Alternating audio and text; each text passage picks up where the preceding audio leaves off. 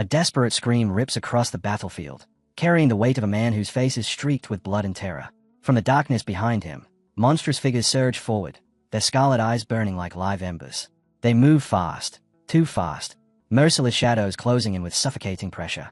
The earth trembles beneath their charge. Civilians scatter in blind panic, their cries swallowed by the roar of chaos. Fear spreads like wildfire. And then, a deafening blast erupts at the heart of the battlefield. The explosion tears through the ranks, bodies flung aside as shockwaves rip across the ruined streets. Smoke billows upward, swallowing the world in swirling gray. From within that haze, a lone warrior steps forward. Crimson light burns in his eyes, fierce and unwavering. With his sword raised, he charges into the swarm. Each swing detonates with raw energy, sending creatures flying as if the air itself had turned into a weapon. Sparks explode with every clash, flashes of brilliant light tearing through the darkness while the ground quakes beneath their feet. When the storm finally begins to calm, the warrior plunges his sword into the ground, using it to steady himself. His fading voice carries one last acknowledgement. This power, truly worthy of a knight of hell. Radiant light begins to consume him. His form dissolves, scattering like embers on the wind. The truth settles over the battlefield. The fallen warrior was Eos, the Empire's strongest swordsman. Across from the fading glow, his monstrous opponent begins to move. The Death Knight, encased in blackened armor, rises despite the crushing blow it endured. Cracks spiderweb across its helm before the mask breaks apart, crashing to the ground. Beneath it, blazing red eyes stare defiantly into the smoke. And then everything shifts. The creature's body reshapes, armor melting away until a human form remains. Confusion floods his expression as he stares at the devastation around him. Fires consuming the ruins, imperial banners reduced to ash, nothing left but a graveyard of what once was. A slow, deliberate clap breaks the silence. Footsteps approach. A new figure emerges, savoring every drifting ember of destruction. His voice drips with twisted satisfaction as he speaks. Vengeance tastes far sweeter when aged over 1,000 years. After so long, his promise, fulfilled at last. The illusion falls away. Arch-Lich Dorgo steps forward, skeletal frame wrapped in dread, crimson eyes blazing with ancient hatred. Across from him stands Emperor Helios, trembling with fury, his voice cracking through the wasteland as he rages at the massacre of his people. But Dorgo only laughs softly, as if mocking a trivial insult. He dismisses the Emperor's anger with a cold smirk and declares the end of meaningless words. Now, he announces, is the time for his coronation. Helios, bruised and shaking yet still refusing to bow, roars back with raw defiance. He will never accept that a creature like Dorgo could sit upon a throne. But Dorgo only smiles, basking in his triumph. He declares that the entire continent now kneels under his rule, united for the first time in history. And for that victory, he claims the title of Emperor as if it were carved for him alone. Helios' strength finally gives out. His body sinks to the ground, knees striking the dirt as despair washes over him. Dorgo turns his back on the fallen Emperor, addressing his commanders with chilling pride. He praises the Demon Kings and the Death Knight, crediting their loyalty for the conquest he now revels in. Then he raises a hand and commands a royal crown to be brought forward for his coronation. His followers approach, steps heavy with reverence. Among them, the Death Knight emerges, holding the crown with unshakable poise. Dorgo's gaze softens with a twisted gratitude. He praises the knight endlessly, wondering aloud how he could ever hope to repay such unwavering devotion. But the Death Knight remains silent. A hesitation clings to him, thick, deliberate. Dorgo's expression twists, his tone sharpening into cruel mockery as he laughs at his own question. Repay him? How foolish. The Death Knight, he sneers, is nothing more than a slave. Serving him is reward enough. The knight lifts the crown forward. But before Dorgo can even reach for it, the jewel of sovereignty shatters. A single, brutal strike from the Death Knight's blade destroys it in an instant. The explosion of fragments sends gasps rippling through the Lich's army, their faces draining of color as the symbol of their victory disintegrates before them. Dorgo stumbles back, panic flaring across his skeletal frame. Crimson magic erupts from his hands, creating a barrier around him. The Demon Kings leap forward to protect him, but the damage is done. Dorgo himself is shaken, wounded by the betrayal he never saw coming. He glazes at the Death Knight, voice cracking with disbelief. He demands an explanation, shouting that he never issued such an order. But the Death Knight finally speaks, his voice heavy, trembling with fury that has been caged for centuries. Finally, he breathes. He steps forward, eyes blazing with newfound resolve. He declares that the chains are broken. He is no longer bound by anyone's will, no longer a pawn, no longer a slave. For the first time, he moves by his own choice, his body, his fate, his future. Dorgo recoils, outrage twisting his voice. He screams, demanding to know how the knight can even speak. He is certain, absolutely, undeniably certain, that he erased that man's will long ago. Yet here he stands, and he is done obeying. But the Death Knight answers with a voice as cold as the grave. His will was never destroyed, only buried, chained beneath layers of dark magic, forced into silence while his body obeyed commands he could not resist. He explains that he has been trapped inside himself all along, a prisoner watching his own hands slaughter and conquer at Dorgo's whim. Every moment, every breath, he remained awake, unable to scream, unable to fight back. Dorgo's face tightens with fear, but he hides it behind a brittle smile. He softens his tone, calling the Death Knight his greatest masterpiece. With feigned mercy, he offers him a chance to release his anger, just for today. With a flick of his hand, the Demon Kings leap forward, their combined assault crashing down like a tidal wave meant to smother the Knight's rebellion. But their attack ends the instant it begins. The Death Knight steps into their path, unleashing a catastrophic burst of power. The impact detonates like a star collapsing, sending every Demon King hurtling into the air as if the world itself had rejected them. In a single strike, Dorgo's elite warriors, his pride, his trophies, are erased. The Lich staggers, a chill piercing his ancient bones. Cornered, Dorgo turns to a darker power. He murmurs a forbidden incantation, and the ground splits apart. From the cracks rise legions of undead and phantom soldiers, their hollow eyes burning with cursed fire. The stench of rot floods the battlefield as thousands of abominations surge forward, an ocean of death crashing toward the lone knight. Yet the knight does not move. His gaze remains steady, unblinking. His voice cuts through the roar like a blade drawn in absolute authority. Stop. The entire horde freezes mid-charge. Not one creature dares take another step. Dorgo's expression twists in disbelief as the knight issues a second command, one that seals the army's fate. Self-destruct. Obedience is immediate. One by one, the undead ignite, bursting apart in violent explosions. The chain reaction spreads like wildfire, tearing the battlefield into a blazing inferno. Firestorms roar outward, consuming everything in sight. Even the ground trembles under the sheer force. Dorgo watches in horror as the army he summoned with sacred death magic destroys itself on the knight's word alone. His voice trembles as he whispers the truth he never meant to acknowledge. Had he created something that surpassed even an overlord? Clinging to his composure, he tries reason. He tells the knight he understands the anger, claiming he would feel the same if their positions were reversed. Inside, however, Dorgo comforts himself with a single thought. Even if this body perishes, he can slip away. His soul will flee into a new vessel, and he will survive. But the Death Knight shatters that hope instantly. He reveals that through every agonizing second of his centuries-long imprisonment, he focused on one purpose, perfecting a way to kill Dorgo so completely that not even a soul could escape. Energy gathers around him like a storm swallowing the sky. Cracks of raw power spread through the air as his voice echoes with icy certainty. He has forged a technique meant for one purpose, to tear Dorgo's soul into nothingness. True terror finally grips the Lich. He refuses to believe such a thing is possible, yet the crushing force building before him leaves no room for doubt. Panic explodes through him. Without another word, Dorgo turns and flees, racing across the battlefield in a frantic, desperate bid for survival. But the Death Knight closes the distance as if space itself bends for him. In an instant, he rises above the fleeing Lich, descending with a strike so immense it seems to split the sky apart. The heavens shake under the impact, the world pausing in stunned silence. For a moment, Dorgo forces a twisted grin onto his face. He convinces himself it was nothing, an illusion, a trick of the light. Mocking laughter spills from him. But then reality hits. The laughter snaps into a scream. The Death Knights blow tears through him, ripping his essence apart. Dorgo is flung upward, swallowed by a spiraling vortex of dark energy, before his broken form slams back into the ground. The earth erupts upon impact, a violent explosion tearing through what remains of the battlefield. From the smoking crater, a fragment of Dorgo's shattered skull rolls across the dirt. The Death Knight steps toward it, expression unchanged, voice low and final as he tells him to go to hell. Then he crushes the fragment beneath his boot, ending the Arch-Lich once and for all. From afar, Emperor Aelios watches, stunned beyond reason. His voice barely escapes him as he tries to understand what he has just witnessed. The Death Knight's knees buckle. Exhaustion claims him, dragging him to the ground. In that heavy silence, he breathes out the words. It's over. Finally, over. But one final duty still binds his heart. He longs to see the people he lost, even if only in death. To apologize for the countless sins committed through his enslaved hands. Memories flash, of lifting an innocent soul into the air, their body trembling as his blade pierced them, powerless to resist. The memory sees him, forcing tears to spill as he whispers apology after apology into the void. At last, he lifts his sword one final time. With steady resolve, he plunges the blade into his own chest. This, he believes, is the only atonement left to him. And then, a gentle voice drifts into his fading consciousness. Damien. His eyes widen. He knows that voice. Louise. She appears before him, young, radiant, smiling softly as she asks why he's lying in such a strange place. Peace washes over him for the first time in centuries, yet confusion prickles at his thoughts. She looks younger than he remembers.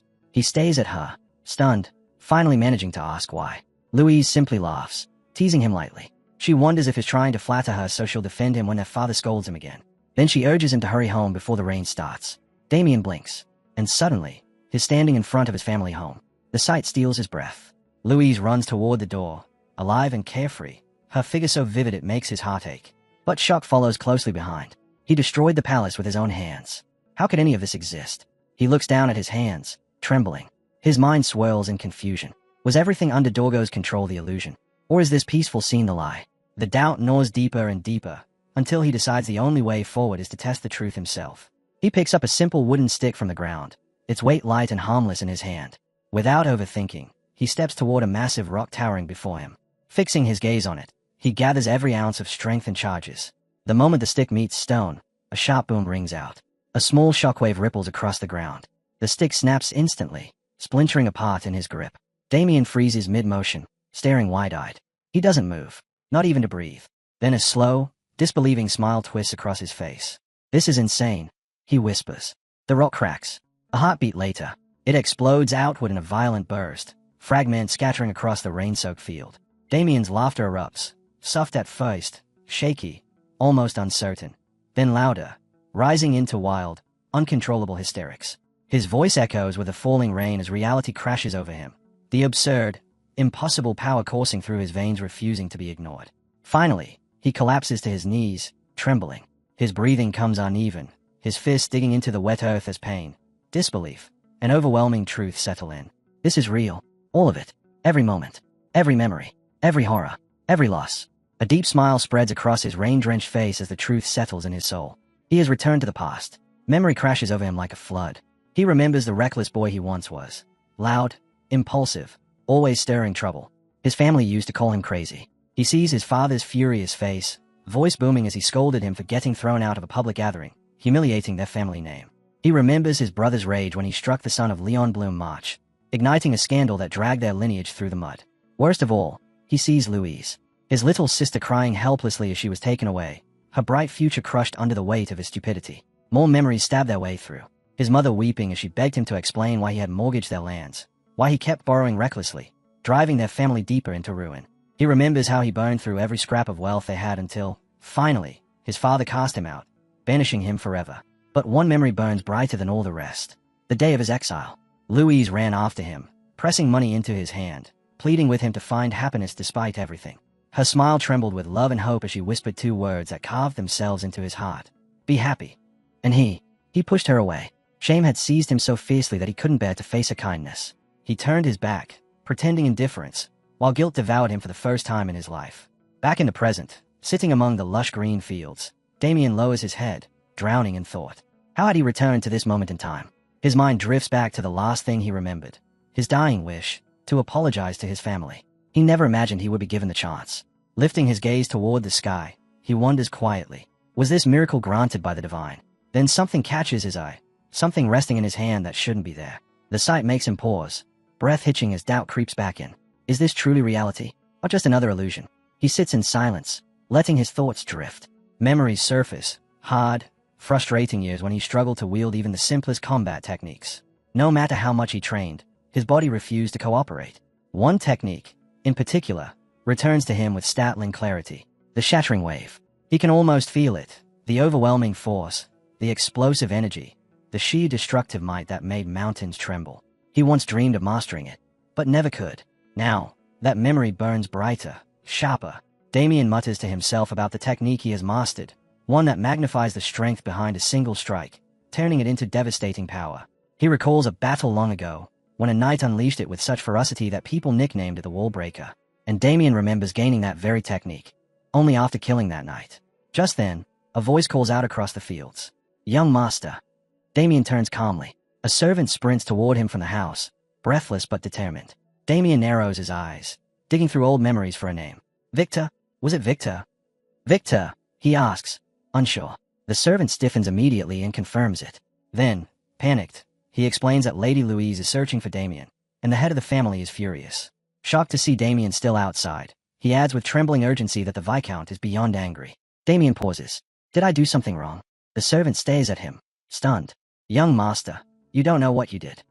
He truly doesn't. But before he can question anything further, a thunderous roar shakes the house. You scoundrel! The voice belongs to his father, the Viscount of House Haxon. Damien steps inside just as a fist swings at him. His body moves instinctively, slipping past the strike with effortless precision.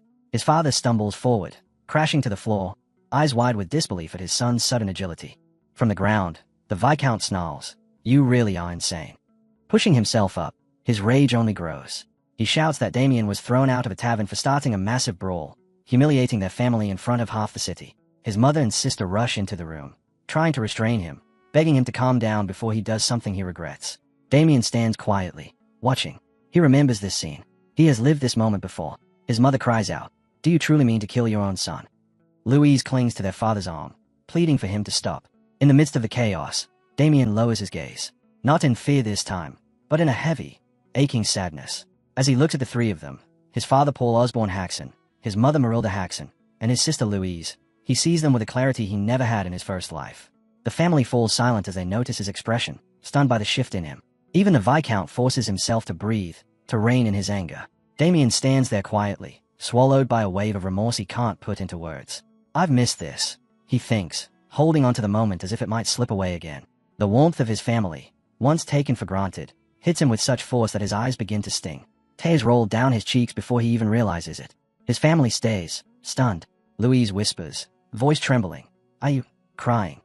His mother's expression softens into heartbreak. Oh, my poor child, perhaps everything has overwhelmed him. But the gentleness shatters when his father growls, "Enough. What excuse have you prepared this time? Speak." Damien lifts his head. His voice, steady and calm, cuts through the tension. "I have no excuses." His father freezes, eyes widening as if he's been struck. "No excuses. You." He scoffs in disbelief. "You always twist your nonsense into excuses." Damien meets his glare without wavering. "I tarnish the honor of House Haxon through my recklessness. I won't deny it. I take full responsibility." Suspicion narrows the Viscount's eyes. Trying to dodge punishment now. Don't think I'm falling for this. Instead of retreating, Damien bows deeply. "I'll take care of it." His father blinks, stunned by the sincerity. Damien straightens, then turns toward the door. "I'll resolve this myself. Once it's done, I will return for whatever punishment you decide." At the threshold, he glances back. Confidence flickers gently in his eyes. "I'll come back to accept your judgment, father." A quiet smile touches his lips, and he steps out. Silence consumes the room. No one speaks. No one even breathes. His family simply stands there, unable to understand the transformation. Finally, the Viscount mutters, "Did the boy hit his head?" Later, Damien enters the bustling heart of the commercial district.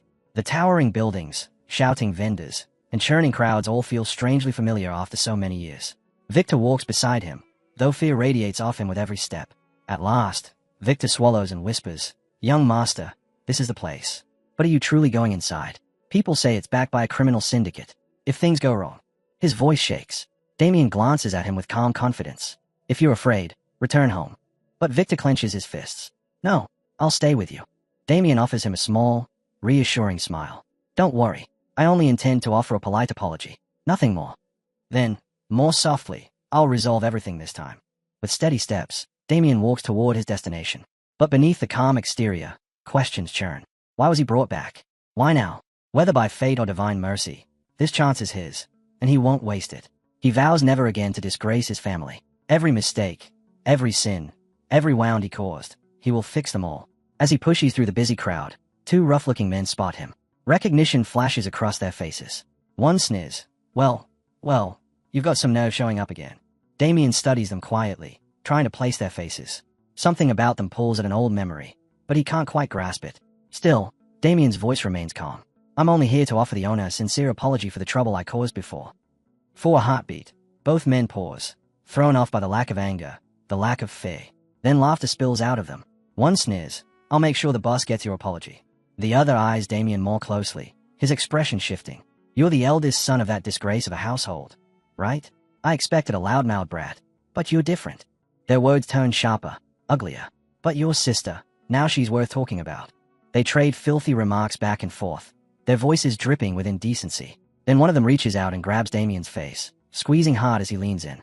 "If you want forgiveness, offer us your pretty sister. That'll be enough."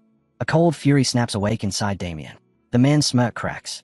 In a blur, Damien's hand moves, faster than their eyes can follow. He plucks the knife from the thug's grip with effortless precision. He twirls it lightly between his fingers, voice quiet but chilling.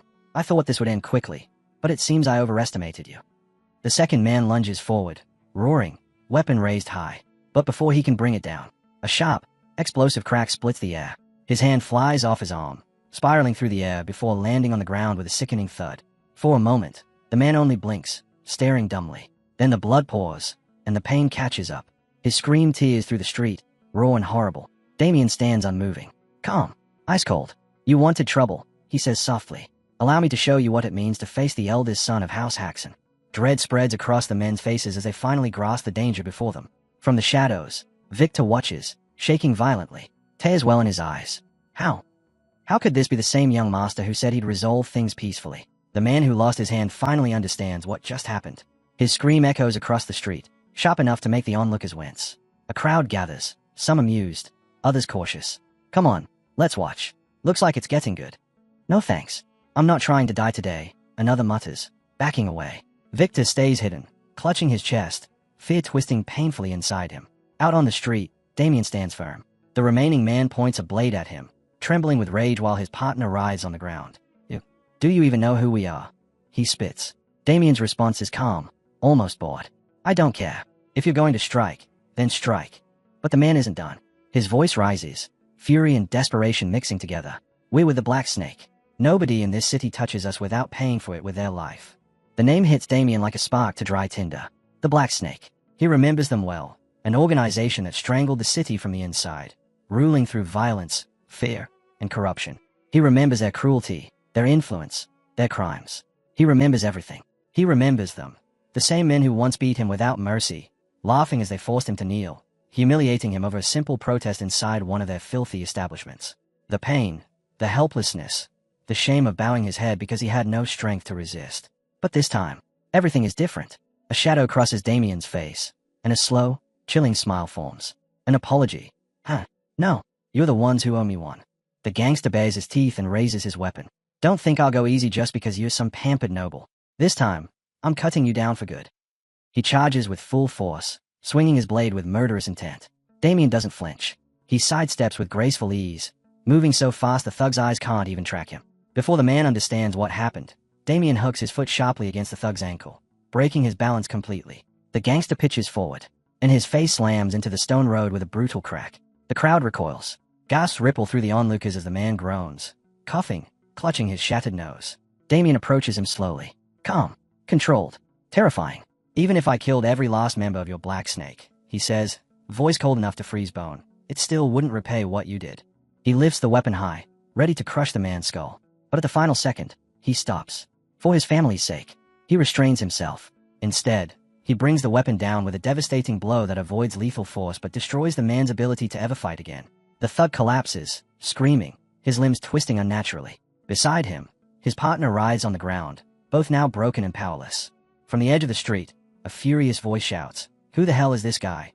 A new group of Black Snake enforcers storms forward. Their leader steps out front, muscles rigid, eyes narrowed as he studies Damien. "You're strong," he says slowly. "Too strong to be wandering around alone. Tell me, what organization do you belong to?" Damien meets his gaze without hesitation. "I belong to no faction. I came here to apologize." But after all this, his eyes narrow, sharp as a blade. "It's your boss who owes me the apology." The gang bursts into mocking laughter. The leader's expression hardens. "Enough nonsense. If you won't come quietly, we'll drag you instead. Attack." At his command, the enforcers rush forward with blinding speed. Damien stands his ground. His breath is already heavy. Fatigue from the earlier clashes clings to him like chains. But he draws a deep breath, steels himself, and shifts his stance. Then he moves. Swift, sharp, unrelenting. Each strike is an explosion, cutting down an attacker before the next even understands what's happening. Bones shatter. Blades fly from stunned hands. Screams fill the street as man after man collapses, clutching broken limbs and crumpled bodies. The leader can only stare, frozen. His mind refuses to accept the sight. His elite fighters falling like children before a single young man. But beneath Damien's composed exterior, the truth gnaws at him. His chest burns. His breath grows thinner. Every movement feels heavier than the last. This skirmish, this short, savage fight, has already pushed his exhausted body to its limit. Damien fixes his eyes on the gang leader, his voice steady and cold. "Do you still want to continue?" The man, who moments earlier barked orders with confidence, staggers back, trembling violently. His swagger collapses into pure terror. Please, forgive me. Spare me, he cries, hands shaking as he tries to shield himself. But Damien is done offering mercy. In a blur of movement, he charges forward. The leader's face drains of color. He whirls around and bolts down the street, screaming in panic as he tries to outrun the inevitable. His terrified shrieks echo through the alleyways, but Damien's footsteps thunder behind him. Faster, closer, relentless. The leader glances back. Damien is already at his neck. Crack! The sound of breaking bones splits the air. Inside the tavern, the atmosphere had been lively. Laughter, clinking mugs, drunken boasts. But the sudden noise rolling in from outside makes everyone freeze. The room goes still as they listen. Then the doors slam open. The gang leader stumbles inside, wild-eyed and trembling, barely holding himself upright. But he isn't walking on his own. A blade rests against his throat, guiding him forward like a puppet. Gasps ripple through the tavern as Damien steps in behind him, calm and composed, holding the knife with chilling ease. In one motion, he releases the leader and lets him collapse onto the floor like a discarded sack. You should have listened, Damien says quietly, when I was being nice. The tavern erupts into silence so complete it feels unreal. Then chaos explodes. Guests leap from their seats, screaming, overturning tables and chairs as they scramble for the exits. A killer. Run. Get out. Get out. Mugs shatter. Boots pound against wood. The entire tavern dissolves into frantic disorder. When it all settles, Damien stands alone at the center of the room, knife lowered, breath steady. He thinks the worst has already passed. But then, a voice slices through the chaos. What is the meaning of this? A man descends the stairs, every step heavy with authority. Anderson Holm, the tavern owner. Fury contorts his face as his eyes sweep over the fallen gang members, rage boiling under his skin. Damien looks up at him with quiet confidence. Your guards are no longer a problem. I handled them. Anderson's jaw clenches. His men, elite enforcers of the Black Serpent gang, defeated so completely. Impossible. Who are you? He roars. Who dares cause this kind of trouble in my establishment? Damien straightens, voice firm and proud. Damien Haxon, eldest son of House Haxon. The name hits Anderson like a blow. His anger flickers into shock, then confusion. A noble. Heh. Damien raises his voice slightly, letting his word carry through the wrecked tavern. I didn't come here to cause chaos. I came for an apology. From you, the owner. Anderson blinks, stunned. An apology. Damien steps closer, his expression hardening. Years ago, your tavern rubbed its guests with outrageous prices. When I protested, your men beat me senseless and left me in the street. His voice sharpens. That humiliation branded me a drunken fool in this city, ruining my reputation, staining my family's name. His gaze pierces Anderson like a blade. And that, Anderson Holm, is the apology I've come to collect. For a moment, Damien's mind drifts. Back to that bitter, humiliating day when his father cast him out. Back to the weight of disgrace that crushed his family because of one night, this night. Even now, the memory coils tight around his heart. His voice hardens. That single night cost my family dearly. And you dare laugh. Anderson does laugh. Mocking, unrestrained, shameless. So this is it. You've come to mourn your broken honor. His grin widens cruelly. How adorable. But tell me, does House Haxon even have honor left to lose? The words hit like a blade. But Anderson isn't finished. He leans forward, sneering. I will never apologize. Instead, you'll pay for the damage you caused today. Damien goes silent. Slowly, a smile creeps across his lips. A quiet, unsettling smile, cold as winter steel. Had he simply apologized, I may have spared him. But now, the air tightens. Damien steps forward, one single step, sharp enough to slice through fear itself. Anderson jerks backward, trembling as Damien's energy spikes. His posture lowers, body coiling like a spring ready to unleash. Then you'll pay dearly, Damien says, voice dropping to a deadly calm. His eyes gleam with sharp intent. Knife in hand, he surges toward Anderson like a storm breaking loose. But before he can reach him, clang! A violent blur cuts across his attack. Steel crashes against steel, releasing a shockwave that blasts through the tavern, toppling chairs and rattling windows. The aura is immense, blinding, overwhelming. Damien is hurled backward, crashing onto the floor. For the first time since he returned to the past, his confidence wavers. The force behind that clash, it was monstrous. As the ringing fades, a figure steps fully into view, standing protectively before Anderson. Armor gleams beneath the dim lights, radiating an oppressive presence. Anderson exhales like a drowning man finally breaking the surface. Lord Ted, thank the heavens you arrived. Damien forces himself upright, eyes narrowed. A knight. Hey. The realization strikes deep. A knight. An actual knight. Working in a place like this. Why? Before getting back to the action, the story takes a moment to explain what knights actually are. Warriors who dedicate their entire lives to martial arts, progressing through a strict hierarchy that begins with trainee, advances to apprentice knight, and ultimately culminates in becoming an official knight once their abilities are deemed sufficient. At that stage, they are acknowledged as fighters capable of wielding aura, elevating them to mountain-level power where they can mow down dozens of enemies in front of them and even slice through castle walls without the slightest strain, making it clear that the knights in this story aren't just strong. They are considered transcendent beings. That very reputation is exactly why the bar owner is standing there laughing like a madman, utterly convinced that victory is already his, because even though Ted is only an apprentice knight, he serves under the leader of the Black Snake organization, and with Ted involved, the owner is certain that our boy won't be walking out of this place in one piece. And yes, the one piece is real. Damien, completely unfazed, stands his ground and directly questions Ted about his rank, finally understanding why he sensed a trace of aura during their earlier clash. Yet this realization shocks Ted, who cannot believe that someone he considers insignificant was able to detect his aura despite his deliberate effort to conceal it. After thinking it over, Damien quickly pieces together why Ted would even bother working in such a run-down place, concluding that Ted must have failed to qualify as an official knight and been cast out, leaving him with nowhere else to go. And this verbal jab begins to crack the knight's composure just as the bar owner hurriedly tries to steer things back on track by bringing up payment. But the moment Ted hears the word apprentice tied to his rank, his blood boils over, and in a flash of rage he bursts forward with explosive speed, swinging his blade to slice open the arrogant noble's mouth as punishment for the disrespect. Yet our boy shows no fear at all, remaining perfectly still until the last possible instant before slipping past a heavy strike, an attack that would have cleanly cut him in half if it had landed. Without hesitation, Ted prepares a follow-up and launches into another series of attacks, his blade cutting through the air as he relentlessly targets Damien. But while our boy avoids each strike with relative ease, he's also carefully analyzing his opponent, recognizing that Ted is far from an ordinary apprentice knight, as shown by the precision and control in his swordsmanship. Frustration boiling over, Ted releases a powerful wide slash, only for the young master to evade it just as effortlessly. Yet despite retaining fragments of his future combat experience, Damien is still forced to contend with the limitations of his current body, making it difficult to fully utilize his skills and forcing him to learn, in real time, that managing his stamina is now a priority. Growing increasingly irritated that none of his strikes are landing, the apprentice knight finally snaps and pours a flicker of aura into his body. And the moment Damien senses the shift, he immediately recognizes what's coming and predicts the hidden technique his opponent is about to unleash. In the next instant, Ted drives forward with a straight, power-loaded thrust, the blade surging ahead with overwhelming force as it aims to pierce straight through him. Yet even with death closing in, Damien steadies himself instead of panicking, choosing in that critical moment to answer with a technique of his own, one capable of countering the attack, his mind drifting back to the grim days when he lived as a Death Knight, recalling the time he stood face-to-face with the infamous killer known as the Blade of Death, an assassin feared and revered like a natural disaster given human form. Back then, the Death Knight had sought him out, only for the phantom assassin to casually raise his sword and point it forward, warning that he would kill him if he didn't leave. But when it became clear that the Death Knight had no intention of backing down, something dark awakened within the assassin, a twisted excitement surfacing as he found yet another victim, even deciding to showcase his secret technique in a performance meant to surpass all others.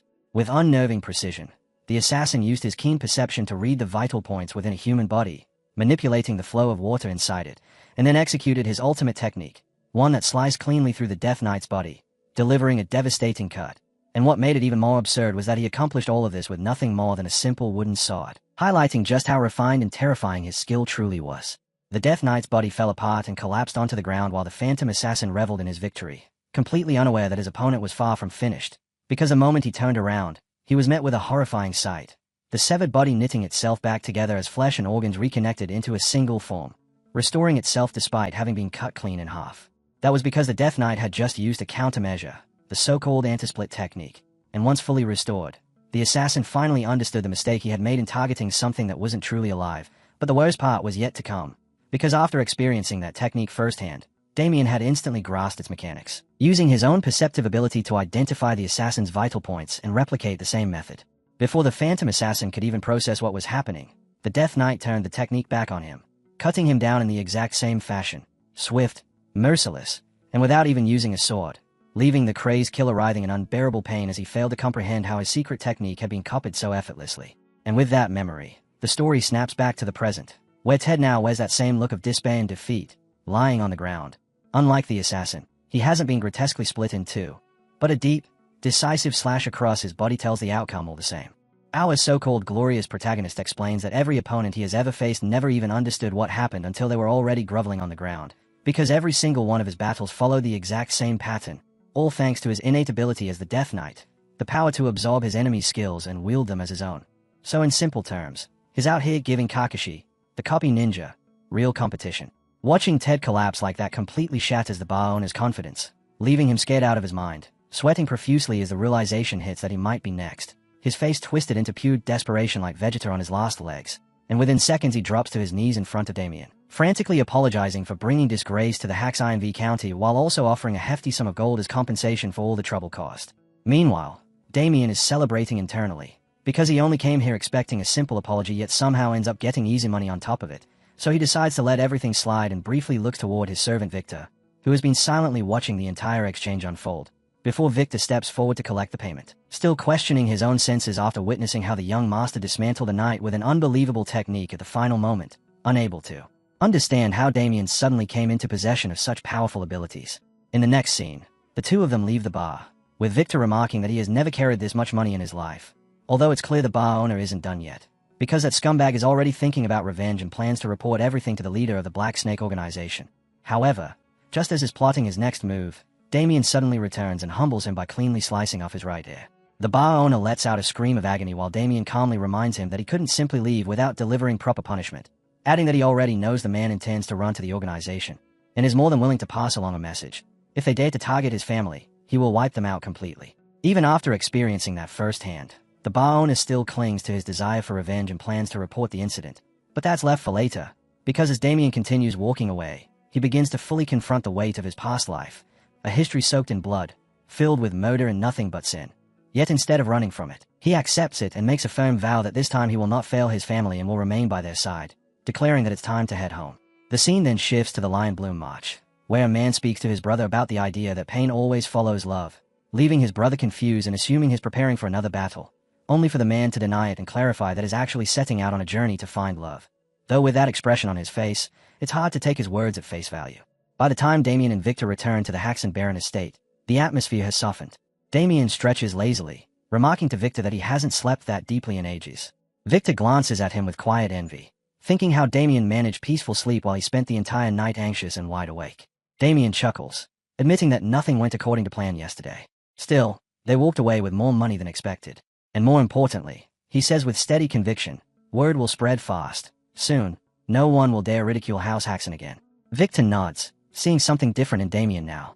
For the first time, he senses a sharp intelligence behind his master's calm eyes, a clarity he had never noticed before. Yet worry continues to tug at him. He brings up the Black Serpent Gang, reminding Damien that they left behind a wounded trainee knight and several severely injured members. Damien shrugs off the concern with absolute certainty. The gang may be bold, but even they wouldn't recklessly challenge a noble house. And if they ever do, he'll crush them himself. Victor can't help admiring him. And at last, he blurts out the question that's been burning in his mind. Where and when had Damien learned swordsmanship so terrifying that it defied belief? Damien answers with a nervous smile, scratching his cheek as he claims he only trained here and there, whenever he found the chance. But the moment barely settles before a thunderous roar shatters the calm, his name echoing across the courtyard. His father charges toward him, face flushed with fury and panic tangled together. He grabs Damien by the shoulders, shaking him slightly as he demands to know where he's been all day. His voice trembles with fear more than anger. Had Damien caused even more chaos? Damien meets him with steady confidence, offering a relaxed smile as he assures him that everything has already been taken care of, exactly as he promised. Then he gestures at Victor. Victor steps forward and opens the bag. Gold and treasures spill into view, shimmering in the sunlight. Both parents gasp at once, shouting, "Our money!" Damien explains smoothly that he returned to the tavern where the trouble began and resolved the misunderstanding. A simple billing error, he claims, and as compensation, the tavern owner surrendered all the treasure. His father stares at the glittering piles, disbelief flickering in his eyes. But before he can question it, Damien's mother speaks up, insisting that no other explanation makes sense. Where else could such riches come from? Damien holds his smile, subtly nudging his father's doubts aside. If he really questions it, he should ask Victor. After all, Victor was with him the entire time. Damien turns to him gently, urging him to confirm the story. Victor freezes for a heartbeat before awkwardly stammering out the confirmation. His hesitant words seal the lie in place, and Damien's parents immediately accept it, flooding him with praise and relief. But deep inside Victor's chest, a quiet realization forms. Damien can't seem to utter a single sentence without twisting it. Yet somehow everything still works out in his favor. The thought leaves him both impressed and slightly terrified. Outside, Damien steps into the open air and lets out a long breath, the tension finally slipping from his shoulders. With the situation neatly tied up, he slips into the forest and sprints, pushing his body as hard as he can. The thrill lasts only moments. Soon his lungs burn, his legs grow heavy, and exhaustion drags him to a halt. Panting, he acknowledges the truth. This body is still too weak. It won't be enough for the future he's aiming for. But instead of frustration, a grin spreads across his face. He reaches into his cloak and pulls out a small vial, calling himself lucky for acquiring something so precious. His thoughts drift back to the moment he first questioned the tavern owner about it. Curiosity had led him to ask what the vial contained. The man explained that it held a ray tonic crafted by the Dan School of Alchemy, a potion known to boost stamina and restore energy. Damien had pressed him further, intrigued by the unfamiliar name. The tavern owner had clarified with pride that the Dan School was a famed group of alchemists who specialized in potent tonics and miraculous elixirs. And as the memory resurfaces, Damien recalls hearing of them, masters of alchemy, their creations so valuable they were traded for gemstones by weight. With that thought, a wave of relief washes through him. This vial isn't just rare. It's a treasure beyond price. Damien tilts his head back and drinks it all in a single motion. Heat rushes through him instantly. A sharp breath escapes as a vibrant aura detonates from within, spreading like fire through every muscle and vein. Strength wells up, raw and fresh, filling him from the inside out. His determination hardens. If he truly wants power, he must rebuild his stamina from the ground up, to reclaim the might he once held in his past life, especially if he intends to face Dorgo. This is the only path forward. The memory of Dorgo surfaces, the monster's horrifying visage carved deep into his mind. Damien knows the truth. In just a few years, the undead army will return to this world. And when that day comes, he vows he will possess the strength to kill Dorgo with his own hands. He exhales slowly, eyes filled with unwavering resolve. Only by regaining his former strength can he protect his family's happiness. With that promise burning inside his chest, he launches forward again, sprinting with renewed power. His vow echoes like thunder. This time, Dorgo, I will kill you for sure. Meanwhile, under the pale glow of the moon, a hidden fortress lies shrouded in darkness. The Black Serpent Gang's secret base. Inside, their leader eats with lazy indifference, his voice icy as he speaks. The one who failed, he declares, is useless now. Losing one of their finest men changes nothing. A few gang members mutter that Ted should at least be given medical attention. But Cedric Walker cuts them short with a chilling order. Leave him. Throw him away. He no longer matters. One man dares to question him. But Cedric's voice sharpens, cruel and absolute. Ted is nothing more than a broken tool. And tools can always be replaced. Suddenly, movement stays the room. Ted begins to lift himself, trembling violently as he rises despite his shattered state. The gang gasps. Cedric's eyes narrow. Then a mocking laugh spills out. So he still has enough strength to crawl, he sneers. With a twisted grin, he adds that he'll give Ted one more chance, accept treatment, and perhaps he'll be hired again. Ted snarls back, refusing the insult, yelling that he doesn't need Cedric's pity. He rushes forward with everything he has left, but freezes mid-charge. His entire body locks rigid, suspended unnaturally in the air. A sinister shadow ripples behind him, swallowing the room in dread. Ted's expression twists in terror as he cries out, demanding to know what is happening. Then the dark aura lashes out, slamming into him with brutal force, his screams echoing through the hall. From that swirling darkness, a cloaked figure steps forward. He turns his head towards Cedric and speaks in a calm, deadly tone, asking whether this display is sufficient as a first demonstration. Cedric's lips twist into a pleased smile. Of course, he replies coldly. Now, show me the rest of your strength. Ted thrashes wildly, rage spilling out in broken shouts as he begs to be released. But the cloaked man pays him no mind. He begins chanting, harsh, ancient words that scrape against the air like claws. Each syllable deepens the suffocating dread, and Ted's panic explodes, his body trembling uncontrollably beneath the rising storm of dark power. A violent surge of shadow erupts around him. Ted screams, a raw, horrifying sound, as the energy coils and tears at him. From within the swirling darkness, distorted shapes crawl into view. Red eyes gleam through the haze, and jagged fangs glisten in the gloom. The sight shatters Ted's sanity. He begs, pleads, cries for mercy, but the monsters only draw closer. The darkness thickens, swallowing him whole. His screams echo through the hall as the aura rips into him, tearing him apart piece by piece. Then, an explosion of dark energy bursts outward. His body shreds in the blast, limbs devoured by the abyss until only a single leg remains, tumbling to the floor with a wet thud. The severed limb lands at Cedric's feet.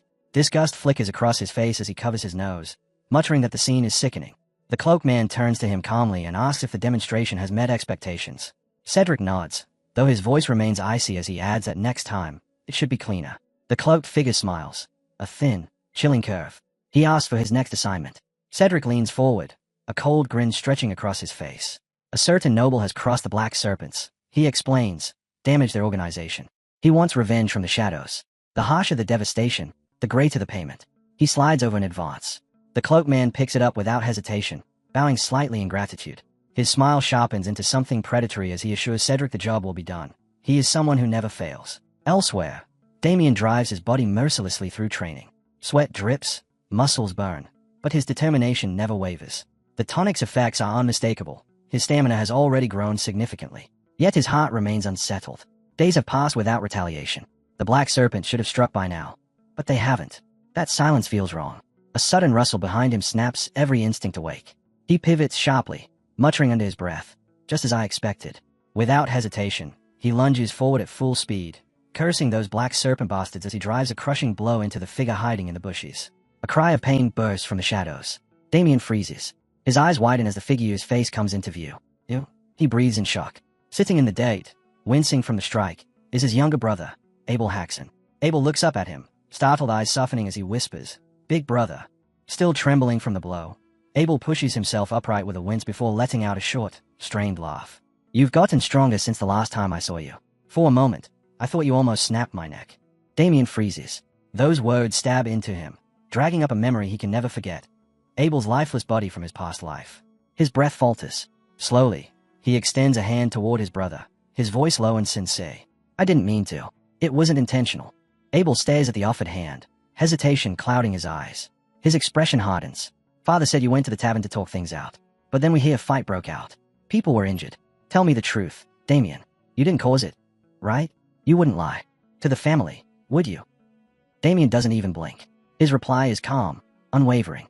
"No, I was the one who caused it." Abel's anger ignites instantly. "Liar.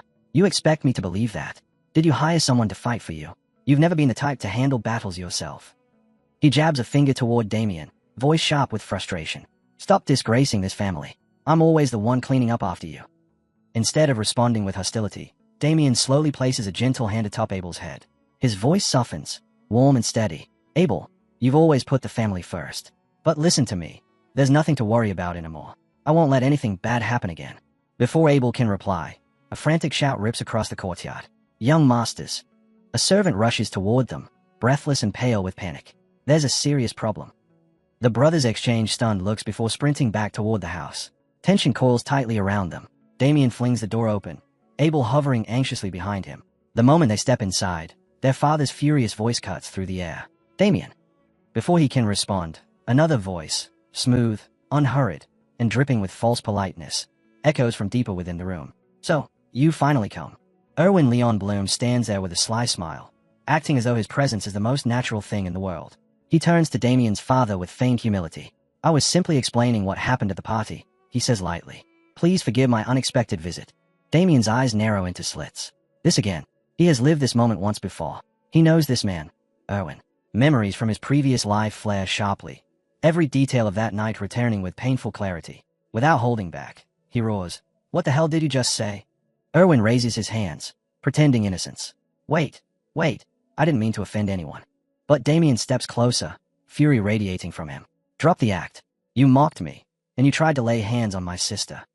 Erwin tilts his head, smirking as if amused. "You must be confused. Maybe you were drunk. I don't recall anything like that." He leans in, his voice dropping to a taunting whisper. "And even if I did, what then?" With a cruel smile, he pushes further. "If I admitted it right now, what exactly could you do to me?" Rage surges through Damien, boiling over in an instant. Damien remembers all too well how, in his past life, he always swallowed his anger at moments like this. But not this time. Without a shred of hesitation, his fist slams into Erwin's face. The impact cracks like thunder.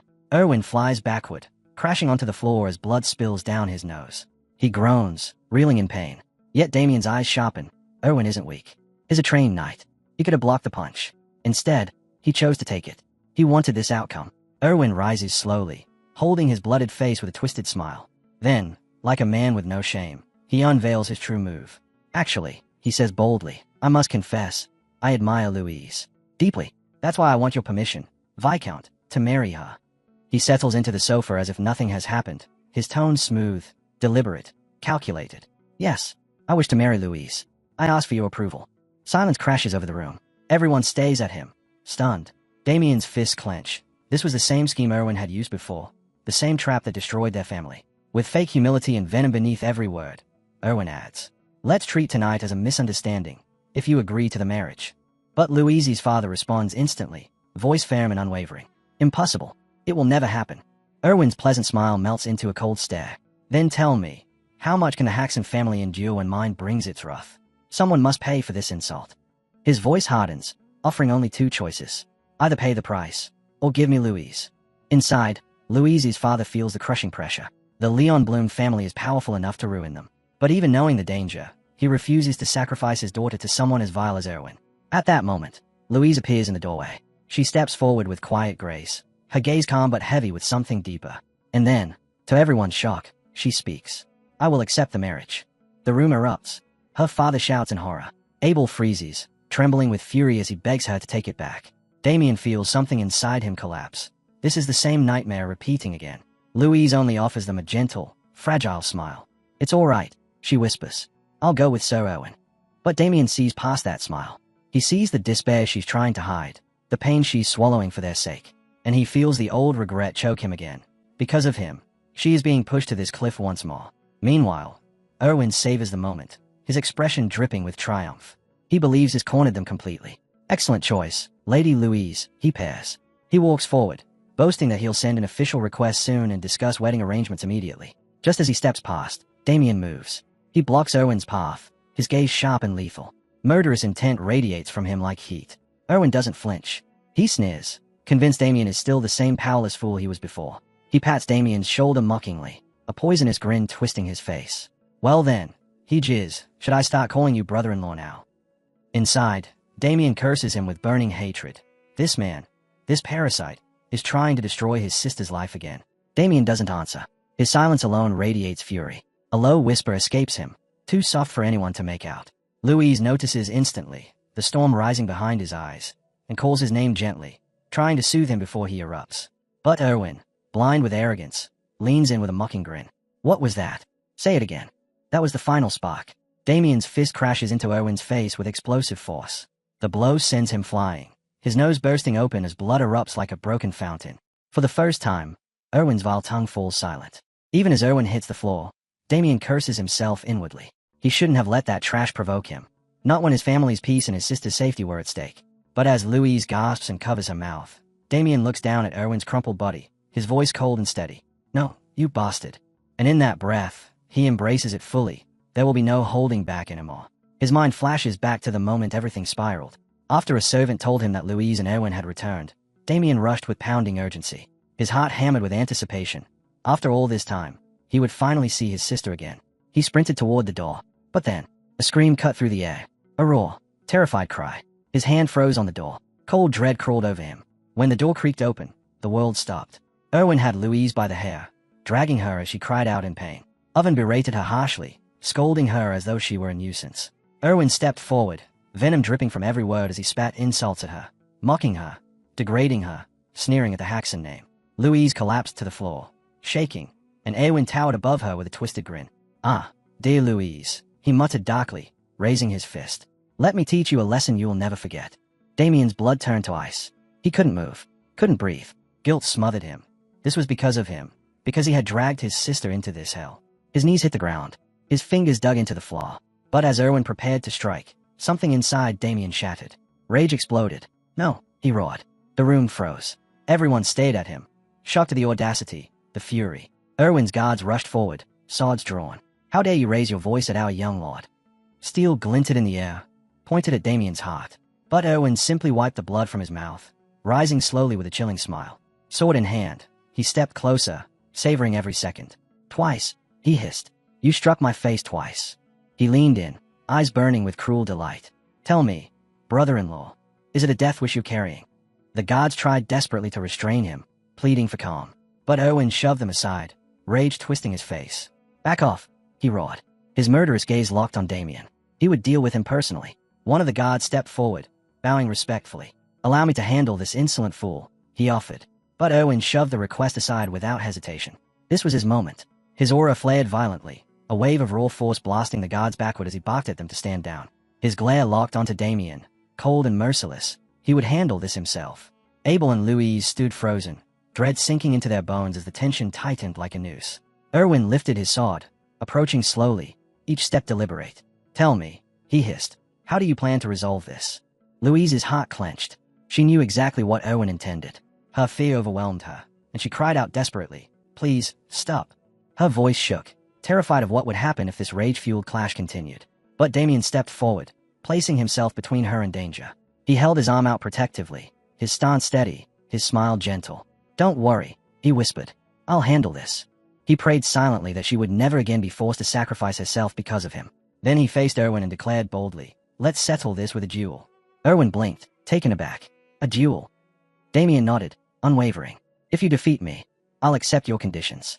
But if I win, everything ends here, permanently." Erwin scoffed. "Why would I agree to that? Louise already accepted my proposal." Damien's smile sharpened. "Why are you dodging the question? Unless, of course, you're afraid." The taunt struck deep. Fury flashed in Erwin's eyes. "This worm dares speak to me like this." He clenched his sword, hatred boiling. "I'll crush him, and then I'll take Louise, no matter what." Raising his blade high, Erwin growled, "Fine. I accept your challenge." Word of the duel spread like wildfire. Soon, the estate's courtyard filled with anxious spectators. Tension hung thick in the air. Damien's mother trembled, wringing her hands. "Should we stop them?" she whispered. But his father, though worried, shook his head. "Look at him. Damien's acting with purpose. He has something in mind." All they could do now was hope. Some prayed for a miracle. Abel did not. Unlike the others, he knew miracles wouldn't decide this. Erwin was a trained knight, confident and lethal. His blade gleamed as he prepared, every movement precise. Across from him, Damien stood empty-handed. Erwin smirked. "How will you fight without a weapon?" Damien answered calmly, pulling out a small dining fork. "No need to worry," he said, twirling it lightly between his fingers. A confident grin spread across his face. "This will do just fine."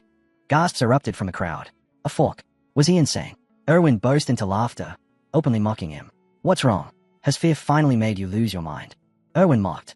Without waiting for a reply, he lunged forward with the lethal speed of a trained knight. His sword sliced through the air as he shouted, "I won't hold back."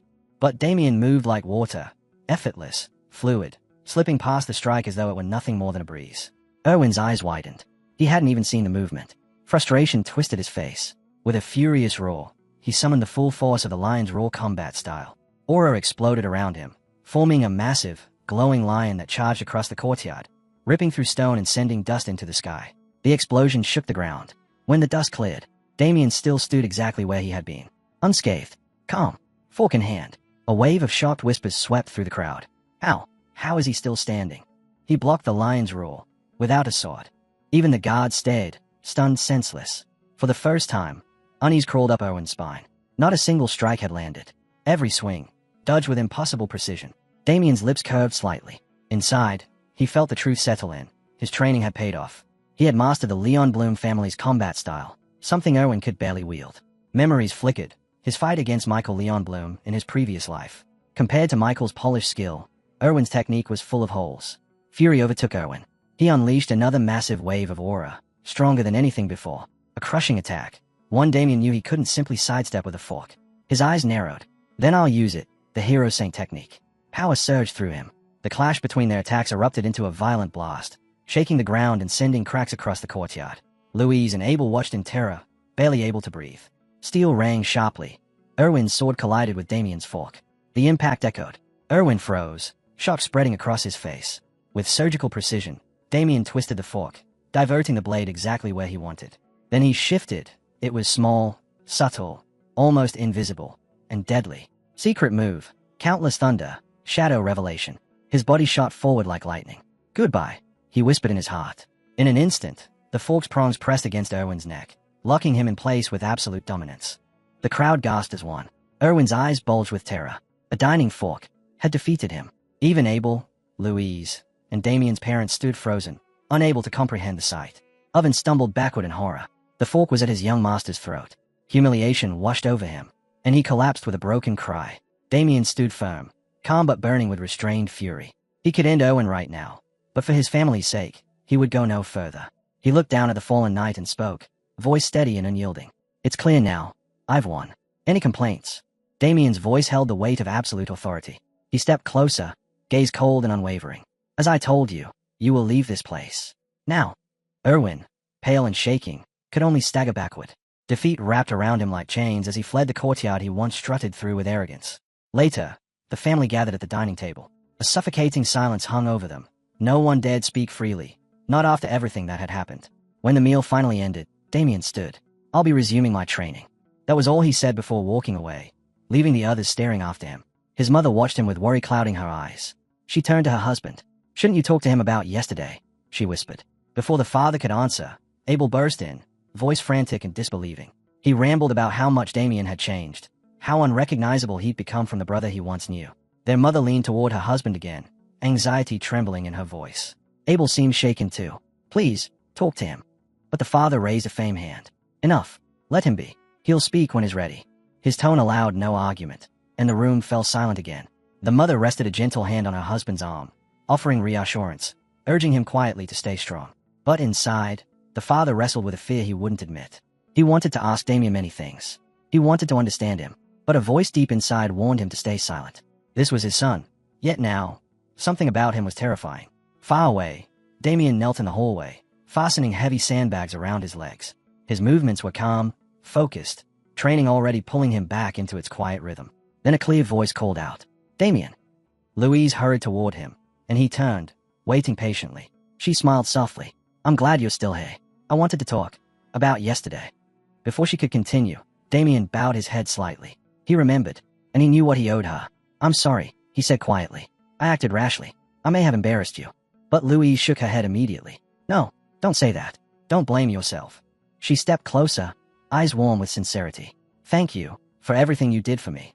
Her voice trembled as she admitted the truth. When she agreed to go with Erwin, she had been terrified. In her heart, she had never wanted to leave. Hearing this, Damien felt a tight ache in his chest. "I knew it," he thought, and her words struck deeper than she could ever know. Louise's memories flooded back. Damien stepping forward against Erwin, shielding her, fighting for her. She smiled, light and heartfelt, and whispered again, "Truly, thank you." For a moment Damien said nothing. Then, slowly, a faint smile touched his lips. "No," he replied gently. "I should be the one thanking you. I've always been grateful to you." Louise blinked, surprised and touched. As Damien turned to leave, she reached out quickly. "Wait," she said softly. "I have something important to give you." From behind her, she revealed a sword, distinctive, carefully cared for. With a gentle smile, she offered it forward. "Father set this one aside just for you. He told me to give it to you so you could use it in your training." Her voice softened as she added, "Even if he doesn't show it well, he does love you. He values you more than you think. He wanted you to know that." Then she straightened, imitating their father's stern tone. "And as heir to the Viscount, you are never allowed to choose a fork over a sword again." Damien wrapped his fingers around the hilt and lifted the blade with pride. The weight wasn't just steel, it was acknowledgement, trust made tangible. His chest swelled with confidence as he admired the blade now in his hands. Somewhere across the manor, his father suddenly sneezed, rubbing his nose with a puzzled frown. A chill crawled over him for no reason he could name. Outside, the night changed. A dark, oppressive force began to seep through the air, drifting closer to the estate. At the gate, the guards leaned lazily on their spears, unaware of the danger slipping toward them. One frowned suddenly. The air felt heavy, wrong. But before he could speak, his eyelids dropped like lead. Both guards collapsed as a thick shadow rolled over them, dragging them into a deep, unnatural sleep. The darkness pushed open the gate with eerie ease. From the swirling fog, a figure stepped out, cloaked in shadow, silent as death, as he headed for the manor. Inside, the household slept peacefully. No one sensed the phantom weaving through their halls until he stopped at Louise's room. She slept quietly, helpless under the moonlight. His twisted smile grew as he whispered, well, I came for other matters on behalf of the Black Serpent Gang, but finding you here is quite the bonus." His hand stretched toward her, fingers curling with intent to harm. "Hey." The single word sliced the silence. The man jerked around. Damien stood in the doorway, calm, steady, eyes fixed on him with unwavering focus. "What are you doing here?" Damien asked, voice even. A faint smirk touched his lips. "I sensed something strange tonight. Tell me, should I expect some stranger wandering around my home?" The intruder froze. "Impossible. Everyone should be asleep under my spell. How is this brat awake?" Snarling, he snapped his hand forward, launching a surge of dark magic at Damien. But Damien slipped aside effortlessly, the spell shattering against the wall in a burst of sparks. The man's eyes widened in disbelief. "Who the hell are you?" he shouted. Damien's reply came steady and sharp. "That's the question you should be asking yourself." He stepped forward, gaze unwavering. "This is my home. So tell me, who are you, and what exactly were you planning to do to my sister?" The intruder's smirk twitched into annoyance. From down the hallway came hurried voices, guards rushing toward Louise's room after hearing the commotion. The man clicked his tongue in irritation. Troublesome. If they saw him, Escaping would be a nightmare. With a flick of his hand, shadows coiled around him. Dark magic wrapped his form, and he dissolved into black mist, slipping out the window with inhuman speed. Only a faint, poisonous aura hung in the air where he'd been standing. Damien lunged toward the window, scanning the night. Did I lose him? But before he could lean further, a cold shiver ran across his skin, an eerie pulse of energy brushing past him like a whisper of death. Outside the manor, unease began to ripple through the estate. Stable hands clustered together, pale with shock as they stumbled upon a grim sight. The Viscount's prized horse lay lifeless on the ground. How is this possible? It was fine yesterday. What will the Viscount say? Fear tangled their voices as they hovered helplessly around the body. Damien stepped through them, calm overshadowing their panic. This isn't misfortune, he said firmly. And I'm not here to blame anyone. Move aside, I'll take care of this. They obeyed immediately, clearing space as Damien knelt beside the fallen horse. His eyes narrowed, tracing the faint residue clinging to its body. He placed a hand against its side, feeling the malicious hum still lingering beneath the surface. His thoughts hardened. The same power. It was unmistakable. This was the same aura he sensed from the intruder last night. A vile, suffocating energy steeped in malice. Black magic. Damien rose slowly, certainty settling like a stone in his chest. The man he had confronted wasn't just a criminal. He was a dark sorcerer. And while the rest of the Haxon family slept, unaware of the danger threading its way around them, Damien felt the weight of their lives press firmly onto his shoulders. Their safety was his to protect now. Meanwhile, the trail of shadowy energy slithered away from the stables, weaving deep into the forest. It wound toward a hidden cave swallowed by darkness. Inside, the sorcerer muttered to himself, relishing the night's results. He let out a cruel laugh, mocking the Black Serpent Gang's leader. Idiots, so easy to fool. They thought I'd crafted some powerful curse for them. It was nothing but leftovers. Bitterness clung to his voice, but pride glimmered beneath it. With the resources he had taken, he wouldn't need to collect more for a while. Yet resentment gnawed at him, reduced to scavenging, hiding, running from the organization that now hunted him like prey. For now, he would remain in the shadows. It was the only way to survive. But just as the sorcerer prepared to leave, a voice drifted through the cave. Calm, steady, yet sharp enough to slice through stone. What a disgusting smell. Like an old man rotting away in here, living alone without even knowing how to air out his own cave. The sorcerer froze. His breath hitched. Slowly, he turned. Damien stood at the entrance, poised, unshaken, his presence cutting through the gloom like cold steel. A faint smile touched Damien's lips. Yes, I am Damien, eldest son of Viscount Haxon, the same person you met last night. The sorcerer stumbled back, disbelief swirling in his eyes. How did he find me here? Damien tilted his head, as if answering the unspoken question, a smirk tugging at his mouth. I simply followed the stench you left behind. Not exactly subtle. The sorcerer narrowed his eyes, forcing composure into his voice. So you're the one who dared oppose the Black Serpent Gang. I misjudged you. You're no mere reckless brat. Damien's smile deepened. Calm, mocking, effortless. Good thing I was alert. Tell me, were you the one they hired? The sorcerer straightened proudly. Yes, they asked me to crush your family, to make the Haxons bleed. Damien's voice turned icy, every word heavy with contempt. Pathetic. You sold yourself to garbage. And because you accepted their mission, you'll die here. The sorcerer flinched, rage erupting across his face. What did you just say? His aura burst outward, crackling with fury. Bold little wretch. I'll capture you, break you, and make you my pet. You'll keep me entertained for a very long time. Damien tightened his grip on his sword, stance solid, eyes burning cold. His voice didn't waver. I swore not to kill in this life. But scum like you, his gaze hardened, dripping venom. I'll gladly make the exception. Menace rippled off him in waves. I despise your kind. Dark sorcerers who play with human lives like worthless toys. The sorcerer faltered, startled that Damien had read him so effortlessly. Still, a wicked grin twisted his mouth. You are unusual. Not an ordinary child at all. With a furious roar, he hurled a massive surge of black energy at Damien, the cavern trembling from the sheer force. You won't escape me. You'll die here. But Damien had already moved. He shot forward like a streak of light, sliding past the attack with fluid precision. The sorcerer's eyes went wide as the boy closed in faster than any human should. Steel crashed down. Damien's blade slammed into him with overwhelming strength.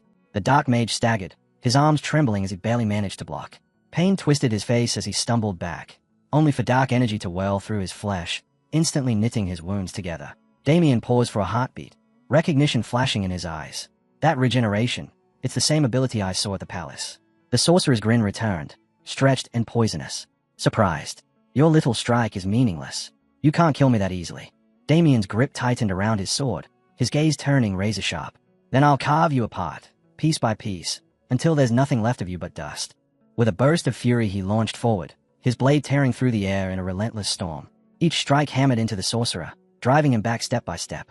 The dark mage's body jolted from every impact. Yet he only laughed, grinning through the pain. Interesting, he hissed, amusement dripping from his voice. Your skill is remarkable, but still, not enough to kill me. He suddenly stopped retreating. His tone sank into a whisper thick with malice. From the moment you walked into this cave, your fate was sealed. Damien's eyes narrowed, then a shock tore through him. All around the cavern, glowing symbols burst to life. Dozens of magical traps lit up, each radiating a crushing, murderous pressure. The sorcerer smirked, basking in Damien's reaction. These wards were prepared long before you showed up. Insurance, in case the organization ever tried to hunt me down. And now look at you, standing right in the middle of them. Damien braced his sword, instantly understanding the threat. These weren't ordinary traps. The oppressive force pouring from them made the air feel heavy enough to break bones. The sorcerer lifted his hand, voice echoing like a chorus. You will regret crossing me, to challenge someone of my rank in dark magic. That was the last mistake you'll ever make. Darkness surged, gathering into a rotting, swirling torrent. His lips curled into a cruel smile. Die slowly, die screaming, boy, as your body decays. Black energy crashed toward Damien, flooding the cave with suffocating pressure. The air itself trembled under the force. But Damien didn't move. His eyes burned with cold defiance as he steadied himself, refusing to give an inch. The sorcerer cackled as the attack swallowed its target. Arrogant brat, you ran straight into your death. The more damage I deal, the higher the Black Serpent Gang's payment. And now, with you gone, his grin twisted. I'll return for that girl. He turned. Decay magic, huh? Damien's voice cut through the darkness, sharp and mocking. So that's what you used. The sorcerer froze. He whipped around, disbelief turning his face pale. Damien stood there, unbroken, unmoved, his sword still at his side. Impossible, the mage rasped. How are you still alive? And how do you even know what decay magic is? Damien only gave a faint smile, unreadable and calm. Who knows? But inside, lightning struck his heart. So it's still here, that power. The authority I thought I'd lost when I returned to this time. A memory surfaced, so vivid it made his chest tighten. The towering, dreadful silhouette of Dorgo. His voice, deep and merciless, echoed from the depths of Damien's soul. Beloved Knight of Death. The weight of that title settled onto him again, along with the truth of what he still possessed. The authority of the rulers. And in that moment, Damien understood. This battle was far more dangerous than anything he had imagined. Damien knelt before the towering figure in his memory, listening as the sorcerer spoke of forging him a powerful body and unrivaled magic. But the sorcerer insisted those gifts alone were insufficient. His voice deepened, declaring that he had given Damien something far greater, an additional force meant to shape him into the ultimate weapon, the purest incarnation of darkness itself. In that memory, Dorgu forced wave after wave of overwhelming power into him, obsessed with molding Damien into the deadliest creation imaginable.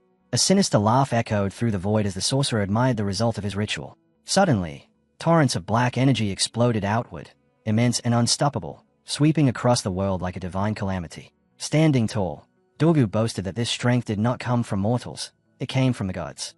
He poured out the energy with absolute focus, determined to complete the ritual he had sacrificed everything for. The air trembled violently as the black force spread, devouring anything in its reach.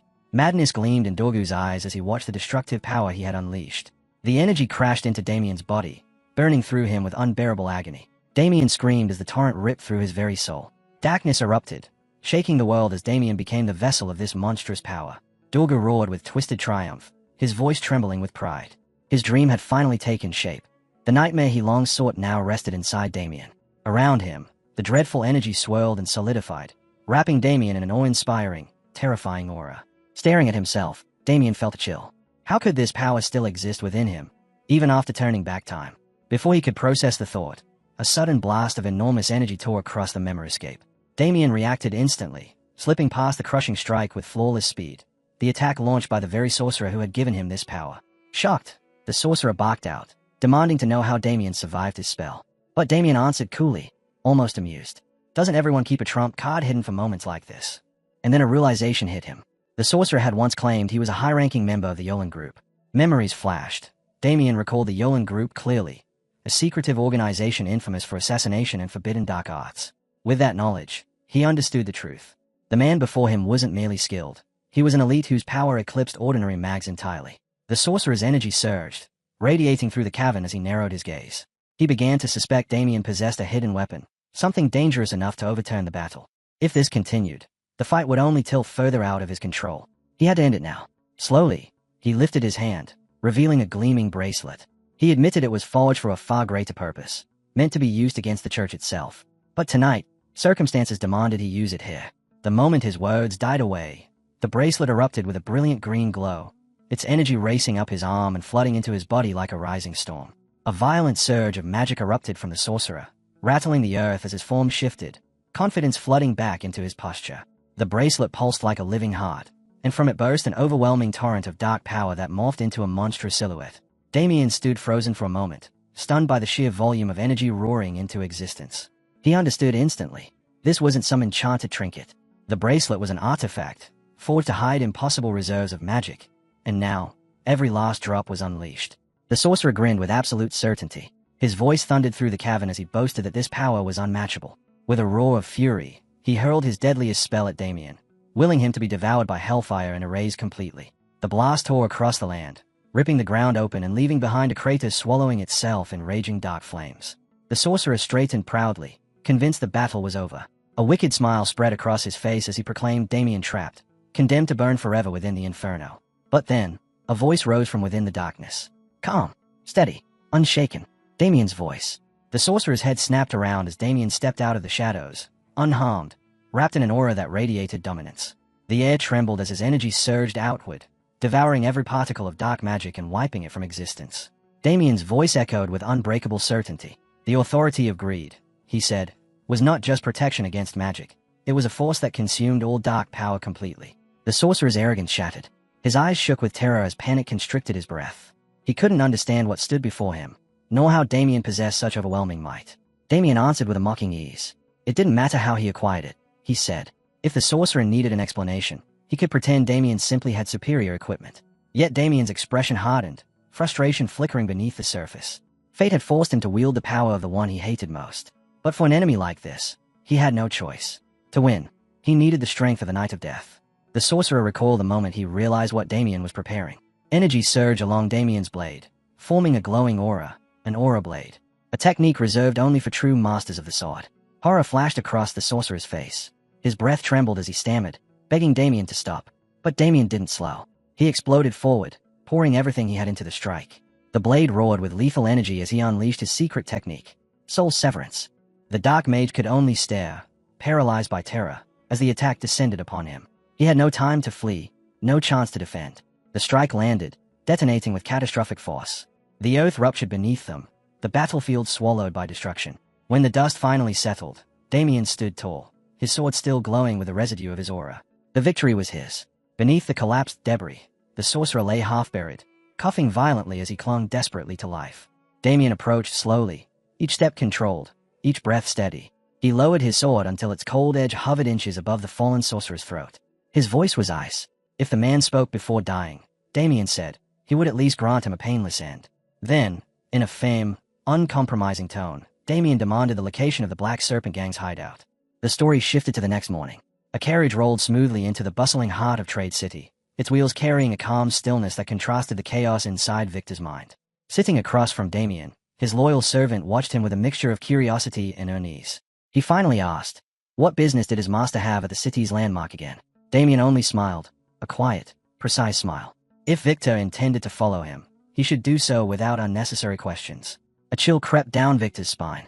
Though Damien's expression remained serene, the book in his hands radiated a sinister pressure, like a coiled serpent waiting to strike. Unable to restrain himself, Victor asked what exactly Damien was reading so intently. Damien closed the book halfway, a mysterious smile forming on his lips. It's a very special book, he said. He revealed that it was a tome of dark magic, taken as spoils from the mage he had defeated the night before. Victor's face went pale. His knowledge was limited, but even he understood how forbidden such books were. Dark magic tomes were rare, dangerous, almost impossible to obtain. Before he could voice another concern, Victor suddenly stiffened. A foul, rotten stench drifted in through the carriage window, sharp enough to sting his nose. Alarm flickered across his face as he scanned the surroundings, wondering what nightmare could smell so wretched. Damien broke the silence. They had arrived. He stepped out of the carriage carrying a sealed sack, his tone sharp and commanding as he told Victor there was something important he must do. Then he placed the sack into Victor's hands. Unsettled, Victor asked what was inside. Damien didn't hesitate. His voice was calm, almost casual. A human head. Victor froze. His breath caught painfully in his throat. With trembling hands he slowly checked the sack, and the moment he saw the truth, He let out a strangled scream and hurled the sack away in horror. Damien moved swiftly, retrieving it with the same composure he always carried. He urged Victor to calm himself, reminding him they were in public, surrounded by countless onlookers. Explanations would come later. For now, the task took priority. He pressed the sack back into Victor's trembling hands, instructing him to deliver it to the location he had described earlier. Meanwhile, Damien walked onward, eventually arriving at the headquarters of the Black Serpent Gang. The massive building loomed arrogantly in the center of the city, far too bold for an organization thriving on secrecy. Damien scoffed under his breath, mocking their audacity. To set up such a den of crime in the open like this. How laughably overconfident they were. As Damien approached the headquarters, he took in the lavish architecture with a dry, unimpressed look. For criminals, the Black Serpent Gang seemed to live quite comfortably. His bold stride immediately drew the attention of the guards stationed outside. They glared at him, barking demands. Who dared walk so confidently toward their base? Damien answered with calm certainty. I am Damien Haxon, of the Viscount Haxon family. One guard burst out laughing, mocking the name. He sneered that Haxon sounded more like pig's feet and ridiculed Damien for announcing himself so formally. But before the laughter could spread, another guard suddenly stiffened. A warning, a message from their leader resurfaced in his memory. Damien smiled with quiet confidence. I see you already know who I am. He stated plainly that he had urgent business with their leader and ordered them to step aside. To his mild surprise, the guards obeyed instantly, stepping back and clearing the path for him. But then, a sharp hiss broke the air. One of the guards fired a signal flare straight into the sky. The streak of light exploded above the headquarters, a blazing beacon summoning everyone inside. Damien tilted his head slightly, watching the flare burn overhead, fully aware of the storm he had just stepped into. A smirk curled over the guard's lips. He taunted Damien, admitting he never planned to let him pass so easily. Within seconds, gang members flooded the courtyard, sprinting toward Damien from every direction. Damien's eyes narrowed, his expression shifting into something cold and lethal. He demanded to know what they had just done. The mocking guard laughed. It was nothing, he said, just a welcome gift from their boss.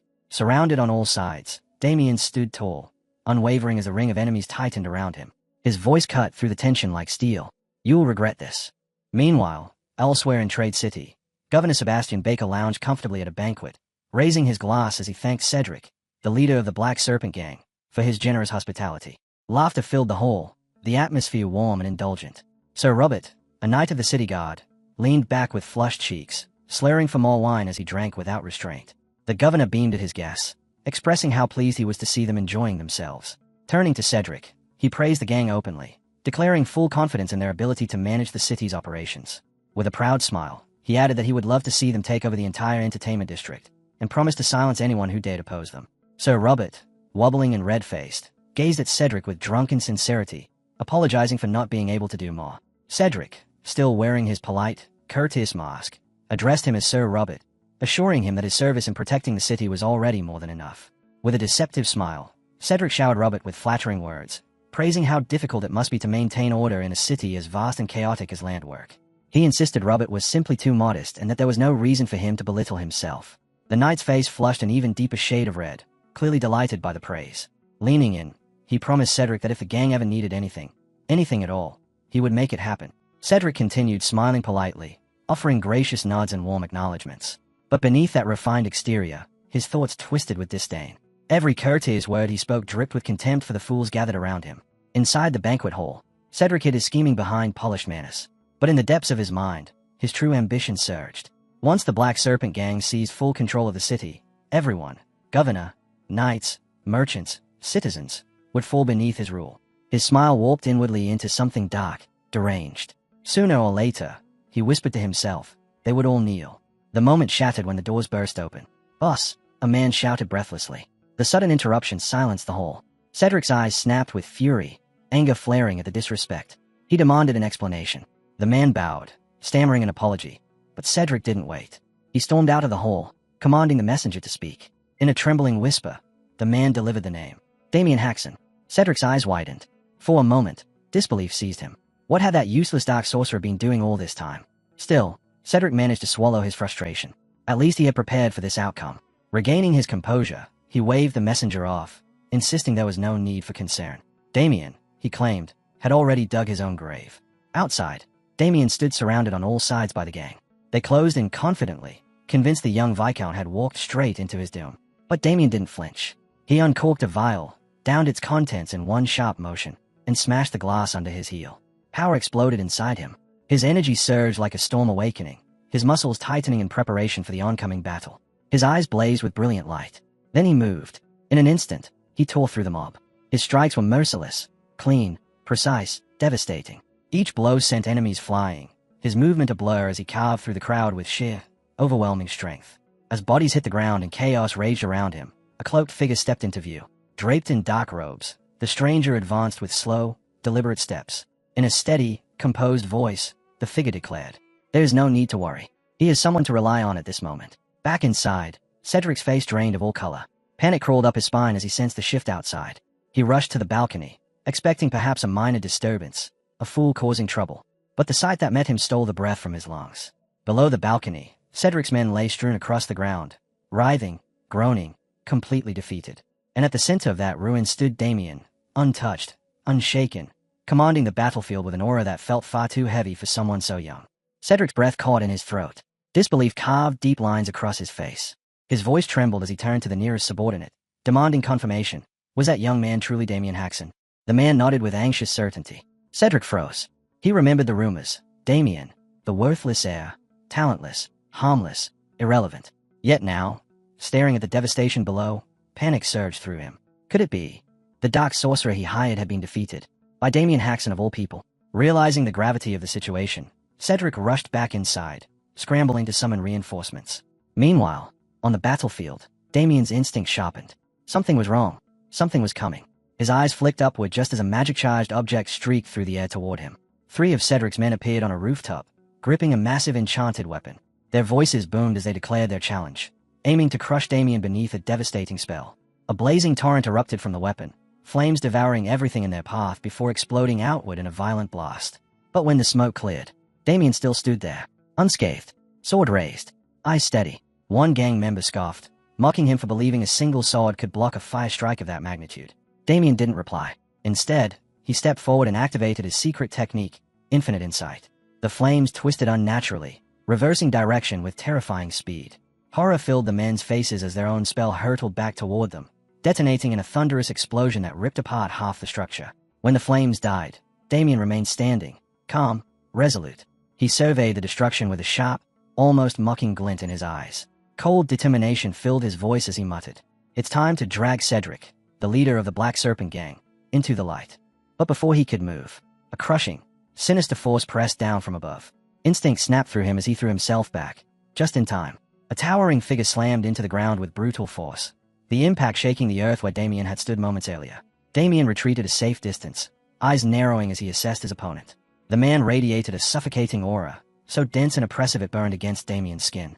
Dust billowed around them as the stranger straightened, voice deep and taunting. "So you're the one causing all this chaos. I've been curious to see who it was." As the haze settled, Damien quickly understood. This wasn't just another thug. This was an official knight. Skilled. Dangerous. The stakes had just escalated. Suddenly, armored soldiers poured into the area, surrounding Damien with weapons raised. Their boots thundered against the stone as they closed the circle. From their midst, a furious shout split the air. Sebastian Baker stormed forward, pointing an accusing finger at Damien. His voice rang with indignation as he declared himself the governor of Landwork. He vowed he would personally punish Damien for disturbing the peace. But Damien remained perfectly composed. He looked at Sebastian with cool indifference and asked, "Why would you punish me?" As though the accusation was nothing but a joke. Provoked by Damien's calm defiance, Sebastian erupted into a furious tirade. Sebastian's glare sharpened as he hurled accusations at Damien, claiming he had assaulted Cedric, a supposedly respected businessman, and endangered innocent citizens. From the shadows, Cedric watched with thinly veiled amusement, delight flickering across his face as Sebastian painted Damien as a criminal deserving the harshest punishment. But Damien only shifted his gaze toward Cedric, the true leader of the Black Serpent Gang. A slow, mocking smile curled at his lips. "So, I finally found you," he said lightly. "Let's start our conversation with a punch, shall we?"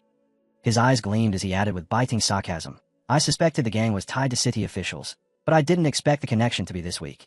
Hiding behind the title of honest merchant suits you perfectly." Sebastian turned bright red with fury. He shouted that if Damien begged for forgiveness now, he might lessen the punishment. Damien dismissed it instantly. "Forgiveness only matters if I've done something wrong." That single sentence snapped the governor's restraint. He spun toward the knight beside him. "Sir Robert, I tried to reason with him because of his youth. But since he refuses, he has only himself to blame for what comes next." Sir Robert stepped forward, weapon raised high, towering with authority. Damien remained utterly unfazed. Robert frowned at the young man's bold composure and declared himself the Knight Protector of the city. He ordered Damien to drop his sword and surrender immediately. But Damien didn't move. Calm, steady, unyielding. Robert studied him carefully. Was this confidence or delusion? Damien answered with certainty. He was neither foolish nor reckless. He simply trusted his own strength. That reply ignited a spark of excitement in Robert's eyes. With explosive force, Robert charged. His massive weapon sliced through the air like thunder. Damien dodged, but the strike slammed into the ground, tearing it open, cracks splintering beneath their feet. The shockwave alone made Damien's expression tighten. He had expected Robert to be strong, but feeling that raw power firsthand was something else entirely. Before he could recover, Robert was already upon him. A crushing fist shot forward, too fast to escape. Damien barely managed to raise his arm in time. The blow connected with devastating force, launching him backward and shaking the battlefield. But even mid-air, Damien refused to fall helplessly. He twisted, landing on one knee and one foot, steady but strained. A sharp jolt of pain shot through his arm. He glanced at it, already throbbing, his muscles screaming under the pressure of Robert's punch.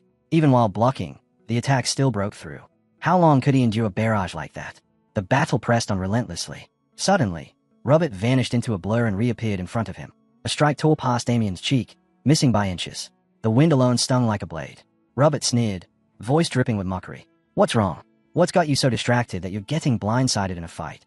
Damien grits his teeth, realizing his opponent isn't just brutally strong, he's fast enough to push him right to the edge. Robert steps in again, ready to overwhelm him. But before the blow can land, another presence cuts through the chaos. A single flash of raw strength sends Robert's weapon spiraling away as a newcomer intercepts the strike and counters with a force that rattles the ground itself. Cedric and his men stare, their smug confidence collapsing into wide-eyed dread. The shift in the air is undeniable. The battle's momentum has just been torn out of their hands. Robert freezes, stunned that anyone would dare disrupt his attack. Rage explodes from him as he demands to know who intrudes.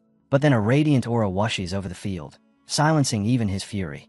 A paladin steps forward, holy light blazing around her, her stance unshakably firm. Robert's voice trembles as he stammers out a question. Why would a knight of the church appear in a place like this? Before he can get an answer, Damien hears someone shouting from behind him. Young master. He turns, spotting Victor sprinting toward him. Damien lets out a breathless smirk and asks why he decided to show up so late. Victor practically vibrates with excitement as he reaches him, shouting again and again with overflowing pride. I've arrived, young master. I'm here. Cedric's composure crumbles the instant he sees the paladin step onto the battlefield with her attendants. A cold spike of terror drives into him. If the church has discovered his ties to a dark sorcerer, his entire web of influence will burn to ash. Victor rushes up beside Damien, panic giving way to concern as he asks if Damien is unharmed. Damien fires back dryly, saying he almost became a skeleton waiting for Victor to finally show up. Then his gaze shifts toward the paladin, and a quiet certainty settles in his eyes. Everything is moving exactly according to his plan. With her here, the board is tilted entirely toward his side. Victor beams with pride, declaring that while he may not be the best at everything, nobody can beat him when it comes to completing missions fast. Hours earlier, beneath a sky so calm it seemed sacred, the great church stood in serene silence, unaware that destiny was already sprinting toward its gates. Inside, rows of gray-cloaked believers knelt in deep prayer, filling the hall with quiet reverence. But in the shadows behind them lingered a presence that didn't belong.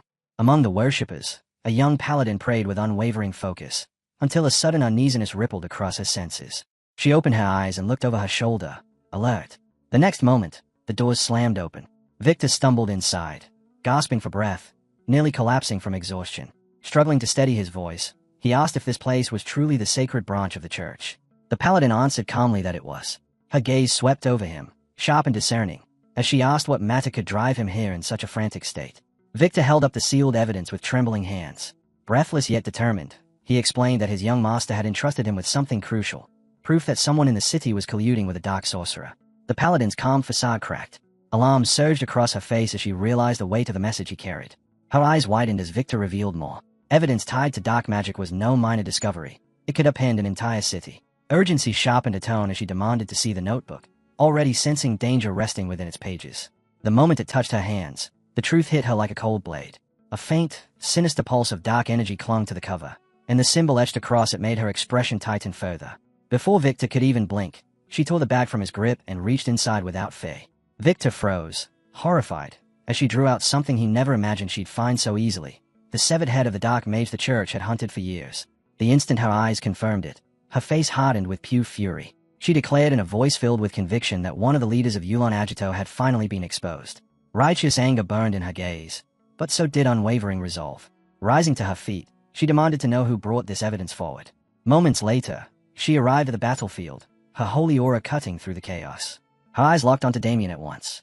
With a firm voice, she asked if he truly was Damien Haxon. Damien answered calmly, standing beside Victor with unshaken composure. She informed him that the church had received his evidence and that, from this moment on, the matter would be handled entirely by the church. Damien replied immediately, assuring her he had no desire to interfere. Whatever judgment they passed, especially regarding Cedric and Sebastian, he would fully accept. The paladin dipped her head slightly, thanking him with sincere respect. In that quiet moment, Damien and Victor exchanged a look. Everything was unfolding exactly as they had planned. With a paladin on the field, their victory was nearly guaranteed. The Holy Church, beloved by the people for its mercy, held another face, one forged for righteous punishment. When dealing with heretics and demons, they did not hesitate, and among all their warriors, none were more feared or revered than the paladins, knights who carried judgment in their blades. Damien felt a weight lift from his shoulders. With paladins on his side, the darkness surrounding the city no longer felt overwhelming. The paladin lifted her voice, addressing the soldiers and onlookers gathered around them. She announced that the church had received undeniable proof. Someone within the city had been collaborating with a dark sorcerer. Shock rippled through the crowd in frantic whispers, fear rising as they wondered who among them could betray the city so deeply. With solemn disgust, she proclaimed that the church would take direct control of the city's governance until every traitor was found and punished. Sebastian, rattled and growing pale, tried to protest. He insisted that as governor, authority should remain with him. But the paladin silenced him instantly, her voice ringing with divine force. Cleansing the land of heresy, she declared, was not a mere responsibility, it was a sacred command. Her words strike with absolute authority, leaving no room for doubt or defiance. She reminds everyone that the church's mandate stands above even the kingdom itself. Before Sebastian can squeeze in another protest, she cuts him off sharply. This is not a moment for argument. It is the moment the guilty must face judgment. She stands tall, holy light sharpening her presence as she announces that Governor Sebastian and the royal soldiers under him are among the prime suspects. A wave of stunned murmurs ripples through the crowd, unease spreading like wildfire. But she isn't done. Her gaze snaps towards Cedric, and she points directly at him, accusing him of harboring and aiding a dark sorcerer within the city. Her attention returns to Sebastian, her tone unmoving as she states that his open support of Cedric draws suspicion upon him as well. Sebastian reels back, disbelief twisting his features. He shouts, demanding to know if Cedric truly aligned himself with a sorcerer. Cedric, cornered, lashes out defensively, calling the accusations absurd slander meant to ruin him. But the paladin remains untouched by their protests. With an icy calm, she tells him he may deny it 1,000 times. It changes nothing. Then she raises the final, irrefutable blow. She holds up a small notebook, announcing that it contains detailed accounts of Cedric's dealings with the sorcerer, the suppliers, the payments, the locations, everything. At the sight of the book, Cedric's face drains of all color. Quiet curses slip from his lips as he damns the sorcerer's stupidity for writing anything down. Desperation claws at him as he turns to those around him, begging them to believe him. He insists he is innocent, that everything is a misunderstanding, that it can still be settled without violence. The paladin ends his plea with a single order. Her voice rings out like steel striking stone as she commands the soldiers to seize every person involved. No exceptions. Chaos erupts instantly. Cries echo through the air as Cedric, Sebastian, and their supporters are dragged away, some fighting wildly, others collapsing into frantic pleas that fall on deaf ears. From the background, Damien watches it all unfold, expression unreadable. As Sebastian is forced past him, their eyes meet. Suspicion gnaws at the governor's mind. Could Damien have planned this from the beginning? A cold panic spreads through him. If he falls into the church's hands, he may never see daylight again. Meanwhile, Cedric is shoved forward by soldiers, yet he still leans toward Robert with a grim whisper. He warns that the church won't stop at a simple arrest. They'll bury him in charges until execution becomes inevitable, trial or not. Before Robert can respond, a shout cuts through the air, calling his name with fierce urgency. He freezes, breath suspended. Then, with a furious roar, he erupts. Blue energy surges around him, crackling like a storm as he gathers every ounce of strength. With blazing resolve, he declares that he will not be captured. If the church wants him, they will have to earn it. He will fight to the very end. Cedric bursts into manic laughter as he watches the chaos unfold, convinced the real battle is finally beginning. But Damien remains still, his gaze cold and steady, as if he had anticipated every step that was now spiraling into motion. Robert hoists his massive sword high, veins bulging with power, and brings it crashing down with earth-splitting force. The impact thunders across the battlefield, but the knight before him doesn't move. Not an inch. Her stance is solid as stone, her expression unchanged. Robert's eyes widen in disbelief. How could anyone withstand that without even flinching? Before the shock can settle, She moves. Her counter-strike flashes like lightning. So fast Robert doesn't even register it until his defenses explode apart. Cedric's triumphant grin shatters instantly, his jaw dropping as if his soul nearly escaped him. Damien simply watches, the faintest curve forming at the corner of his lips, silent satisfaction. The knight lifts her hand, and blue flames roar to life around her arm, burning with divine fury. Her voice echoes like a decree from the heavens as she warns that anyone who dares defy the lords will be met with nothing but annihilation. Blood sprays as a deep wound tears across Robert's body. His massive frame collapses violently, the ground shaking beneath him. She stands over him like an executioner chosen by the heavens, her holy aura blazing bright enough to bane fear into every heart watching. Her voice rings out again, steady, unshakable, absolute. Punishment will be delivered here and now. No rank, title, or influence will shield the corrupt. Before her, all are judged equally.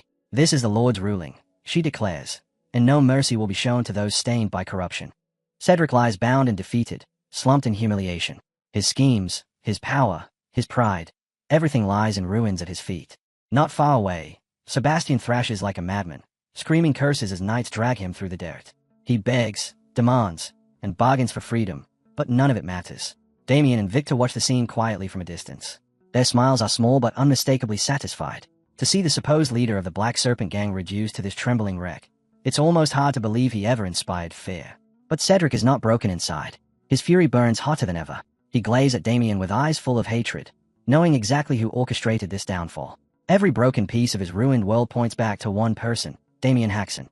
Damien turns calmly to the Holy Knight and expresses his gratitude, saying her intervention allowed the mission to proceed perfectly. As he looks at her more closely, he senses something deeper in her aura, something rare. The purity and intensity of her blue flames make everything clear. She is a knight of the Azure Flame Division. His mind flicks to the tales surrounding them. One of the 5 most feared units of the entire church, executioners wrapped in holy fire. Their name alone is enough to make cities tremble.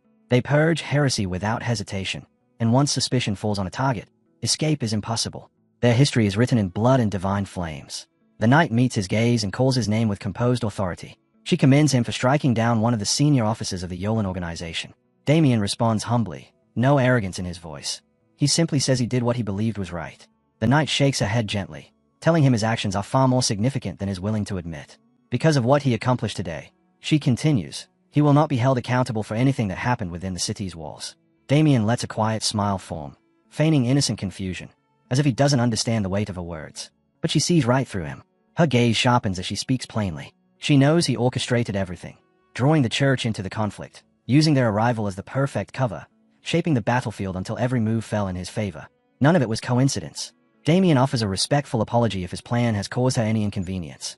He explains that he acted this way only because a dark sorcerer had targeted his family. That revelation shakes her. For the first time, her composed demeanor cracks, concern flickering across her face as the meaning settles in. After a long moment of reflection, she declares that under such circumstances, Damien will face no punishment of any kind. In fact, she adds, the bounty placed on the dark sorcerer's head will be rewarded to him in full. Damien blinks in genuine surprise. He hadn't known there was a bounty at all. He asks how much it is, and she answers without hesitation, 1,000 gold. Victor almost explodes.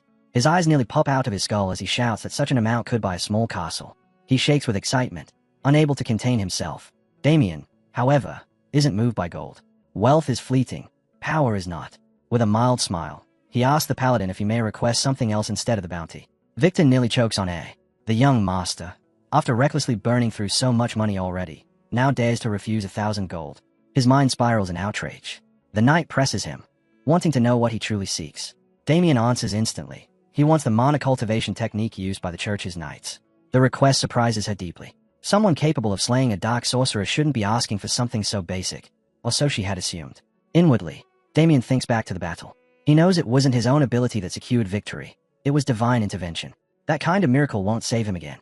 Miracles aren't a foundation he can stand on. If stronger enemies appear, and they will, he must rely on himself. The crude mana technique he learned in his mercenary days carried him this far, but it's a dead end. It can't guide him past the beginner's stage. To grow, to survive, he needs a true method, something powerful enough to match his ambition. The Holy Knight studies him quietly. The fact that he's reached this level with only the most basic manual astonishes her. She concentrates on his aura and immediately senses it. His body already holds far more energy than most people his age. His talent isn't just strength, it's relentless will. Then, instead of answering his request, she offers something far beyond what he asked for. Something greater. With a calm, almost luminous smile, she extends her hand toward him, offering not a reward, not a token, but a destiny few mortals ever even imagine. She offers him the chance to become a holy knight. The world seems to freeze. Damien meets her eyes without blinking, his expression unreadable. Beside him, Victor goes rigid, too stunned to even breathe. But Damien breaks the silence with a sharp, unwavering refusal. He steps back and rejects her offer outright. Victor is struck speechless. He leans in immediately, whispering frantically, demanding how his master could possibly tame down such an honor, especially after defeating an enemy of that magnitude. The knight's expression tightens. Becoming a holy knight, she explains, isn't just about title or prestige. It is a sacred oath, a divine authority granted only to those willing to bear the weight of justice. It is a calling that demands lifelong loyalty and unwavering obedience to the will of God. It is never offered lightly, and almost never refused. Damien listens, but a quiet unease stays beneath his composure. He knows the truth. He will never bind himself to the church's leash. He refuses to live a life dictated by someone else's doctrine. But he can't say that aloud. Not here.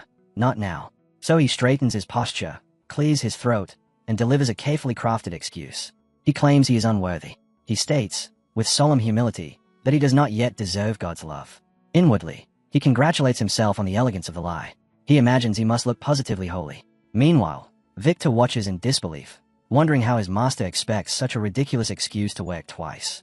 The knight lowers her head, considering his words, and then, to Damien's shock, her face brightens. She clasps both of his hands with sudden enthusiasm, declaring that his words are sacred and pure. She seems genuinely moved. Damien, trapped in her fervor, silently wonders if his gamble truly succeeded, or if he just dug himself deeper. Still, she honors her promise. Instead of the 1,000 gold, she grants him a mana cultivation technique. With a gentle smile, she adds that if he ever changes his mind, she will welcome him without hesitation. Before leaving, she makes a personal request of him. Damien accepts it with a courteous smile, while quietly apologizing to himself, swearing he'll avoid being dragged into such trouble again. Only then does she realize they never introduced themselves. She gives her name, Agnes, top disciple of the Azure Flame Brigade. Damien's eyes widen for a heartbeat. A figure of her rank is practically legendary, but he quickly masks his surprise. He tells her it is an honor to meet her, then politely requests to take his leave, explaining he has personal matters to tend to. Agnes agrees, though her curiosity slips through as she asks what exactly he plans to do. Nearby, Cedric stiffens. His body shifts nervously, dread creeping up his spine.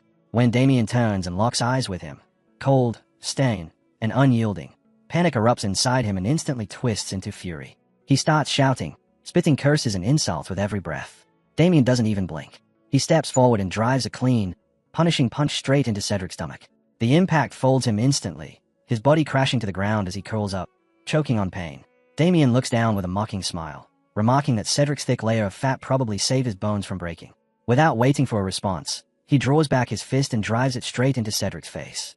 The impact cracks through the air, sending Cedric tumbling across the ground before he collapses, groaning helplessly, all strength stripped from him.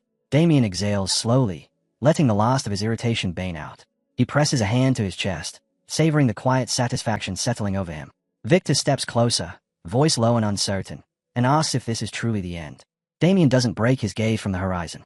Calm, resolved, he answers, yes, it's over. Meanwhile, chaos unfolds at the Leon Bloom estate. Marquis Holland storms through the halls, shouting for his son with frantic desperation. When he finally finds Erwin hiding in his room, the sight freezes him. Erwin is trembling violently, scrambling backward like a terrified animal. And the moment he sees his father, his panic intensifies. Holland grabs his son by the shoulders, torn between fury and disbelief, demanding to know what could have reduced him to such a state. Through ragged breaths, Erwin stammers out the truth. Someone tried to kill him. His whole body shakes as he blurts out that the attacker didn't even use a knife, but a fork. Holland stays, stunned at the absurdity. His composure snaps. He whirls on the nearest guard, roaring for an explanation. The guard hesitates, sweating under the Marquis's glare, until Holland's furious shout forces the truth out of him. The guard finally confesses. The attacker was Damien Haxon, son of Viscount Haxon. The name is like oil thrown onto fire. Holland's rage explodes. He snatches a vase and hurls it to the floor, shattering it into pieces. His voice trembles with fury as he curses Damien's name, denouncing him for daring to harm his son with such disgraceful methods. Overcome by wrath, he orders messengers to ride immediately to the Haxon estate. Damien must be dragged before him like a wild beast. The next morning, the Haxon estate is wrapped in tension. At the entrance, Agnes steps forward, introducing herself formally as a paladin of the Holy Church. Two knights stand behind her, their posture rigid and authoritative. Damien's parents approach, uneasy but polite, greeting her with careful respect. Viscount Haxon feels dread settling deep in his gut, knowing all too well the storms his son has stirred inside and outside their home. Trying to steady the moment, he explains that Damien mentioned she would be staying with him for a while. Agnes confirms this, stating that her presence is tied to an official investigation into heresy, and that she hopes the family will fully cooperate. With clear hesitation, the Viscount admits their home is modest and may not offer accommodations worthy of his status. But Agnes smiles softly, offering him a symbolic gift from the church, a token of gratitude for their hospitality. He accepts it with visible relief, though the weight on his shoulders only grows heavier. Agnes offers her gratitude once again, thanking the Viscount for granting permission to conduct her investigation within their estate. Damien, however, shifts uncomfortably. He admits he hadn't expected her duties to actually require staying inside their home. With a gentle voice, Agnes turns to him and asks if she may look into something beyond her official mission. Curious, Damien asks what she means. Her smile softens as she tells him it's a personal matter, one concerning him directly. Both his parents freeze. Their eyes widen, and they exchange a look overflowing with pride and excitement. His father even gives a discreet thumbs up, as if congratulating Damien on securing a romantic interest. Damien's soul nearly leaves his body. Mortified, he leans toward his father and whispers urgently that it's not what they think. Agnes then presents him with 2 books. She explains that these are the mana cultivation techniques he requested, carefully selected with him in mind. Damien, startled, blurts out the obvious question, why 2 books when he had only asked for 1? Agnes clarifies with a warm smile. The first is a sword technique. The second is a cultivation method. Giving just one wouldn't have been sufficient, she explains, so she brought both. The titles gleam under the light, Destructive Sword Technique and Destructive Energy Technique. She tells him obtaining them was not easy. She faced resistance within the church, fierce opposition, before finally securing permission. Damien accepts the books with genuine gratitude, recognizing that she had gone far beyond what he asked. Then Agnes reveals the final truth. She invoked her teacher's authority to make it possible. When she had described Damien to her master, he declared that Damien was exactly the kind of chosen one the church sought. Taking his hands once more, Agnes asks softly if, after all of this, he might reconsider becoming a paladin. Damien gently pulls away, apologizing. Agnes simply smiles and releases him, promising she won't push the matter. She reminds him that he is free to choose his own path, and that if he ever changes his mind, she will welcome him with open arms. Once she walks away, Damien's expression tightens. A heavy tension settles over him. His thoughts sharpen, and a cold realization takes root. Agnes is not simply a devoted knight. She is a true fanatic of the church, a zealot in faith, the kind whose conviction burns so hot it becomes frightening.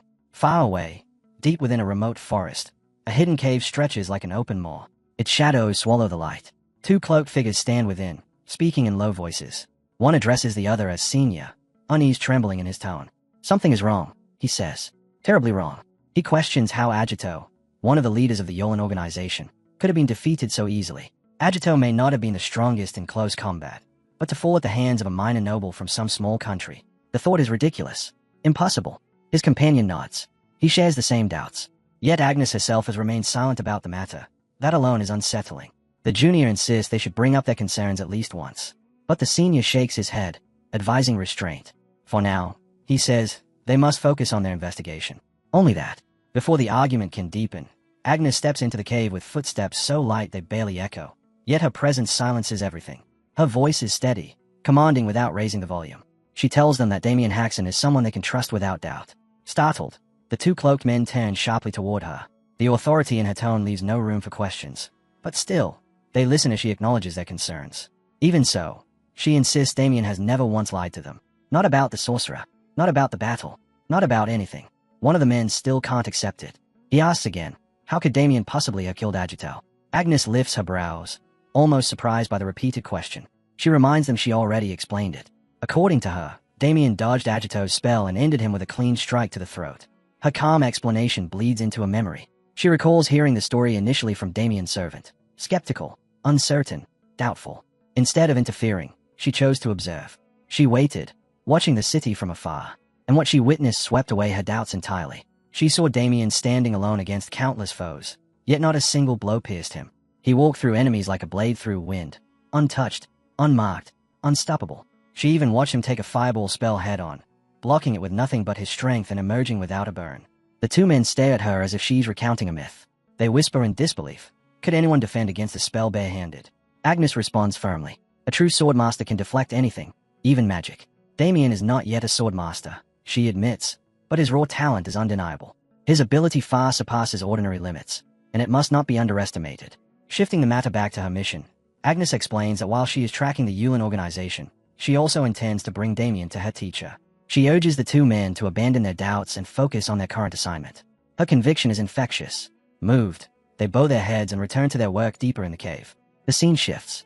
Hooves drum across a dusty road, rhythmic and relentless, shaking loose dirt into the air.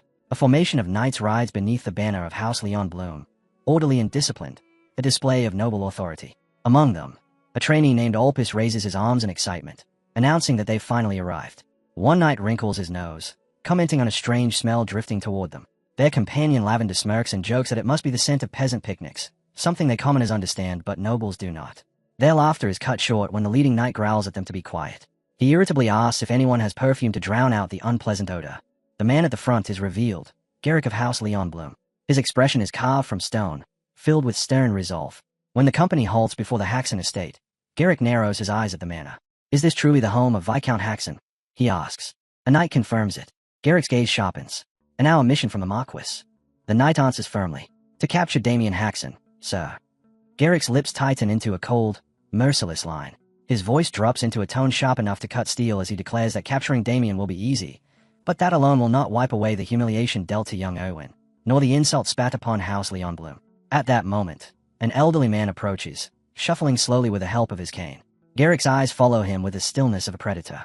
One of the knights steps forward with a sneer, barking, "Hey, old man." Startled, the elder turns, fear draining the color from his face. He stammers, asking who they are. The knights loom over him, their shadows long and unforgiving, as one demands to know whether he is a resident of the Haxon estate. Trembling, he nods and asks why they want to know. He never gets an answer. Another knight grabs him by the head and slams him into the dirt with brutal force. Blood sprays onto the stones. Garrick's voice follows, trembling with fury. He berates the old man, roaring that a mere villager under a viscount's rule dared not bow before the emblem of House Leon Bloom. He declares that failing to show respect to the Leon Bloom family is a grave offense, one that demands harsh punishment. Turning to two of his men, Lavender and Olpus, he calls their names. They snap to attention with immediate, unwavering obedience. A sly grin spreads across Garrick's face as he tells them he already has a plan. His gaze shifts toward the distant Haxon mansion. With cold certainty, he announces that when they arrive, they will drag Damien Haxon out themselves. Victor's face twists in shock. He can't believe the madness of what he's hearing. Garrick pays him no mind. His tone grows iron-hard as he adds that anyone who dares to resist will be cut down without a moment's hesitation. Far from the tension brewing at the estate, three cloaked figures step out of the collapsed cave they just finished investigating. One of them sighs in frustration, lamenting that the collapse prevented them from gaining the information they needed. Still, she concedes that their efforts have been sufficient for now. Suddenly, one of the knights halts, sensing something strange. All eyes shift toward Damien. He sits silently, entirely immersed in his training. A vivid blue aura wraps around him, swirling and pulsing like a living flame as he cultivates mana through the technique Agnes gifted him only recently. Agnes's eyes widen, shock rippling through her. She knows exactly how difficult that technique is, how violently it pushes a person to their limits. It wasn't meant to be mastered quickly. It wasn't meant to be easy. And yet, what she sees before her defies every expectation. Damien is progressing at a pace that borders on impossible. Eventually, Damien opens his eyes and notices the group staring at him, their faces filled with stunned admiration. Turning toward Agnes, he asks if their investigation is complete. She answers with a hesitant nod. Then, meeting his gaze, she remarks on how quickly he seems to be advancing. Damien responds with a small, humble smile, saying it's only a little. His attention drifts back to the book lying beside him. Its pages heavy, its presence weighty. Agnes hadn't lied. The technique was difficult to obtain, painfully so. To Damien, sword techniques hold no meaning anymore. In his past life, he had already climbed that mountain. He had reached the peak of the blade, mastered every form, every motion, every killing arc. There is nothing left for him to learn from a sword manual. But this cultivation method, this is different. The destructive energy technique was crafted to counterbalance the monstrous mana consumption of the destructive sword style. Because of that, it pulls in mana faster than ordinary methods and even draws energy directly from the surrounding environment. To Damien, this alone is worth more than any fortune. Standing before Paladin Agnes, he meets her gaze in silence. Neither speaks. Their eyes lock in a moment that stretches too long, too still. The awkwardness finally settles into Damien's bones, and he clears his throat lightly, breaking the tension. He comments that it's getting late, dinner should be ready by now. He suggests they return together. But before Agnes can respond, a ripple of murderous intent washes over him. Faint, but unmistakable, coming from the direction of his home. Damien's expression darkens. Vermin have arrived, he mutters. Agnes blinks, confused, asking what he means. Damien apologizes briskly, saying he has urgent business to attend to, and urges her to follow at her own pace. Then he vanishes. One instant he's there. The next, he's nothing but an afterimage ripping across the field. Agnes stands frozen, stunned by the impossible speed. The knight beside her voices her thoughts aloud, unable to comprehend how Damien moved like that with such little mana expenditure. Agnes wonders the same. How can he control mana with such precision? Then another question sinks its claws into her mind. Just how high is the ceiling of his abilities? Meanwhile, the Haxon estate is in chaos. A knight of House Leon Bloom slams his fist into Victor with brutal force, sending him crashing into the ground. Victor coughs blood, his body trembling from the impact. The knight stands over him, smug and towering, arrogance dripping from every movement. He stomps on Victor again, and again, and again. He calls him a filthy dog, demands to know how he dares defy a Leon Bloom knight, and orders him to drag Damien Harshin out immediately. Despite the agony, Victor roars back with defiance. He refuses, shouting that these knights only seek to harm his young master. A servant screams for help, yelling for Viscount Paul Haxon and pointing toward the violent scene. The Viscount rushes forward, anger and fear battling across his face. He shouts for everything to stop at once, his voice cutting through the air. He kneels beside Victor, pulling the wounded man into his arms, fury burning in his eyes as he demands to know how these knights dare brutalize a mere civilian. But Garrick steps forward.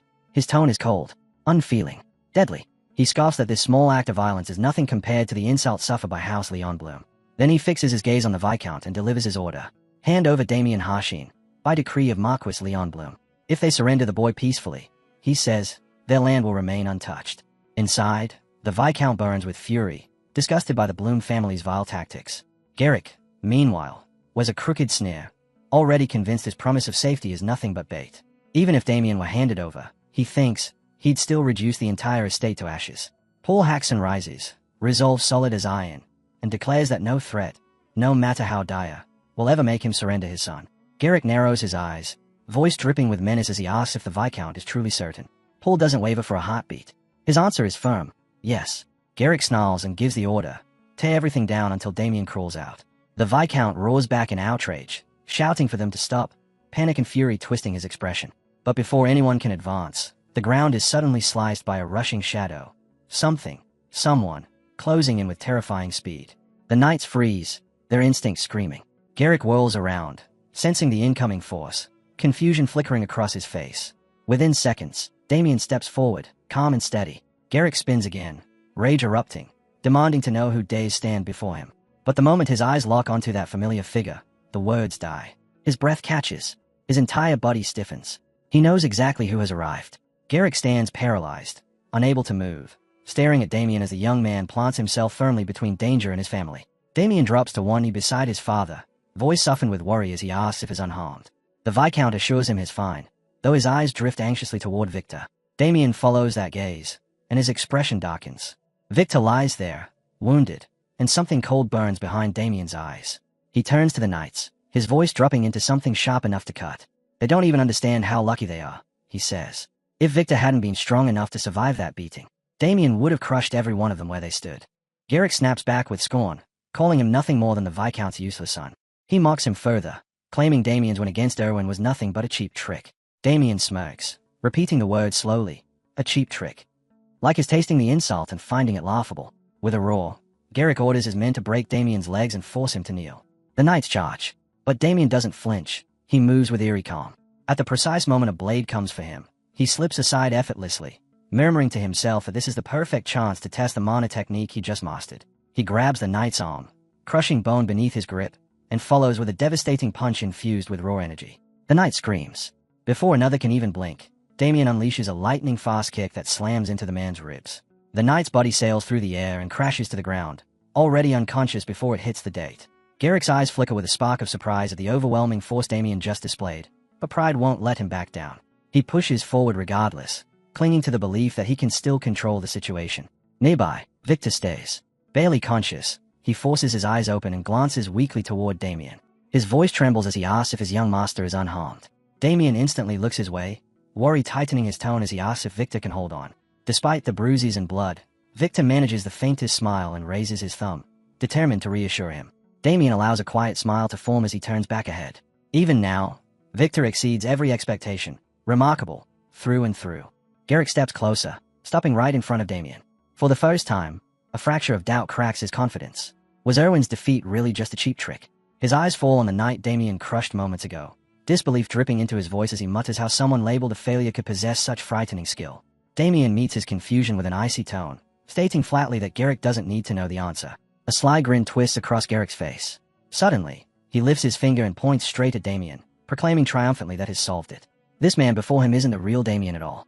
Victor and the Viscount stare in bafflement, while Damien narrows his eyes, unsure whether Garrick has lost his mind completely.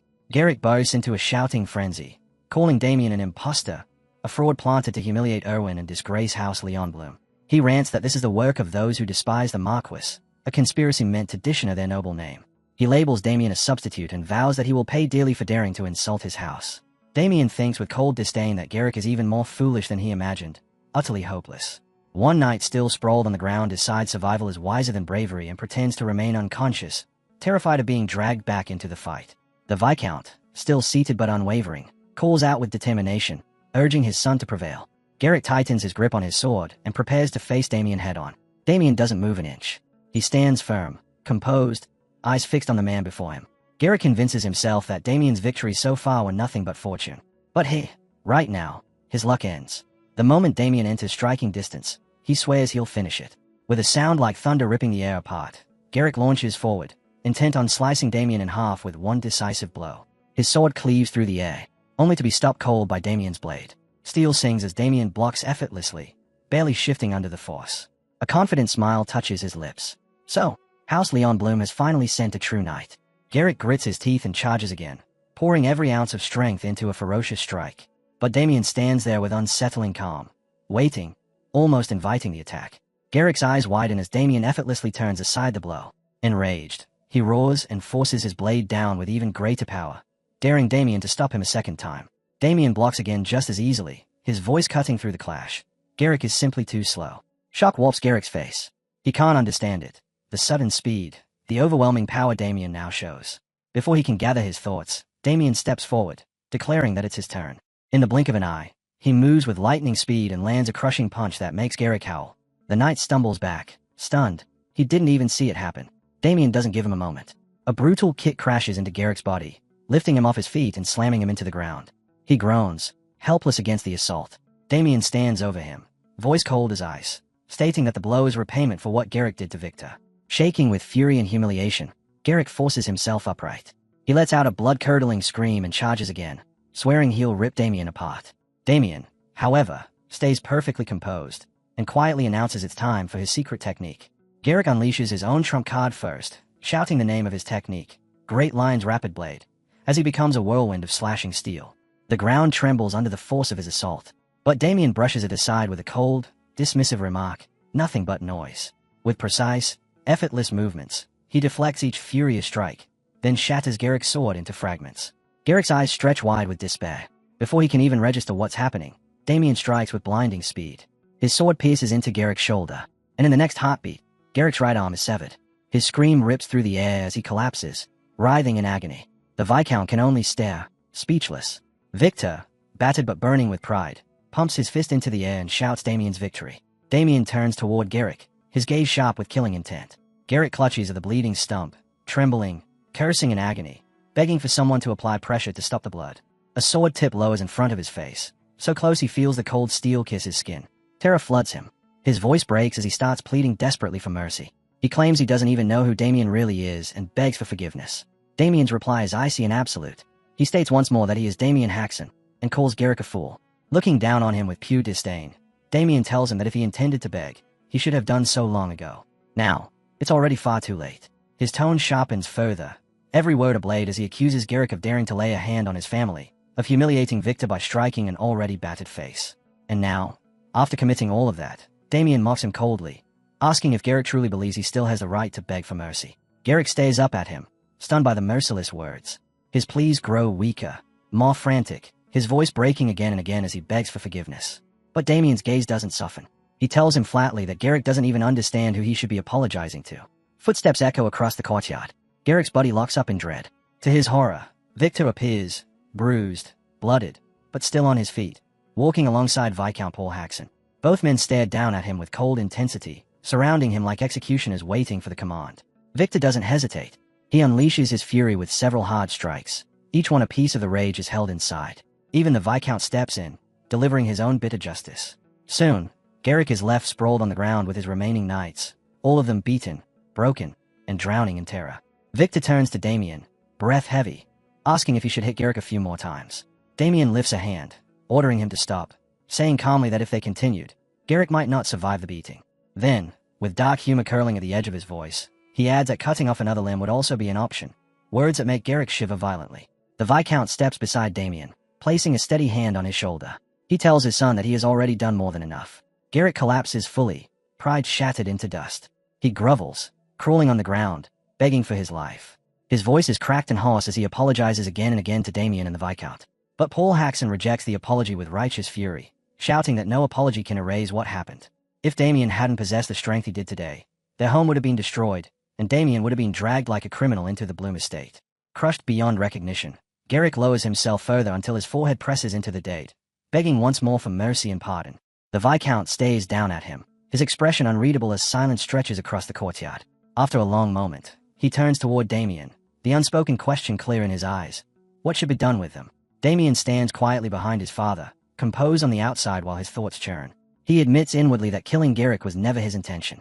Slaughtering knights of House Leon Bloom here would drag their relationship with the Marquis into complete ruin. Damien is confident he could take on anything they brought, but the consequences would fall on his family, not just him. Yet letting them leave freely sits wrong with him. He knows too well the type of men they are, men who would return with revenge burning in their veins. The dilemma tightens around him. Then, cutting through the tension like a clean breath of air, a familiar voice calls out firmly. Agnes. Her voice alone pulls Damien's attention instantly. Turning, Damien sees her rushing toward him, and a wave of relief sweeps across his chest. Agnes arriving now. It might be exactly what he needs to untangle this mess. He quickly explains everything that happened. Agnes listens quietly, absorbing every detail before offering a calm, confident smile. She tells him she already knows the perfect solution. Stepping closer, she expresses her gratitude. Because of the Viscount and his family, she says, they have succeeded for the first time in defeating one of the leaders of the Yulin organization. Damien's eyes widen. The weight of her words hits him harder than any blow. This victory means far more than he expected. Agnes straightens and declares that, thanks to this cooperation, the Haxon family will now be officially recognized as partners of the church. Behind them, Victor turns to the Viscount, his voice trembling with hope. He asks if this means their family might finally escape the crisis hanging over them. Both father and servant show renewed light in their tired eyes. Damien steps closer to Agnes, seizing the moment, and politely asks if he may request one more favor. Inside, a quiet smile forms. This is exactly what he had planned from the beginning, securing the church's protection. Agnes, startled by his sudden closeness, flusters and takes a small step back with an apologetic bow. Damien turns toward the defeated knights, his expression hardening into something unyielding. His voice rings clear as he asks whether they understood what Agnes just said. House Haxon is now under the protection of the church. Garrick, trembling and pale, mutters that Damien should go tell Marquis Leon Bloom that himself. But Damien isn't finished. His tone turns icy, warning them that if House Leon Bloom dares to use force again, they will face the church's wrath. With unwavering authority, he orders them to leave immediately. Panic explodes through the knights. They scramble to their feet, bowing repeatedly and stammering their thanks as they flee the estate like men escaping death itself. Victor scoffs loudly, mocking how they ran like frightened dogs.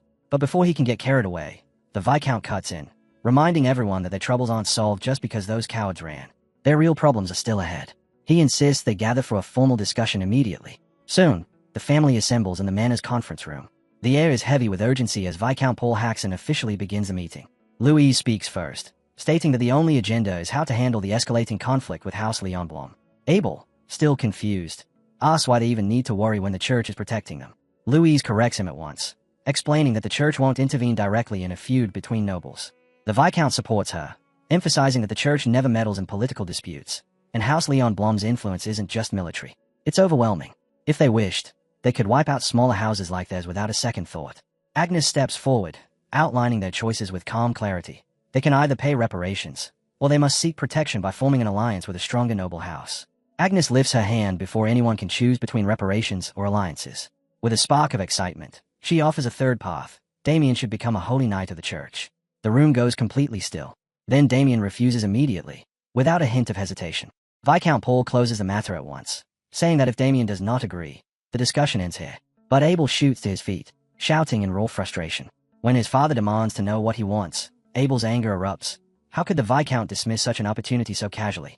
Why aren't they taking it seriously when becoming a holy knight could solve everything? Abel wheels toward Damien with a mocking grin, laughing that all Damien has to do is agree. His laughter barely fills the room before it cuts short. An overwhelming pressure rises behind him, freezing him in place. He spins around, eyes wide in terror. The Viscount's calm voice follows, reminding Abel that they have guests and ordering him to behave. Abel sinks back into his chair with a grunt, sulking as the meeting continues. Damien's father clears his throat and addresses the room, admitting that Abel is not entirely wrong. Damien's actions did play a part in provoking the conflict with the Mars family. But he continues firmly, saying the blame does not rest solely on Damien. Damien's mother steps in next, explaining that the Mars family's second son had always been targeting Louise. Even if Damien had stayed silent, that man would never have stopped pursuing her. Viscount Paul adds that Damien protected his sister from a scheme even he, as her father, couldn't prevent. He turns his eyes to Damien, calling his name in a steady, measured tone. Yes, father, Damien answers respectfully, unsure where this is going.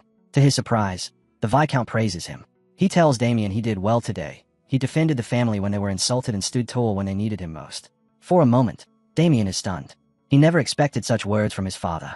Regaining his composure, he replies that he only acted as he believed he should. His father nods, assuring him that from here on, he will personally handle the matter. Damien tries to argue, but his father cuts him off gently yet firmly, asking him to allow him this one chance, to act as a proper father, even if only once. Suddenly, a servant bursts into the room, bowing deeply as he apologizes. He announces that someone from the ducal house of Gold Pixie has arrived and is requesting an audience. The Viscount's eyes widen. Why would someone from such a powerful house seek them out? The envoy steps forward, visibly nervous, and reveals the reason. It concerns Damien.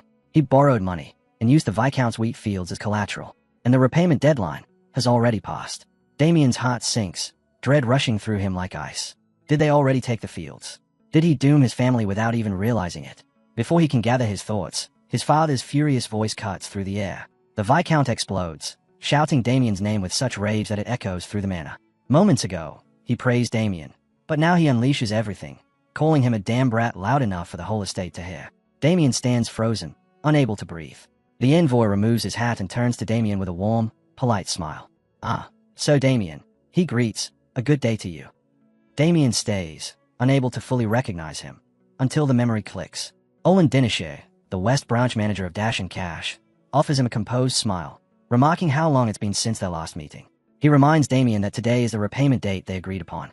As Olin speaks, the memories flood back, how he nudged Damien into putting the family's land as collateral. He said it was the only way to borrow a larger amount, insisted it was nothing but a harmless formality, even laughed lightly as he promised, "How could someone like me ever take land from a noble like you?" Every word had been dipped in false sincerity. Damien clenches his teeth, cursing his past self and the naive trust he handed out so easily. Why had he ever given Olin the deed? He shoves aside his self-loathing long enough to ask, flatly, how much he owes. Olin grins, a mocking, triumphant curl of the lips. The loan was 200 gold coins. With interest, it now totals 300. Damien goes still. 300. His mind blanks. He can't even remember why he needed so much, only that no one in his family could ever gather that amount. A suffocating dread presses down on him as he imagines his loved ones thrown from their home, their lives destroyed because of his mistake. Olin continues coldly. If the money isn't paid today, the collateral will be seized. The land will legally belong to House Gold Pixie. Damien snaps, demanding to know why Olin told him the collateral was just a formality. But Olin simply smirks, shrugging as if the line meant nothing. Orders from House Gold Pixie are absolute, he says. All debts must be collected, noble or not. Then he leans forward slightly, eyes sharp, pressing Damien to hand over the money, though his tone implies he already knows Damien can't. He asks outright if Damien can pay. Damien answers evenly. He hasn't been able to raise the amount. Olin's lips curve again, pretending sympathy even as his eyes shine with cruelty. Of course you haven't, he says smoothly. Then he strolls over to the sofa and sits down without invitation, lounging comfortably like the manor already belongs to him. His gaze drips with disdain as he lectures Damien for borrowing money he couldn't repay. Finally, with a smirk, he snaps his fingers. His guards respond immediately, stepping forward in a tight formation, ready to seize everything the moment Olin commands it. Since you can't pay, Olin sneers, I'll just use the method I know best to collect. The two guards step forward, their heavy footsteps thudding behind Damien. Their presence is meant to crush him, to force fear into his spine. Olin watches with dark satisfaction. He never expected Damien to repay the debt. Repayment was never the point. What he truly wanted was this moment. A noble cornered, pride shattered, begging for mercy. Just imagining Damien's expression sends a thrill through him. Elsewhere in the manor, Count Haxon sits frozen, struck speechless by the news. In another wing, the rest of the family waits in a suffocating silence. The Viscount paces in frantic circles, unable to stop worrying, while Abel stands rigid in the corner, lost in thought. Damien's mother urges her husband to sit, warning that he'll collapse if he keeps this up. Louise joins in, pleading with Abel to calm down as well. But the Viscount grows even more agitated. He refuses to sit. How could he, when their family stands on the edge of ruin?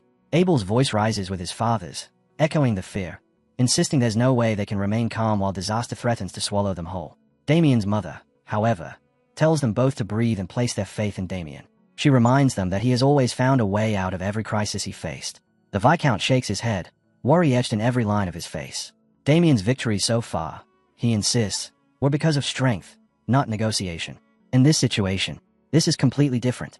Suddenly, a thunderous crash shakes the entire manor. The family whirls toward the sound, eyes wide with shock. Back in the room, Damien stands over the fallen body of one of the guards. Olin Dinishar is struck speechless, his jaw hanging open. Damien looks down at the unconscious guard and mutters wryly that his father will definitely scold him again for using violence. The remaining guard erupts in fury and charges, weapon raised high. But Damien moves like lightning, blocking the attack before the guard can blink.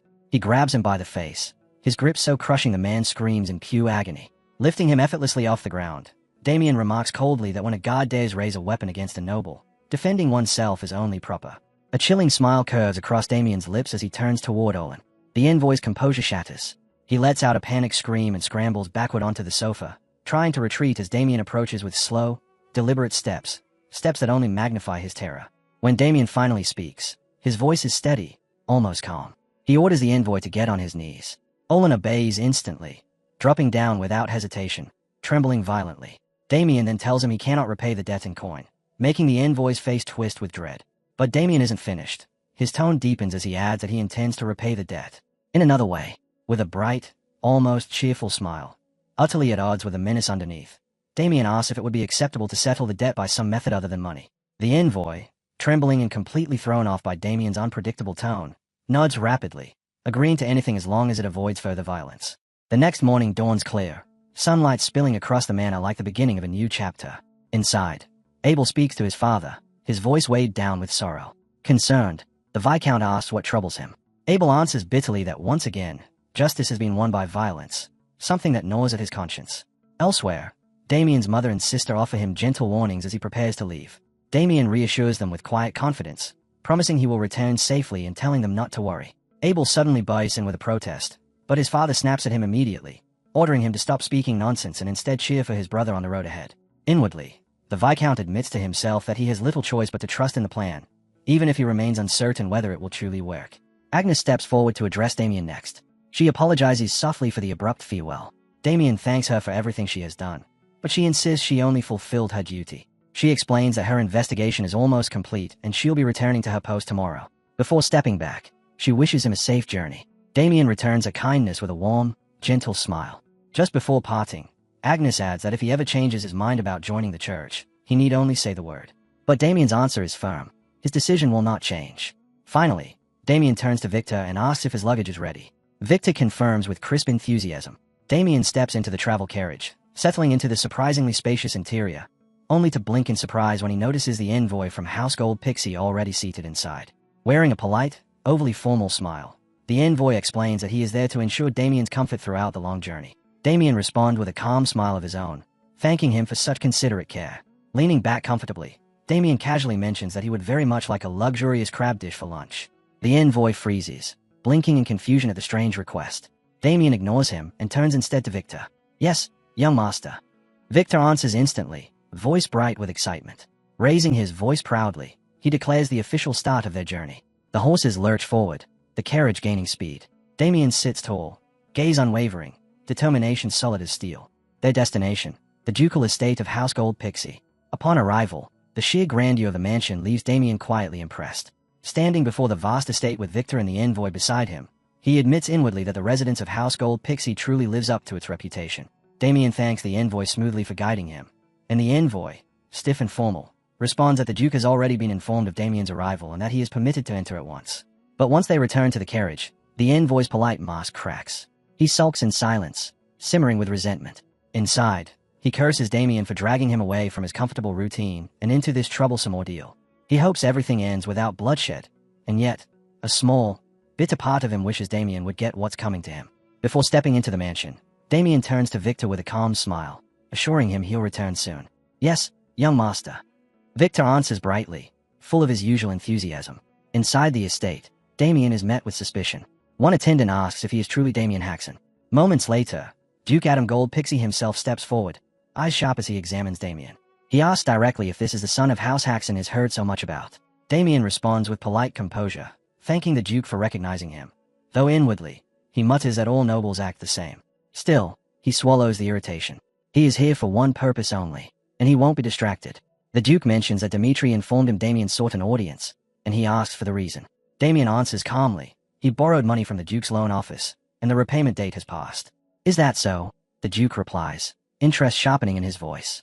Then that makes you my customer. Damien nods and explains that while he cannot repay the gold, he intends to settle the debt through another method. Intrigued, the Duke leans forward and asks him to clarify. Damien's answer is bold and unwavering. He will defeat House Leon Blum, and that victory, he declares, will be his repayment. The room falls silent.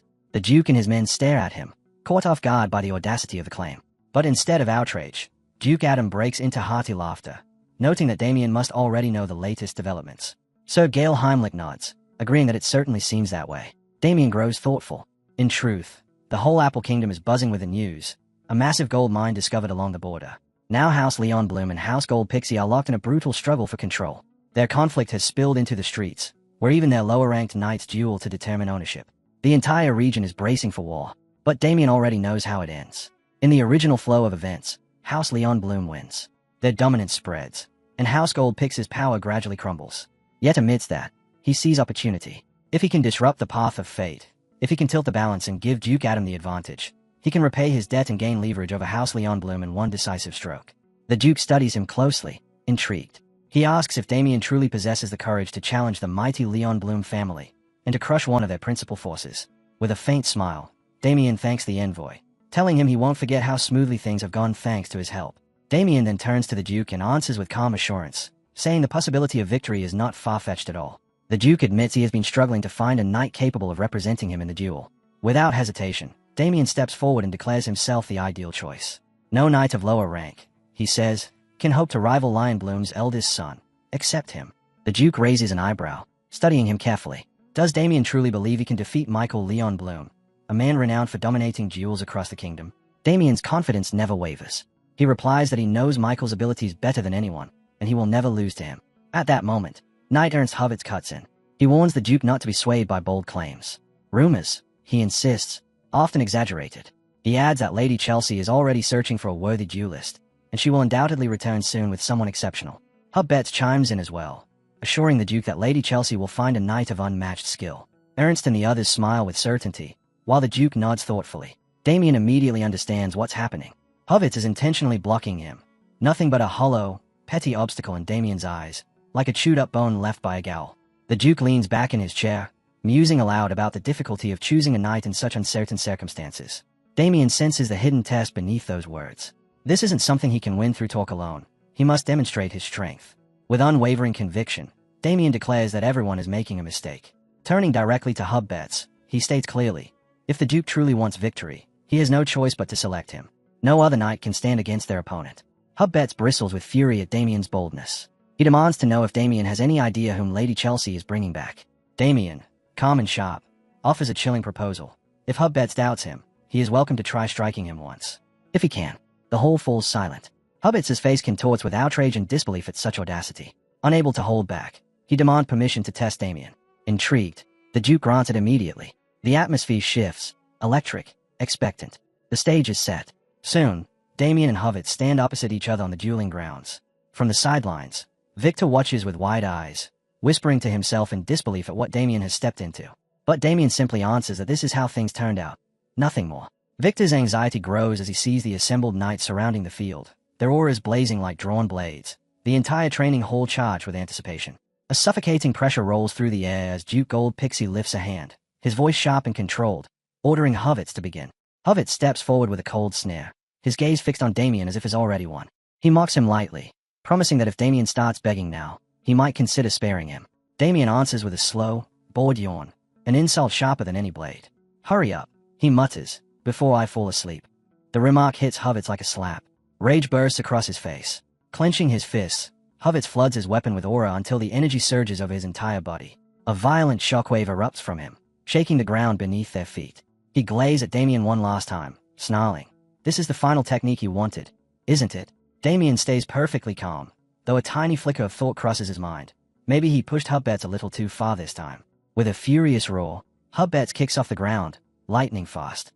I'll crush your face with one strike, he howls, hurling himself forward at full speed, weapon aimed straight for the kill. Damien studies the incoming attack, unbothered by the crushing pressure. This is nothing more than a mid-tier knight's strength. If he can read the point of impact, dodging or countering will be simple enough. Then he sees it. The spear is locked directly onto his chest. Hubbards thrusts with everything he has. Damien steps into it, catching the strike on the flat of his blade. The force is monstrous. Cracks web across Damien's sword, trembling under the blow. A vicious grin spreads across Hubbards' face.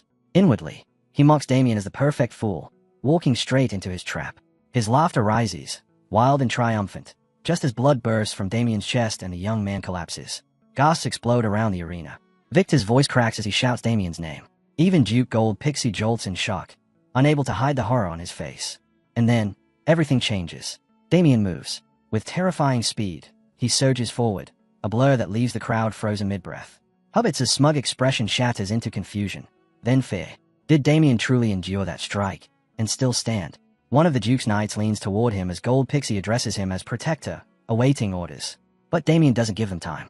He steps ahead, points straight at the Duke, and announces in an unwavering voice that the position of the Duke's representative now belongs to him. Victor rushes to his side, nearly stumbling as he grabs Damien in a tight embrace. "Young master," he cries, trembling. Damien blinks, startled by the sudden display, and gently asks if Victor is hurt.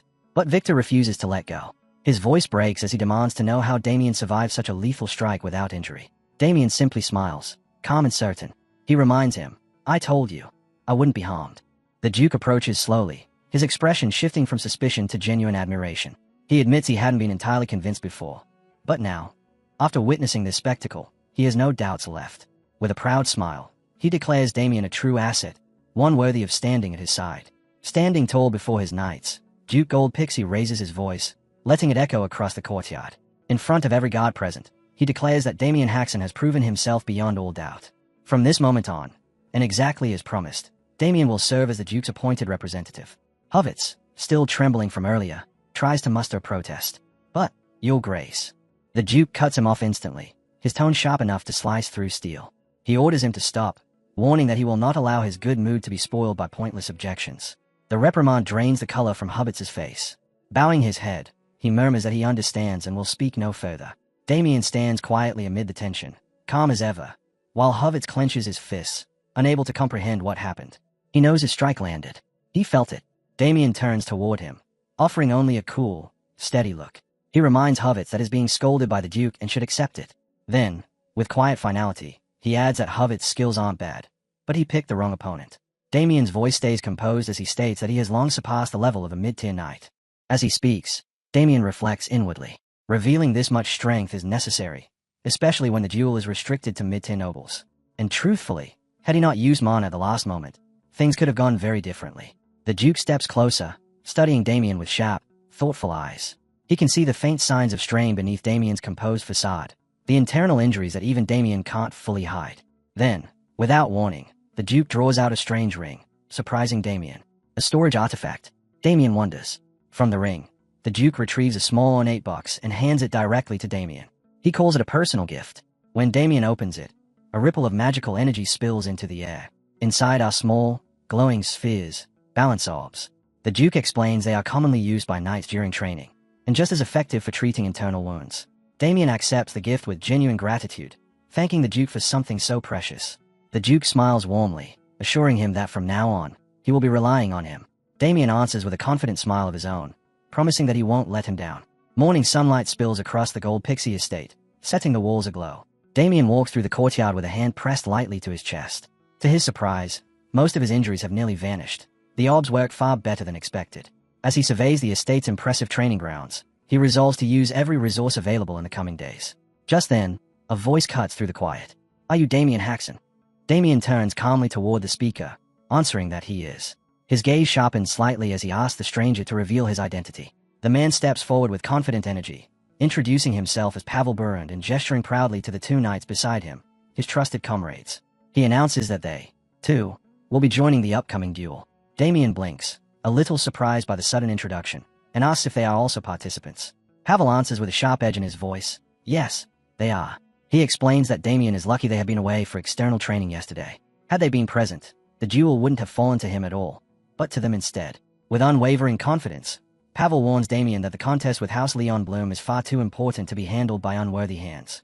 He tells him bluntly not to interfere with his weak skills and, if he understands the situation's weight, to step aside so they can train. Damien moves quietly aside, choosing not to respond. But inside, a spark of curiosity ignites. He wants to see exactly what the Duke's knights are capable of. Without hesitation, one knight launches into motion, shouting the name of his technique, High Rise of the Bird, as he charges forward with sharp, soaring momentum. At the same time, the second knight mirrors him, his energy rising with equal ferocity. One of them shouts boldly that this will be his victory in their 98th match. His opponent scoffs right back, demanding to know who decided that outcome.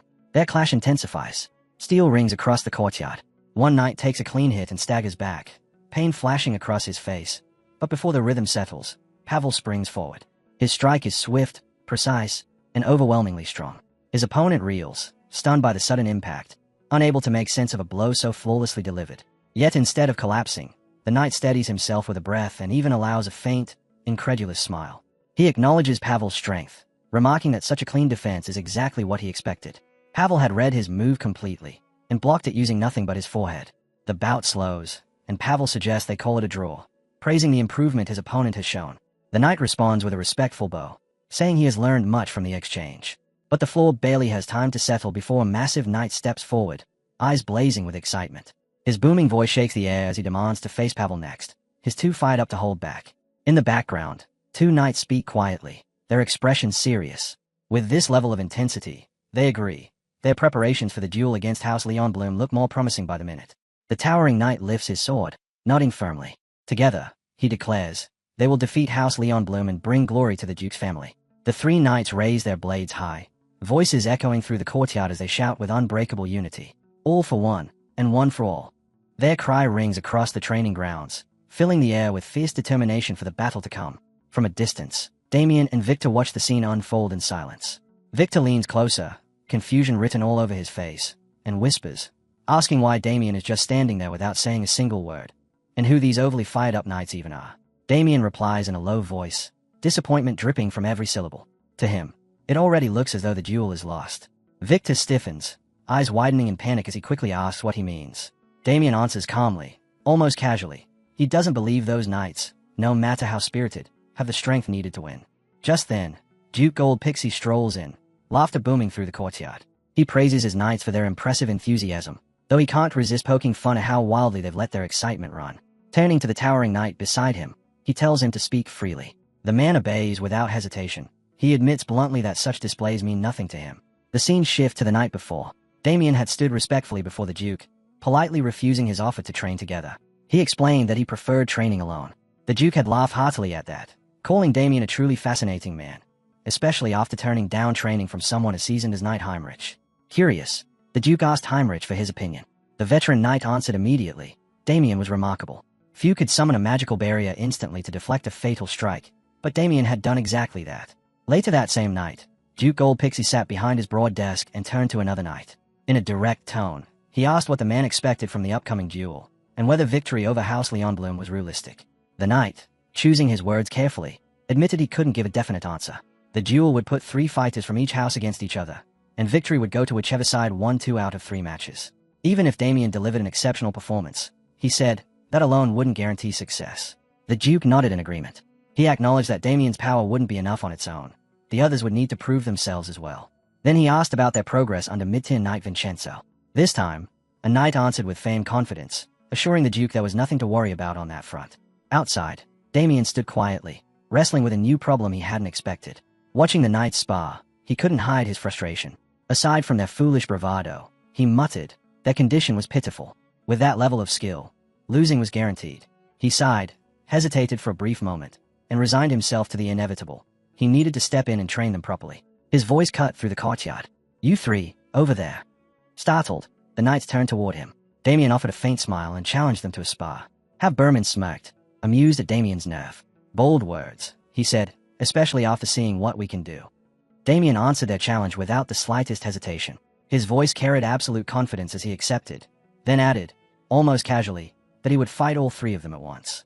The knights froze, stunned by the sheer boldness of his declaration.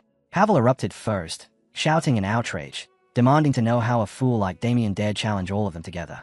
But Damien stepped forward with unshakable calm, his tone sharp enough to draw blood. You're right, he said. Taking on 3 knights at once goes against chivalric rules.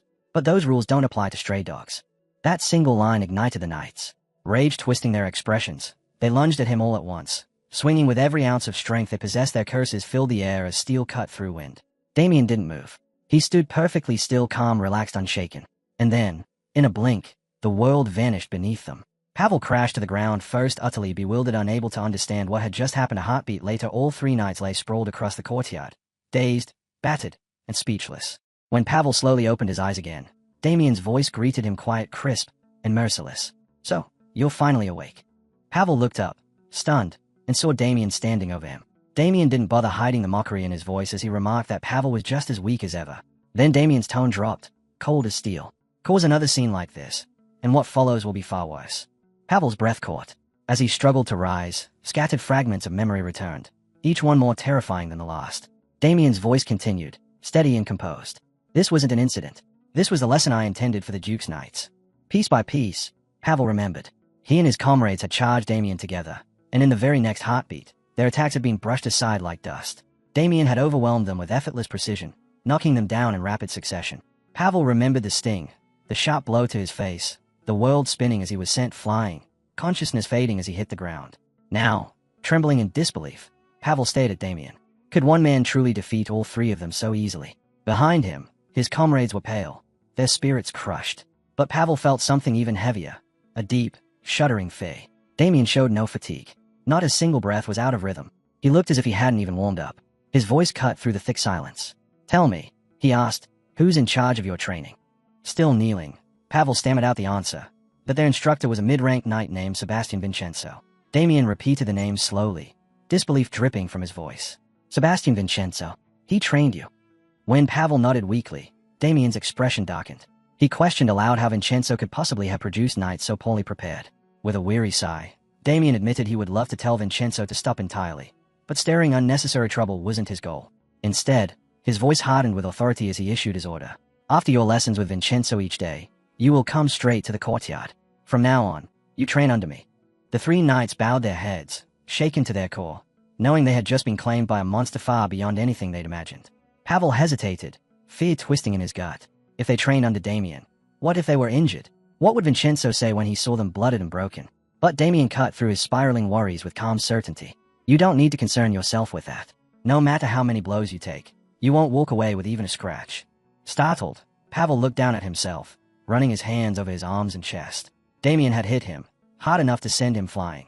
Yet there wasn't a bruise, not a welt, not a trace of damage. His confusion only grew. Damien stepped closer, his expression turning cold. It's because I learned long ago how to strike in a professional, precise way.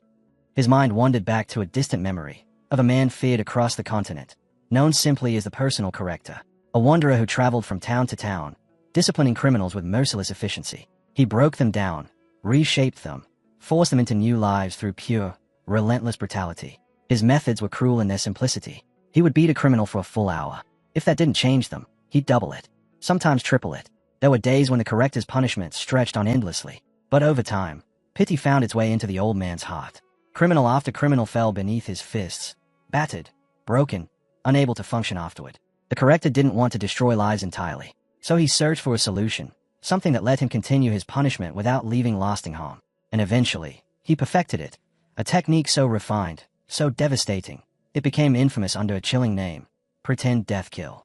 A method that inflicted agonizing pain while leaving no mark behind. Damien quietly admitted to himself that this was the very technique he had just used on the 3 knights.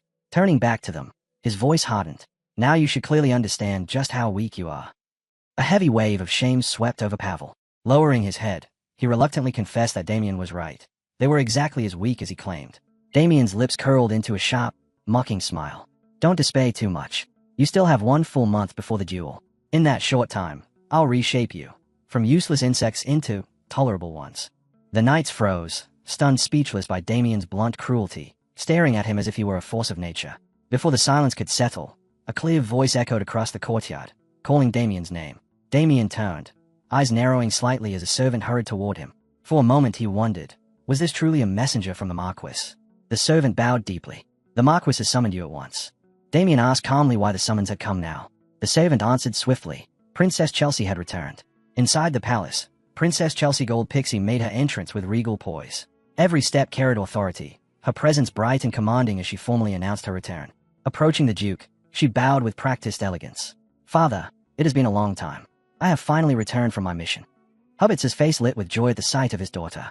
The Duke welcomed her warmly, reminding her that a full month had passed since she left. Then he asked a question lingering in everyone's mind. Had she succeeded in finding a knight worthy of the duel? With unwavering confidence, Chelsea turned slightly and gestured to her side. I have indeed found him. A knight stepped forward, his presence alone enough to shift the air in the hall. His aura was fierce, wild, untamed, suffocating in its intensity. When he spoke, his voice thundered through the chamber. I am Guillermo Blackwing, the wild beast. A murmur rippled through the assembled knights. Recognition spread like wildfire. They whispered of the Eclairin Kingdom and the brutal conflict where Guillermo had carved his name in blood. They spoke of the countless lower-ranked knights he had cut down, of the battlefield trails littered with bodies, evidence of a man whose notoriety had no equal among mid-tier knights. Duke Gold Pixie regarded him with steady interest and admitted he had already heard much about Guillermo's exploits. Guillermo smirked proudly, confirming that even the distant Apple Kingdom spoke his name. Princess Chelsea stepped forward, addressing her father directly. She announced that Sir Guillermo Blackwing had sworn loyalty to her and would stand in the upcoming duel. With full confidence, she declared that he would have no trouble subduing Michael Leon Bloom. Nearby knights exchanged hushed comments, agreeing that based on reputation alone, Guillermo vastly surpassed Michael. Michael Leon Bloom, after all, was still a rising star. Guillermo was already a forged and seasoned monster. The Duke nodded slowly. Good news indeed, he admitted. Yet, this is also becoming something of a headache. Chelsea blinked, puzzled, and asked him what he meant. The Duke replied with calm finality. He had not yet introduced his chosen representative for the duel. Both Chelsea and Guillermo shifted their gazes toward the entrance. The Duke's voice rang out clearly. Damien Haxon. Chelsea's expression hardened instantly, sharp hostility blazing in her eyes as she turned on Damien. Shock and anger twisted her voice as she demanded an explanation, reminding her father that she had told him to wait for her return. The Duke acknowledged it with a nod, but calmly reminded her that he had never promised he would wait. Chelsea pressed again, insisting that even now he could still change his representative. Her father's reply was firm. The decision is mine alone. Frustration flared through her words as she protested that she had never even heard the name Damien Haxon before. Why would he choose an unknown knight over someone as proven, as obvious, as Sir Guillermo Blackwing? Guillermo's lips curled into a triumphant smile, clearly savoring the comparison. Damien met Guillermo's stare for a brief moment, wondering quietly if this was the opponent he had been expecting. Finally, Duke Gold Pixie explained his reasoning. While Sir Guillermo's reputation was undeniably impressive, Damien Haxon had already demonstrated exceptional ability. He had successfully blocked HET's strike. Chelsea released a sharp, irritated exhale. Father, you always have such convenient excuses to dismiss my judgment. She pressed on, accusing him of contradicting himself again and again, his words and actions never aligning, especially concerning her and her mother. The Duke's patience snapped. His voice cut like a blade as he warned her to watch her tongue in front of their guests. Startled, Chelsea stopped mid-sentence. Her eyes widened, then quickly dropped to the floor as she bowed her head. She apologized at once, claiming the fatigue of travel had clouded her judgment, that she wasn't in her right mind when she spoke. From a short distance away, Damien watched it all in quiet silence. To anyone else, it might look like a simple argument. But to him, it was obvious. Whatever lay between father and daughter was far deeper and uglier than it appeared on the surface. The Duke brought the matter to a close with a single, firm decision. Any changes to the representative, he declared, would be made only after consulting the other officials. Until then, the matter was not up for debate. He ordered Chelsea to stop arguing and leave the chamber immediately. Before the tension could settle, laughter split the air, loud, raw, and unsettling. It was Guillermo. His sudden outburst drew every eye in the hall. A few knights stared in confusion. Others watched with thinly veiled annoyance. Guillermo turned to the Duke, dismissing all formal courtesy with a single sentence. There's no need for discussion, he said. We're men. The strongest one should represent you. Chelsea's face went rigid with alarm at his words. The knight beside the Duke sneered openly, clearly disgusted by Guillermo's lack of respect. But Guillermo wasn't finished. His eyes locked onto Damien, sharp and unblinking. Don't you agree? He asked. Shouldn't the strongest be chosen? Then he dropped all pretense. You and I should fight. The winner becomes the representative. Chelsea shot to her feet, voice rising with anger. What are you doing? I told you to stay calm and avoid reckless behavior. Before she could say more, Duke Gold Pixie cut in, his tone calm and composed. What he said isn't entirely wrong. Chelsea's expression darkened, frustration boiling beneath her controlled facade. The Duke turned his attention to Damien. And you? What do you think? Damien stayed quiet for a moment, weighing the situation. He could see it clearly. This was another test. If he wanted to secure his place, he'd have to show his strength. But he also knew there was no need for a full, drawn-out fight. A simple, decisive display of power would be enough. With that in mind, he stepped toward Guillermo and extended his hand. Let's settle this with a test of strength, he said. It's the quickest way to end the argument. Guillermo's lips twisted into a mocking grin. Careful, he sneered. If your arm gets dislocated, don't blame me. Damien's answer came with a cold, faint smile. If that happens, I'll just dislocate your shoulder in return. The line hit Guillermo like a slap. His face twisted, rage rising to the surface as he clenched his teeth. In the next instant, he lunged. Guillermo grabbed for Damien's hand with all his strength, aiming to crush his grip and overwhelm him in one motion. But Damien moved first. His body shifted smoothly, effortlessly. He slipped past Guillermo's force, twisted his arm with surgical precision, and in one clean motion, Guillermo's feet left the ground. His massive frame flipped through the air before slamming into the floor with a brutal crash. The hall went dead silent. Every pair of eyes watched in stunned disbelief. Senior Knight Heinrich stood frozen for a heartbeat, unable to hide the shock in his expression. Then, almost despite himself, he began to speak, breaking down the exchange like a seasoned instructor. Guillermo had tried to seize Damien's hand and overpower him, but Damien had redirected that strength, turned it back on him, and executed a perfect throw, flawless in timing, angle, and control. The Duke nodded in agreement, noting that Damien's technique displayed not only overwhelming strength but a level of refined mastery none of them had expected. Guillermo's glare burned with violent fury. How dare he humiliate me like this? Damien simply smiled, calm and unruffled. You're stronger than I expected, he said lightly. Honestly, I only meant to dislocate your shoulder. The mocking words detonated inside Guillermo like a bomb. His face twisted with madness. With a feral scream, he raised his weapon high, his entire body shaking with rage. I'll crush your skull with one strike. Chelsea's voice rang out in panic. Sir Guillermo, stop. Stop immediately. But Guillermo was beyond reason. His fury drowned out everything. Just as his weapon descended, a thunderous voice shattered the air. Enough. Senior Knight Heinrich stepped forward, his presence flooding the chamber like a storm. His glare locked onto Guillermo with lethal force. You dare draw a weapon in the Duke's presence, he roared. Do you have a death wish? A crushing aura erupted from him, suffocating the room. Even Damien stiffened, his eyes widening. Inwardly, he acknowledged the truth. This was the power of a true high-ranking knight. And still, Heinrich held himself back, for Chelsea's sake alone. I will overlook this once, he growled, his voice cold as steel. But if anything like this happens again, there will not be a second chance. Breath shaking, Guillermo slowly lowered his weapon. Sweat clung to his brow. His pride was shattered, but the fear in his eyes showed he understood the warning. The Duke broke the tension with a dismissive clap, brushing off the chaos as though it were nothing more than an inconvenience. A minor disturbance, he said calmly. Nothing to trouble ourselves with. Then, with decisive authority, he announced that Damien would remain the Dutch's official representative in the duel. But Hubbert immediately stepped forward, frustration tightening his voice. He argued that this entire exchange had been unfair. He pressed his point. Sir Guillermo Blackwing had not recovered from the exhaustion of travel, giving Damien an unfair advantage. Before he could finish, Knight Vincenzo cut in, insisting the decision was invalid because Guillermo always fought with weapons, and it was unreasonable to judge his ability barehanded. Chelsea seized on his argument at once, declaring that the only fair solution was an official duel. The Duke's patience frayed. He ordered her to stop, but Chelsea refused to let go, speaking again, more forcefully. The Duke's temper snapped.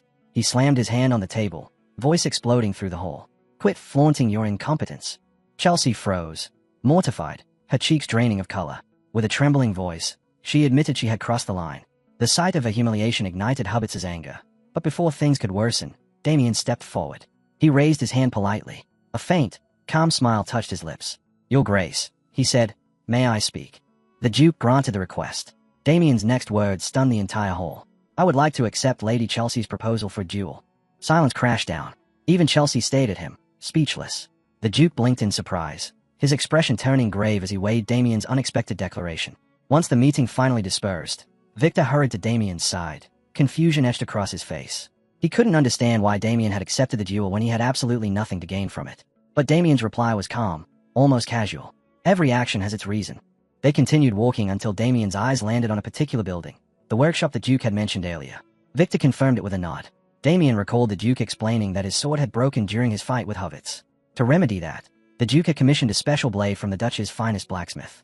Ordinary knights would simply replace their weapon with any sturdy training sword, but a weapon requested by the Duke himself was never ordinary. Even within the duchy, such items were rare treasures.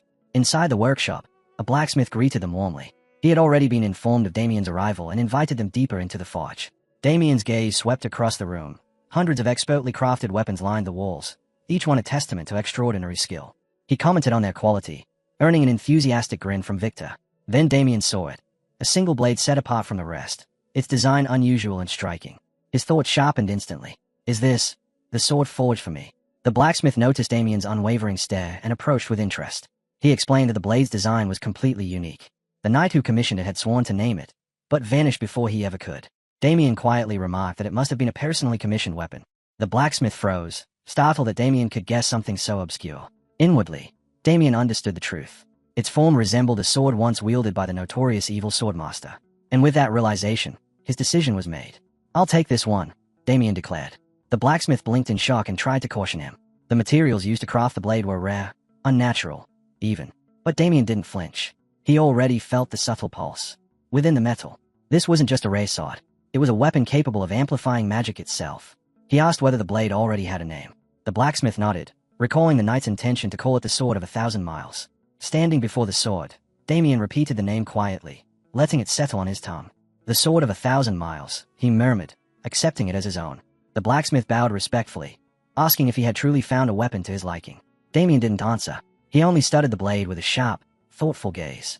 Just then, the workshop door opened and a young maid stepped inside.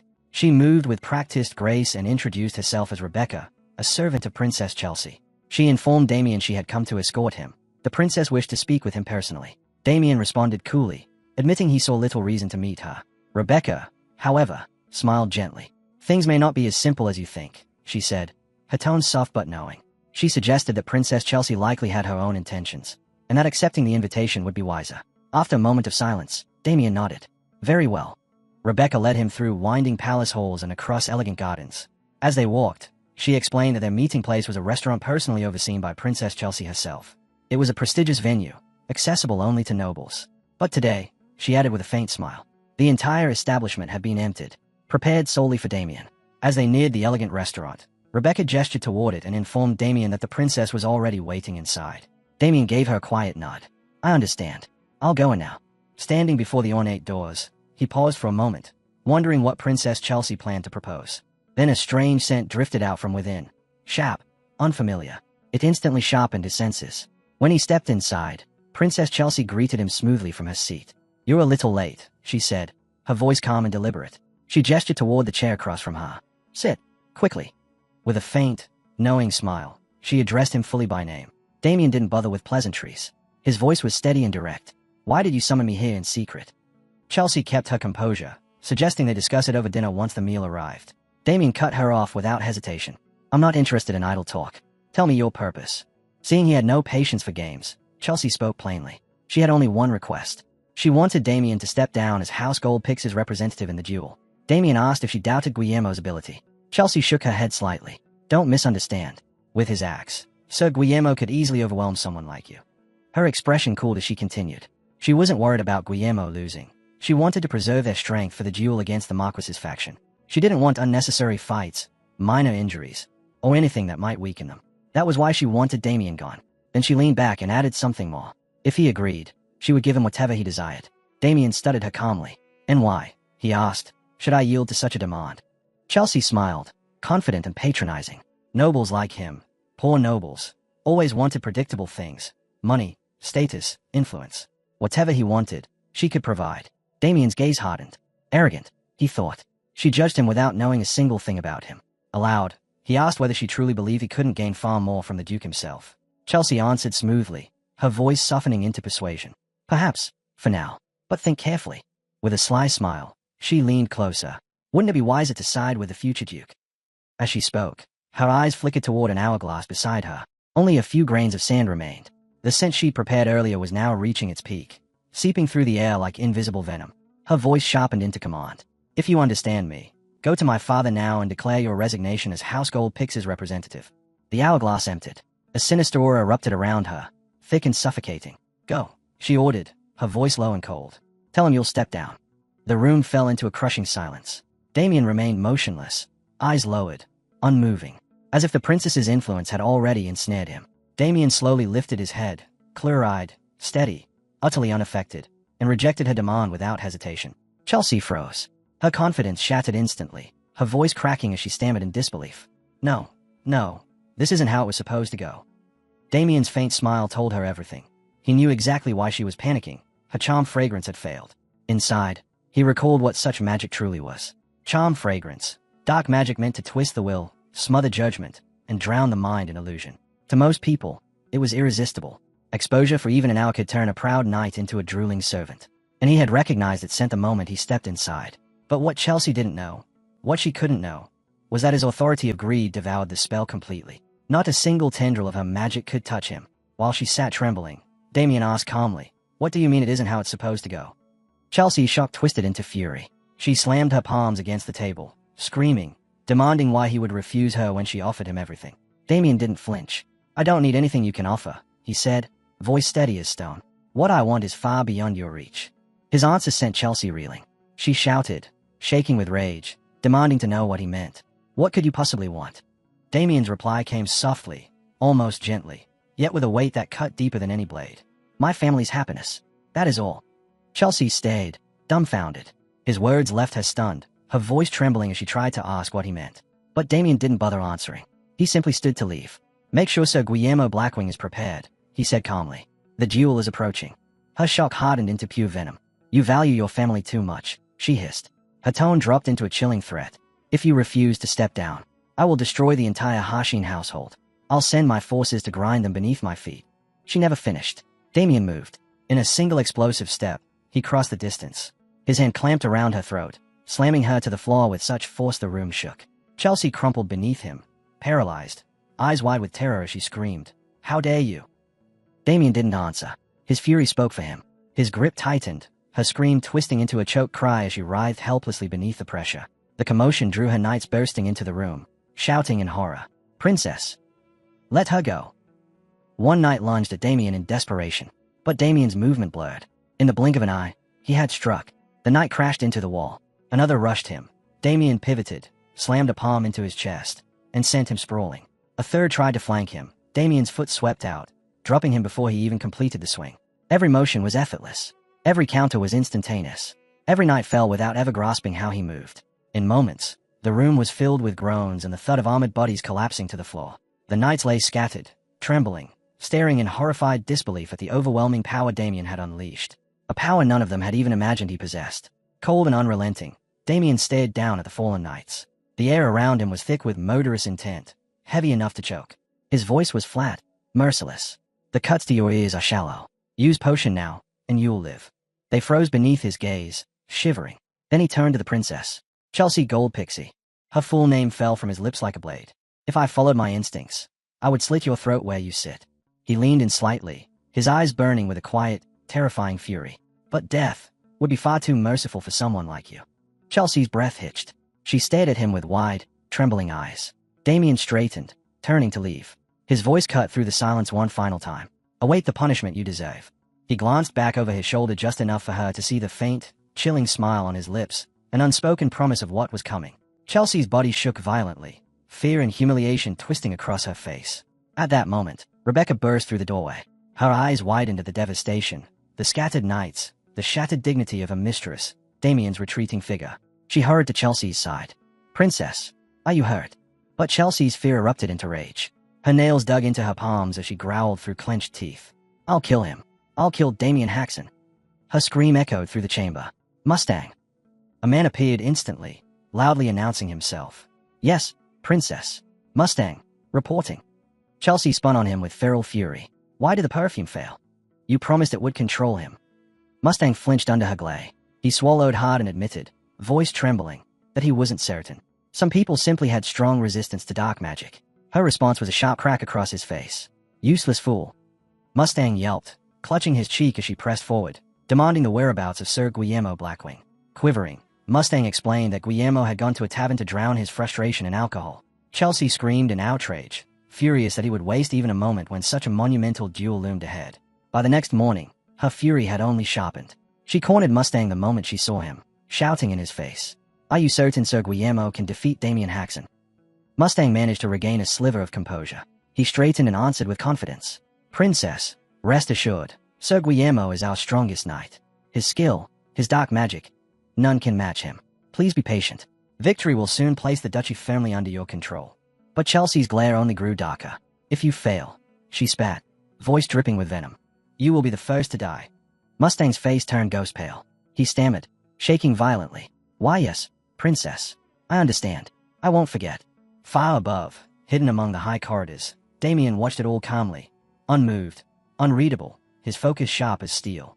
The blacksmith shop glowed softly in the night, the forge long cooled but still exhaling faint warmth. Inside, Victor lay sprawled across the floor, fast asleep with weapons scattered around him, hugging them like oversized metal pillows. His gentle snores filled the quiet workshop, utterly carefree, untouched by the storm that was brewing outside. Damien stays awake long after the others have drifted off, sitting in silence with a new sword resting across his knees. With a light tap of his finger, he strikes the blade and quietly speaks a single name, Yulon. The sword hums in response, releasing a strange vibration that ripples through the air. The sound pulls an old, dangerous memory to the surface. Damien's eyes narrow, his jaw tightening. Yulon, dark mags. He curses under his breath, the suspicion he'd carried finally taking shape. Princess Chelsea Gold Pixie. She must be connected to them. The energy he sensed from Gaim earlier had been the same unmistakable darkness. He flicks the blade again. This time the echo is heavier, deeper. He hits it once more, harder, and a shockwave bursts outward. The walls tremble. Dust scatters. A chunk of stone detaches from the ceiling and smacks Victor on the head. Yet the fool keeps snoring, completely unaware he's under attack. A crooked smile tugs at Damien's lips. Maybe instead of trying to explain all of this to the Duke, he should simply show him. Far easier, far quicker. He nods to himself, amused by his own brilliance. Night fades quietly into dawn. At first light, Guillermo stomps onto the sparring grounds, each step booming as his armor rattles around him. He paces with heavy breaths, letting out guttural roars, trying to summon courage and intimidate everyone watching.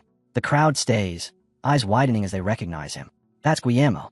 Their whispers carry a mix of awe and dread as they take in his massive build and suffocating presence. More murmurs spread, layering his already fearsome reputation. Someone turns to Pable and asks who he expects to win. Pable freezes, conflicted, his expression tightening with discomfort. After a long moment, he finally admits that if reputation alone decided the outcome, then Guillermo Blackwing should be the clear victor. A low-ranked knight beside him brightens immediately, excitement shaking his voice. He asks if this means they'll finally be free from that demon-like Damien Harshin, a resentment born from the humiliations Damien dealt them over the past 2 days.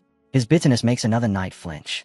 The memory of their sparring session, the brutal beating Damien gave them, the cold amusement in his eyes, sends a shiver down his spine. Pell remembers it too, the helplessness of being completely overpowered. He wants to see Damien fall. Yet even as he says it, he admits he can't picture such a thing happening. And then Damien walks onto the grounds. His presence crackles with sharp, focused energy. He stretches with an easy, eager smile, completely out of place among the tense and anxious knights. From the sidelines, Victor leaps up, shouting encouragement with all the enthusiasm in the world, urging his young master to win. Hitz watches Damien step onto the field with that same bold confidence, his lip curling in contempt. He can't understand how someone can walk in so casually, so fearlessly, as if the entire duel were nothing more than a morning stroll.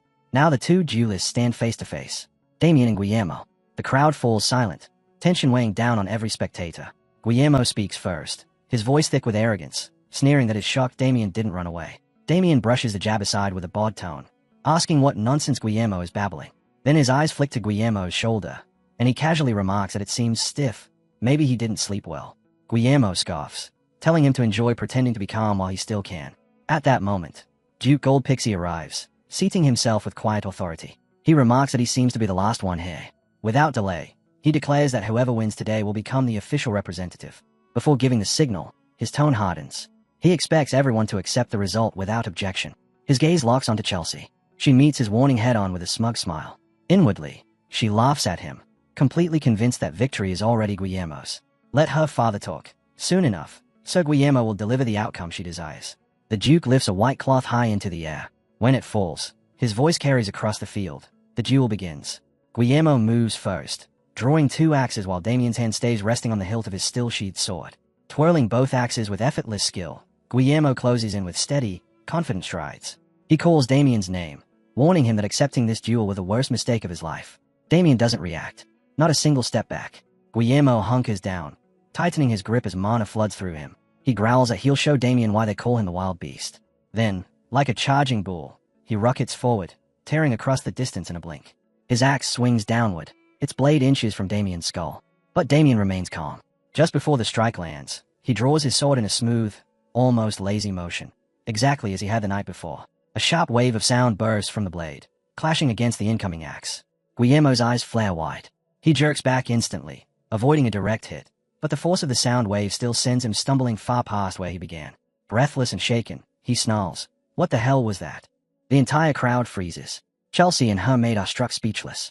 Even the Duke looks shaken, muttering that such a technique is highly unusual. Only one knight seems to grasp what he just witnessed, and the tension in his expression tightens as the truth dawns on him.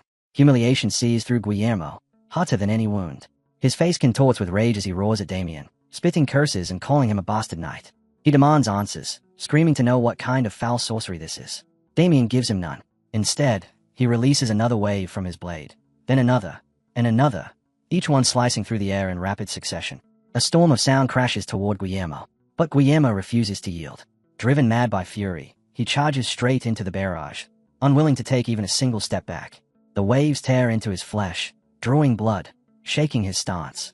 He staggers, chest heaving, pain ripping through him. He barely manages to choke out, "You." But Damien doesn't let him finish. Another wave fires off. Bam! It slams into Guillermo's face. Before he can raise his head, another blast hits him again. Bam! His skull snaps back, blood pouring from his broken nose, his movements slow and uncoordinated. Damien pauses only long enough to let him gasp for air. Guillermo spits blood, wipes his trembling mouth, and glares up at him with pure hatred. Through clenched teeth, he rasps out another insult, calling Damien a little bastard. Damien answers by lifting his sword high. Mana floods the blade, its aura intensifying until the air itself vibrates with pressure. His voice cuts through the stillness. He's done wasting time. He points the blade downward and slams it into the ground. Bam! A massive shockwave explodes outward, far stronger than anything before. It tears across the arena, crashing into Guillermo with devastating force. His body convulses as the dark mana inside him is ripped apart, shredded from the inside out. A scream bursts from his throat, raw and agonizing. The crowd can only stare. Not one person understands what they are seeing. Shock spreads across every face. Chelsea's, her maid's, the Duke's, even the knight beside him. Guillermo clutches his stomach, his body twisting violently. A horrible sound gurgles out of his throat. Then he vomits. A thick, putrid stream of black sludge spills from his mouth. And it doesn't stop. It keeps pouring out. A revolting torrent that seems endless. Damien watches without flinching, his expression unchanged. The Duke recoils, demanding to know what is happening. His knight narrows his eyes, muttering that his suspicion might have been correct all along. Chelsea stands frozen, whispering in disbelief that something like this shouldn't exist. Still, the sludge keeps flowing. Guillermo's body trembles uncontrollably as smoke begins rising from his skin. His hand shrivels, the flesh collapsing into itself as if drained dry. Damien finally steps forward. He stands over Guillermo's collapsing form, a faint smile touching his lips. His voice is cold when he speaks. Finally, Guillermo's true form is exposed. Guillermo makes a final, futile attempt to resist, but his voice breaks into a pathetic whimper, the dying cry of a cornered beast. Then he collapses completely, his strength gone, his body wasted away. He lies crumpled on the ground, utterly destroyed. Damien stands over the fallen man, unshaken, his voice slicing through the stunned silence as he calls Guillermo what he truly is, a fake knight. The words fall like a verdict, heavy and impossible to ignore. A wave of shock ripples through the crowd. A fake knight.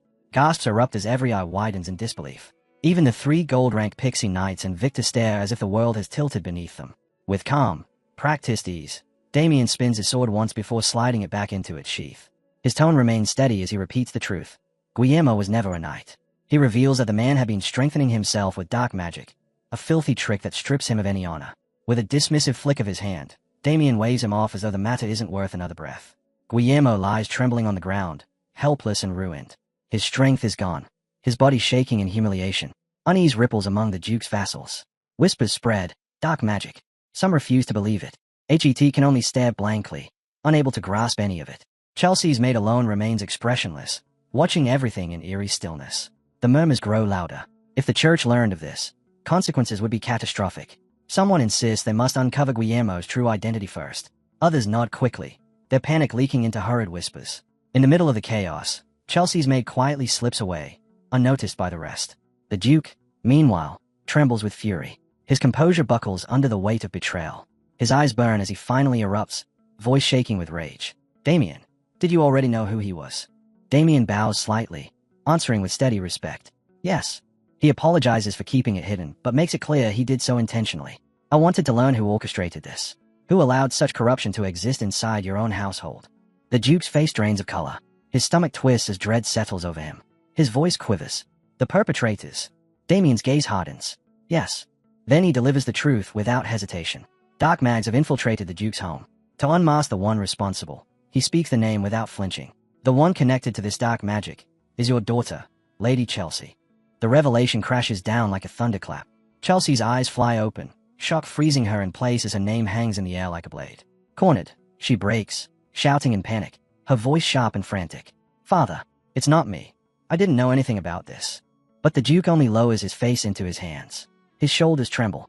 The weight of disappointment crushes the fight out of him as he struggles between denial and fury, unable to speak without breaking. I can't deny it. Not when I look closely. The Duke's voice cracks as he forces the words out. I don't want to believe it. But the fury swelling inside him finally breaks its chains. He lifts his head, eyes burning with betrayal as he stares straight at Chelsea. How dare you bring such filth into my house? His roar cuts through every whisper. Don't just stand there. He thrusts a trembling hand toward her, his authority absolute. Lock her up, her and every person involved. Find out who they really are. Chelsea's face drains of color. Father, please, I'm innocent, she cries, voice breaking. But no one listens. Guards rush in, lifting the broken body of Guillermo and surrounding Chelsea. They ask her to surrender peacefully. Panic shatters whatever composure she had left. Her teeth clench. If she's taken now, everything she's hidden will be exposed, and she knows it. In a desperate gamble, she snaps at her loyal men. What are you doing? Protect me. Her soldiers instantly obey. They raise their blades and shout, Yes, my lady, before recklessly attacking the Duke's guards. The Duke watches their defiance with a long, weary exhale. It wounds him more than rage ever could. At last, his voice turns cold. Sir Gale. His knight steps forward, posture sharp, presence overwhelming. The Duke doesn't blink. Apprehend Chelsea Goldpixie at once. Sir Gale bows, voice forged in iron. As you command. Then he walks forward, each step heavy with dominance, his cloak flowing like the shadow of judgment itself. Chelsea's soldiers freeze. The aura descending upon them is suffocating, crushing their spirits, threatening to wrench the breath from their lungs. Their bodies shake uncontrollably as Sir Gale's killing intent washes over them. His words land like a death sentence. Step aside. But they don't move. They can't. Trembling and terrified, they grit their teeth anyway, refusing to abandon their lady. Please, run, my lady. We'll hold them off. Chelsea's eyes widen. Fear overwhelms her, but she turns and bolts. Okay. Sir Gale lets out a slow, regretful breath. How unfortunate, he murmurs. His hand moves. Steel sings. In one smooth, almost effortless motion, he draws his blade, and the world seems to split. A deafening slash tears through the air. Chelsea glances back mid-run, and her heart stops. A wave of mana, bright and merciless, has already carved through her soldiers and is racing toward her. She screams, ducking instinctively. The force grazes her, slicing strands of her hair clean off. She collapses forward, panting hard, realizing she's still alive. Relief rushes through her as she looks up and sees her loyal soldiers still standing. For a heartbeat, she believes they survived it. But she doesn't see it yet. The faint, perfect line drawn across each of their bodies. A line that should never exist on the living. A single heartbeat passes, and then their bodies split apart. Chelsea watches in frozen horror as her soldiers collapse in clean, terrifying pieces, sliced exactly where Sir Gale's attack had passed. Weapons clatter beside them. Blood erupts outward, warm and violent, splashing across her face. Her scream never makes it out.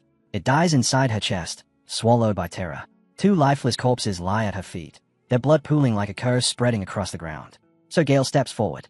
To her, he's no longer a knight. He's a demon, a walking executioner whose presence crushes the air itself. Chelsea staggers back, trembling violently. Don't come any closer, she cries, her voice cracking apart as her eyes dart desperately around for rescue. And then she sees him. Sir Ernst. Her gaze snaps to him like a drowning woman reaching for the surface. Sir Ernst, she screams. He jolts at the sound of his name, hesitation flickering in his eyes. Blood and tears streak down her face as she pleads, voice shivering with raw desperation. Please, Help me. Save me. Her cry tears through him. He knows he should remain silent. He knows the truth. But her voice, her desperation, it destroys his resolve. She calls to him again, sorrow pouring from her words, and he breaks. So Ernst steps forward. He draws his weapon and places himself between Chelsea and Sir Gale. Even if it costs him everything, he cannot ignore the woman he cherishes. From the sidelines, Damien watches with icy disdain. One word flickers through his mind. Idiot. Sir Gale doesn't waver. His gaze settles on Sir Ernst. His voice controlled, heavy, and absolute. Sir Ernst hovers. He begins, tone respectful yet unyielding. As a mid-class knight, you have strengthened this household greatly. His grace holds you in the highest esteem. Then his voice sharpens like a blade. But if you insist on shielding Lady Chelsea, I will execute you where you stand.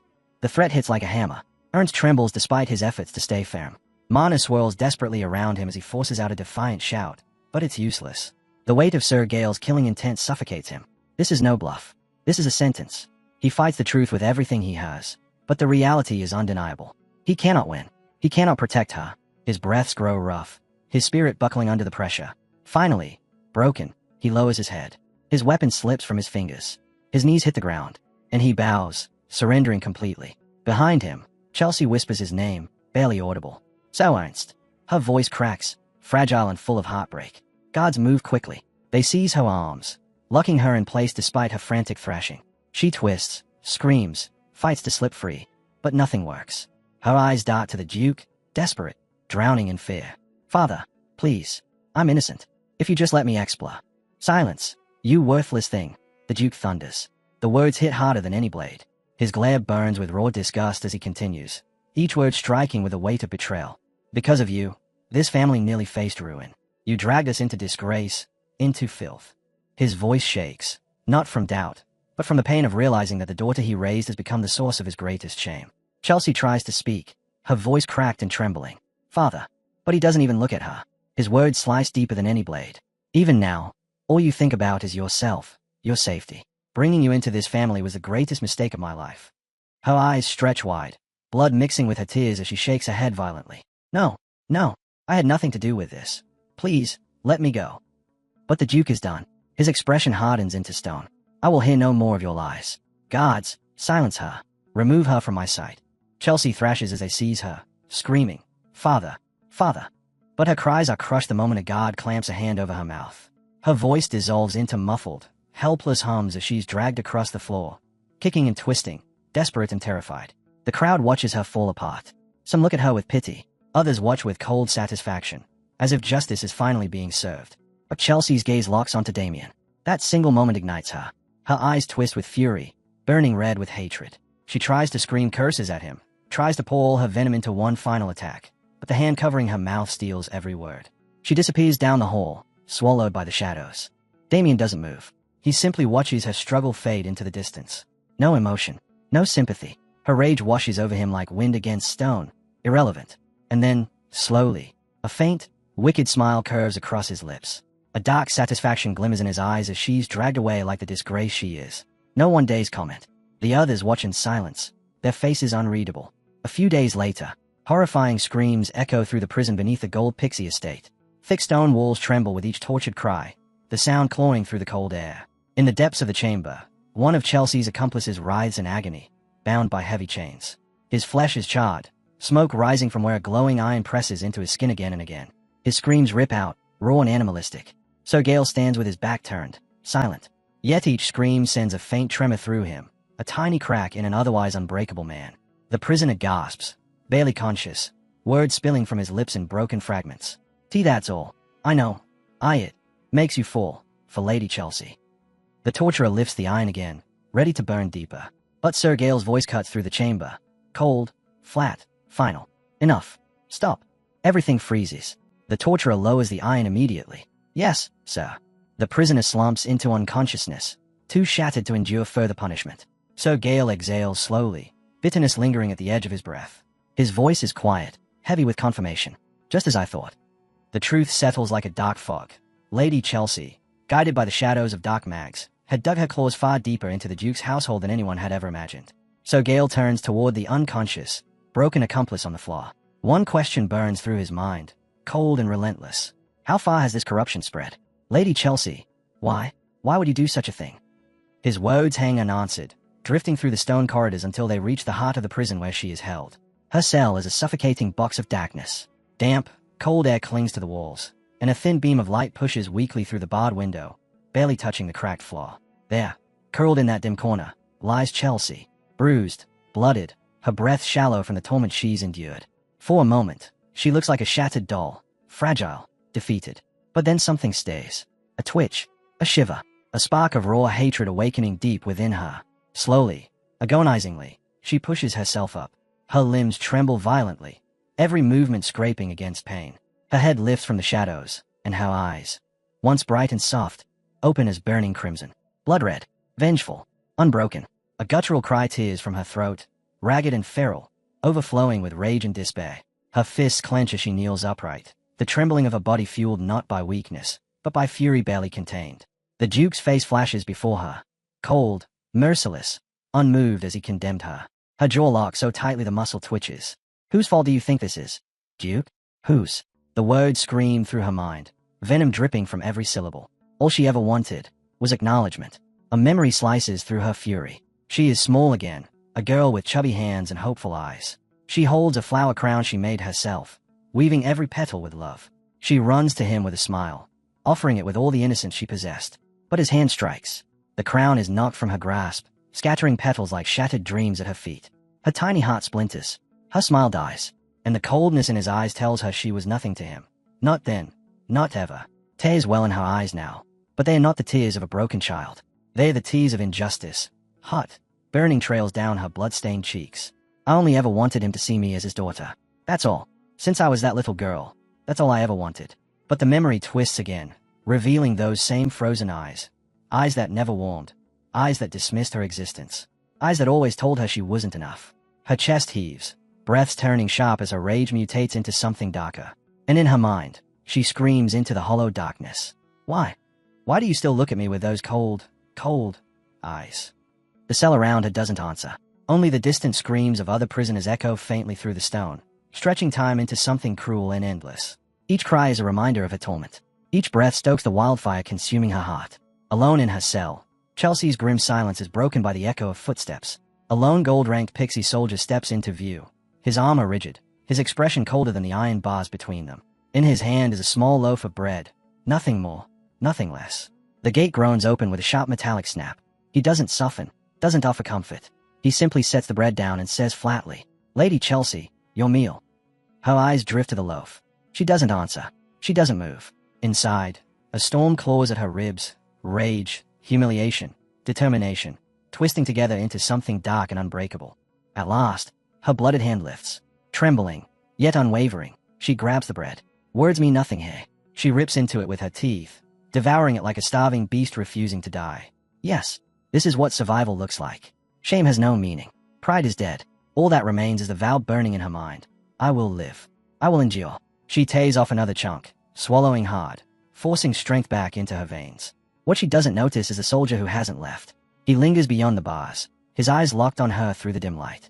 His stare sharpens. His presence thickens. Silent, calculating, almost sinister.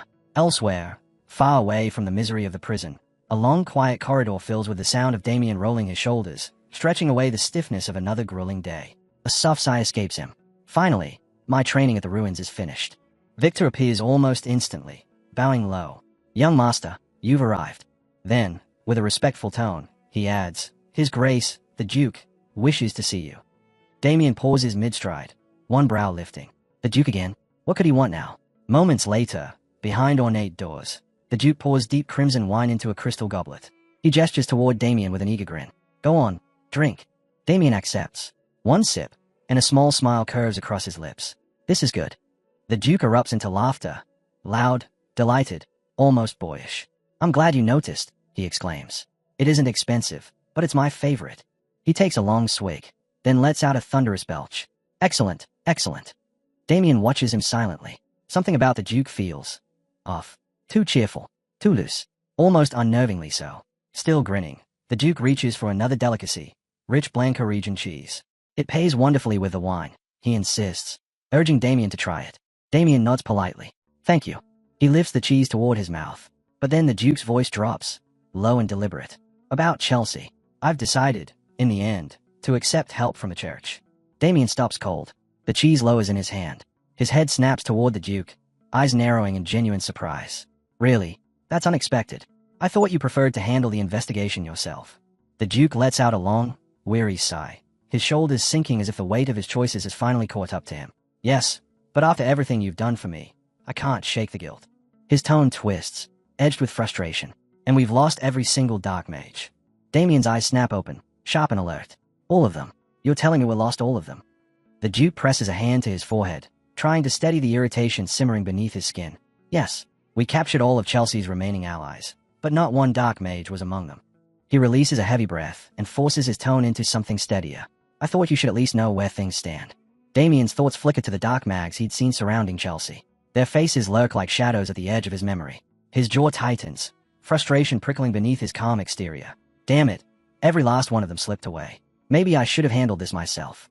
The Duke continues, words firm despite the bitterness lacing them. Even so, I'll leave it to the church. They are better suited to hunting those slippery bastards. I'm not risking drawing their suspicion by poking around myself. Damien nods slightly, then asks, and Chelsea? Did she say anything? Anything at all? About the dark mags? The Duke slowly shakes his head, the motion heavy with finality. No, not a single word. Even under relentless torture, she didn't speak. That woman, she's stronger than anyone expected. He drains the last of his wine, sets the empty crystal glass on the table, and stares into nothing for a long moment. Chelsea wasn't always like this. The room falls into a still, almost eerie silence. The breeze drifting in from the open window stays the curtains just slightly, carrying with it a faint, chilling edge, like a whisper at the back of one's neck. At last, the Duke begins again, his voice weighted by memories long buried. He tells Damien that Chelsea's mother was not a noblewoman, but a commoner, a woman he encountered during a hunt in his reckless youth. A fleeting meeting, followed by an unexpected pregnancy. Bitterness creeps into his voice. Back then, I refused to believe one careless moment could lead to a child. The idea that someone of low birth carried my blood, it was unbearable. He can still see it, the memory etched in his mind. Chelsea is a small child, clutching her mother's skirt with frightened hands. Her mother knocking on his door, pleading, begging for him to acknowledge them. But he had turned them away, cold, unmoved, merciless. Now, sitting with his regrets, his expression darkens, softened by sorrow. Time passed, he murmurs. But eventually, curiosity got the better of me. I ordered an inquiry into the child I had abandoned. What he learned shattered him. Chelsea's mother had fallen to the plague. The child, the tiny girl he had cast into the cold, had survived alone. His voice lowers, weighted by guilt. With that knowledge, I finally brought her into my household. That's how I came to know her, the Duke murmurs. A bitter, hollow laugh slips from him, sharp, self-mocking. Looking back, it was such an uncharacteristic decision for me. Why? Why did I do it? The question isn't for Damien. It's a confession whispered into the air, a wound reopening. Damien answers simply, steady and calm. Maybe, because she's family. Family, the Duke repeats, stunned. Family. The word sits awkwardly on his tongue, foreign and heavy. He gazes up toward the ceiling as if the answer might be written there. Did Chelsea really want that? Was all of this just so I would acknowledge her as family? A long, regretful sigh escapes him. She could have lived a peaceful life, a simple life as a noblewoman. Why did it have to turn out like this? He pauses, suddenly aware of how long he's been speaking. A faint flush creeps across his cheeks. Listen to me rambling, he mutters with a tired chuckle. The wine must be kicking in. Forgive me, Damien, I've gone on far too long. But before Damien can reply, a voice erupts outside the door, panicked, breathless. Your Grace, are you here? The door crashes open. A man stumbles in, terror etched into his trembling voice. The Duke's expression sharpens. What's the meaning of this disturbance? The messenger gasps frantically. Your Grace, Lady Chelsea, something terrible has happened, she. But he never finishes. The scene fractures, cutting away to the prison.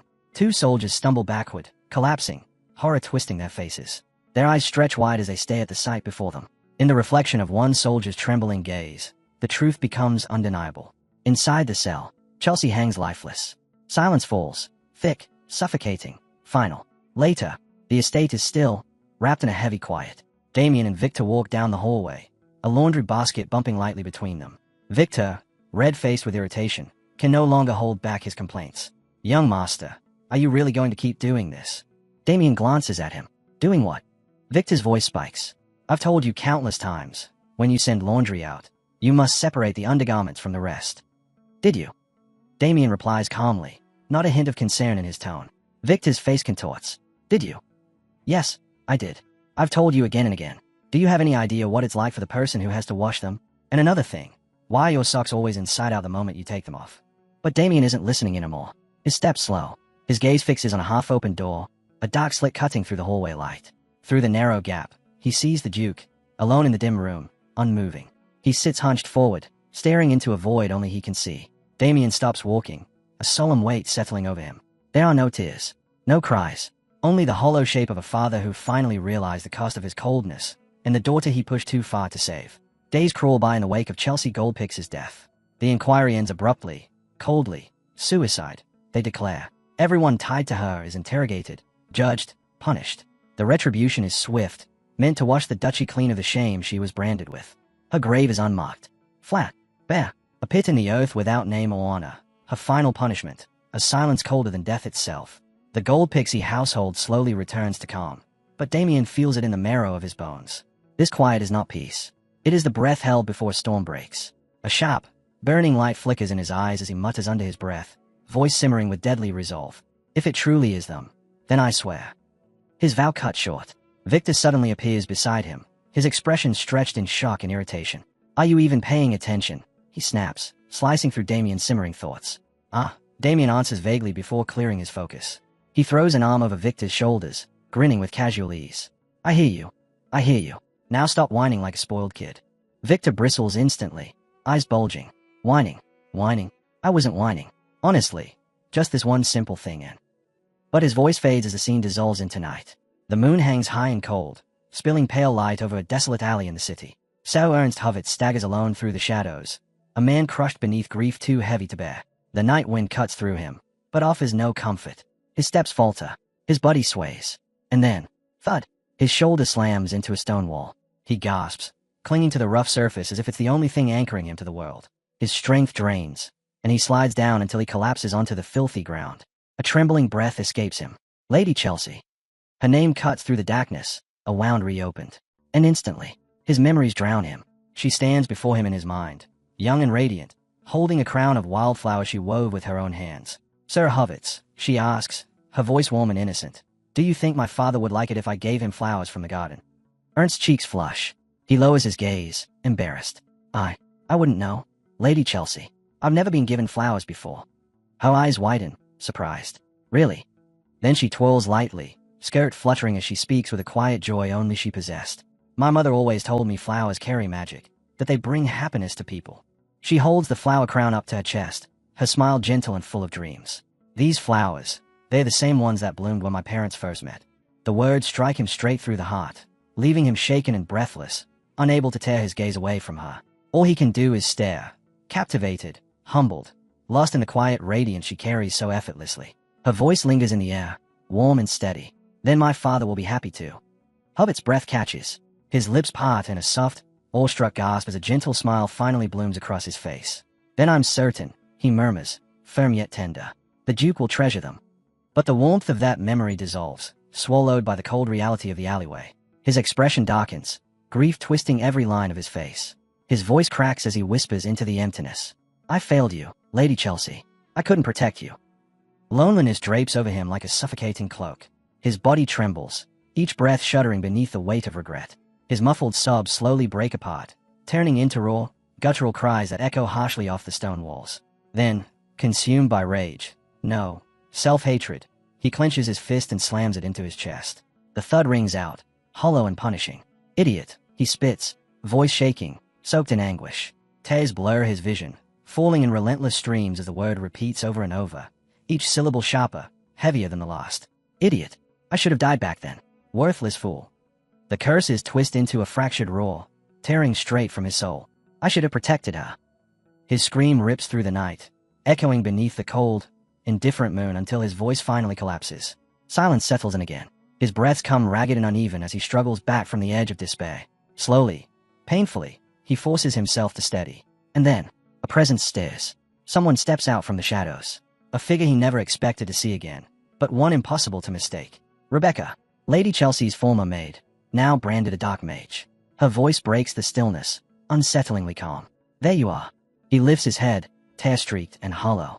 As she steps closer, her face softens, just slightly, almost carefully measured. She addresses him in a smooth, composed tone. Sir Ernst Hovitz.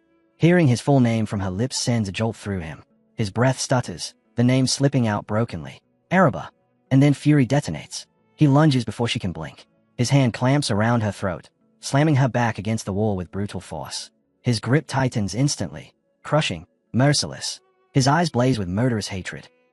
He growls, voice shaking with rage. What audacity do you have to show your face, hey? Because of you, Lady Chelsea. His words break off as he squeezes harder, his hand alone promising death. Rebecca chokes, her nails digging into his arm in desperate panic, her face flushing a deep, frantic red. Her voice escapes in fragmented gasps. One last plea for air. Please, Sir Hovitz, listen to me. Her voice is thin, strangled, barely clinging to life. But the storm inside him is nowhere near calm. Rage floods every vein, every trembling muscle, drowning out reason.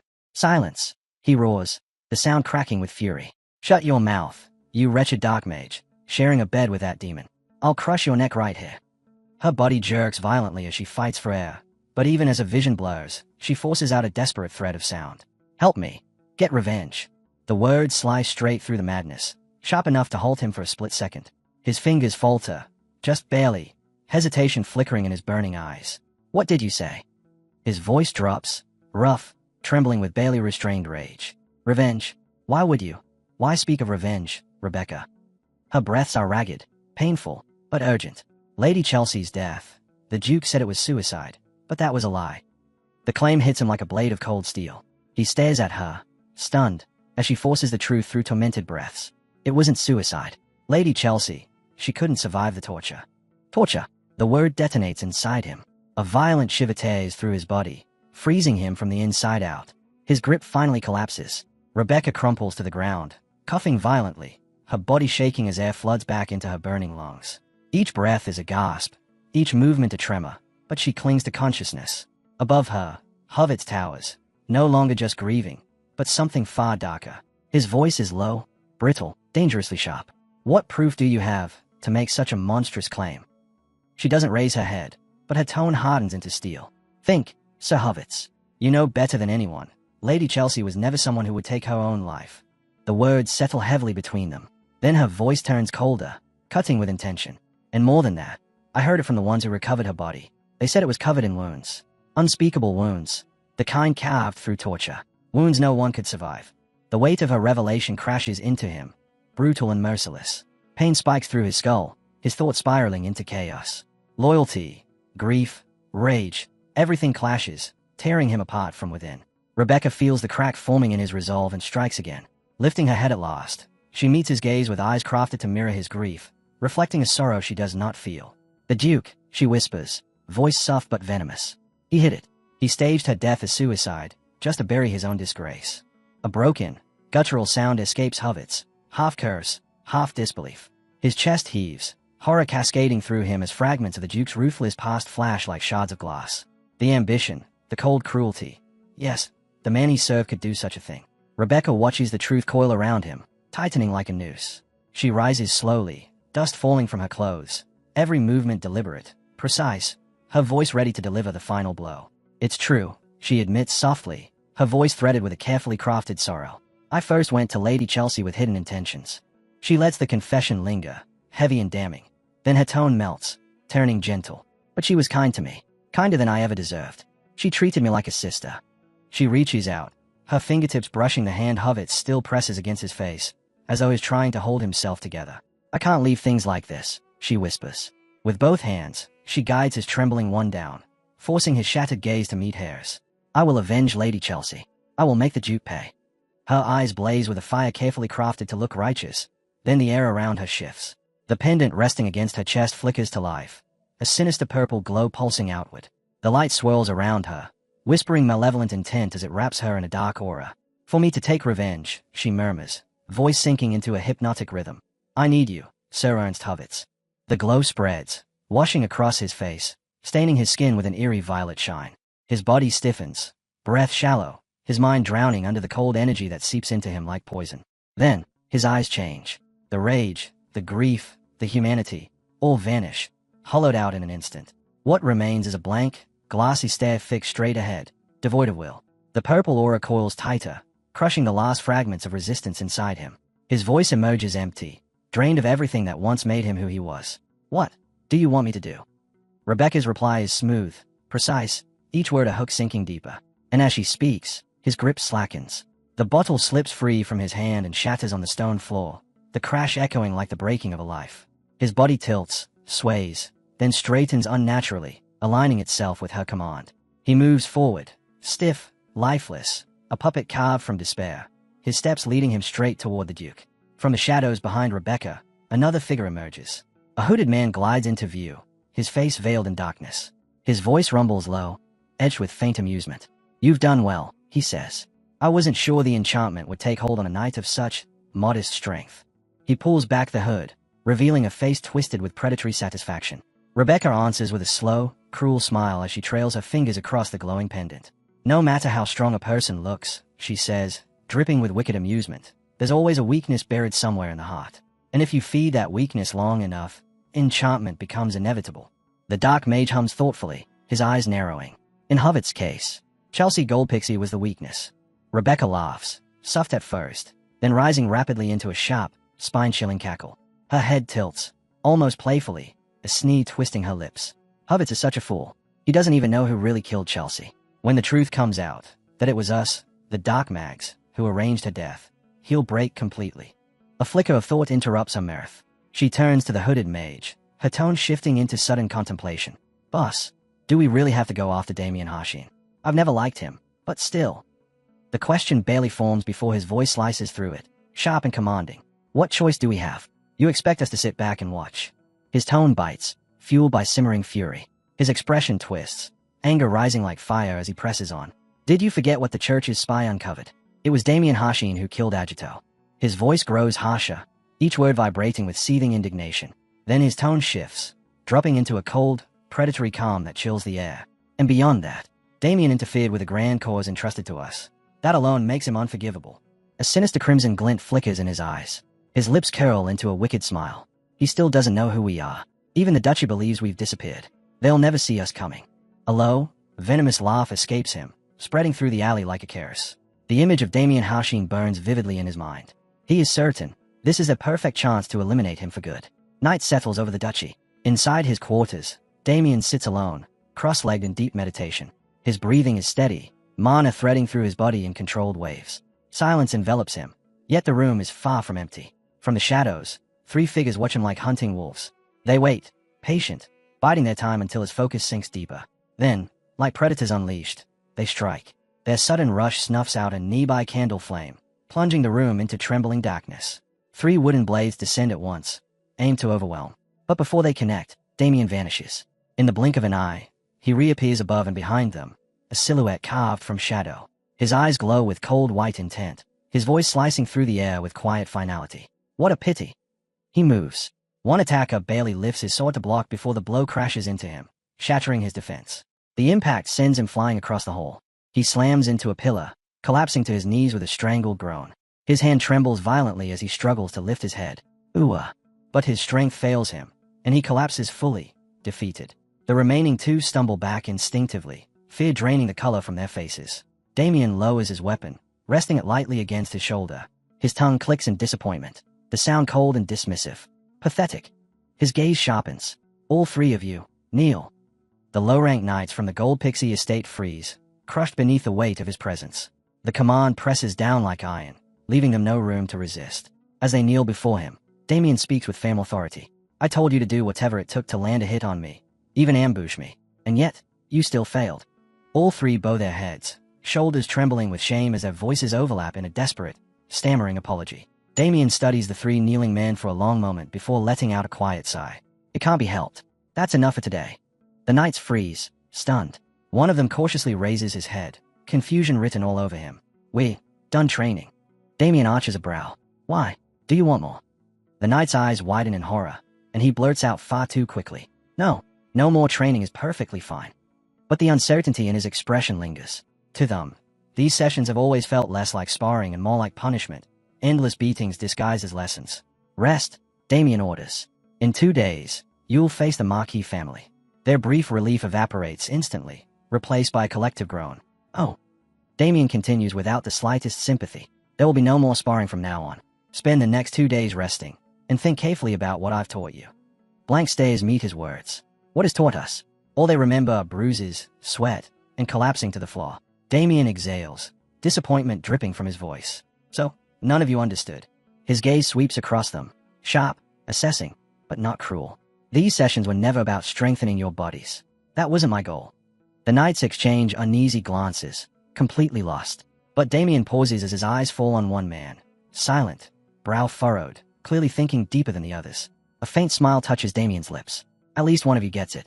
With that, he reaches for the weighted bag strapped to him and removes them. The knights stare, jaws hanging open as realization slams into them. He'd been holding back the entire time. Damien doesn't wait for their reactions. He turns away, a quiet, confident smile tugging at his lips. Perhaps I can look forward to that match. Days later, the rhythmic pounding of hooves echoes across the green plains.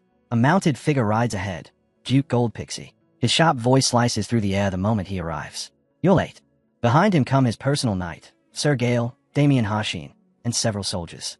They quickly begin setting up camp under the Duke's impatient gaze. Once preparations settle, the Duke turns toward Damien. Sir Harshin, he calls, what is your assessment of the enemy forces? Damien studies the distant troops, gaze keen and precise. They are highly trained, he says evenly. It's not just their equipment. Each soldier has considerable skill. The Duke lets out a short laugh. Right, you mean that bastard from House Lionbloom. If there's one thing he excels at, it's drilling his men. A faint smile curves the Duke's lips. Damien simply watches him, quiet, curious. Sir Gale steps forward, bowing slightly. My lord, a messenger from the Marquis's side has arrived. They request a meeting between representatives before the duel. Is that so? The Duke murmurs, a knowing glint in his eye. So they want to show some sincerity. He nudges the reins lightly, his horse responding with a sharp neigh. A confident smile spreads across his face as he calls to his men. Very well, let's go. Meanwhile, deep inside the Lion Bloom camp, a thunderous voice shakes the walls of a tent. Michael, get up already. Marquis Lion Bloom kicks the side of a bed with enough force to rattle the frame, glaring furiously at his son. We're meeting the Duke's faction soon.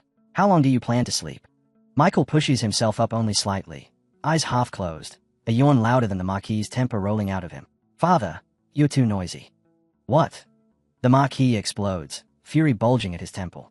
But Michael simply yawns again and stretches lazily. Why'd you wake me? I was having such a good sleep. This is Michael Lion Bloom, the eldest son of House Lion Bloom. True to his nature, he flops right back down and drags the blanket over himself. You little brat, the Marquis snarls. Do you even understand how important your role is in this duel? I'm not interested, Michael mutters, turning onto his side.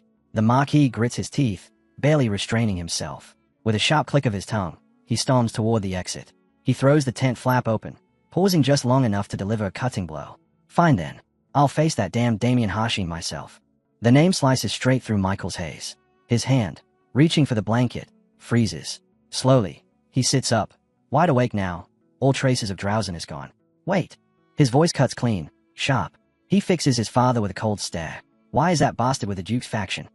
The Marquis returns the glare. Maybe you'd know if you weren't sleeping all day. The Duke's side chose Damien Harshin as their representative. A chilling grin spreads across Michael's lips. His thumb slides along the hilt of his sword, pushing the blade halfway free. The metal gleams, dangerous, eager. His eyes flicker with madness. Oh, really? Then that works out perfectly. Outside the camp, Michael and the Marquis stride forward to meet Duke Goldpixie and Sir Gale. The Duke's lips curl into a faint laugh the moment he sees them.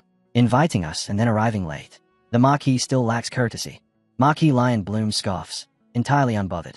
And for you to make noise over something so trivial, it seems you're still as narrow-minded as ever. Their words bristle with hostility. But instead of erupting, both men laugh, sharp, predatory sounds, like beasts circling each other. Sir Gale steps forward with a discreet cough, cutting cleanly through the tension. The Marquis turns immediately. Sir Gale, it's been a while. It has. Gale replies smoothly. Good to see you again. Lion Bloom extends a hand with a smile far too friendly to be sincere. Don't you find serving the Duke boring? My offer still stands. You be welcome in my house. Sir Gale answers without hesitation. My loyalty belongs to the Goldpixie family. It always will. The Marquis clicks his tongue with mock disappointment. A pearl before swine, then. The Duke bristles, fury flaring. Why, you little. But before he can spit out a retort, Lion Bloom's eyes shift, landing squarely on the young knight standing at the Duke's side. And this one, is he the one? Yes, the Duke replies. The one they called Damien Hashin. The Marquis's stare sharpens instantly. Fury coils inside him as he studies Damien, the boy who humiliated his son, crushed his knights, and now stands here with that calm, almost casual smile. His fists tighten until the veins bulge, anger throbbing beneath his skin. But then, something unsettling creeps into his chest. A strange tension. A chill that should not exist. Why? Why do I feel this? Pressure. I'm a high-class knight. Why does a lowborn child make my instinct scream? His mind races. Could it be? Hidden potential. Could this boy truly stand shoulder to shoulder with Michael? The thought hits him like lightning. His head snaps toward his son. Michael's face is shadowed, unreadable for a breath. Then he raises his chin, and his crimson eyes lock onto Damien. Sharp, unwavering, cutting straight through the air between them. Damien Hashin. He speaks the name softly, tasting it, testing it. Damien only tilts his head, mildly confused by the intensity of the stare. Then Michael's lips curl. A slow grin spreads across his face. Mischievous, dangerous, itching for bloodshed. His stance shifts, deliberate and poised. One hand grips the hilt of his blade. The other presses upon the sheath. His weight settles, ready to draw, ready to kill. The metallic scrape of steel echoes as the sword slides free. Damien blinks, momentarily taken aback, watching in quiet confusion. Michael's crimson eyes blaze, wild and unfocused, as he drops into a perfect combat stance. One hand on the hilt, one on the sheath, his body coiled like a blade about to spring free. Damien hears the sword clank as it draws another inch, gleaming under the light. Still silent, Damien simply watches him, gaze steady. Then, Michael freezes. A hand clamps around his wrist. His father stands beside him, expression hard as stone. The sudden grip snaps Michael back to awareness. His eyes widen, shocked as though waking from a trance. He glances down at the half-drawn blade, at the reflection staring back at him, and realizes with a chilling jolt that he hadn't even known what he was doing. Sir Gale shoots him a fierce sideways glare. Sir Michael, he snaps, voice sharp as a whip. What do you think you're doing? His tone carries the weight of a knight addressing a grave offense. How dare you draw steel in the presence of his grace? The Duke steps forward, calm yet unyielding. Surely, he says, voice edged with warning, you understand that drawing a blade against a noble is a serious crime. Marquis Leon Bloom immediately interjects, rushing to defend his son. He acted foolishly, yes, but only because of his determination to win. But the Duke is unmoved. Oh, so you asked me to overlook such an act, for that reason alone. His gaze sharpens. Then tell me, how do you intend to take responsibility for this? The accusation hangs between them like a drawn sword, the air crackling with tension. Marquis, inwardly cursing the mess his son had created, shot Michael a troubled glance. Did his body move on its own? He wondered. When he shifted his gaze to Damien, calm, smiling, unbothered, and then back to Michael's shaken expression, a cold realization formed in his mind. It's as if he were facing a wild beast. Meanwhile, the Duke rested a hand thoughtfully against his chin. He was already calculating, already plotting. To him, this incident wasn't trouble. It was opportunity. After a moment of pretending to consider it, he gave a thin smile. It can't be helped, he announced. We'll cancel the duel, and I'll overlook the matter, just this once. Marquis stiffened. What? That wasn't like the Duke at all. The man never let anything slide. Something was wrong. His suspicion was confirmed immediately. However, the Duke added casually, I will attach a few additional conditions to the rewards of the duel. Marquis nearly clicked his tongue. Of course. He forced a polite expression and asked what these so-called conditions were. The Duke's smug grin made it clear he knew he had Marquis cornered. By the end of the negotiation, the Marquis's face had hardened bitterly. Every term favored the Duke. Every outcome was a loss for him. But he accepted them all with stiff reluctance. Turning away sharply, he muttered, Michael, we're leaving. Yes, father, Michael replied, subdued for once. The Duke waved with exaggerated cheer. I won't see you out. See you later. Damien, who had quietly observed the entire exchange, let out a soft, satisfied breath. The Duke had played the situation skillfully, far more shamelessly than most nobles would dare. Still, the Duke wasn't finished. He looked directly at Damien. It's strange, he remarked. Why would Michael Leon Bloom draw his sword at you of all people? Damien shrugged, hands spread in an innocent gesture. Who can say? He replied lightly, but a faint smile tugged at the corner of his lips. Inside, he was impressed. His already awakened his sixth sense at that age. Michael's reaction had told him everything. This duel will be interesting. As they walked away, Marquis tilted his head toward his son, voice low and tense. Why did you draw your sword so recklessly? You could have jeopardized the entire house. But Michael answered with barely contained excitement. Father, did you see it? Marquis blinked, caught off guard by the tone. Michael continued, eyes alight with exhilaration. He knew. Damien knew I was about to draw my sword. Yet he didn't flinch. He just stood there, smiling. Joy pulsed through his words as he spoke. I've never faced anyone like him.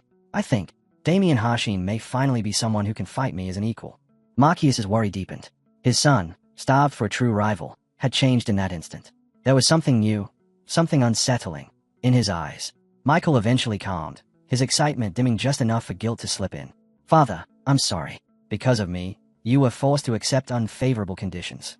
His remorse was real, but the thrill burning in his chest was far, far stronger. Marquis, irritated that his son was only now realizing the obverse, held back his frustration with a long, controlled sigh. He waved the matter aside, insisting there was nothing to concern themselves with. With confidence bordering on arrogance, he declared that victory would undoubtedly belong to House Leon Bloom. Finally, the hour of the duel arrived. The Leon Bloom flag rose high, fluttering proudly as both houses gathered at the center field.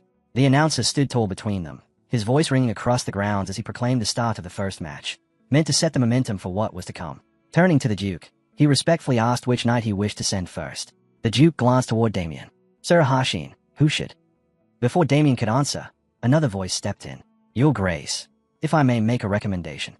The Duke turned, eyebrows lifted in mild curiosity. Standing there was Sir Sebastian Vincenzo, trainer of the dueling knights, the man responsible for shaping the estate's future talent. Sebastian stepped forward with confidence. I can recommend someone far more suitable than Sir Damien. Damien observed him quietly. So this is the middle-class knight, Sebastian Vincenzo. His gaze drifted to the dueling knights, Pable and the other disappointments Sebastian had trained. So he's wary I'll steal his credit. Damien decided to let him have his moment. Outwardly, he nodded politely. Your Grace, let Sir Sebastian choose the first knight. The Duke accepted the suggestion and turned to Sebastian. Very well. Who will go first? Sebastian lifted his chin and declared proudly. Fabian Vincenzo. Fabian strode forward and drove his spear into the ground with a heavy stomp, standing tall as Goldpix's first dueling knight. He turned to his father and gave a confident nod. Sebastian's eyes softened with pride. Fabian, my son, don't worry. I'll reclaim our honor today. And Fabian, in turn, promised silently that he would win, no matter what. The Duke studied him with interest. I've heard of your talent, Sir Fabian. I look forward to seeing it. Damien, however, was unmoved. Something else had caught his attention. His eyes widened slightly as House Lionbloom's representative stepped forward, Ronald. He moved with a lazy, indifferent gait, as if he could hardly be bothered to be here. The first duel began. Fabian dropped into a formal battle stance, spear ready. Ronald didn't even bother. He stood relaxed, posture loose, eyes half-lidded with boredom. Fabian cleared his throat and announced loudly. I am Fabian Vincenzo of House Vincenzo. State your name and house. Ronald gave him a sidelong glance. Ronald. And your house. Fabian pressed. Ronald shrugged. No house. Fabian froze. You a commoner. The realization infuriated him. How dare a mere commoner stand opposite him? Him, who had mastered the secret techniques of House Vincenzo. Ronald stayed back with open disdain. Do all nobles chatter this much? Sounds like you prefer fighting with your tongues like women. The insult snapped every last thread of Fabian's composure. You, he roared, surging forward. His aura exploded around him, swirling like a storm as he prepared a devastating attack. I'll show you the difference between us. But Ronald didn't react. He didn't raise a weapon. He didn't brace. He simply stood there, completely unbothered. Behind them, the Goldpixin knights erupted in cheers. Fabian struck first. Show him, Sir Fabian. Their confidence swelled, convinced their knight had already seized control of the fight. Fabian unleashed a wide, elegant downward slash, beautiful in form, deadly in intent. Ronald slipped away from it with a single, effortless step, as if avoiding a falling leaf rather than a trained knight's attack. A ripple of unease passed through Fabian. He twisted his arm, redirecting his blade mid-motion, then launched into a relentless storm of strikes, slashes, thrusts, sweeping arcs. Ronald barely moved. He parried every blow with insultingly little effort, each deflection casual, lazy, mocking. Then he lifted his eyes, expression dripping with contempt. Pathetic. The word sliced deeper than any blade. Already rattled by his inability to land a single hit, Fabian's fury erupted. He screamed insults, spitting rage, calling Ronald a low-born nobody, a worthless commoner. Fueled by that rage, he gathered every ounce of mana he could muster into one massive strike. His aura surged wildly, unstable and violent, as he roared his declaration of superiority. That was the moment Ronald's expression shifted. He finally grew serious.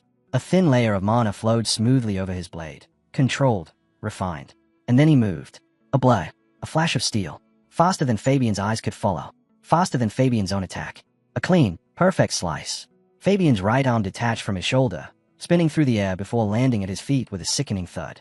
Fabian stared, wide-eyed, watching his severed arm lying on the ground. His mind froze. Then the horror hit. The Duke stood frozen, his jaw slack with disbelief.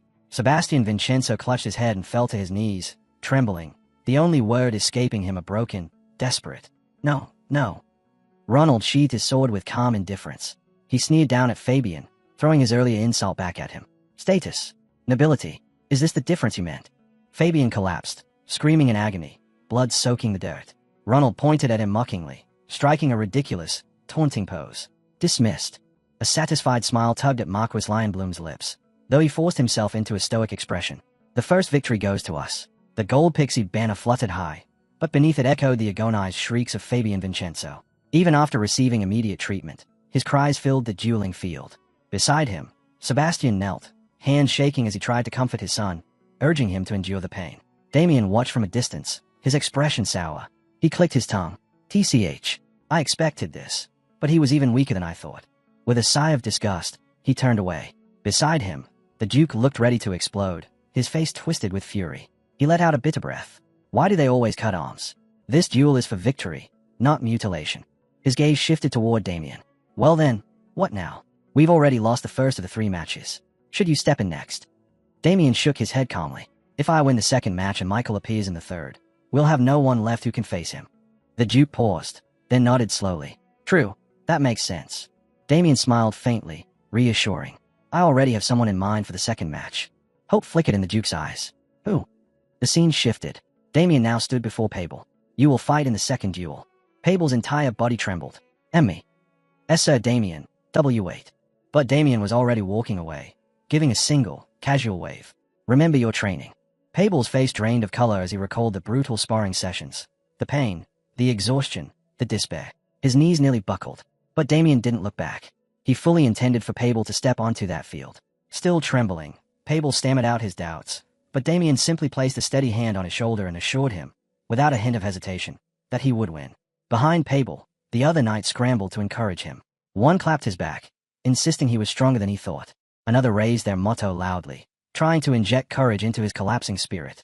The Duke, however, looked thoroughly unconvinced. He sighed heavily but allowed Damien's choice, though he couldn't help voicing his concern.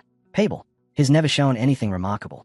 Even Sir Gale shot Damien a doubtful look, but Damien only smiled, calm and confident. "I've been training him personally for this. Trust me." All 3 turned to look at Pable, who looked like he might vomit at any moment. His knees knocked, his face pale as chalk. Still, Damien remained unshakably confident. He will win. The second duel began. Pable could barely stand. Crouched low, shaking violently, he felt his legs threatening to give out. The gruesome memory of Fabian's severed arm replayed again and again, turning his blood cold. He swallowed hard. "What am I even doing here?" From the opposite side, Lionbloom's second dueling knight, Huey Salesian, stepped forward with a bold grin. The crowd erupted in cheers as he settled into a polished battle stance, radiating confidence. Pable's jaw dropped. His morale shattered instantly. He whispered, trembling, "P. Pable Bermond." Huey frowned in disappointment. He had clearly expected Damien himself. Intent on ending things quickly, Huey infused his sword with mana. His aura sharpened, crackling with deadly focus. He stepped forward, and in the time it took Pable to blink, Huey's blade was already at his neck. A desperate scream tore through Pable's mind. His body moved on instinct. Steel clashed loudly as he somehow deflected the strike. Sparks burst from the contact. Both men froze. Pable stared wide-eyed at his own trembling sword. "I blocked it." Huey looked even more stunned and annoyed. The force of the impact had knocked Pable to the ground, but he scrambled back to his feet, chest heaving. Huey clicked his tongue, grudgingly acknowledging him. Not bad. Pable didn't know if it had been instinct or blind luck, but Huey didn't let him think. He attacked again, swift and merciless. Pable panicked, rolling frantically across the dirt to survive. Dust erupted around him in thick clouds, obscuring the field. He regained his footing just in time. A blade flashed from the haze. Pable blocked again. Huey's eyes widened. A strange unease crept into his expression. Even strikes from blind angles, attacks that should have landed clean, were being deflected.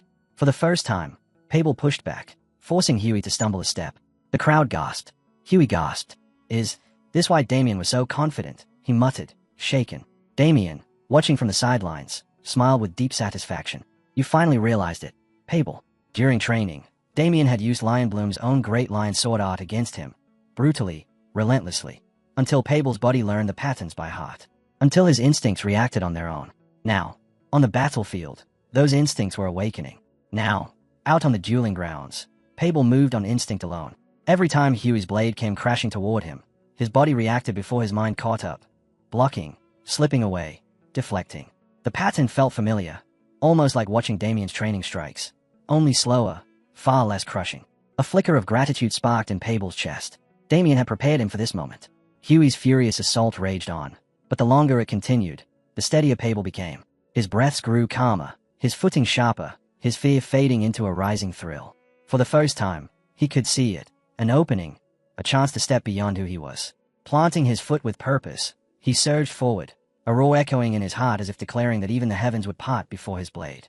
In a flash, his sword slipped past Huey's guard, stopping at the man's neck, the cold steel grazing his cheek. Huey froze, then collapsed in disbelief, defeated. The Duke clenched his fist, barely containing his joy, while Damien smiled with unmistakable pride. Across from them, Marquis Leon Bloom sat stunned, unable to process the result. Only Michael remained unmoved, his expression calm, almost amused. Straightening his back, Pable declared victory. For a heartbeat, silence swept the grounds. Then cheers erupted like thunder as Gold Pixie Knights roared his name. Pable allowed himself a smug smile, savoring the glory that washed over him. The second duel belonged to Gold Pixie. Then Michael stepped forward, aura unfurling around him like a storm. He laughed softly, genuinely entertained by Huey's loss, admitting he hadn't expected the stronger man to fall so easily. With regal confidence, he proclaimed that everything now rested on the final duel, his duel with Damien. Approaching with unrestrained anticipation, he called Damien's name as though greeting a long-awaited rival. Damien moved to meet him, pausing only to glance at the Duke. A faint nod of confidence was all he needed. Now the two stood face to face on the battlefield. Michael's eyes gleamed with near euphoric excitement. This moment, he said, was the purpose of his life, the battle he had dreamed of. He exhaled a shuddering breath, smiling wildly like someone who had finally found an equal. But Damien only regarded him with cool, smug certainty. Equal? He dismissed the notion entirely. As Gold picks his third duelist, he would prove the gap between them. Michael unsheathed his sword with graceful ease. In the blink of an eye, he vanished forward, cutting through the air faster than sight. His blade rose for a vicious strike, eyes blazing as he inwardly dared Damien. Don't disappoint me. Meanwhile, in the Leon Bloom camp, moments before the duel even began, Celestian was on his knees before his knight leader, begging for death to atone for his loss. But the leader ordered him to stand, saying he had done everything he could against an opponent far stronger than him. The leader spoke with unwavering confidence, insisting the next duel was already decided. With Michael stepping in, fate itself could not change the outcome. Michael stood silently beside him, waiting for his turn with absolute composure. Huey Celestian bowed his head, agreeing wholeheartedly. Michael was the strongest among them, unmatched, undeniable, and he was also the leader's son. With nothing left to say, Celestian was dismissed and sent to rest, carrying both relief and regret with him. The Leon Bloom leader couldn't shake the unease twisting in his chest. Huey was stronger than a typical ducal knight, by 2, maybe 3 whole levels, so why had it looked as though his every strike had been read in advance? The Great Lion sword art was a treasured family secret, passed down for generations. Impossible to leak, impossible for anyone outside their bloodline to mimic. Yet the uneasiness remained. While he was drowning in possibilities, Michael's voice cut through his thoughts. Michael spoke with a trembling excitement he rarely showed. This, he said, was the first time in his life he had felt such anticipation. He had finally found someone who felt exactly like him, someone who could ignite the spark he had long lost. Even so, he declared confidently that he would defeat that man and win glory for his father. As he walked toward the field, his father clapped his shoulder and encouraged him, telling him he was the best of the best, born for this duel, and should enjoy every moment of it. As Michael stepped forward, memories flickered across his mind, memories of a childhood filled with swordplay. He remembered gripping a wooden blade with tiny hands, laughing uncontrollably as he trained under his father. Swordsmanship had been everything to him, so thrilling that he nearly lost himself in its joy. Back then, the world seemed endless, full of powerful warriors he wished to chase and surpass. But reality had been a disappointment. As his strength soared, rivals dwindled. Even those whispered about as the strongest knights fell before him effortlessly. Victory came too easily, too naturally. The thrill faded, and eventually, he put his sword down, unable to find joy in battles that meant nothing. Until today. Now, standing face to face with Damien Haxon, Michael felt alive again. Eyes burning with passion, he begged Damien, "Don't disappoint me." With those words, Michael launched forward, blade slicing down toward Damien's head with deadly speed. To everyone else, it was a blur. To Damien, it was nothing. Without even drawing his sword, he stepped aside and drove a fist straight into Michael's chest, sending him hurtling skyward. Michael refused to yield. He dashed back in, only to be met with a devastating kick that sent a shockwave ripping through the field. The air pressure alone crushed his momentum, far stronger than Michael's own strength. Skidding back, He slammed a hand onto the ground to hold himself. Then he lifted his head, smiling, laughing. This was it. This was the fight he had been starving for. He charged again, swinging with everything he had, his sword cutting through every angle imaginable. But not a single strike touched Damien. Damien didn't even bother lifting his blade. He simply stood there with one hand in his pocket, watching Michael's flurry with a cool, almost bored expression. Then he mocked him, calling him weak. Michael only grew more exhilarated. Breathless, eyes shining, he shouted that he had known it from the very beginning. Damien truly was the best among them. Michael scoffed, breathless but grinning wildly as he demanded to know how long Damien planned on dodging like this. Was he truly going to avoid using his sword forever? Laughing, he taunted Damien to draw his blade and fight like a real swordsman. At least make the duel worthy of the excitement he felt. Damien finally reached for his sword, and the moment his fingers brushed the hilt, Michael shot forward like lightning, convinced he would strike first, convinced his blade would reach Damien before anything else could happen. But he was wrong. The instant his sword touched Damien, it shattered. He didn't even understand how. Damien had already drawn his own blade in a split-second motion too fast for human eyes to register. And in the same instant, Michael saw, felt, his own head being severed. His vision spun as if it flew through the air, his body collapsing below. Michael died. Or at least, he thought he did. But in the next heartbeat, everything snapped back. He found himself on his knees in front of Damien, his sword broken, courage drained, laughter trembling out of him in disbelief. What he had seen felt so real, too real. He could still feel the phantom slice at his neck, the sensation of his head being severed. His breath shook as he tried to understand how he was still alive. From the stands, his father roared in fury, ordering him to stand, to draw his sword, to fight with dignity instead of kneeling like a coward. But Michael couldn't move. His mind reeled, still trapped in the afterimage of his own death. He looked up at Damien, at the overwhelming aura radiating from him, and shuddered. Damien's voice was cold as he asked if Michael still believed they were equals. Sweat dripped down Michael's face as he let out a strange, broken smile. Only now did he realize the truth. What he had witnessed wasn't death. It was a mirage Damien forced upon him, a fleeting glimpse of what would happen if he dared to continue. The terror of it lingered in every fiber of his body. Lowering his head, he admitted defeat. And with that, the third duel ended. Victory once again belonged to Gold Pixie. The third duel between Damien Haxon of Gold Pixie and Michael of the Leon Bloom Knights concluded decisively. After seeing the illusion of his own death during the clash, Michael surrendered, unable to continue. Later, a grand celebration erupted, hosted by Gold Pixie's leader, Dorgo. The party was loud, triumphant, and unmistakably designed to mock their Leon Bloom rivals. Dorgo raised his cup high, declaring that everyone should drink to their heart's content. Tonight, he announced proudly, they had triumphed over their long-standing enemies. Across the hall, the Leon Bloom leader sat stiffly, his expression tight with anger and humiliation. Yet he had no choice but to attend. He had lost, and this party was a victory he was now forced to witness. Dorgo lifted his glass high, voice booming through the hall as he declared that there were more than enough drinks for everyone. No one should hesitate. The more people in the party, the louder the fun. Laughter echoed around him as he urged them all to drink freely. Across the room, the Leon Bloom Knights endured the humiliation in silence.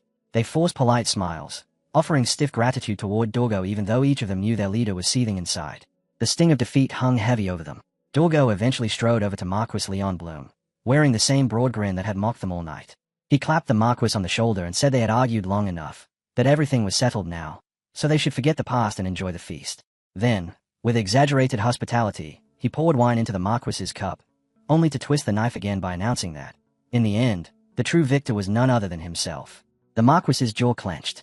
Rage flickered across his eyes. He wanted to strike back, to wipe that smug smile off Dorgo's face. But he couldn't. Not tonight. He had lost, and defeat chained his anger to silence. Meanwhile, Michael had found Damien and chatted with him as though they had known each other for years. He admitted that they were similar in many ways, but Damien's strength far surpassed his own. He hovered around Damien enthusiastically, insisting they should become friends. Damien, staring at Michael's cheerful face, couldn't help thinking how absurd it was that this man was so friendly, especially after the terrible things he had done to his own brother.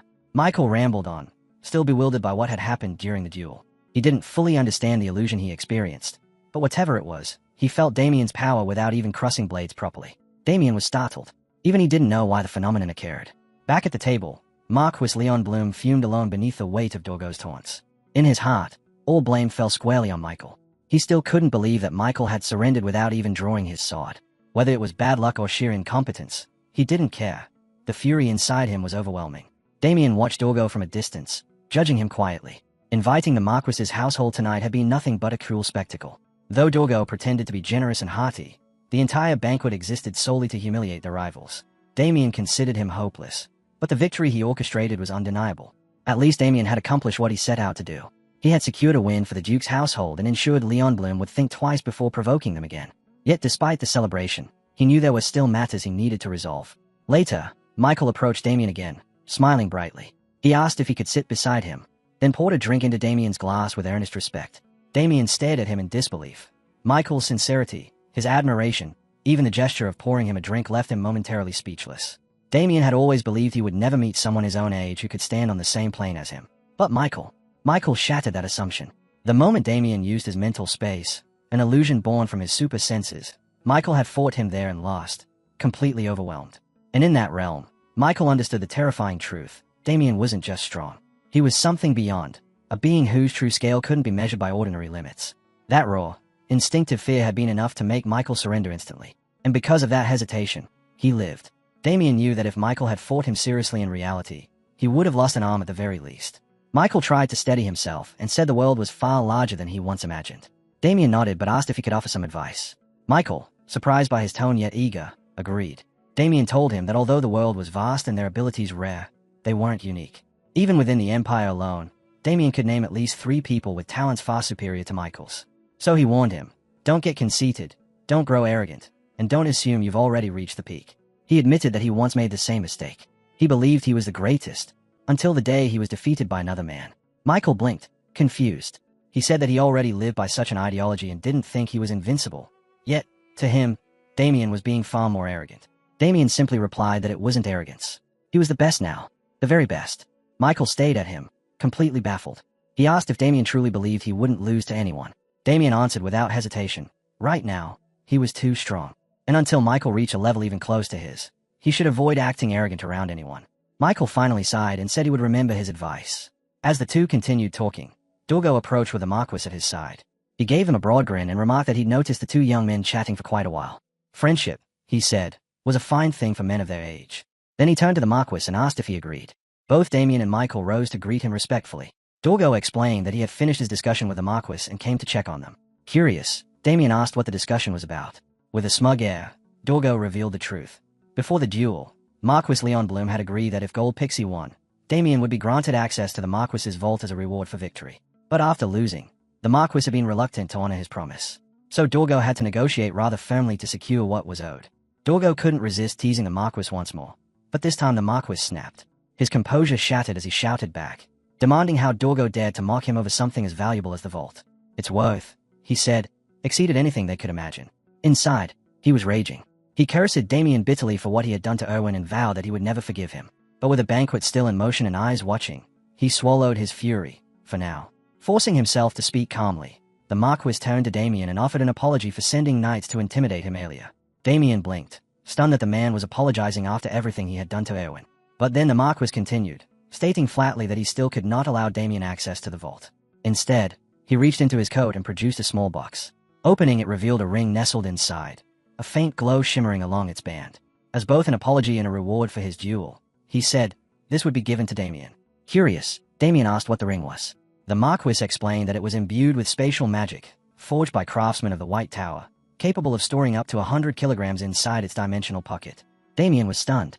Artifacts like this were worth as much as a small castle. Although he was frustrated that the original reward had changed, something this valuable softened his irritation. With an inward sigh, he decided to accept it graciously.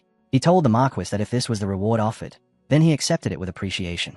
The Marquis nodded and added that although he couldn't open the vault, the household still possessed many excellent weapons. If Damien wanted anything else, he was free to request it. Damien agreed. After all, the Marquis household was the finest knight family in the entire Apple Kingdom. Their army must be overflowing with treasures. Then a thought struck him. There was one thing he needed from them. He looked at the Marquis and calmly asked for a bow. The Marquis blinked, baffled. Why a bow? What did Damien plan to do with it? Damien simply smiled and answered that he needed it to marry off his younger brother. Somewhere far away, a boy sneezed violently while driving needles into a little doll, muttering about the strange weather. After the duel concluded, Damien returned to the Gold Pixie estate and informed the Duke that he would be heading home. The Duke was caught completely off guard. He had expected Damien to stay longer. A grand banquet was being prepared in Damien's honor, so the Duke urged him to stay and enjoy it. But Damien explained that he had been away from his family for too long and needed to return. His tone left no room for argument. Seeing Damien's resolve, the Duke reluctantly agreed. Still, He asked him to wait until the next morning so that a proper escort could be arranged for his journey back. Damien lifted an eyebrow at the mention of escorts, but the Duke simply nodded, insisting it was necessary. Even if Damien was strong enough to handle anything alone, caution was never a bad thing. Bandits, ambushes, opportunists, none of them were impossible. The Duke wanted Damien's journey to be as safe and smooth as possible. Damien didn't need the protection, but he respected the gesture. Bowing slightly, he thanked the Duke for his generosity. Soon after, Damien and Victor departed the Gold Pixie estate, led by 2 knights chosen to accompany them. Victor trudged behind on foot while Damien rode a horse. With a dramatic sigh, Victor muttered that at least their journey here had been easier. Back then, he wasn't the one walking. It was painfully clear who got to ride and who didn't. Damien smirked, noting the extra weight Victor had gained. Inwardly, he decided that once they were back home, he would whip Victor back into proper shape. By the time the sun dipped toward the horizon, the knights suggested they set up camp. Damien gave his approval, and soon the small clearing bustled with activity. When night settled, Victor prepared grilled meat and served Damien first before offering some to the knights on duty. They thanked him but refused politely, saying they would eat once their shifts were over. As the quiet of the night deepened, Damien's thoughts drifted back to his farewell with Pabel and his brothers. He remembered how Pabel had clung to him, eyes overflowing with tears, begging him not to leave so soon. Damien hadn't understood it at first. Only then did Pabel explain. They clung to him because he had shown them a higher path, a glimpse of strength they had never known. For that, they owed him more gratitude than words could express. Damien reminded them gently that everything he gained came from relentless effort, not shortcuts or talent alone. The 3 brothers bowed deeply, declaring that they would never forget his teachings and that, from that day forward, they would acknowledge him as their master. Their sincerity had startled Damien, but he accepted their vow with a quiet, genuine smile. Back in the present, the forest whispered with sudden movement. Leaves rustled, branches trembled. One of the knights offered to investigate. Damien tried to stop him, but the knight insisted. He could not ignore his duty. He stepped forward cautiously. A split second later, a spear wrapped in dark, crackling energy shot from the shadows and pierced straight through him, pinning his lifeless body to a tree. Chaos erupted through the camp. Then a cold, mocking voice drifted from the darkness, remarking on how surprising it was that the Duke had even sent escorts. Though, he said, they were far too feeble to matter. A figure stepped out from the shadows. It was Sir Ernst Howitz, his eyes hollow, his aura twisted, utterly consumed by the corruption of the dark mags. His entire form radiated menace. The remaining knight stepped forward, demanding answers, but he never finished the question. From the shadows, Mustang Fury and Rebecca emerged beside Ernst, moving like wraiths. A sweet, poisonous fragrance drifted from them, so faint, yet so devastating.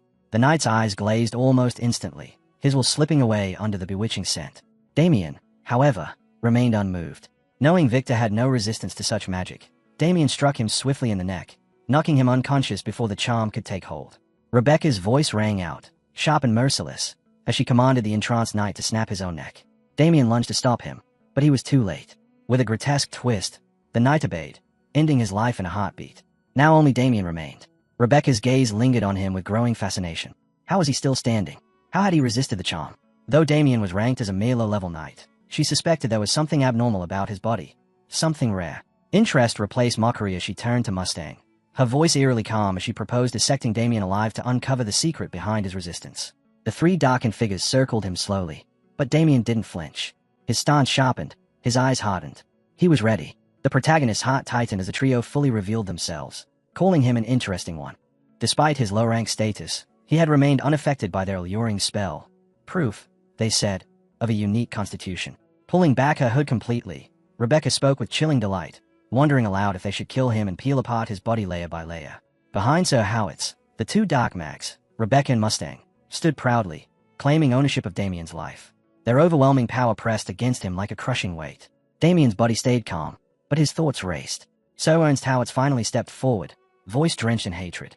He called Damien by name, saying their meeting was long overdue. Then he vowed to tear Damien to pieces and offer him as a tribute upon Lady Chelsea's grave. Without hesitation, he leveled his sword straight at Damien. Damien shifted into a ready stance, but a confident smile spread across his lips. He mocked Ernst openly, calling him pathetic, reminding him how he once soiled himself in fear of Sir Gale, and blaming him for failing to protect Lady Chelsea. Ernst trembled with fury. Veins bulged across his face, and rage twisted his features. Rebecca touched his arm as though calming him, but her smile carried a venom far worse than his anger. With false sweetness, she chided Damien for poking at a wounded heart. Her tone then snapped cold as dark mana surged violently around the trio. She demanded to know where Damien's arrogance came from. Did he truly think he could fight all 3 of them alone? The forest pulsed with killing intent as the air thickened into a battlefield silence. Damien's smile did not fade. Damien's unshaken composure irritated Rebecca. Her eyes narrowed, her voice low as she warned him that he didn't even know who they truly were. But before she could finish, Damien cut her off with a smirk and recited their identities with pinpoint accuracy. Dark mags of Yulon, and not just any rank, but high-level executives. Rebecca froze mid-breath, completely blindsided. Her jaw dropped, her pupils trembling as shock hollowed her expression. Mustang looked just as stunned, unable to hide the disbelief twisting across his face. When Rebecca finally found her voice, she demanded to know how he could possibly know such a thing. Damien simply stuck a pinky in his ear and shrugged. "I've got good hearing," he said lazily, as if it were nothing. Sir Howard snarled and raised his spear, mana roaring through it as the dark mags recovered from their shock. Their hesitation turned to rage. They scoffed at Damien's confidence, calling him delusional. With a screeching chorus of hatred, they promised to end him here, to make him die in agony. Howard charged first, speed blazing with violent energy. Damien didn't so much as blink. He didn't draw his sword. He didn't move. He merely watched the spear streak toward him with cold, unshaken eyes. Then a thunderous clang shattered the clearing. A fully armored knight burst through the trees like a living storm, intercepting the attack in one crushing strike. The collision of steel rang out like lightning splitting the sky. Howard staggered back, startled, retreating rapidly to assess this new threat. Standing at Damien's side, the knight released a wave of mana so dense it warped the air. Damien's smirk returned. He told the dark mags they were mistaken. He was far from alone. The knight's presence swallowed the knight. Sebastian Vincenzo, the middle-class knight of House Gold Pixie. Damien's mind drifted briefly to the moment in the Duke's office earlier that day. He had bowed deeply, thanking the Duke sincerely for allowing him to return home. But before he could leave, the Duke had stopped him. His tone had been heavy, his expression grim as he spoke of Ernst Howitz. Howitz was missing. Damien had stiffened then, immediately grasping what the Duke implied. With sharp intuition, he replied that he understood perfectly. The Duke explained that Howitz bore a deep grudge toward both of them over Lady Chelsea's death. On top of that, the dark mags whose plans Damien had destroyed would not let him go unpunished. The Duke admitted his own safety was guaranteed, but Damien's was not. That was why he intended to assign a knight to guard him. At the Duke's call, the door opened. A figure clad in full armor stepped into the room. Damien recognized him instantly. Sebastian Vincenzo. The Duke explained that every other middle-class knight was away on missions, leaving Sebastian as the only available choice. And now, here he stood, shielding Damien from death itself. With steady authority, the Duke had entrusted Sebastian with Damien's protection. Sebastian bowed deeply that day, vowing with unwavering resolve to guard Damien even at the cost of his own life. Now, in the present, Damien couldn't help the faint smile rising inside him. Of course, that was why Sebastian appeared exactly when he did. The Duke had secretly ordered him to follow from the shadows, protecting Damien without revealing himself until their enemies surfaced. And the moment the trap was sprung, Sebastian had struck. Sir Howitz, realizing he was caught in the Duke's scheme, dropped to one knee, trembling not with respect but with rage. The two dark mags stayed in shock, their composure cracking as fears seeped into their expressions. Damien remembered the Duke's sly grin, a glass of wine in hand. He had disguised this entire escort as a protective measure, but in truth, it was a lure to drag out every hidden enemy in one sweep. Howitz rose slowly, lips twisting into a deranged smile. He greeted Sebastian with a mocking familiarity, as if welcoming an old rival. Sebastian didn't entertain the madness. He demanded to know why Howitz was here. Howitz's answer came cold and bitter. He intended to kill every person connected to Lady Chelsea's death. Sebastian frowned, trying to reason with him, reminding him that Lady Chelsea had taken her own life. But the words triggered an explosion inside Howitz. His eyes flared red with fury as he shouted his denial. Chelsea would never commit suicide. Never. Dark mana surged through him uncontrollably, crawling across his skin like living shadows. He screamed accusations. The Duke must have killed her. She must have died under torture. The dark mags relaxed slightly, relieved to see Howitz completely consumed by their corruption. His body shook with unrestrained power, molten rage twisting his face into something barely human. He vowed vengeance with a voice no longer his own. He would kill Damien Haxon, kill everyone involved in Chelsea's interrogation, and finally, kill the Duke. His glowing purple eyes and hissing breath made the night feel colder. Sebastian scoffed, unable to hide his disgust. Calling Howitz insane, he reminded him again of the absurdity of threatening the Duke. But Howitz only laughed, a dark, hollow sound, and offered Sebastian a single chance. Abandon Damien, walk away, and keep his life. Sebastian's disappointment hardened his features. His voice cut sharply through the air as he called Howitz arrogant. Mana erupted around him as he ignited his blade and armor, his entire body blazing with fury and determination. Watching from behind, Damien felt heat stir in his chest, as expected of a middle-class knight. Yet Howitz only grinned wider. He admitted Sebastian had once been stronger, but not anymore. With a savage tear of his clothes, he revealed a body grotesquely altered by black magic, muscles swollen unnaturally beneath veins of pulsing shadow. Sebastian's eyes widened, horror coursing through him. He shouted that Howitz was a fool for embracing forbidden magic. But Howitz only beamed with twisted pride, announcing he had reached the same enhancement as Guillermo Blackwing. In exchange for his life force, he had been granted monstrous mana and strength. He stepped forward, sneering, telling Sebastian to open his eyes and witness the power he had seized. A violent surge of dark mana erupted from him, shaking the entire clearing. The atmosphere warped under its pressure, forcing Sebastian to grit his teeth and brace himself just to remain standing. Sweat trickled down Sebastian's brow as he grappled with disbelief. Had Howitz already surpassed middle-class strength? Howitz mocked him, the derision clear in his voice as he asked if Sebastian was surprised. Gathering dark mana into his spear, he grinned, a twisted smile crossing his face. He reminded Sebastian that he had been warned. Then, with a terrifying roar, Howitz released the strike. A colossal surge of compressed purple light shot out from his spear, tearing through the forest with devastating power. The blast carved a path of destruction, the air vibrating with its force. It tore through the trees and the earth, leaving a swath of ruin, before detonating in a blinding explosion that sent a wave of heat and smoke through the clearing. When the smoke began to clear, the scene before them was staggering. The forest had been ripped apart, and yet Damien stood untouched, his sword still sheathed. He had effortlessly avoided the blast, his composure unwavering, as his gaze lingered over the devastation Howitz had wrought. Howitz, still standing at the point of impact, kept his spear poised, his veins bulging, and his grin darkening. His glowing purple eyes flared with madness, and steam hissed from his lips as he seethed with fury. As the smoke slowly lifted, Damien took a step forward, not a scratch on him. He had slipped past the blast entirely, calm and unruffled, his sword untouched at his side. His eyes traced the deep gash of destruction in the forest, then turned back to Howitz, his thoughts sharp and calculating. Howitz's body was bloated with rage. His veins were now visibly pulsing beneath his skin, his grin twisted unnaturally as violet light radiated from his eyes. Steam hissed from between his clenched teeth with every furious breath, his face becoming something almost inhuman. Yet through the growing tension, Sebastian's voice cut through, calm and measured. Impressive, Sebastian admitted, his tone as cold as the blade at his side. But that attack failed. A flicker of disbelief crossed Howitz's face, mirrored by the stunned expressions of Rebecca and Mustang behind him. As the last remnants of smoke evaporated, Sebastian stood tall, a confident smirk tugging at his lips. With a casual flick of his hand, he cleared the air and declared that he was far from weak. Howitz's strike, he said, was nothing but a shallow blow that could never defeat him. But beneath that confident mask, doubt gnawed at him. How much longer could he keep up this act? He crushed the thought quickly, forcing his voice to cut like steel as he commanded Damien to leave the fight to him and get to the Duke's estate for reinforcements. The protagonist paused, startled by the order, eyes locked on the enemy ahead. His hesitation lasted only a moment before his resolve solidified. With a faint nod to Sebastian, Damien lifted Victor onto his shoulder and, in a blur of speed, vanished into the night.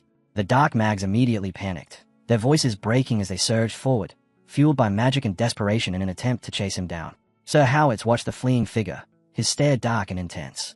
Unease flickered in his eyes, but the rage still consumed him. Power surged through his body as he readied a lethal strike. Just as Howitz prepared to unleash his attack, a flash of steel pierced his vision. Damien's blade aimed straight for his neck. Howitz barely reacted in time, catching the strike at the last possible moment. Sebastian's weapon slammed into his, driving him back. Surprise flickered across his face. The collision was fierce, explosive, and they were thrown apart by the force, leaving only a slim gap between them.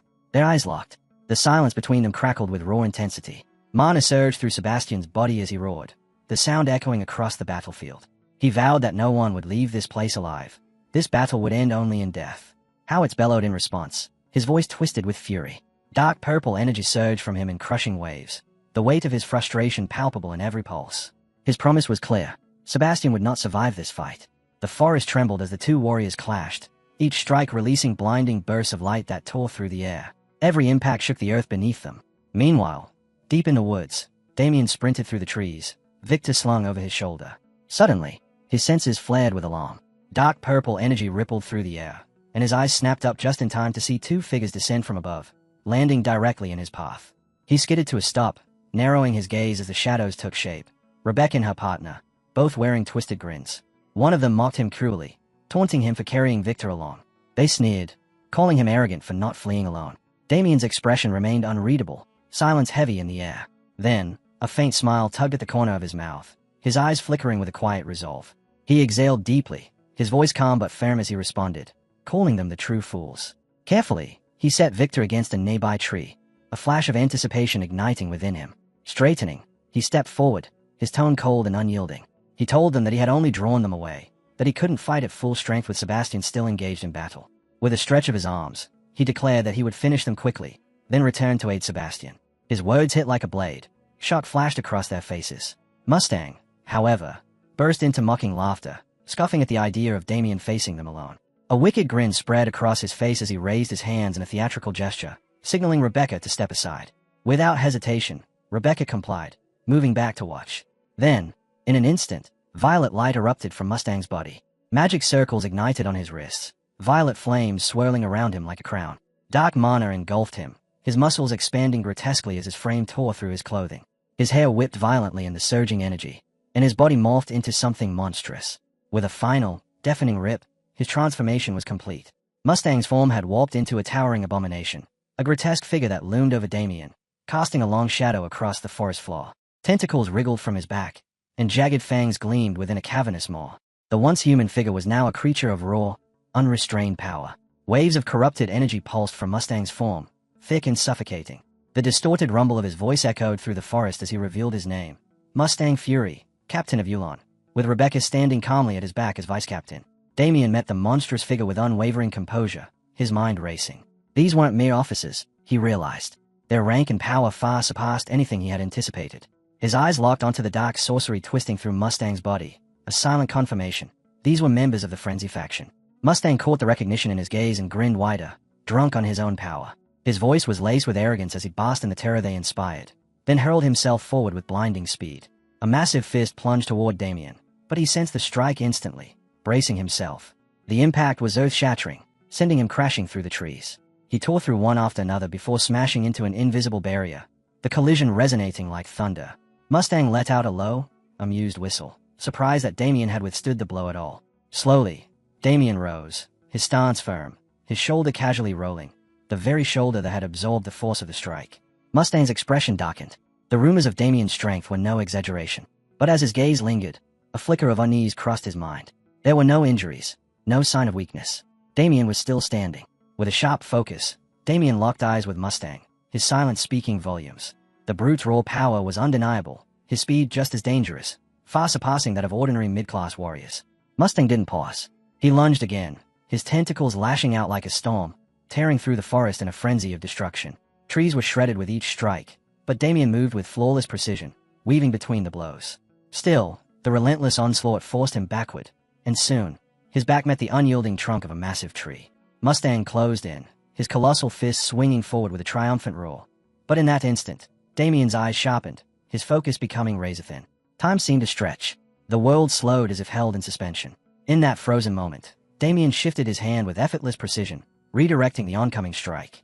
This was the art of myriad insight, a technique that unraveled the very essence of strength. Reality snapped back into place. Mustang's arm wrenched violently off course, his bones snapping under the strain. Shockwaves of pain exploded through his body as he staggered back, disbelief flashing across his face. His once unstoppable strength had been turned aside like it was nothing. A faint smile tugged at Damien's lips. A memory flickered in his mind, himself in the Duke's estate, forcing down bitter elixirs as Victor mocked him from the sidelines. The countless draft from the Duke, the endless, punishing training. What had once been agony was now mastery. Through it all, he had honed myriad insight into a weapon he could wield at will. Fury boiled within Mustang, his monstrous roar shaking the very earth beneath them. Tentacles lashed out in a chaotic storm, ripping through trees and earth with reckless violence. Yet this time, Damien didn't falter. He stood his ground, his stance unwavering, one hand raised in calm defiance. With the cool precision of myriad insight, his parries flowed effortlessly, each deadly strike brushed aside like drifting leaves caught in a breeze. Then, at last, his hand settled on the hilt of his sword. His fingers tightened around it, and in the same heartbeat, a flash of steel split the air, his draw and strike collapsing into a single, seamless motion. The blade whispered across Mustang's body in a blur too fast to track. With a firm step into the earth, Damien stilled once more, his sword resting at his side. A heartbeat passed before the truth of his strike revealed itself. Blood erupted in violent sprays, deep gashes tracing Mustang's grotesque frame. His half-severed neck tore open with a sickening lurch, and his body collapsed into ruin, crumpling to the ground like a broken puppet. Damien turned, flicking crimson from the blade, the silence hanging for only a breath. Then, ragged air gasped through the clearing. Mustang's monstrous eyes snapped open, wide with disbelief. His ruined throat croaked, a strained voice demanding to know how someone of such low rank could wield such terrifying power. Before Damien's eyes, the abomination's body began to shift and twist. Flesh stretched and warped, bones snapped back into place, tentacles sprouted anew, and the torn neck sealed shut in a grotesque display. In moments, Mustang was whole again, his body surging with dark energy, rippling in waves of suffocating power. His grin returned, wider and more mocking as he boasted of his regenerative curse, a twisted gift of black magic. Damien's strikes, he declared, were now meaningless. But Damien's smirk never wavered. His voice was calm, yet tinged with rising excitement. He admitted that for a moment, he feared the battle would end too soon. But now, it seemed, it would finally become something worth savoring. Mustang's grin faltered, his suspicion flickering, as Damien pressed the blunt edge of his sword against his own side. With a flick of his finger, the steel hummed, a low, resonating note that vibrated through the forest like a warning bell. A sharp, devious smile stretched across Damien's lips, his eyes burning with anticipation. This, to him, was what he lived for, the chance to unleash everything he had, to fight without restraint. Elsewhere in the forest, the fierce battle between Sir Howitz and Sir Sebastian Vincenzo rages on. Every clash detonates like thunder, tearing the ground apart. In a brutal exchange, Howitz swings his spear in a murderous arc, aiming to cleave Sebastian straight down the middle. Sebastian dodges by the barest fraction, the gust of death scraping past him as the spear slams into the earth with catastrophic force. He staggers back, retreating 3 desperate steps before Howitz can swing again, clawing for space just to breathe. Finally rooted at a narrow gap, Sebastian bends forward, chest heaving, lungs burning as his eyes lock onto his relentless foe. Howitz notices the faltering breaths and lets a crooked smile creep across his face. His voice drips with mockery. He remarks that Sebastian seems to be struggling badly. Still, he adds, lasting this long against him is worthy of respect. Sebastian's face twists with disgust. Respect, he snarls bitterly. The thought that is being pushed back by someone who clawed his way up through black magic fills him with humiliation. Howitz chuckles darkly, shaking his head. He tells Sebastian that he still doesn't understand his place. Raising his spear, its tip gleaming with malice, he points it straight at him. No matter what words Sebastian spits out, the outcome is inevitable. He will fall. Drawing his stance back, body called to strike, Howitz challenges him to see how long he can endure. Sebastian steadies himself, shoulders trembling, breath still ragged. Inside, his thoughts churn. It infuriates him, but he knows Howitz is right. All he can do now is hold on. His gaze drifts toward the distant side of the forest, where Damien is fighting his own battle. Please, Sir Damien, he thinks desperately. Hurry. Back on the other side, Damien watches Mustang Fury's regenerating flesh knit itself together with cruel amusement. This is great, he says with a faint smile. I was worried this would end too quickly. The torn gnaws at Mustang Fury's mind. Damien flicks his finger once more against the sword's edge, sending a low ripple humming down the blade. His grin widens. Even better, he murmurs. That means I can really let loose. Mustang Fury scoffs, masking his unease with a mocking sigh. He calls Damien more arrogant than he imagined. His monstrous maw yawns wide, shadows writhing deep within as dark energy condenses in his throat, swelling with destructive promise. Let's see if he can dodge this. Damien's gaze sharpens as he watches the storm of black mana gather, swelling like an impending dragon's breath ready to devour everything in its path. Yet he doesn't move. He stands there, unmoving as stone, letting the air quake around him as the mass of energy condenses into a sphere of pure annihilation. At its peak, Mustang unleashes the beam. Darkness explodes forward, a roaring cataclysm meant to erase Damien from existence. But Damien remains calm. His fingers twitch once. His sword rises with a casual flick, and from its tip spread concentric ripples of pure energy. The waves surge outward, dense as forged iron, colliding head-on with the torrent. The explosion halts, swallowed whole, crushed and diminished by the rippling wall until nothing remains. Silence falls. Mustang Fury's eyes bulge in horror. His jaw trembles. Ow, how did you block that? Damien offers no answer. He launches upward, sword blazing. With ruthless precision, he slashes down. Blades of light rain across the monster's body. One cleaves through an eye, splitting the skull apart. Another hacks away writhing tentacles. 2 more carve deep through the chest. Damien lands as Mustang Fury's form crashes down, torrents of blood drowning the soil. Yet even then, the torn flesh writhes, stitching itself back together. With a shaky grin, the monstrosity snarls, "Even so, you won't be able to do that again." Damien still doesn't reply. He charges again, so fast the air screams. In a blink, his sword shreds the monster's body into ribbons. Mustang crashes face first into the ground, groaning. I need to regenerate fast. But nothing happens. Damien steps closer, his shadow swallowing everything. His eyes are lifeless, chilling. Mustang's expression curdles into panic. My regeneration. Damien's voice cuts like a blade. It's not working, is it? Regeneration depends on dark mana. And that is not infinite. Why, you bastard. Mustang snarls through clenched teeth. How do you know so much about us?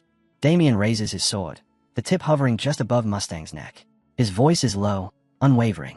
That doesn't matter. If I sever your head, you won't return again, will you? Suddenly, Mustang's lips twist into laughter. All his fear drains away in an instant.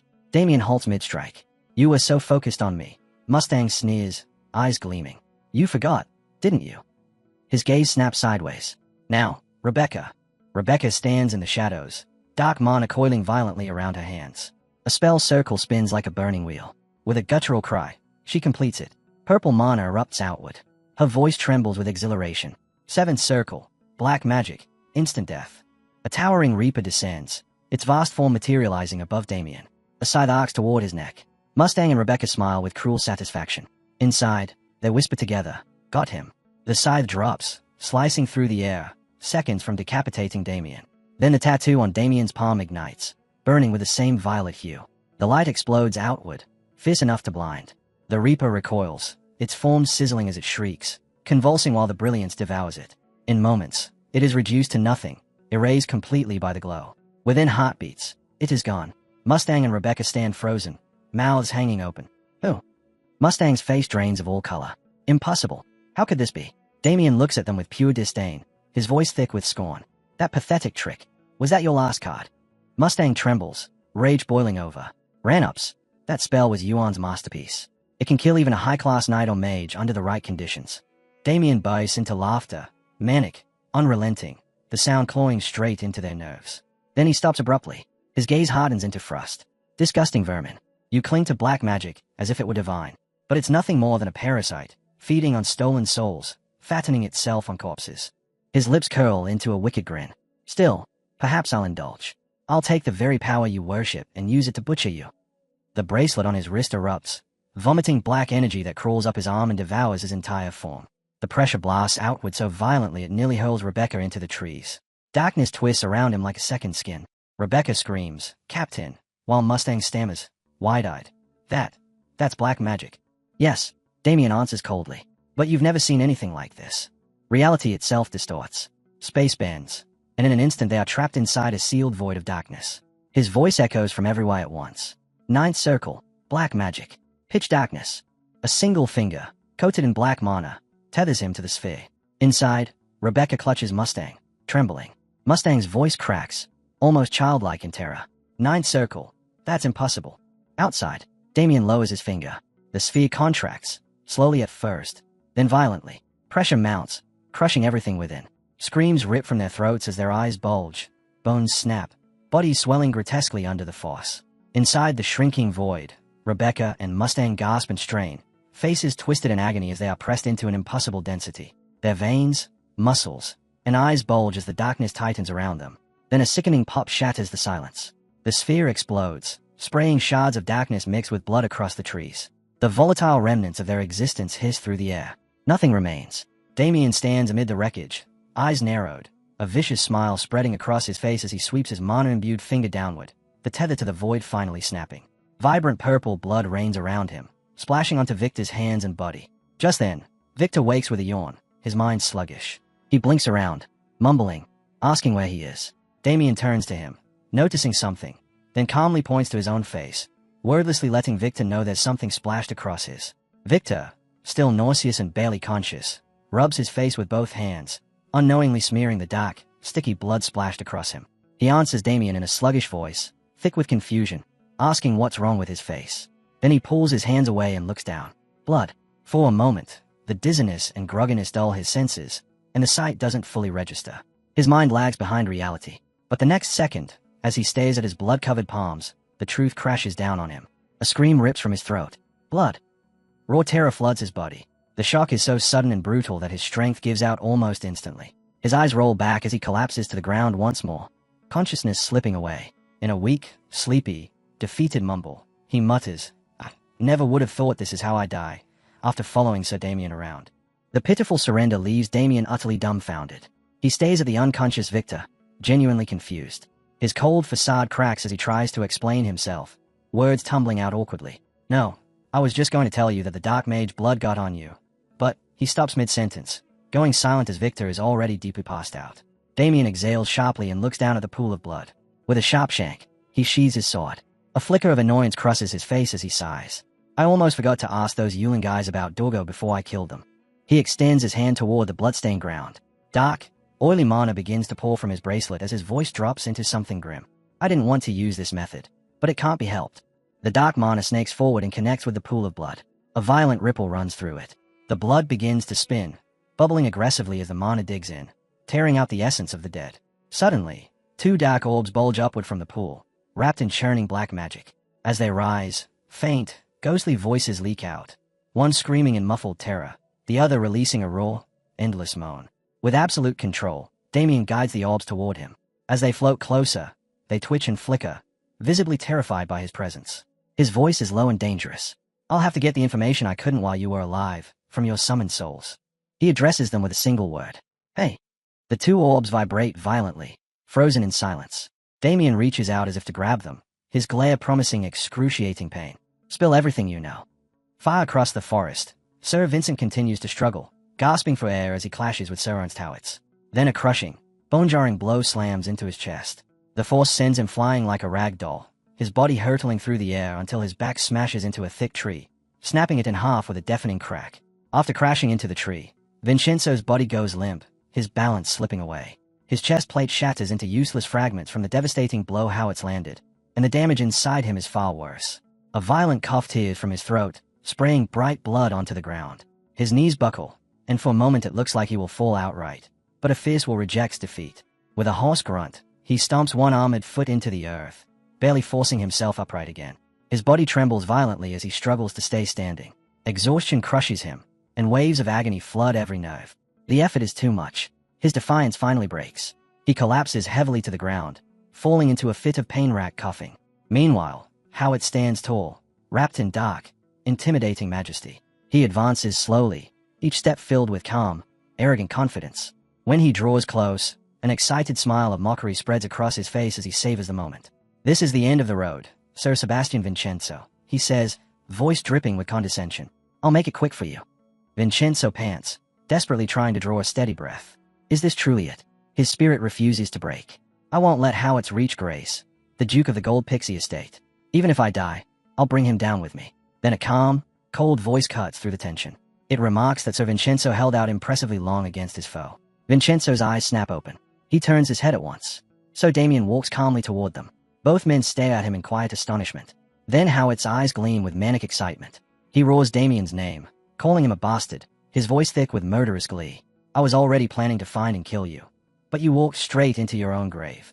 Damien lifts his hand, revealing two flickering souls held before him in their orb-like forms. A slow, sarcastic smile spreads across his face. Is that so? He asks coolly. We'll see about that. Inside, his thoughts sharpen.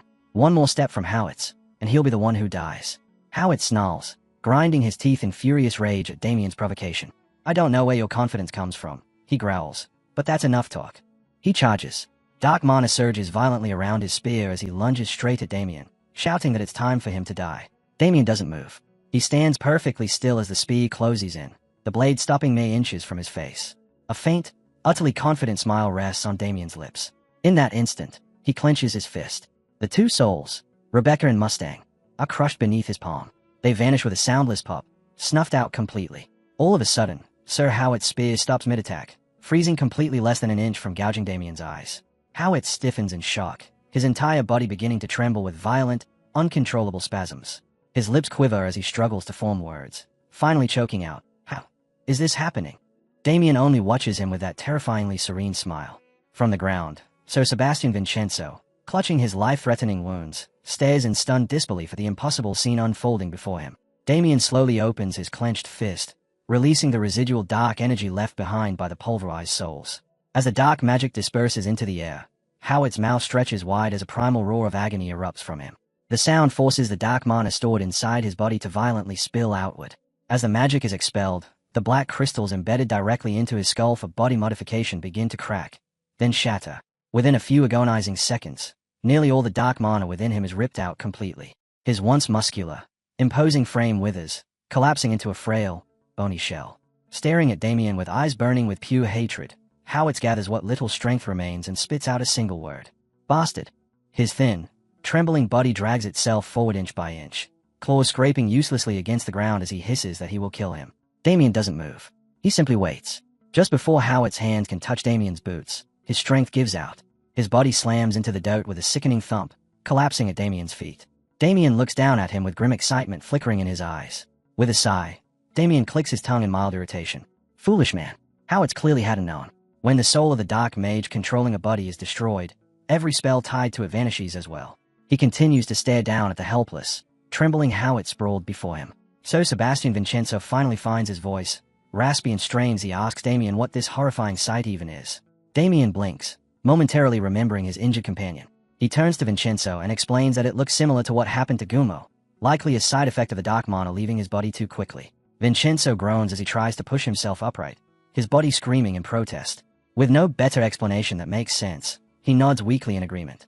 It does seem that way. Then his expression hardens as he asks, in a serious tone, what happened to the dark mags? Damien ignores the question entirely. Instead, he steps forward and offers Vincenzo a steadying arm. Vincenzo freezes, staring up at him in genuine surprise.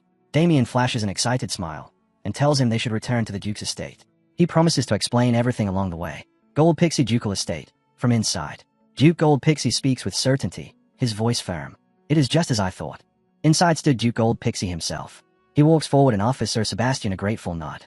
Placing a firm hand on Vincenzo's shoulder, his voice carries genuine appreciation as he thanks him for protecting Sir Damien just as he had asked. Vincenzo immediately shakes his head, correcting his lot. It wasn't like that at all. He tells him plainly that it's only thanks to Sir Damien that he's still alive. The Duke looks away from him and toward Damien, his expression softening. Vincenzo is right. Turning fully to face Damien, he says this means he owes him his gratitude as well. He bows deeply, heartfelt and sincere, thanking Damien for dealing with the dark mags. Damien stiffens, clearly uncomfortable with the praise. He tries to brush it off, saying he only did what was necessary and that, fortunately, the dark mag's abilities weren't as formidable as he feared, which is why he was able to eliminate them. Changing the subject, he turns to the servant Shinzenzo and remarks that since they were killed, the dark mana affecting how it should have dissipated as well. Shinzenzo shakes his head. No. Before Damien can react, the Duke turns back to him, his tone firm. No, he shouldn't underestimate himself. There are many who could never accomplish what he so casually calls necessary. His voice carries solemn respect as he adds that it's thanks to Damien that the monsters threatening this house were purged. Then his tone dulls, heavy with sorrow. Perhaps now, the souls of those who fell to them can finally rest. As he speaks, the image of his daughter, another victim of the dark mags, flickers through his mind. Damien notices the shift immediately and watches in silent understanding, giving the Duke space to grieve. After a moment, Damien finally speaks. Since the matter has been resolved as the Duke wished, he says he'll be returning home. The Duke forces an awkward smile, his voice apologetic as he asks him to stay a little longer. There's someone he absolutely must meet. Damien blinks, completely lost. Someone I must meet, he repeats, brow furrowing. Right on cue, the door gently opens. Damien's head snaps toward the sound. The moment his gaze meets the person entering, his entire body jolts, a cold sweat breaking along his cheek. She greets him softly, saying it's been a long time. As she steps inside, her eyes gleam with excited delight, and she calls him by his full name. Sir Damien. In the garden of the Gold Pixie estate, Damien and Agnes sit alone, quietly drinking tea. Somewhere nearby, driven by pure curiosity, Duke Gold Pixie and Victor hide, watching the two from afar. The Duke leans closer and whispers to Victor that it's hard to believe what he's seeing, even with his own eyes.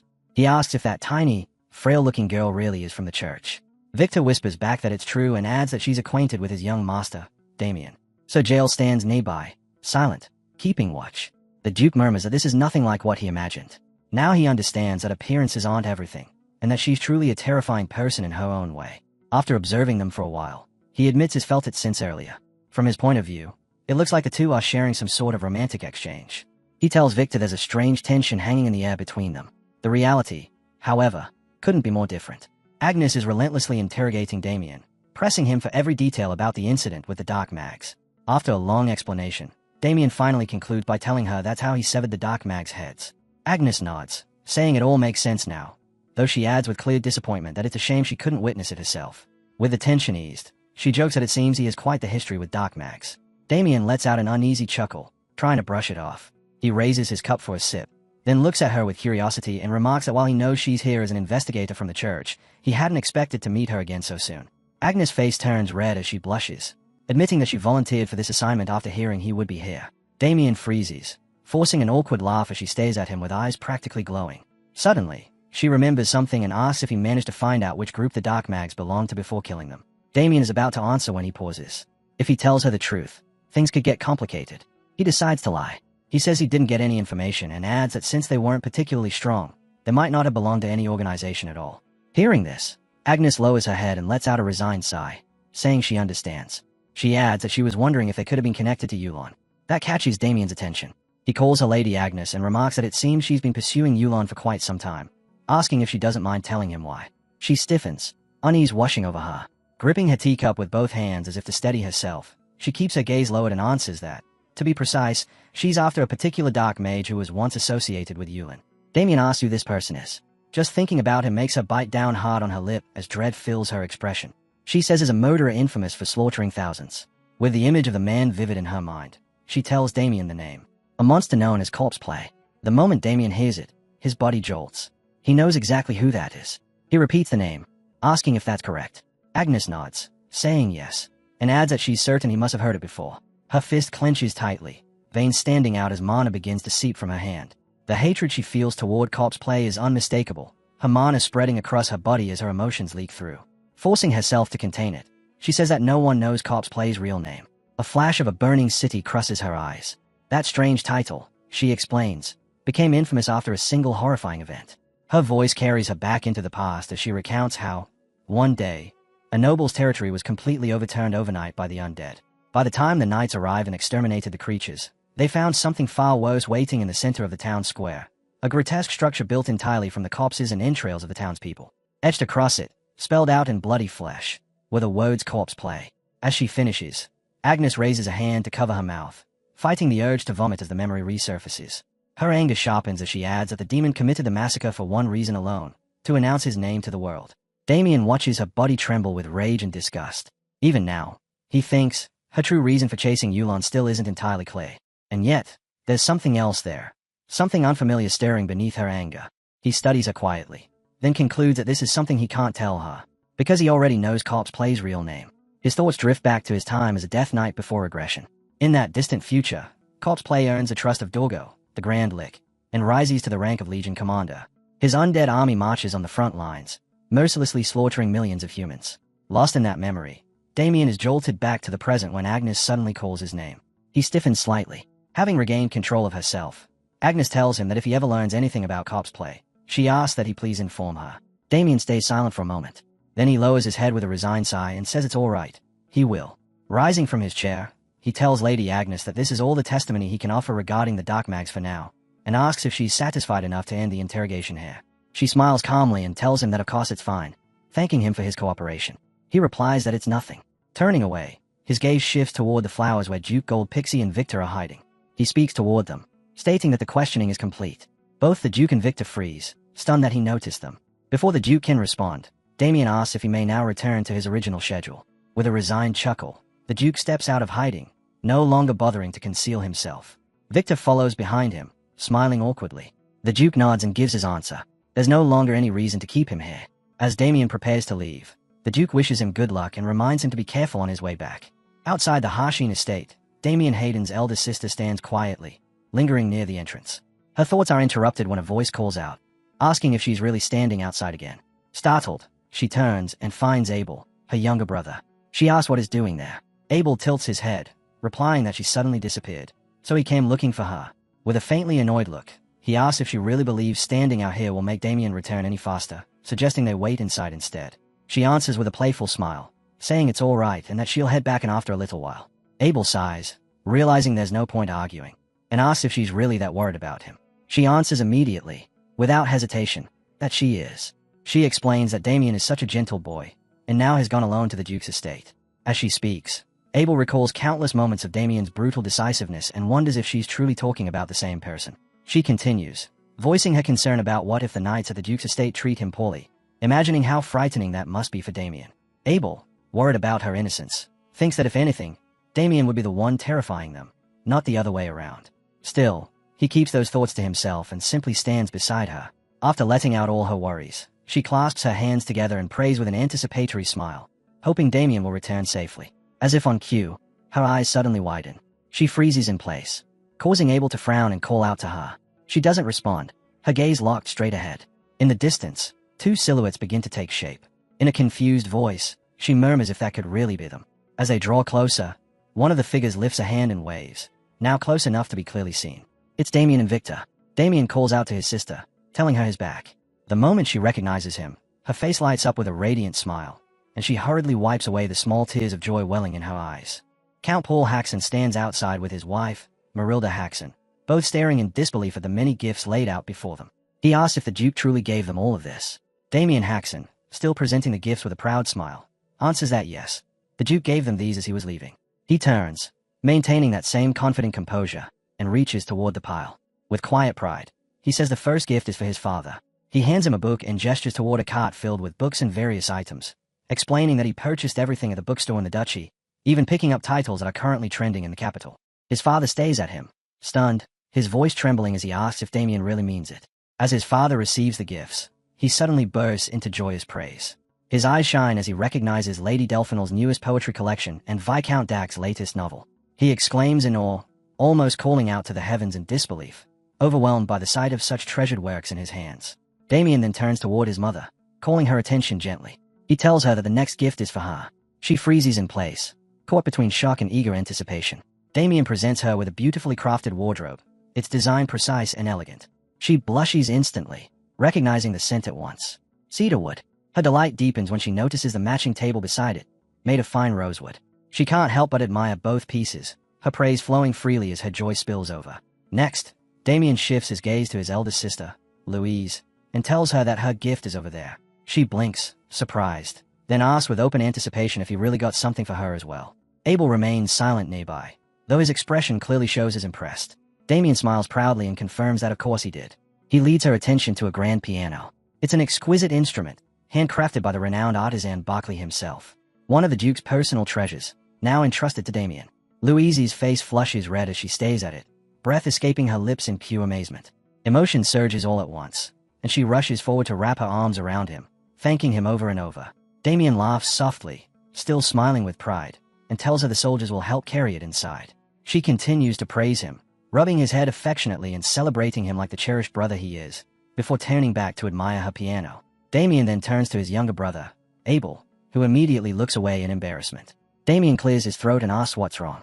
Abel glances back, confused, asking what he means. Damien tilts his head, genuinely curious, and asks why he's making that face. Abel fakes indifference, replying that there's nothing wrong with his face and that he always looks like this. With a teasing glint in his eyes, Damien asks if he's sure he's not sulking just because his big brother didn't get him a gift. Abel stiffens, caught off guard, and quickly stammers that he doesn't care about something like that at all. Without another word, Damien raises his right hand, showing the spatial storage ring on his finger. The air in front of him ripples and opens, revealing a pocket of space. Abel's eyes widen as he stares at the impossible sight, asking what that even is. Damien explains proudly that it's a spatial storage pocket, a space where he can store items and carry them around with ease. He raises his left hand and reaches into the void. When he pulls it back out, a bow rests in his grip. He tells Abel that this is his gift, something he picked out just for him. Abel stays at it nervously, unsure how to respond. Damien closes the spatial space as casually as if it never existed, then leans in with a grin and whispers into his brother's ear, asking if Lady Copperhead wouldn't love it if Abel gave this to her. He advises him to keep it and present it to her when the time is right. Abel's face turns bright red in an instant. Damien exhales with pride, clearly satisfied with himself. He says that since his little brother is already thinking about marriage, it's only natural for his big brother to lend a hand. Abel immediately shakes his head, waving both hands in panic, asking what on earth is even talking about. Damien keeps teasing, asking why, and whether he doesn't like Lady Copperhead. Abel's protests slowly lose strength. He tries to deny it, but in the end, he lowers his head and admits quietly that Lady Olivia doesn't even know who he is. Damien hums thoughtfully, then a confident smile spreads across his face. He tells Abel not to worry about something like that. As his big brother, he already has a plan. Abel looks up, shy but curious, and asks what he means. Resting a hand on his chin, Damien explains that while he was at the Duke's estate, he heard the Copperhead family will soon be hosting a martial tournament to celebrate the lady's birthday. He tells Abel that he'll enter that tournament and use it as his chance to approach her. Abel blinks, stunned, and asks if a martial tournament isn't a competition when knights display their swordsmanship. Damien nods, confirming it is. Abel grows even more confused and reminds him that he can't fight at all. Damien doesn't seem concerned in the slightest. He tells him not to worry about that part. Then, hooking a thumb toward himself, he grins. Abel stays at him, completely puzzled. Damien keeps pointing at himself and says, with absolute confidence, that he'll be taking Abel's place in the tournament. A few days later, in the small town of Rivercross, the night air inside a lively tavern is filled with laughter and the clinking of mugs. Barrels of ale line the walls as several knights gather around a table, drinking and talking loudly. One of them leans forward and asks if the others have heard about the martial tournament being hosted by the Copperhead family. Another replies that he has, adding that the prize is enormous and that the winner might even earn the lady's favor. A third chimes in, saying he's heard she's unbelievably beautiful and maybe he should try his luck. The table erupts in laughter, one of them telling him not to embarrass himself because he'll just get his ass handed to him. The man grumbles, telling them to shut up.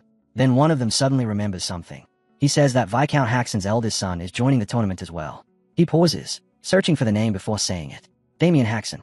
At a nearby table, a man and a woman fall silent the moment they hear it, listening closely. The first knight continues, saying there's a rumor that Damien Haxon defeated Lion Bloomsheir without even drawing his sword.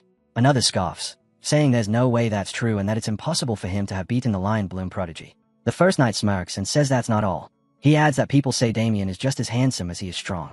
The others stare at him blankly, one of them thinking he might just kill him for saying something like that. Suddenly, a loud burst of laughter erupts from the nearby table. The woman laughs uncontrollably, pointing toward the knights while glancing at the man sitting beside her. She asks him if he heard that just now, and the man, Jackson, finishes his drink slowly, eyes half closed, a smug smile tugging at his lips. He lets out a short laugh. What a joke. The knight who had proudly called himself handsome snaps to his feet and strides over, fury written all over his face.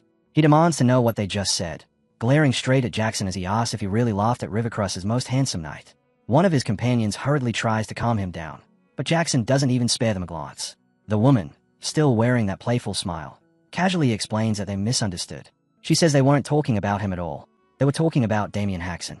Jackson remains seated, silent, as if waiting for something inevitable. The knight scoffs, insisting she shouldn't try to talk her way out of it, claiming he heard everything clearly. Before he can finish his sentence, Jackson stands. His voice drops, cold and sharp, as he asks whether the man is flirting with his fiancée right now. The knight freezes, bewildered, asking what kind of nonsense that is. Jackson repeats the question, calmly pressing him. Aren't you talking to her right now? The knight starts shouting back in confusion, but his words are cut short. Jackson's fist slams straight into his mouth. Teeth explode, blood sprays, and the knight is launched backward with brutal force.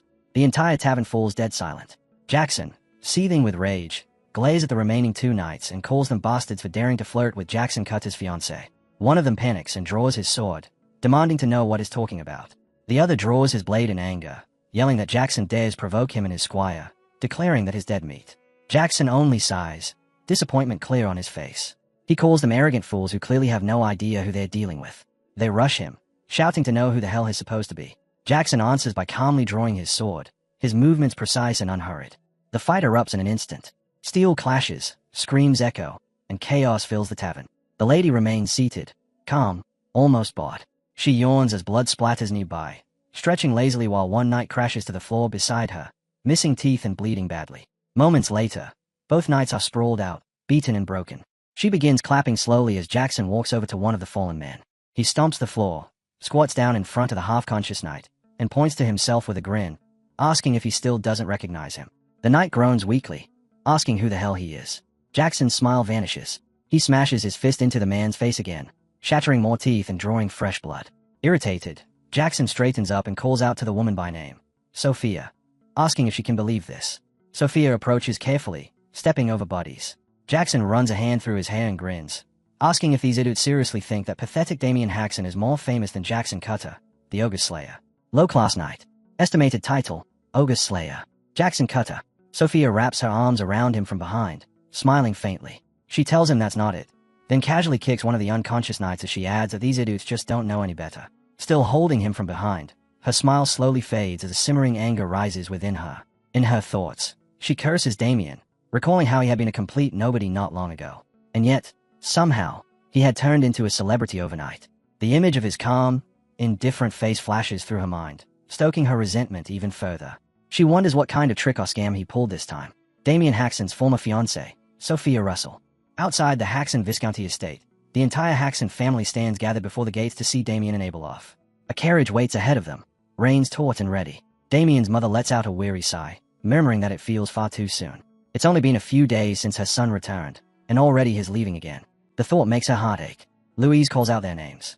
Damien and Abel turn back, and she waves with a bright smile that trembles despite her effort to stay strong, urging them to be careful out there. Damien answers her with a warm grin, telling her not to worry, while Abel tries to nod along, his face already crumpling as tears threaten to spill.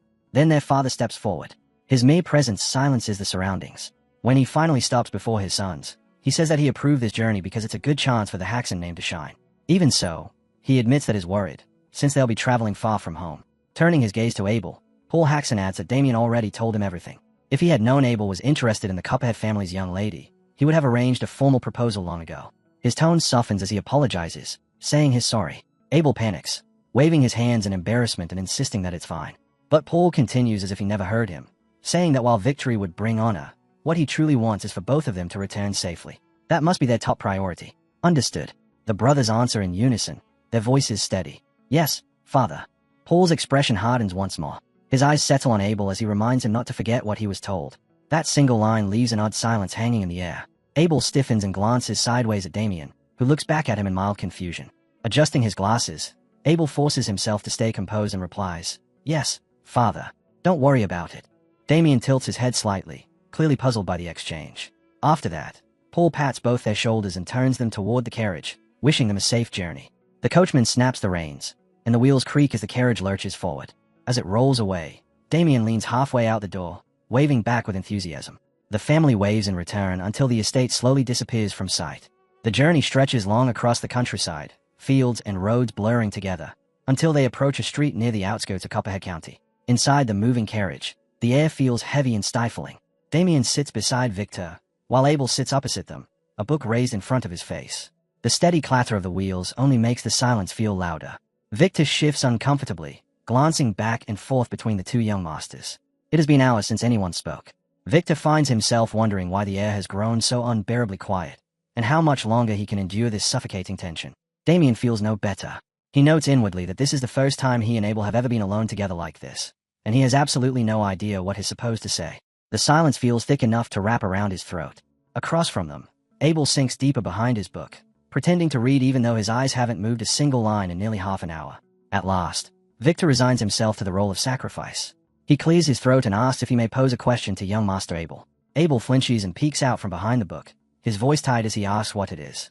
Forcing a smile, Victor says he's simply curious about how Abel came to fall for Lady Copperhead. Abel's face reddens instantly. He stammers in disbelief, demanding to know why Victor would even ask something like that. Victor laughs it off, saying it's a long journey and someone has to start a conversation. Watching his brother's flustered reaction, Damien finds himself quietly amused. In his previous life, he never actually learned how Abel's feelings for her began, and to his own surprise, he realizes he's curious as well. Leaning back, he joins in, telling Abel that since there's nothing else to do, he might as well tell them the story. Abel's gaze flickers between the two of them. His voice wavers as he tries to dodge the question, but Damien presses him, saying that after all the trouble he went through to prepare for this trip, he deserves at least that much of an explanation.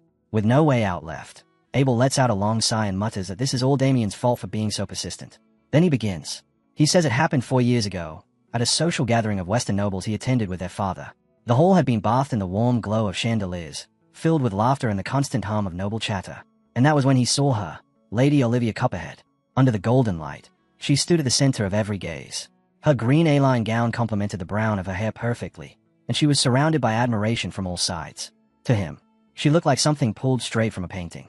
As he recalls that moment, Abel's voice softens, and he mutters quietly that she was beautiful. That single word lingers in the carriage. Victor stares at him for a moment, expression blank, before slowly shaking his head. Beside him, Damien suppresses a sigh. Victor remarks dryly that it sounds as though Abel fell for her simply because she was pretty. Damien adds aloud whether his brother might be the type to judge purely by appearances, even as his own thoughts drift elsewhere. Whatever bond Abel and Olivia shared, one thing was certain. In their previous lives, they had been lovers, and Damien remembers all too clearly how the Count of Copperhead rejected Abel's marriage proposal, not just refusing it, but openly insulting the Harshin name itself. After that day, Abel lived quietly and alone until his death. Unmarried, forgotten, and ultimately killed by Damien himself, the corrupted knight of that past life. Sitting across from him now, cheeks flushed in embarrassment, Abel looks nothing like the man from those memories. And yet, the sight makes Damien's chest ache with a dull mix of pity and regret. The weight of that future presses down on him, and in silence, he makes a vow. This time will be different. No matter what, He will not let Abel walk that same miserable path again. When Abel notices the steady, burning gaze fixed on him from the other side of the carriage, he begins to fidget, shifting uncomfortably in his seat. 3 days later, they arrive at Copperhead County. The surroundings are bright with decorations, colorful banners fluttering as people hurry back and forth in celebration. Damien, Abel, and Victor stop before the grand entrance, where a massive happy birthday banner stretches across the gate, swaying gently in the breeze. Victor looks around in awe, muttering that the scale of the place is incredible. Damien chuckles, remarking that the Copperheads must have spent a fortune on this. Before they can take another step, a man emerges from the entrance and raises a hand, stopping them. His voice is firm as he asks who they are. Still riding the excitement, Victor steps forward and announces that they've come from the house of Viscount Haxon. The man glances down at the guest list in his hand, repeating the name quietly. Then his eyes lift to Damien, and his expression changes. After a brief pause, he asks carefully if he might be Sir Damien Haxon. Damien drapes an arm around his younger brother's shoulder and nods, confirming his identity, and adding that he's arrived with his younger brother, Abel. At once, the man bows deeply, apologizing for his earlier tone and introducing himself as Connor, the head butler of House Copperhead. With respectful gestures, he invites them inside, anticipation flickering across their faces. Later, inside a large, softly tinted lodging within the venue, Connor shows them in and explains that this will be their room for the duration of their stay. Victor slowly turns in place, eyes wide, marveling at how enormous the space is. Connor bows once more near the exit, telling them not to hesitate to call if they need anything at all. Then he slips out, drawing the curtain closed so smoothly it's as if he was never there. Abel looks around and nods, saying the lodging is more than fine, adding that the Count must be a generous man to host them with such comfort. Victor agrees, pointing out that even he has his own separate room arranged. Damien, however, remains silent, his gaze sweeping slowly across the room. The Count, he remembers, was never this careless. A faint unease settles in his chest. He suspects the man is trying to curry favor now that his reputation has grown, and the thought leaves a bad taste in his mouth. Pulling the curtain aside, Damien tells Abel and Victor to stay and rest, saying he'll go take a look around. Victor waves him off without concern, but Abel stiffens. Abel suddenly calls out for him to wait, insisting that he'll come along too. Damien turns back, puzzled, asking why. He tells Abel to stay behind and rest, but Abel shakes his head firmly, saying he can't. He made a promise to their father. Damien pauses, brows knitting, and asks what promise that could be. Adjusting his glasses, Abel explains that their father told him that if it ever looked like Damien was about to cause trouble, he was to stop him. Damien lets out a quiet chuckle, asking if Abel truly sees him as some reckless child. Still wearing that amused smile, he turns away again, ready to leave, but Abel doesn't budge. Out in the open, Damien finally sighs in resignation and tells him to do whatever he wants. The moment he turns fully around, someone walks straight into him. The collision knocks the other person off balance, sending her tumbling to the ground. Damien looks down in surprise. From a short distance away, a man's voice shouts her name, Sophia, and comes running toward them. He reaches them in seconds, grabs Damien by the collar, and yells at him to watch where he's going. Damien doesn't react. He stands there, calm and detached as ever. The man's anger falters as he looks closer, recognition creeping across his face. Then his expression twists into a mocking grin as he speaks Damien's name aloud. Damien Haxon. The woman gets back on her feet, brushing dust from her dress as embarrassment colors her face. Under her breath, she mutters about why it had to be him, and why here, of all places. Then, forcing herself to compose, she looks at him and greets him awkwardly, murmuring a quiet, long time no see. Damien finally responds. He lets out a faint, tired sound before asking who they are, and whether they know him from somewhere. The question leaves both of them frozen in silence. The woman standing before him is Sophia Russell, his former fiancée, and the man gripping his collar is her current betrothed, Jackson Cutter. Damien parts his lips slightly, his voice low as he repeats the question, eyes narrowing while he studies the two of them. Who are you? And do I know you? The words alone are enough to twist Jackson's face with irritation, while Sophia stiffens, disbelief flashing through her eyes. Feeling humiliated, Sophia bites her lip as anger swells in her chest. She wonders what is wrong with Damien, whether he's truly pretending not to recognize them at all. Suddenly, Damien's hand clamps down on Jackson's arm. He pries his shirt free from the man's grip, his voice steady as he tells Jackson to let go first. After that, they can talk things through. At that moment, Abel and Victor step out from the tent. Abel calls out, asking what's going on, while Victor follows closely, his tone formal as he addresses him as young Master Damien and demands an explanation. Abel takes one look at the people standing before Damien, about to greet them, only for recognition to strike and choke the words in his throat. Victor freezes as well. Upon recognizing them, Abel clenches his jaw and lets out a faint, uneasy sound. He turns toward the woman, his voice tight as he calls her name. Sophia. Damien glances at his brother, puzzled, and asks if Abel knows her. Abel stares at him as if struck dumb, then repeats the name again, as though that alone should be explanation enough. Sophia's cheeks burn red with embarrassment as she averts her gaze. Abel finally reminds Damien that Sophia was once his fiancée. Damien looks back at the pair. His expression remains unreadable, his eyes settling on Jackson with detached curiosity. Jackson meets that stare with a sharp glare, barely restraining his anger. As Damien continues to look at him, echoes of the past begin forcing their way back into his mind. He remembers being dragged outside by security guards, rain pouring down as desperation consumed him. He had shouted Sophia's name again and again, pleading for her to talk to him, begging her not to do this. He remembered yelling that she couldn't just abandon him like that. Then another voice had spoken from the porch, asking who he even was. That memory is Clay. Jackson had been standing there that night, one arm wrapped around Sophia's waist as she calmly explained that Damien was the ex-fiancé she had mentioned before. Jackson's response had come fast and dismissive, saying he remembered. Damien was that good for nothing. The words cut deeper than any blow. Damien had stammered in disbelief, asking what he had just said. When the guards finally released him, he stood drenched beneath the rain, eyes locked on Sophia as he called out to her once more. He demanded to know who the man beside her was, asking how she could end their engagement so one-sidedly. His voice cracked as he insisted it had to be a lie, that it couldn't be real. Sophia had only sighed. She had spoken his full name, Damien Haxon, and asked if he still didn't understand the situation. Holding on to Jackson, she explained coldly that their engagement had existed only because of a promise between their grandfathers, and that it was all already in the past. She asked if he truly believed anything she said was false. Rain mixed with tears as she continued, questioning whether any of it made sense at all. She reminded him of who she was, Sophia Russell. Each word cut deeper as she asked how a good-for-nothing from a minor noble house could ever be compatible with her. He had sobbed there in the rain, asking how she could say such things. Jackson had then led her away, telling Damien he'd let him off quietly out of respect for Sophia. She had chuckled at that, calling the good-for-nothing embarrassing. Jackson warned Damien not to appear before them again, his arm resting casually around her waist as they walked away together, smiling like lovers at the start of something new. He told Damien that if he understood the situation, he should disappear, and Damien had been left standing alone in the rain, head bowed, chest hollow. Then his trembling hands had clenched tight. Heartbreak gave way to rage. He had charged forward, shouting, determined to land at least a single blow. Jackson hadn't even turned at first. Hearing the rush behind him and recognizing it, he had only sighed. Then his fist snapped out like a blur, smashing straight across Damien's face. Punches rained down without pause. Damien crashed to the ground, coughing up blood as the world spun violently around him. Even then, Jackson had stepped closer, seized him by the collar, and mocked him. He said he had tried to show mercy, but Damien simply didn't know his place.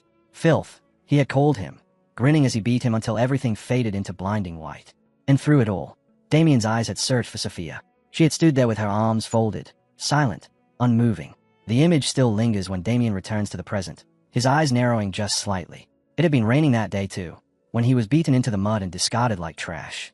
Now, Jackson calls out to Sophia, asking if she's all right, checking whether she's been hurt. She answers calmly that she's fine. Damien watches them without a word, his anger tightly restrained. Deep down, though, it hasn't faded.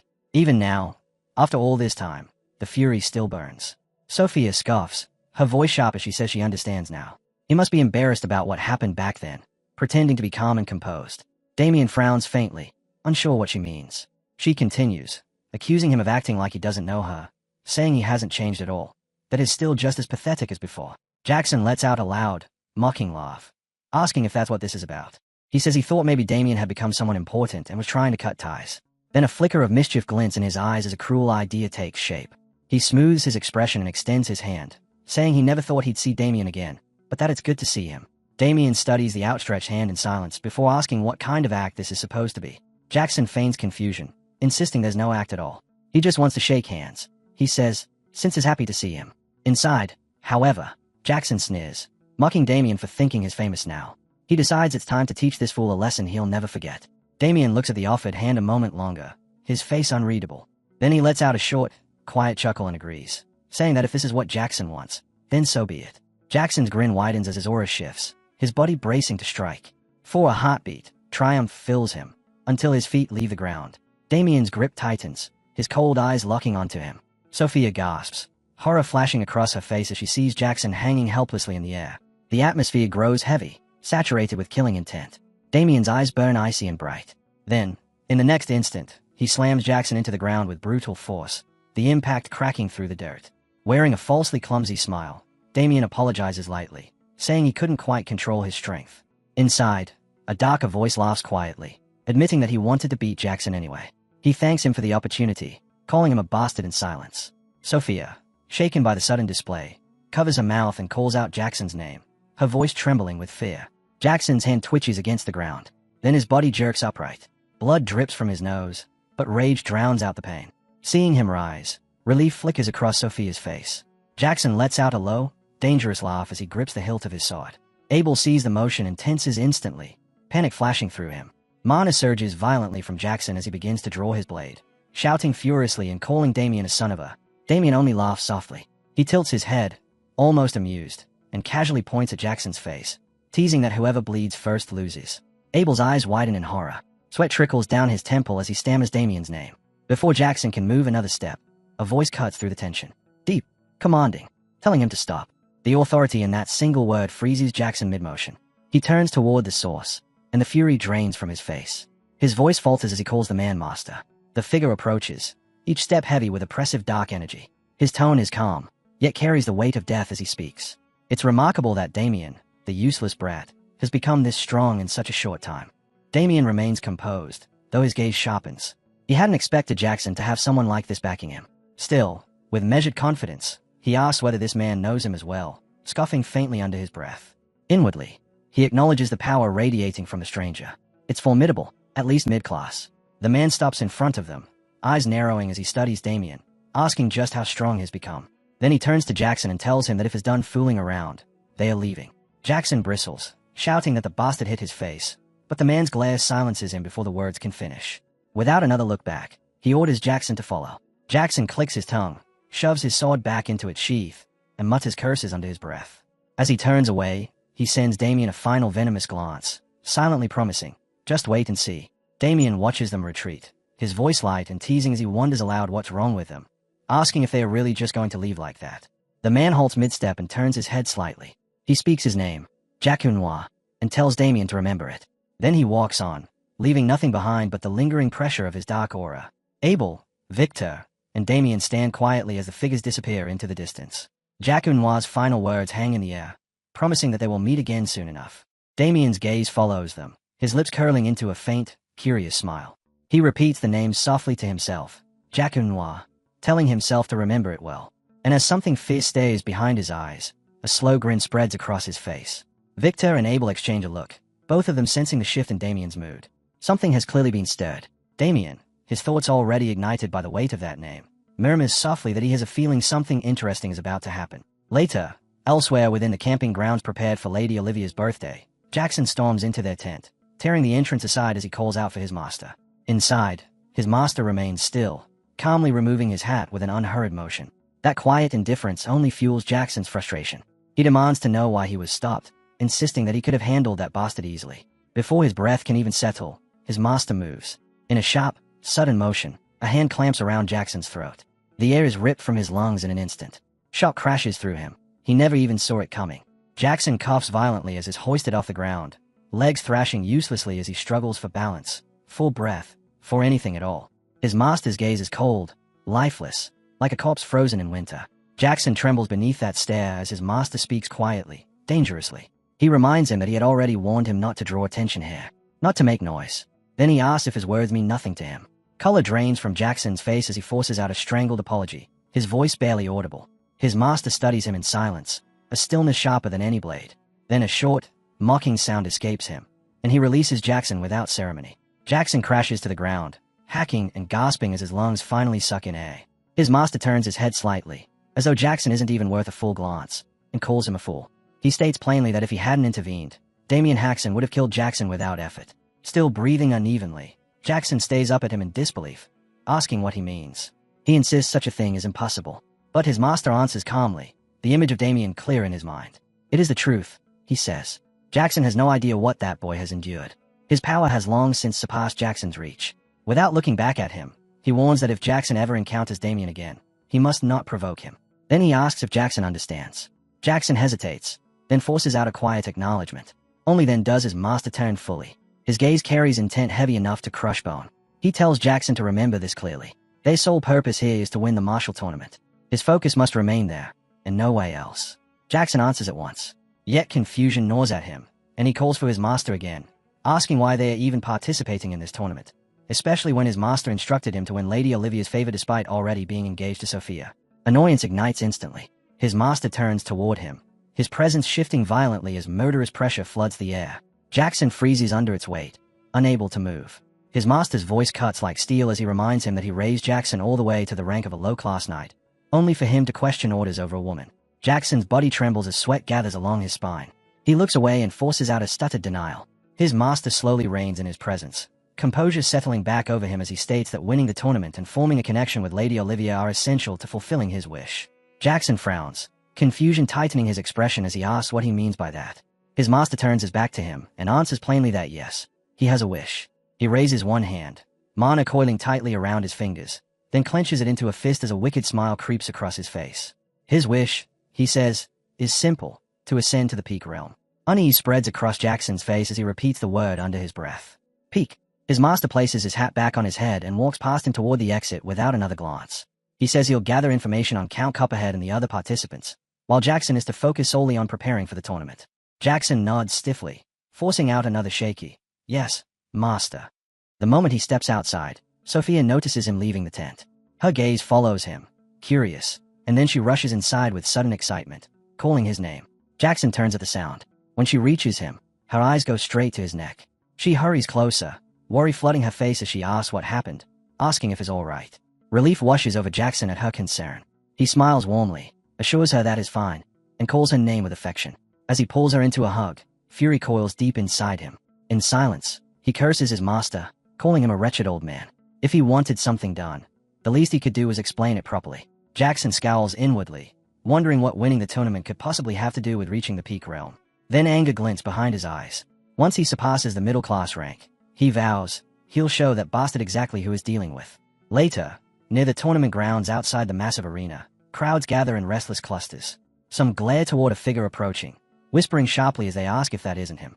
Another confirms it, saying he looks just as vicious as the rumors claim. Tongues click in quiet distaste. That man is Damien Hashin.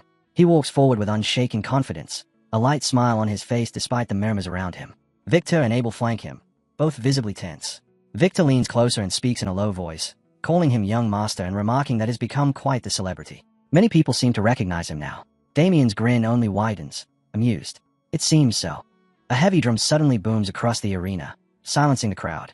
From the observation post, a man clears his throat and announces that today marks his daughter's birthday, to be celebrated with a grand event. Count Chester Copperhead, host of the tournament, thanks the distinguished guests for attending. Abel barely hears a word. His attention is completely locked on Lady Olivia. The Count's speech fades into nothing as Abel takes in her appearance. Standing beside the Count is his daughter, Olivia Copperhead. The Count continues proudly, declaring that the bravest knights of the Western Apple Kingdom have gathered here, and that the winner will earn fame not only in the West, but across all regions. Damien looks up, excitement sparking through his eyes. It's finally beginning. The Count's voice booms across the arena as he declares that alongside glory, the champion will receive a reward worthy of their valor. As his words settle, Sophia leans closer to Jackson, her lips curving as she asks whether Lady Olivia is prettier than her. Jackson lets out a soft scoff and answers without hesitation that no one in their right mind would say something so absurd. The Count continues, announcing that the tournament will span 2 days, divided into team battles and individual matches. He reassures everyone that healing magicians are stationed and ready, so no one should hold back their strength out of fear of injury. As he speaks, Jackson's master stands quietly at the edge of the arena, eyes sharp, watching everything without a word. The Count declares that the first match will begin in 2 hours and orders the knights to prepare themselves. He spreads his arms wide, his voice rising as he says he looks forward to witnessing their valor. The crowd erupts at once, cheers crashing like waves. Damien folds his arms, a satisfied smile playing on his lips. Abel watches with visible tension, while Victor stays at the arena in open awe.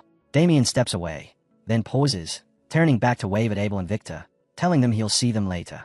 Victor immediately calls out, urgency thick in his voice, addressing him as young master and telling him to be careful. Abel only nods, saying nothing. Hours before the match, as the Count waits beside his daughter, his eyes settle on Olivia with suspicion. She notices and shoots him a resentful sideways glance. He tells her the event was arranged for her sake and asks if she can at least pretend to be pleased. Her glaze sharpens instantly. She asks if he truly believes this spectacle is for her, reminding him that she never asked for any of it. Turning away, she says he did this only to flaunt the family's prestige and that she has no interest whatsoever. Her words hit their mark. His jaw tightens, a curse nearly slipping out before he forces it back. With a sharp exhale, he scoffs dismissively and turns his attention toward the arena, telling her that whether she's interested or not, the crowd certainly is, and she should watch. Once the matches begin, he says, they'll all be cheering. The first event is announced. A team battle, monster hunt. The arena stays as contestants take their positions. Tom arrives. The crowd begins chanting names, voices stacking over one another. Andrew Graydon.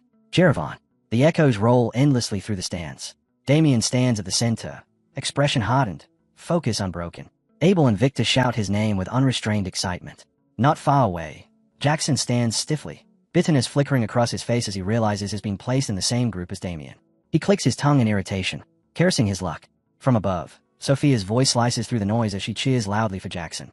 He snaps his head up at once, a smile spreading as he meets a gaze. He declares confidently that with the first event being a monster hunt, this suits him perfectly. Inside, a vow forms, cold and firm. After today, everyone will remember his name. He blows Sophia a kiss, confidence gleaming in his eyes. The knights brace themselves as a massive gate begins to rise. The moment the creatures step through, the arena falls into dead silence. Shock freezes every face. Sweat beads along foreheads. Two enormous, violent trolls thunder into view, charging forward with brutal momentum. Terror splinters the air. Someone shouts in raw disbelief, recognizing the monsters instantly. Trolls. A knight tries to shout orders, telling everyone to stay together and face them head-on.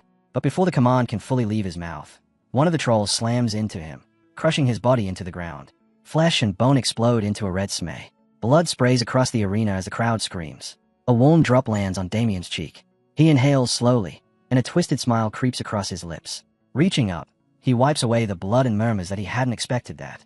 His eyes lift toward Count Copperhead, dark amusement flickering within them as he notes the man's apparent fondness for dangerous hobbies. Even as the trolls charge straight toward him from the front, that smile never fades. His gaze remains fixed upward, watching Count Chester Copperhead revel in the chaos below with unsettling delight, his body almost trembling as if he were savoring every second. The man frozen in fear can do nothing but stare as the troll barrels toward him. In the very next heartbeat, the creature slams him headfirst into the ground with overwhelming force. The impact bursts his body apart, sending a violent spray of blood fanning across the arena. A single warm drop flicks against Damien's cheek. The crowd recoils as one, breaths hitching, throats tightening as collective disbelief grips them at the horror unfolding. Blood continues to arc through the air, and one streak lands squarely across a noblewoman's eyes, the metallic stench reaching her nose before the wetness even registers. Terror floods her face and she lets out a shrill, shaking scream as the man beside her scramble to restrain her and wipe the crimson from her lashes. Panic fractures the stands. Scattered voices tremble through the chaos, some stuttering in disbelief, asking if that thing is really a troll. Others repeating the word with growing desperation as if saying it aloud might make sense of it. Several people fixate on the crushed knight, blurting out broken questions about what in the hell is happening and whether he's actually dead. From her seat, Lady Olivia raises a hand to her mouth, grief and revulsion swelling in her eyes. Beside her, her father clicks his tongue, displeasure tightening his expression as he mutters that a knight dying so easily is pathetic. Olivia wipes at her tears, having heard him all too clearly, and turns toward him, heat surging in her chest. She calls him father and demands to know what he was thinking, how he could release a troll for something that was supposed to be a simple match. He responds with nothing more than a dismissive breath, waving off her distress and insisting there's no need for such fuss. They must do this to weed out the chaff, he tells her, so that a true winner can emerge. His indifference cuts deep. She draws in a breath, ready to argue again, but her words are drowned out as the crowd suddenly explodes with cheers for someone named Andrew Graydon. The roar rolls through the arena with wild exhilaration. Count Copperhead's eyes narrow with dark satisfaction as he gestures toward the sound, urging his daughter to look. The audience always wants something thrilling and stimulating, he says, watching the battle below as if lecturing her. The more intense the spectacle, the better. Then he asks her if she knows why. Down in the arena, Jackson cutter darts low, sliding with precision beneath the troll's swing and carving a clean slice across its massive leg. Still crouched from the motion of the cut, he tilts his head toward the stands, trying to strike a bold, gleaming pose for the crowd. Count Copperhead answers his own question. Someone else risks their life while the spectators remain safely above. The troll bellows, rage vibrating deep within its chest. Yet even as its roar tears through the air, the torn flesh along its body quivers and knits itself back together, crawling and writhing in a grotesque display. Jackson's expression hardens. He clicks his tongue, thinking that as expected, a troll's regeneration is truly monstrous. An attack like that was nowhere near enough. A low curse grinds out between his teeth. Damien stands at the far rear of the battlefield, silent, eyes fixed on the clash unfolding before him. As his thoughts sink deeper, he recalls the strange waiver they had forced him to sign before the match and mutters inwardly that it all makes sense now. Of course they would pull something this reckless. One of the trolls, driven into a frenzy, heaves both arms high before smashing them down toward the ground. Beneath it is Jackson, who jerks backward as a sharp breath claws at his throat, realizing that facing such a monster alone would push even him into a disadvantage. still retreating. He thinks that with someone backing him up, the odds of victory would be more than enough. A female knight suddenly charges past him, boots pounding into the soil as she closes the distance. She meets the troll head-on, unleashing a flurry of rapid slicing strikes along its massive arm. Blood sprays upward, splashing into its eye and forcing it to swing wildly, losing control. One of its blind swings crashes into her. She blocks, but the sheer force drives her backward until she drops into a crouch, skidding across the dirt. The troll locks onto her and lunges. Another knight takes the opening. Charging from the side with a spear, he reaches the troll and carves deep, furious cuts into both of its legs, hacking relentlessly until thick streams of blood burst outward and rain across his armor. The troll collapses forward onto both knees, releasing a heavy, guttural groan of misery. The knight leaps high above its head, body coiled for a finishing blow, thinking it's time to end this. That thought never finishes. The troll's enormous hands clap together around him mid-air. A wet, suffocating crunch follows. His attempt to beg dies within the fold of its palms as his body liquefies, bursting into a spray of blood that jets out between its fingers. Jackson seizes the opening. Focusing, he surges forward with a roar, mana flooding his limbs. At the end of his charge, his mana-laden blade sweeps once, clean and decisive. The troll's head severs in a single arc. It lands with a heavy thud that echoes throughout the arena. A wave rises from the crowd. Shouts explode outward, voices screaming about the fallen troll and demanding to know who that knight is. From above, his fiancée Sophia gazes down at him with breathless admiration, murmuring his name with warmth. Jackson. Jackson stands tall before the fallen head, lungs burning as he catches his breath. A satisfied smile tugs at his lips as he thinks that it's done and asks himself, with quiet pride, whether the crowd saw it clearly. He lifts his sword high, exhilaration surging through him, declaring inwardly that if they want to know who he is, then he is the man who will become the strongest knight. The thought shatters as a massive shadow engulfs him. Another troll looms behind, its fist already crashing down. Reflex alone saves his life. With no space to dodge, he snaps his mana-coated sword upward, letting the blunt of the blade take the impact. The blow launches him across the ground, his body tumbling and rolling as pain rips through his ribs. Sophia's voice cuts through the chaos in a terrified scream as she calls his name, tears flooding her eyes. The troll advances relentlessly, and Jackson scrambles to his feet on shaking limbs, cursing under his breath as the realization hits him that he completely forgot there was another one. His body trembles as he tries to brace himself. Damien's voice slices across the battlefield, calm and composed. He remarks that it seems he has no choice. For the first time since the fight began, he steps forward. His hands remain tucked casually into his pockets as he passes Jackson, thinking that even if watching something like this is a ridiculous hobby, he might as well play along properly. The troll charges with a vicious roar, eyes blazing with murderous intent, but Damien doesn't waver. From the ground, Jackson watches, calling him an idiot in his mind, convinced that charging a troll alone is suicide. The troll's punch rockets toward Damien's face. He doesn't flinch. In the breath before impact, he invokes his secret art, Myriad Insight, letting the technique guide him as he slips the troll's fist aside with effortless precision. He leaps lightly onto the troll's shoulder, one hand still resting in his pocket. Pushing off, he draws his sword mid-air, positioning himself behind the creature's neck as mana floods the blade in preparation for the strike. The troll roars, fangs bared, beginning to turn. It never gets the chance. Damien's blade cleaves straight down from skull to groin in a single merciless line. His secret art, Blade of Death, splits the monster cleanly in two.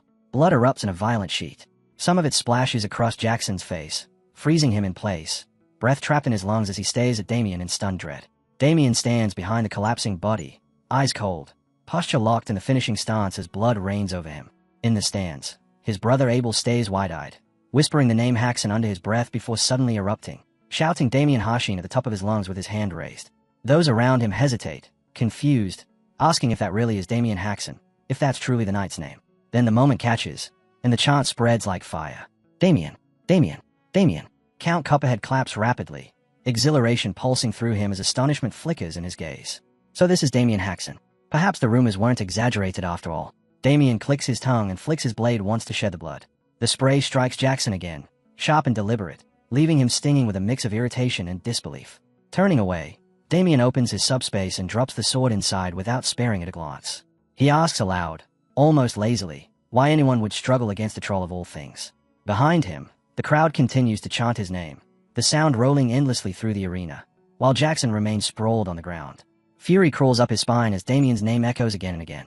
His body trembles harder, his jaw clenching so tightly that the grinding sound leaks out between his teeth. Beautiful melodies drift through the Copperhead estate that evening, their gentle notes gliding along polished floors and gilded pillars. Inside the banquet hall, noble ladies stare with flustered fascination, whispering sharply among themselves. Oh my, he looks even more handsome up close. I agree. Is the one beside him his younger brother? The two of them are quite handsome. Their attention is fixed entirely on Damien and Abel. The brothers walk in with poised steps, dressed with care and wearing bold, composed smiles. Abel, far less confident, leans closer to his brother, nervously adjusting his clothes as he fidgets. He wonders aloud when Damien ever found the time to prepare something so elegant. Damien answers with a calm smile, picturing the storefront in his mind, telling him there's a famous clothing shop in Landwork called Moonlight Wave and that he bought it there. Abel stutters at the name, startled, admitting that it looks extremely expensive. His voice softens as gratitude wells up, and he thanks Damien sincerely, clearly moved. Damien, steady as ever, simply tells him not to worry about it. As they continue forward, the ladies abandon whispering altogether, speaking openly with excited smiles. So that's Damien Haxon, huh? He's so manly. Some giggle lightly, declaring that he's so handsome he'll be their top choice from today onward. Suddenly, a wine glass shatters in someone's bare hand. The sharp crack cuts through the hall, freezing the women in fearful silence before they scatter quickly. Jackson stands there with his fist clenched, muttering under his breath that he can't listen to this nonsense any longer. Sophia remains beside him, unbothered, her gaze fixed elsewhere. Still glaring toward Damien, Jackson grumbles, demanding why anyone would recognize that loser when they don't even recognize him. His jaw tightens as the memory of the troll battle flashes through his mind, Damien looking down on him, humiliating him with every move. He turns to Sophia, expecting agreement, but she doesn't respond. Her eyes are focused ahead, lost in the image of Damien Haxon, a faint flush warming her cheeks. She isn't hearing Jackson at all. Her gaze stays fixed on Damien as he moves through the hall, radiant beneath a candlelit glow, and she wonders quietly if he has always been that handsome. Her drifting thoughts shatter as an announcement rings out, declaring that Count Copperhead has arrived. The banquet hall straightens instantly. The doors open and the Count strides in with proud steps, his daughter Olivia moving quietly at his side. After he takes his seat, a pot of fire is lit, filling the hall with flickering warmth. The Count rises with his arms spread wide and addresses the gathered guests, thanking the knights and esteemed attendees who have come to honor the martial tournament held in celebration of his daughter Olivia's birthday. Sophia, Jackson, Damien, Abel, and everyone else keep their eyes fixed firmly on him. He continues, saying that after witnessing the bravery and fierce spirit displayed by the young knights in the tournament, he feels inspired for the first time in a very long while. He adds that he hopes tomorrow's final match will reflect the same level of excellence. Then he announces that it is time to reveal the prize awaiting the victor. He steps away from his seat and approaches the pot of fire as whispers ripple through the hall. What could it be? Who knows? Whatever it is, it must be tremendously valuable. Without hesitation, the Count plunges his fist directly into the flames. Damien watches sharply, his thoughts racing, while Abel recoils in horror. Murmurs sweep across the hall, some gasps of shock, others struck completely speechless. The Count laughs calmly, telling everyone not to be startled. He withdraws his hand from the fire and holds it up, completely unharmed. Someone blurts out how such a thing is even possible. Slowly, the Count opens his palm, revealing a glowing sphere pulsing like a living ember. Damien's eyes widen as recognition strikes him hard. Wait, isn't that? Across the hall, Jackson's master leans against the wall, silent and watchful, a wicked glint flashing in his eyes as a smile curls inwardly. Just as I suspected, it really was he. Only he and Damien understand its true value. Both silently name it the same thing. The spirit heart. The Count explains that the treasure protects its owner from flames and maintains body temperature, a feat even mags cannot replicate.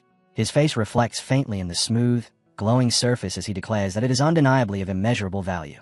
He raises it high to stir excitement and announces that this will be the prize awarded to the winner. The hall erupts in awe. What an incredible prize. Damien watches with a slow, growing smile, thinking that using the spirit heart as a mere tournament reward proves they have no idea what it's truly worth. He admits to himself that he hadn't been interested in the prize before, but now it's a different story. Now, it's tempting. Count Copperhead concludes his announcement, expressing hope that everyone enjoys the banquet to their heart's content. He snaps his fingers and the musicians resume playing, their melodies warm and lively. As the music swells, a massive birthday cake is revealed to the guests. Not long after, a young man approaches the seated Count Copperhead with practiced politeness.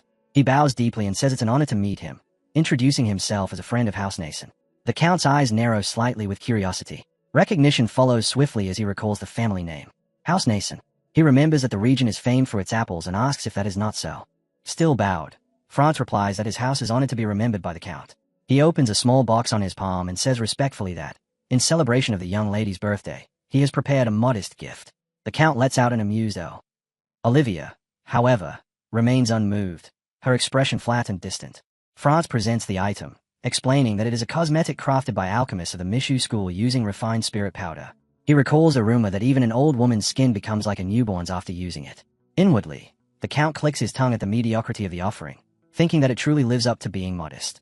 Outwardly, he gives a light laugh and thanks Franz politely. Before Franz can retreat, another youth steps forward and brusquely shoulders him aside, insisting that the Count allow him to greet him as well. He introduces himself as Charlie of House San. The Count repeats the name with mild interest, recognizing it at once. Charlie nods proudly and says that he, too, has prepared a gift for the young lady. Holding up a slim tube, Charlie explains that inside is a necklace made from a 7-color crystal, a rare jewel said to drop only once after slaying 100 golems in rocky regions. The Count initially sounds impressed, repeating the words, a 7-color crystal, and Charlie eagerly confirms it. Then the Count casually remarks that the Cuphead storage is already full of such items. Hooking his thumb to the side, he tells both Charlie and Franz that their gifts may be handed over to the steward.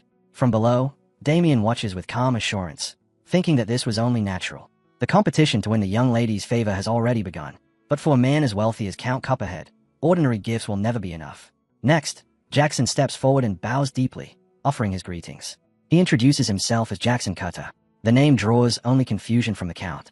Curious, the Count repeats it, and Jackson confirms it with forced steadiness, announcing that he is known as the Ogre Slayer. The Count responds bluntly that he has never heard of him and asks flatly what it is he wants. The words sting, but Jackson swallows his irritation and states that he has prepared a gift for the Count. The Count blinks, mildly surprised, and asks if the gift is for him. Jackson reveals it with a flourish, declaring it to be an elixir of condensed vitality. He explains that with just a single sip of this legendary potion, one can go an entire day without feeling fatigue. The Count's interest ignites instantly, and he lets out a long, pleased oh. Behind his composed expression, Jackson grins viciously inwardly. His master entrusted him with this priceless elixir for the sole purpose of presenting it to the Count, and he thinks triumphantly that targeting the Count instead of the young lady was a cunning choice. The Count accepts the elixir personally, staring at it with genuine astonishment. He calls Olivia over to look, remarking aloud that it isn't bad at all. Olivia, still indifferent, doesn't even bother turning her gaze fully toward him. She murmurs that she supposes so, at least for him. Below in the hall, Damien turns toward Abel and calls his name, telling him their turn is coming and that he should prepare himself. Abel startles, his fragile confidence wobbling as he answers shakily that he understands. Above them, Count Cuphead tells Jackson that the gift is very good and that he will remember his name. Still bowed, Jackson declares that the honor is his, laughing inwardly as satisfaction blooms. Everything worked exactly as planned. Moments later, Jackson and Damien cross paths on the staircase. Jackson descends while Damien ascends. They pass without exchanging a single word. Jackson glances back, studying Damien with deep suspicion, while Damien keeps his attention fixed upward on the Count, thinking that although Jackson's attempt was decent, he still failed to win the young lady's favor. The Count's face brightens the instant he sees Damien. He calls out warmly, declaring that this must surely be Sir Damien Haxon, and praises his performance in the team battle as truly impressive.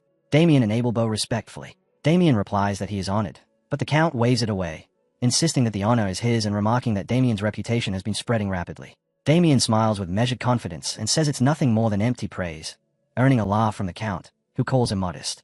As Damien observes Olivia, he notes inwardly that she shows absolutely no interest in the banquet arranged in her honor. Her tastes, it seems, are far more difficult than expected. Still, when he glances subtly at his anxious brother, he reassures himself that Abel has nothing to fear. Once she sees their gift, surely even she will react. Calm and composed, Damien addresses the Count and announces that he and his brother have prepared a gift for the young lady. The Count's eyes light up at once, curiosity sparking as he wonders what someone of Damien's caliber could have brought. Damien affirms and opens his spatial space. The Count recognizes it instantly, nodding with amused approval as he remarks that it's a spatial magic tool. Damien reaches inside and begins to draw something out. For the first time, Olivia's attention sharpens. She turns slightly, curiosity stirring. Damien pulls free a wooden bow and lifts it, declaring it to be their present. The Count's expression shifts, uncertainty creeping in as he studies it. Then Olivia reacts, eyes widening, lips parting as she leans forward in open astonishment. Damien fully draws out the bow and presents it, stating with unshaken confidence that this is their gift. Count Cuphead stays at it in puzzled silence, unable to complete the thought forming in his mind. Olivia's eyes, however, sharpen with vivid, almost hungry interest. Nearby, one guest leans toward another and whispers in uneasy confusion that they don't understand it, that it looks like an ordinary bow. Another smirks and mutters that it looks cheap, as though Damien picked it up from some street vendor. The Count's expression visibly deflates. He lets out a quiet sigh, thinking that Damien has brought something utterly unimpressive, something there's no way his daughter could possibly appreciate. Yet suddenly, Olivia springs up from her chair in a burst of excitement, calling it an amazing bow and leaving her father frozen in stunned silence. Color rushes to her face as heat blooms across her cheeks, and she asks eagerly if she may touch it.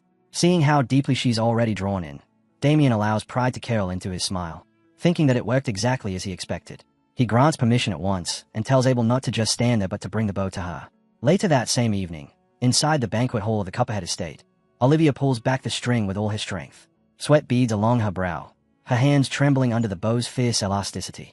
Damien watches her test it, that satisfied smile still lingering, and realizes he sees the truth now. The information about her love for hunting wasn't exaggerated. To win someone over, he thinks, one must first understand what they truly need. After testing it thoroughly, Olivia lowers the bow and stares at it with breathless delight, declaring that its elasticity is truly formidable. She turns to Damien and asks if it's made from the horn of a minnow. He answers yes, calmly admitting that he knew she would recognize it. He then adds that the bow was crafted from the horn of a minotaur that once led an entire group. Jackson stiffens at that, frowning as he wonders if they are really talking about a monster that even a middle-class warrior would struggle to face alone. Olivia peers closer at the inside of the bow and notices an inscription. She stutters as she reads the artisan's name, August. Clutching the bow to her chest, she asks if it's truly made by the blacksmith known as August. Her father snaps upright at the name, shouting in disbelief. Damien, warm and composed, confirms it without hesitation. The Count rises abruptly and snatches the bow from Olivia's hands, inspecting it with near reverent awe as he asks if this equipment is really August's work. He recalls aloud that August is the finest blacksmith in the entire Apple Kingdom, and that a shield forged by him once sold for an astonishing sum at auction. His voice trembles as he clutches the bow close, overwhelmed with joy, thinking that never in his life did he expect to receive something so precious. Olivia immediately yanks it back, calling him father and insisting that it's hers. Hugging the bow protectively, she turns toward Damien with glowing gratitude, calling him Sir Damien and thanking him sincerely for such a priceless gift. Damien gently redirects the praise, saying that he wasn't the one who obtained it. She blinks, confused, and asks who did. He gestures toward Abel and explains that it was his brother, that Abel went to great lengths to acquire it for her. Olivia fixes her gaze on Abel and asks if it's true, if he really did all of that for her. As Abel trembles with nerves, Damien answers in his stead, confirming that yes, it's true. Olivia looks at Abel with growing admiration and says she's genuinely curious how he managed to obtain something so valuable. Damien nudges his brother forward and asks Olivia if she would like to hear the story directly from Abel himself. She answers eagerly, her gaze locking onto Abel without hesitation. Damien then turns to the Count and asks if such an arrangement is acceptable. The Count responds at once with enthusiasm, saying of course, adding that he himself is curious but will hear the story later from his daughter. Damien turns back to Abel with a coaxing smile and softly calls his name. Abel startles, stammers, then forces out a reply. His face burns red, nervous sweat clinging to him as he struggles to gather the courage to move. He takes one shaky step forward. Damien watches quietly, pride settling deep in his chest. This is right, he thinks. Abel has to seize this moment with his own hands. Abel finally reaches her and, in a trembling yet sincere voice, addresses her as Lady Olivia, saying it is an honor to meet her. Seeing him up close, Olivia lets out a small, astonished oh my. From the side, Damien watches with absolute satisfaction, declaring inwardly that tonight's true protagonist is Abel. As Abel gently takes Olivia's hand and lifts it, moving to kiss it, the atmosphere subtly warms, edging into something undeniably romantic. From the corner of the hall, Jackson's master finally steps forward. Reaching Jackson, he mutters that it seems their plan has run into a problem. Jackson jolts, startled by his master's sudden appearance. The man's thoughts linger on the name Damien Haxon. He admits inwardly that while he expected Damien to be strong, he never anticipated this level of competence. It's clear now. Damien has won over both the Count and his daughter. Frustration coils tight in his chest, teeth grinding as he realizes that if this continues, the Haxon brothers will claim both the tournament victory and the Count's daughter. Turning away, he decides he can't allow things to progress any further. He tells Jackson to follow. Jackson responds in confusion but quickly falls into step. Before leaving, he turns to Sophia and tells her to wait there. She smiles and agrees. As they slip away, the music continues to flow through the banquet hall. Damien stands with his back to them, appearing unaware, but a heartbeat later he glances over his shoulder, a knowing, mischievous smile flickering across his face. Morning arrives at the Copperhead estate. Damien, Abel, and Victor walk together toward the arena when Abel suddenly notices Damien staring at him strangely. Abel demands to know why he's being looked at like that. Recalling the sight of Abel speaking so freely with Olivia the night before, Damien replies casually that he was just thinking Abel seemed unusually fluent yesterday, that the atmosphere between him and Lady Olivia looked quite good. Abel freezes on the spot. His face flames red as he stammers, forcing himself to sound confident while insisting that of course he can do it too, as long as he puts his mind to it. Ahead of him, Damien and Victor burst into laughter. Damien calls back that that's good, adding that he's looking forward to hearing good news from him soon. Victor sends a distant fist bump Abel's way, grinning as he tells him he's got this. Then, with a casual wave, he wishes Damien's young master, Haxon, the best of luck in today's match. Damien answers with nothing more than a simple thanks, already turning his attention forward. Abel lingers behind, hesitating before blurting out his gratitude in a flustered voice. Damien stops mid-step and turns sharply. Suspicion flickers across his face as he pauses, eyes narrowing. Abel hurriedly explains that he means thank you for creating this opportunity in the first place. Damien doesn't buy the sudden show of gratitude. In one smooth motion, he draws his greatsword as if reacting to a threat, demanding to know who Abel really is and where the real Abel went.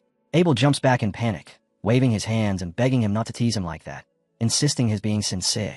Damien scoffs, saying that this much is only natural. He turns away and tells Abel that it's only right for a brother to look after his brother, so Abel should stop overthinking and focus on doing his best to get along with Lady Olivia. Abel freezes for a moment, then a quiet smile spreads across his face. A heartbeat later, he breaks into a sprint after Damien and Victor, shouting for them to wait. The second one-on-one tournament match erupts in the arena with Damien's flying fist. His expression remains completely unbothered as he swings once. The punch shatters his opponent's sword mid-air before smashing straight into their face. The sheer impact sends the opponent flying across the arena, crashing into the surrounding wall with a thunderous crack before slumping unconscious to the ground. Damien doesn't move an inch. He stands exactly where he landed, his fists still humming with dense mana. The crowd explodes. Abel, Victor, and countless others cheer wildly, chanting Damien's name as his growing fame echoes through the arena. The match ends decisively. Damien advances straight to the finals. Damien smiles faintly and asks if the next match will be the last. Abel and Victor shout his name along with the crowd. From within the stands, however, an unknown hooded figure watches him intently. The figure steps closer and calls out to Abel by name, asking if he's there. Abel looks up, confused. The stranger shifts their hood back, revealing their identity. Olivia. Abel stutters her name in shock, asking what she's doing here. She speaks with breathless urgency, stumbling over his title as she calls out, "So Damien." She tries again, her eyes tightening with worry, and tells him that his brother is in danger. The night before the match at the Gold Pixie Estate, Olivia walks alone through the hallway, humming a soft, melodious tune that rises and falls with her light steps. She suddenly pauses, her face brightening as a smile blooms on her lips. Her thoughts drift to Abel, and she admits to herself that their conversation earlier had truly been enjoyable. She calls his name silently. "Abel, I really would like to meet you again and talk some more." A maid approaches and calls out to her, announcing that the Count is asking for her. Olivia turns, brows lifting with curiosity, and straightens her posture. She asks in mild surprise whether her father is truly calling for her at this hour. Later, seated in the dining room, she abruptly rises from her chair. Her voice flares with disbelief as she demands to know what her father is suddenly saying. But the Count remains composed. He asks calmly if she failed to hear him, then tells her that he meant every word. His voice hardens as he repeats it with finality. She will marry Sir Jackson Cutter. At the table sit Jackson, Count Copperhead, Jackson's master, and Olivia herself. Olivia refuses to take her seat. She snaps that her father should not spout such ridiculous nonsense, insisting she has never even held a proper conversation with that man. Yet he is already speaking of marriage. Across from her, Jackson stiffens, irritation crawling up his spine. Inwardly, he curses his master as a damned old geezer. Jack had suddenly ordered him to follow without explanation, and he had rushed here without hesitation, only to be blindsided by this absurd declaration. None of this had been discussed beforehand. Not a word. He wonders what in the world this is all supposed to be. Olivia presses on, her voice sharp as she demands how her father could make such a decision without consulting her even once. The Count listens in hard, contemplative silence. Then he lowers his wine glass to the table. The sound is soft, but the pressure in the room spikes. He turns to her with a dominating glare and calls her by name. He tells her not to delude herself. She is the eldest daughter of the house, and marriage is not a matter she is free to decide. It is a decision that must be judged and made by him, the head of the family. Olivia's brows knit tightly as she fires back, asking on what grounds he is making that judgment. He meets her eyes without the slightest hesitation and answers plainly. On profit. On what the Copperhead house stands to gain from her marriage. He explains that Sir Jacques, a middle-class master, has promised that the moment the marriage is formalized, he will lend his strength to House Copperhead. He tells her she understands exactly what that means. Among the great noble houses of the West, only two possess a middle-class warrior at their core forces. Gold Pixie and Lion Bloom. Only those two. If this marriage goes through, the Copperhead house will gain a fighting force comparable to theirs. And that is not all. Jacques has also promised to provide weapon techniques and mana cultivation methods to their knights. Techniques used by a masterclass. Jackson nearly jolts out of his seat. Fury surges through him. Jacques has never taught him those techniques. Not once. And yet he is willing to hand them over to another house as bargaining chips. Olivia feels her arguments crumble one by one. She exhales a frustrated sigh and glares at her father before forcing herself back into her chair. Under her breath, she mutters that he is selling her off for the sake of the family. The Count shoots her an irritated glare, calling her a brat and telling her to watch her tongue. At last, Sir Jacques speaks, asking whether the proposal will be accepted. Count Copperhead considers it briefly and replies that the conditions themselves are satisfactory. However, there's one small problem. Zack asks what that problem might be. The Count's gaze sharpens as he states it plainly. Jackson is a completely unknown knight, a man who has never made a name for himself. And after all the trouble of hosting a tournament, taking in a nameless knight as their son-in-law would only tarnish the honor of the Copperhead family. The Count clears his throat, letting the words settle. Jacques considers this quietly, noting inwardly that, in simpler terms, it means Jackson's status is unfit. He lifts his chin and tells the Count not to worry. In tomorrow's match, his disciple will be the one who wins. The Count's expression tightens with uncertainty as he asks if Jacques is truly certain. With Damien Haxon present, he points out, it will not be easy. Jacques remains calm. He says it is possible, adding that it will work as long as the Count offers just a little help. The Count's eyes narrow with curiosity, and he warns that he cannot provide unreasonable assistance. A slow grin spreads across Jacques' face. He says it is simple, with a smile steeped in devious intent. He explains that the Count need only do one thing. Not interfere, even if Damien Haxon dies. The words crash into the room like a freezing wind. Silence falls instantly as everyone stares at him in stunned disbelief.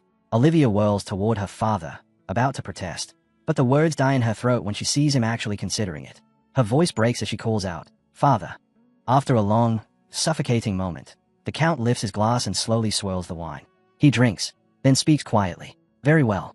Olivia stares at him with burning, helpless anger. Her fists tremble as she clenches them on the table, powerless to stop any of it.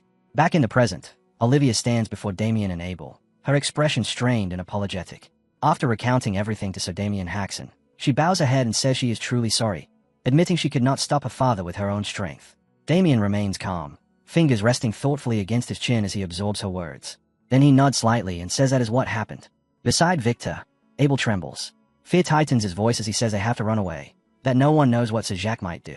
Victor, just as shaken, agrees while addressing Damien as young master. But Damien stays composed. His thoughts drift to Jacques Noir, and he admits inwardly that he had assumed Jacques merely gave off a bad impression. He did not expect him to pull a stunt like this. And when he thinks of Count Copperhead, he sees it clearly. The Count is acting no differently from Damien's previous life. A man who will do anything if it benefits his house. At last, Damien speaks. No, he will not run away. Abel jolts in disbelief and demands to know what he means. Fear floods back into his trembling voice as he insists that Jacques Noir is middle class, far too powerful even for Damien. Victor shakes just as violently at his side. Still, Damien smiles. He tells them not to worry and assures them that he has a plan. Turning his gaze toward the arena, he says that for now, they should simply finish the match. Moments later, Damien walks into the fighting grounds with unhurried composure. His hands are tucked casually into his pockets, his steps steady, each one carrying a quiet, undeniable force. Inside, he finds the other fighters gathered tightly together in a single formation. As he closes the distance, every head turns at once, their gazes locking onto him with wary, sharpened eyes. A heartbeat later, a drum is struck from above, signaling the start. The drummer continues until the Count raises a hand, stopping the rhythm mid-beat. The Count glances toward Olivia's empty chair and grumbles inwardly. Annoyed that the finals are about to begin and irritated at not knowing where she has gone, he pushes the thought aside. Lifting his face, he puts on a bright expression and begins his speech. He announces to the honored guests that the final match of the martial tournament will soon commence, congratulating the knights who have made it this far. He explains that there will be only one victor, that the last person standing will be crowned the tournament's champion. With a graceful bow and an extended hand, he declares that there are no additional rules and tells them to fight as they please. His head remains lowered, but his eyes sharpen with hidden mischief. Inwardly, he tells Damien not to hold this against him. For Jackson's victory, this is the only way. The drum resumes. Each strike echoes across the arena. The audience erupts into whispers and shouts, calling it a death match, their excitement fueled by the danger. Victor turns pale and asks Abel whether the young master will be all right. Abel swallows and answers that he believes so. Damien said he had a plan, so all they can do now is watch. Damien stands calmly at the center of the grounds, unbothered. Inwardly, he grasps the true meaning behind the Count's words. No rules. The air around him reeks of something filthy. Steel flashes. Swords are drawn and angled toward him from every side. Before he can even blink, he is completely surrounded. Someone in the crowd shouts in disbelief, questioning what kind of turn this match has taken. Hidden among the spectators above, Jacques watches with a satisfied smile as the crowd roars. Just outside the tightening circle, Jackson slowly draws his sword, frustration etched clearly across his face. He curses under his breath, admitting inwardly that he hates this, but he cannot deny it. Everyone else is thinking the same thing. His resolve hardens. He fully unsheathes his blade and points it forward, reminding himself that to survive a match like this, the rule is simple. Take out the strongest one first. He steps forward and leaps into the air along with the others, all of them charging toward Damien with blades raised. Damien watches them rush in. He does not move. He simply smiles. The night before, outside a tent near the Copperhead estate, Jackson storms inside in a fury, shouting for his master and demanding to know why he is doing this. Jacques removes his hat without even glancing his way, utterly unbothered. Jackson's anger spills over as he yells about the marriage, demanding how Jacques could suggest something like that without even asking him first. In the next instant, Jacques spins sharply and drives a straight kick into Jackson's gut. The blow folds him in half. A ragged cough is ripped from his lungs as he crashes to the ground. Jackson crouches there, hacking and gasping, while Jacques glazes down at him with cold contempt and orders him to shut his mouth. He tells him flatly that if Jackson had been skilled enough, there would have been no need to make such a suggestion to the Count in the first place. As Jackson trembles in pain, Jacques continues without pause, saying there would have been no need for him to waste his time or his knowledge at all. Through the agony, Jackson curses his master inwardly, calling him bastard. Jacques' glare only hardens. He tells Jackson that if he understands, then he should shut up and do exactly as he is told. Jackson slowly forces himself upright, his body shaking as he clutches his stomach. In a strained, broken voice, he stammers that he already has Sophia. Jacques turns his head slightly, his voice completely devoid of emotion, and tells him to throw Sophia away. He declares that she is of no use anymore. Jackson freezes. He stutters in disbelief, asking what his master is saying. Without even looking, Jacques uses telekinesis to lift the cup from atop a barrel behind him, drawing it neatly into his hand. He explains calmly that the only reason he ever allowed Jackson to date Sophia Russell was to secure the support of House Russell. Facing Jackson now, cup in hand, he states that thanks to that relationship, he obtained the swordsmanship manual he needed, as well as the elixir Jackson will require when he ascends to low class. Jackson straightens fully, still clutching his gut, as Jacques raises the cup to his lips and smiles faintly. He says that House Russell no longer has anything to offer. It is time to gain support from a new house. Reluctantly, Jackson asks if that new house is House Copperhead, his voice shaking as he questions whether this is just another attempt to use them the same way he used House Russell. Jacques answers calmly that it is not merely their support he wants. He intends to use this marriage to rule over their house entirely. Jackson is stunned. His words stumble out as he asks why Jacques would go that far. Jacques responds coolly, asking if he has not already explained it to him. He takes a drink from the cup and states flatly that this is for the sake of his long-awaited wish. Still, Jackson resists. He begs him, just this once. He pleads with his master to think it over one more time, insisting that he truly loves Sophia. Jacques pauses. He looks down at him and calls him an idiot. He asks whether Jackson still does not understand. Then, without mercy, he explains Sophia's nature. She is the kind of woman who abandoned her former fiancé, Damien Haxon, simply because he was not good enough, and chose Jackson instead. That means Jackson can be discarded just as easily. He asks him quietly whether he truly failed to see that himself. The moment Damien Haxon started doing even a little better, her attitude had flipped instantly. Those memories flashed through Jackson's mind one after another, robbing him of his voice. He tries to object, stammering that it isn't like that, but the word crumbled before they can leave his mouth. Vat produces a ring and holds it out. He tells Jackson to take it. Jackson looks up, eyes widening as he asks what the ring is. Jacques meets his gaze coldly and answers that it is a ring that pushes power beyond its limits. Jackson jolts in shock, disbelief blowing his eyes wide. Jacques steps closer. Tomorrow, he says, Jackson will use the ring exactly as instructed and fight Damien Haxon. And when Damien Haxon loses his mind and goes on a rampage, Jackson is to pretend it was an accident and kill him. Jackson stands frozen, staring at his master. Inwardly, he curses him, realizing all too clearly that Jacques is not someone who will ever listen. For now, he agrees silently to follow the orders.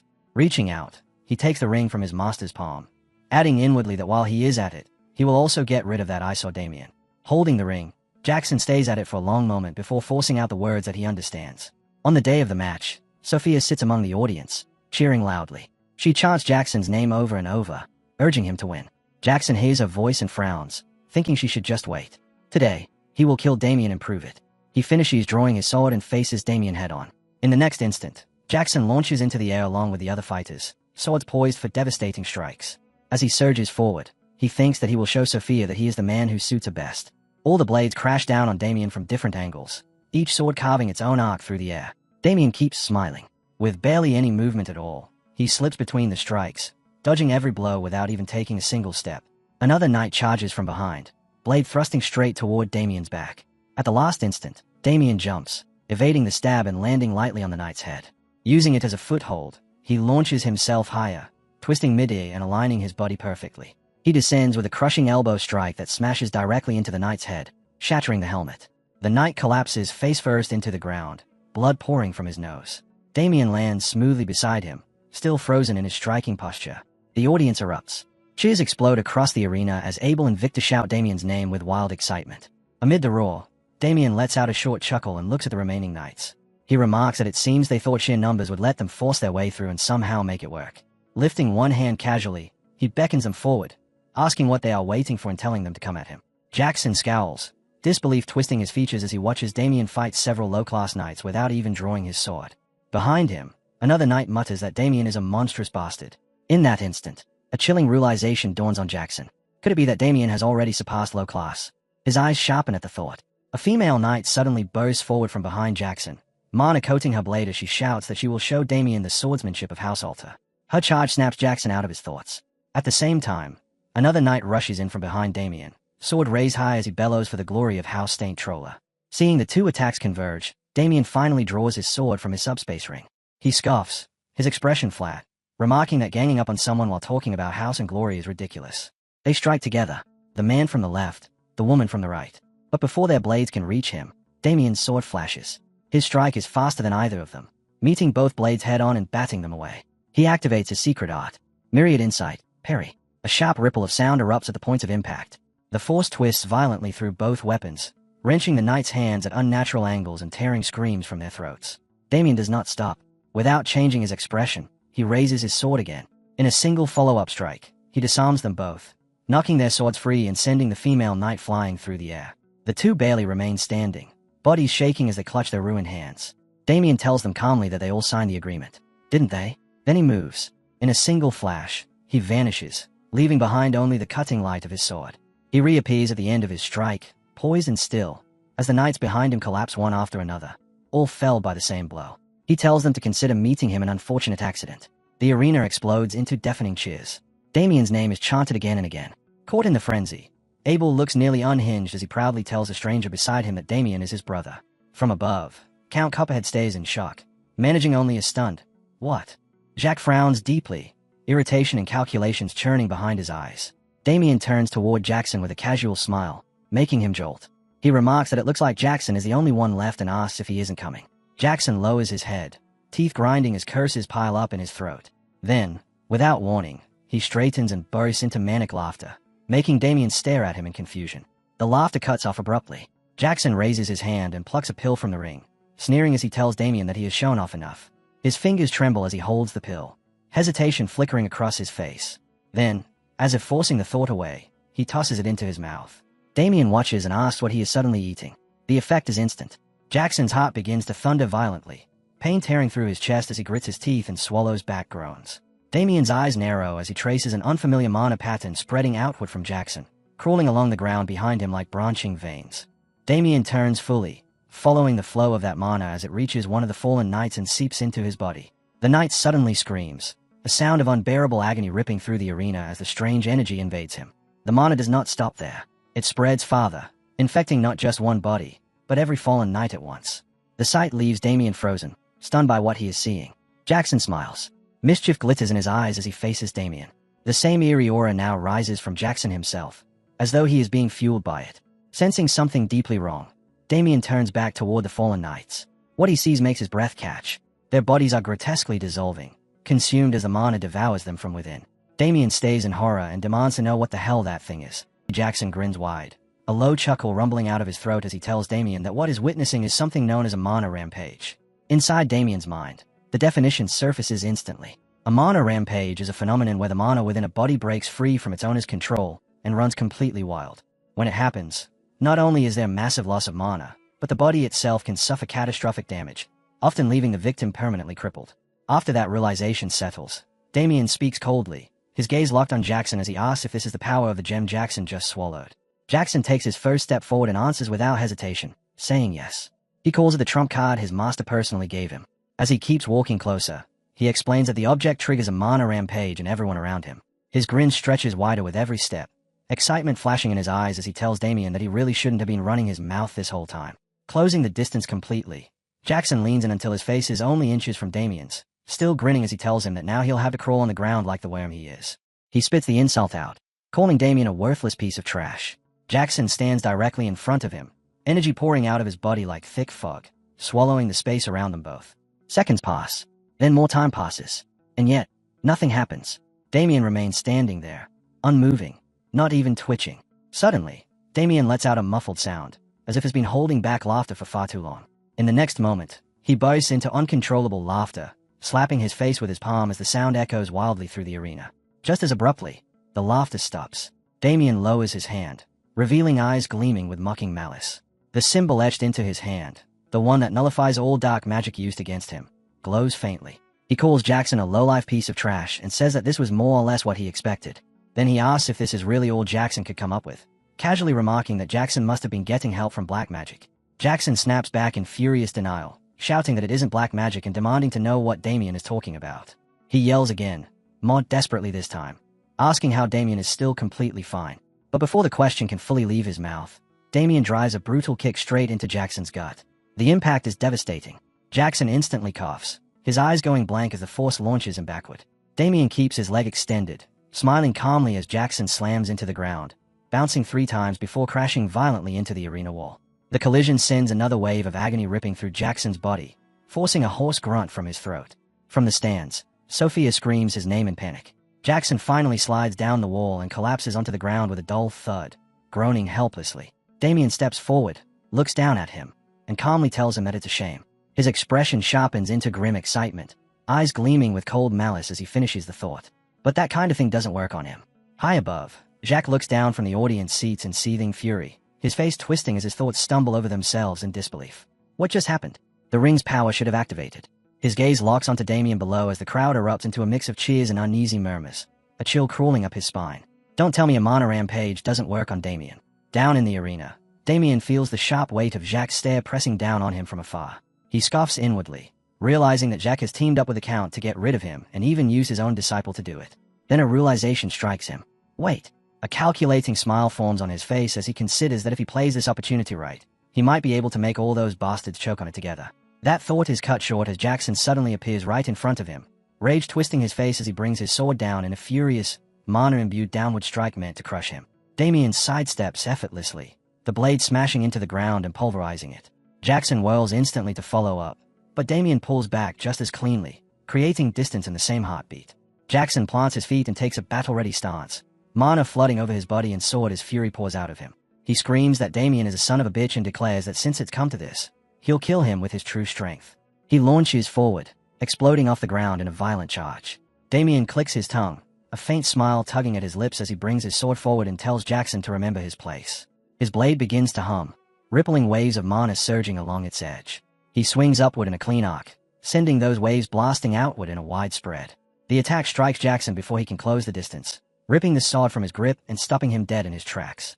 Jackson screams in searing agony as the mana waves engulf him, light flaring blindingly. In the next second, a massive explosion tears through the arena with a thunderous roar, the ground trembling violently beneath everyone's feet.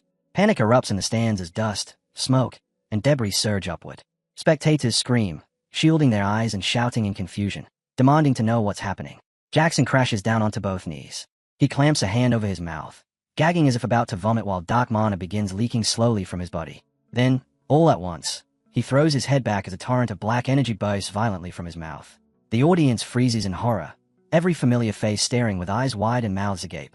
Jackson collapses face first onto the ground, unconscious. Damien stands calmly, looking upward as the dark energy drifts through the air like thick fog, spreading across the arena.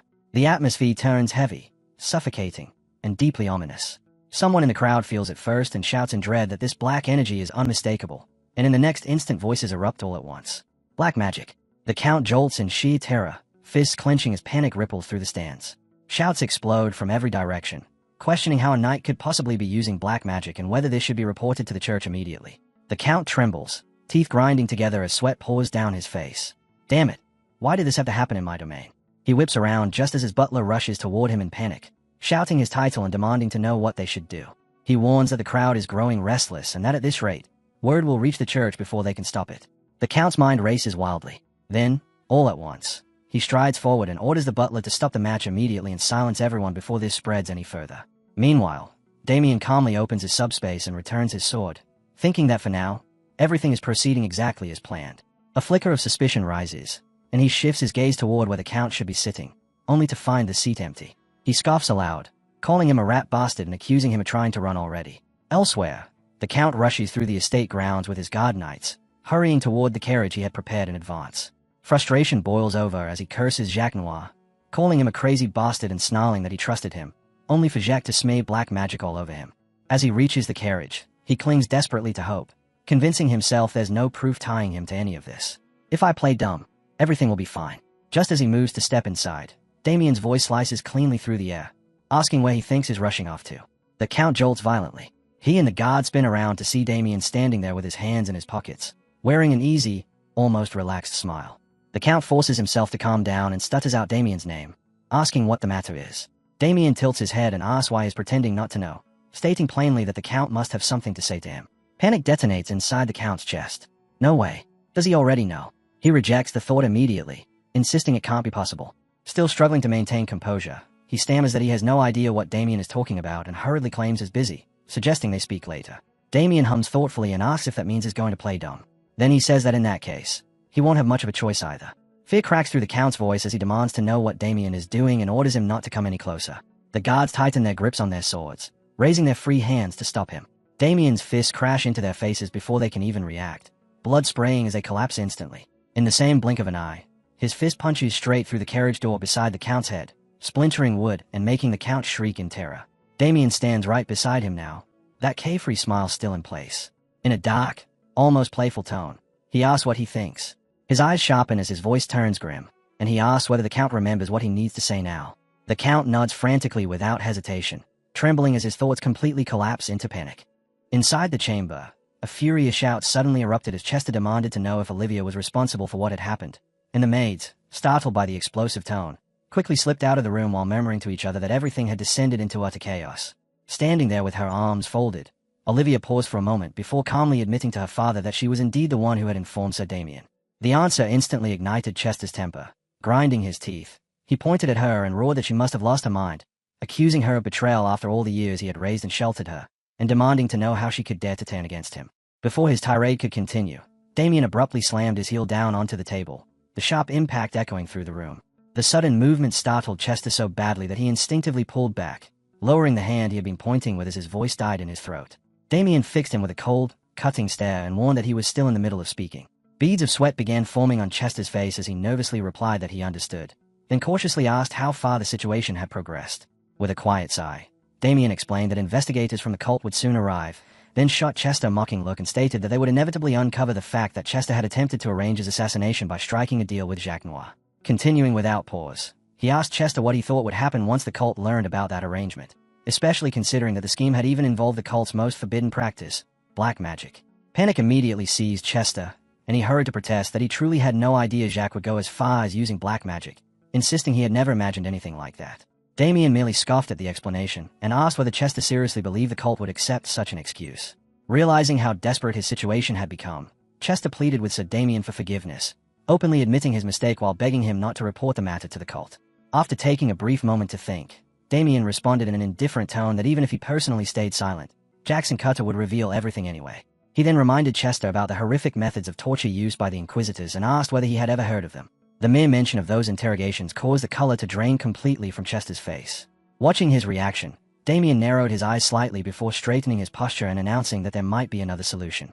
He explained that he possessed certain connections inside the cult, and that protecting a single Count would not be especially difficult. Stunned by the suggestion, Chester immediately asked if something like that was truly possible. A faint smile appeared on Damien's face as he answered that it was, though several conditions would have to be met first. Without hesitation, Chester urged him to state them, swearing he would agree to anything within his ability. Damien calmly began with the first requirement, saying that Chester must allow the relationship between his younger brother Abel and Lady Olivia. Chester's eyes widened, yet he quickly replied that such a request was simple and accepted it on the spot.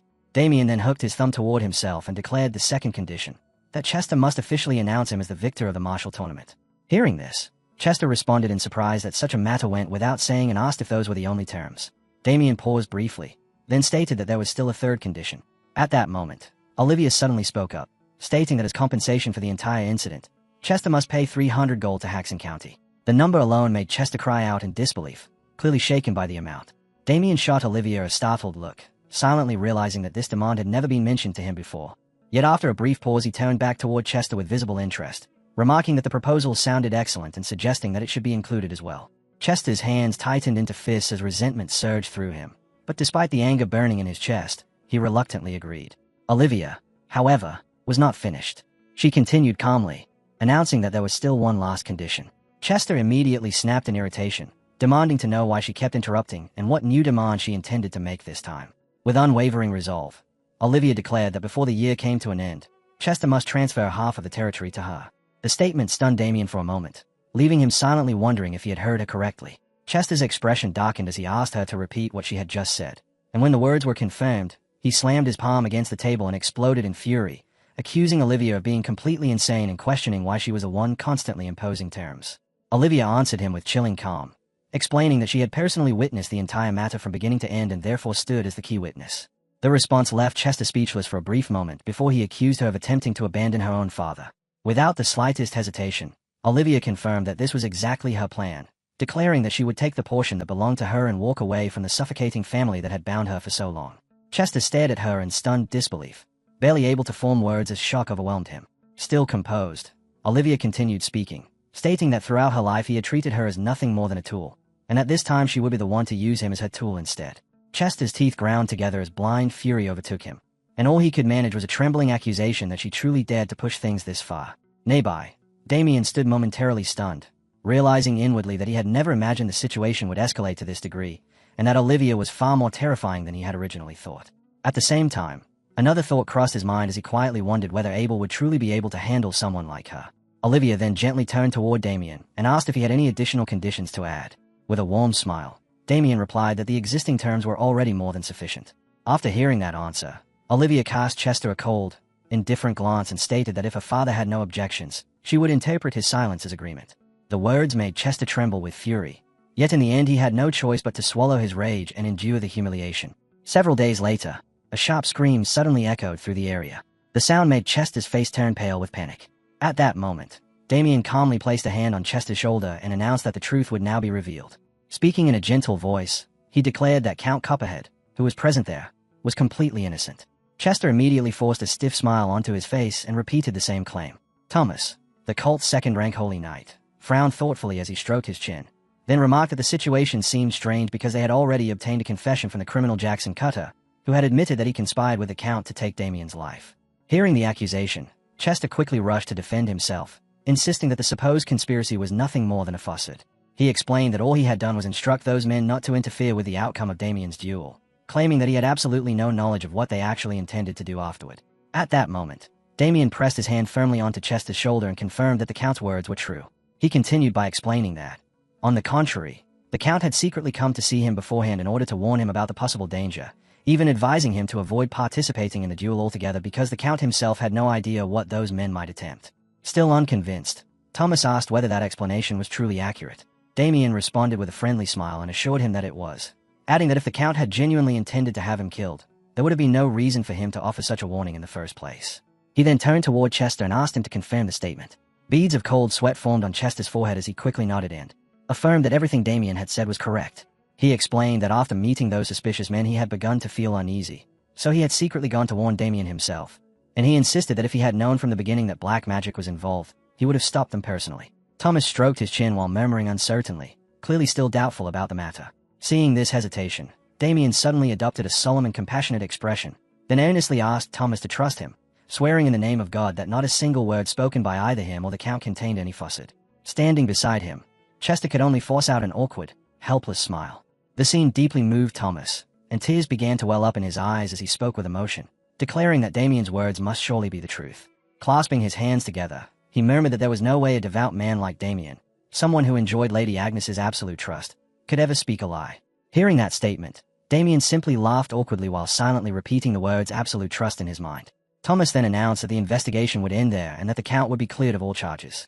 The moment those words were spoken, Chester felt an overwhelming wave of relief wash over him, weakly thinking to himself that he had managed to survive this ordeal. Damien gently placed a hand on his shoulder and commented that he truly was fortunate. Then, leaning closer, Damien quietly whispered that he had already fulfilled his promise, and now it was the Count's turn to fulfill his own. The whispered reminder sent a chill running through Chester's entire body, while Damien merely smiled with quiet satisfaction. 1 week later, Victor guided a carriage along a road that cut through the forest. Inside the carriage, voices spoke with clear astonishment, remarking that none of them had expected to be heading toward Hawkenvik County so soon. Another voice agreed, saying it was hard to believe he would be introducing Lady Olivia to his parents this quickly. He then asked Damien how much longer he planned to keep speaking so formally, suggesting that Damien should simply speak more comfortably with him instead. Damien responded with slight awkwardness, asking whether that would truly be acceptable. Listening to the conversation unfolding between the two of them, Damien thought to himself that although he had pushed them together in the hope that things would work out, the situation was developing in a way completely different from what he had originally expected. Across from him, the mood between Olivia and Abel had become unmistakably sweet. Olivia spoke with bright enthusiasm, saying how much she liked it and insisting that from now on Abel should continue addressing her in that familiar way. In response, Abel shyly called her by name. Watching this open display of affection unfold right in front of him, Damien could only think with tired resignation that the sight was rather difficult to endure. Crossing his arms, he quietly reflected that despite the various obstacles they had encountered along the way, the original goal had ultimately been accomplished. After a week had passed, the cult's investigation finally came to an end. Their conclusion was that no one besides Jackson Cutter and Jack Noir was involved, and as a result a wanted notice was issued for the fugitive Jack Noir. The Count, meanwhile, was completely cleared of all accusations. However, by that time Olivia had already fallen into serious conflict with him. As Damien looked at the pair sitting across from him, he reflected inwardly that Olivia had ultimately chosen to leave together with Abel rather than remain in her father's household. Abel had finally obtained Olivia's love, exactly as he had long desired, while Damien himself had managed to obtain something else. With that thought in mind, he pulled out a red-colored orb. Seeing the object, Abel immediately asked with suspicion whether that was not the prize given to the champion of the tournament. Damien calmly replied that it was indeed the reward. He explained that the situation at the time had been somewhat awkward, which was why there had been no proper award ceremony, but he had taken the item anyway. Curling his lips slightly, Damien concentrated on the orb while thinking to himself that the Count had been completely unaware of its true value, whereas he understood perfectly what it was. It was a spirit heart, a substance that could appear with an infinitely small decimal probability when a high-ranking spirit died, leaving behind a condensed mass of its power. Damien reasoned that if the mass were melted down and absorbed, it would grant not only an enormous amount of mana but also the power of the spirit itself, making it an incredibly priceless treasure. As he clenched the orb tightly in his hand, excitement surged through him when he realized that this particular heart carried the abilities of a fire spirit. It was the first time he had ever seen such an item with his own eyes, and he concluded that simply absorbing it would greatly accelerate his return to the realm he had once reached in his previous life. Inside the moving carriage, Damien's figure holding the glowing red orb was faintly reflected in the window as the vehicle continued down the road. High above, perched on the branch of a tree, Jack silently watched the carriage grow more distant with every passing moment. His expression was cold as ice, and from him radiated a violent intent to kill. As night deepened, the world around them fell into complete silence. Outside near the campfire, Abel and Victor slept soundly in their sleeping bags, while inside the carriage Olivia rested peacefully beneath a blanket. Then, not far from the campsite, a figure descended lightly onto the ground. His face was filled with murderous intent as he quietly drew his sword. At that moment, Damien, who had been sitting casually on a tree branch above, suddenly remarked that he had almost begun to worry his neck would snap after waiting there for so long. The moment his words ended, the branch beneath him was abruptly cut apart. Damien dropped down with lively enthusiasm and commented with amusement that this must be what people meant by the middle class, because his opponent's reactions were indeed quite fast. Jacques narrowed his eyes and asked whether Damien had known he was being followed. In response, Damien raised the red orb in his hand and, with a faint smile, answered that he had known from the very beginning and had also been aware that Jacques had come specifically to obtain that item.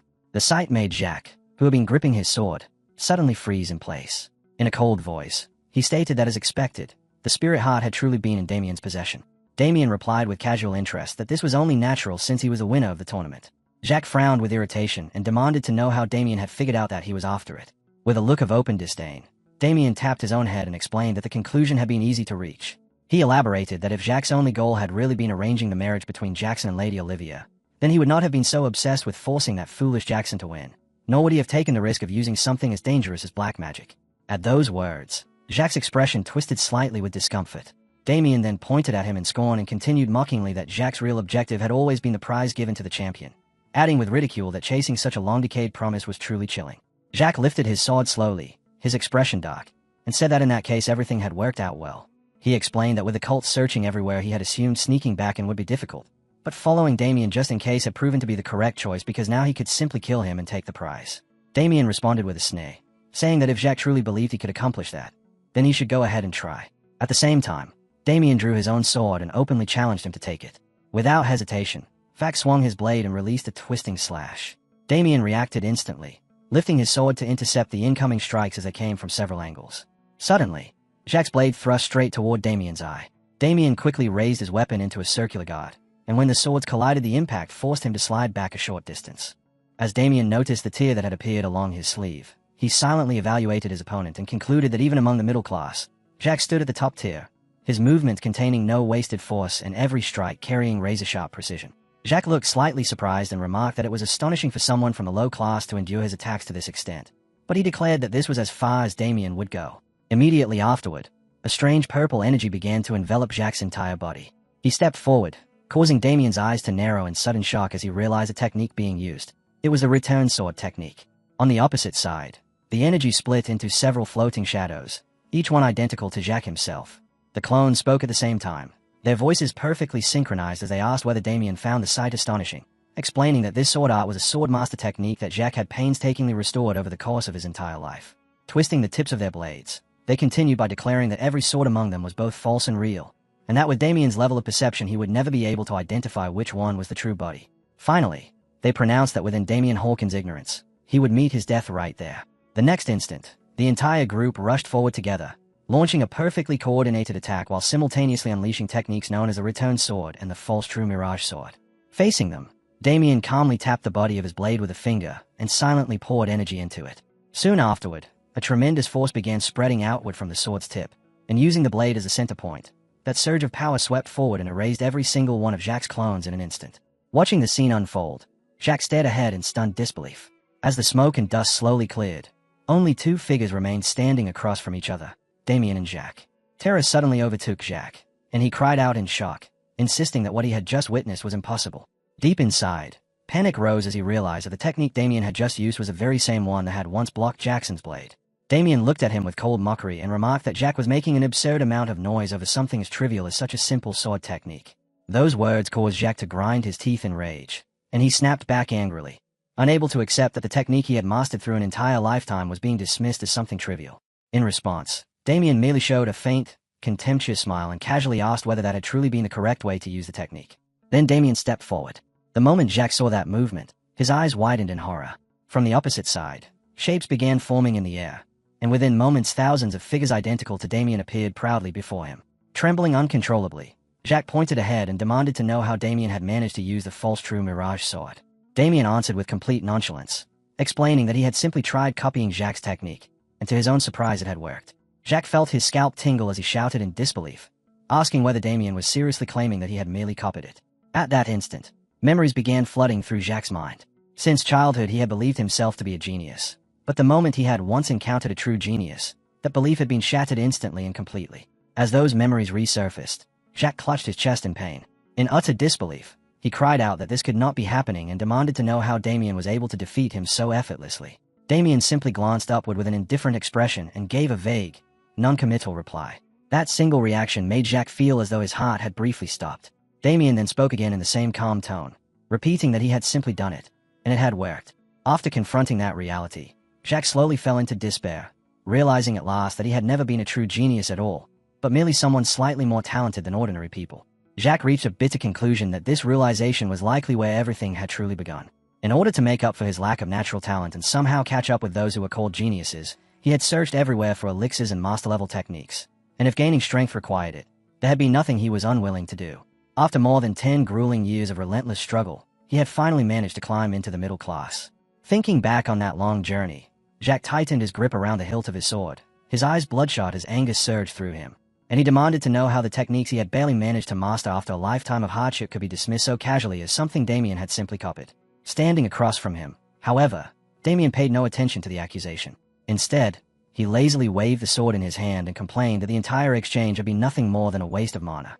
The sight of that indifferent reaction drove Jacques into uncontrollable fury, and he began screaming hysterically, hurling curses at Damien while shouting with every ounce of strength he had left. In response, Damien calmly walked past him and swung his blade in a single effortless motion, cleanly severing Jacques' neck. With complete indifference, Damien muttered that he had no idea what Jacques had been rambling about, adding that by Jacques' own logic he had merely imitated something that already existed. As Jacques stood there in utter shock while his head separated from his body, Damien spoke again in a light, detached tone, remarking that there was no reason to waste time listening to such a pathetic story. With that, Damien turned his back and began walking away, his figure gradually fading into the distance as he muttered tiredly that he should simply go to sleep. Then suddenly, Damien stopped. He turned back with a provocative smirk and added that when someone defeats an enemy, they should farm them. Beneath the moonlight that bathed the night sky, Damien calmly wondered aloud whether there might be anything useful worth taking. 1 month later, inside a mansion, Olivia carried a wash basin while wiping the sweat from her forehead, letting out a quiet sigh of relief after finishing her task. Seeing her working like that, the maids rushed toward her in alarm and insisted that she should leave such chores to them, reminding her that it was their duty to handle such work. Olivia replied calmly that it was fine and that she was capable of managing at least that much herself. From a short distance away, another voice called out, telling her to let them handle the work and go get some rest instead. When Olivia turned and saw who had spoken, she reacted with surprise and addressed the woman as her mother, then gently asked where she was heading. Her mother answered kindly that she had heard the stableman's wife was pregnant and planned to go visit her. Hearing the news, Olivia's face lit up with excitement as she exclaimed that it was wonderful and suggested they bring along some food that would help with her health. Her mother smiled warmly and agreed that it was a good idea, then asked whether Olivia would like to come along as well. Olivia returned the smile and replied that she would love to. The two of them continued their cheerful conversation as Olivia mentioned that the previous day she had noticed the blades of the windmill were already quite worn, suggesting that it would be better to repair them before winter arrived. Her mother listened thoughtfully and agreed, saying that they should mention it to Olivia's father later. Nearby, inside by the window, Pavel and Damien stood quietly watching the scene unfold. Pavel spoke with clear appreciation, remarking that thanks to Olivia, managing the territory had become far easier. Damien nodded in agreement and added that the servants were also grateful because Pavel handled everything in the territory with such careful attention. Thinking back to the moment when he and his wife had first looked at Olivia in amazement, Pavel spoke with a nostalgic tone, saying that she had adapted incredibly quickly. He reflected on how surprised he had been when the daughter of a count had personally arrived carrying half of a family's territory and boldly declared that she would marry Abel. As he said this, the image surfaced in his mind of Olivia smiling warmly while greeting everyone for the first time. Pavel then continued softly, saying that in just a single month she had naturally blended into their household and become part of the family, adding that she truly was someone extraordinary. Stroking his chin with a rather sinister smile, he remarked that thanks to Olivia they had managed to crush the pride of those people who used to look down on their family during social gatherings, calling her nothing less than a blessing. Watching his father speak like that, Damien could only respond with a helpless and awkward smile. Pavel suddenly called out Damien's name, and Damien immediately answered in a serious tone that he was listening, addressing him respectfully as father. Standing there with his hands clasped behind his back, Pavel casually suggested that Damien should begin searching for a partner as well. Damien froze on the spot and exclaimed in disbelief, wondering why such a topic was suddenly being brought up. Without another word, Pavel reached forward, grabbed the curtain beside the window, and pulled it open, revealing a board completely covered with information. With clear enthusiasm, he explained that it was not sudden at all, saying that Damien had recently become quite famous and that matchmaking proposals had begun pouring in from everywhere, urging him to look through the list. He even asked what kind of style his son preferred. Left speechless by the sight, Damien thought to himself that he had been wondering all morning why his father had called him over, and now he finally realized this must have been the reason. After a moment of hesitation, he apologized and said that marriage still felt too early for him.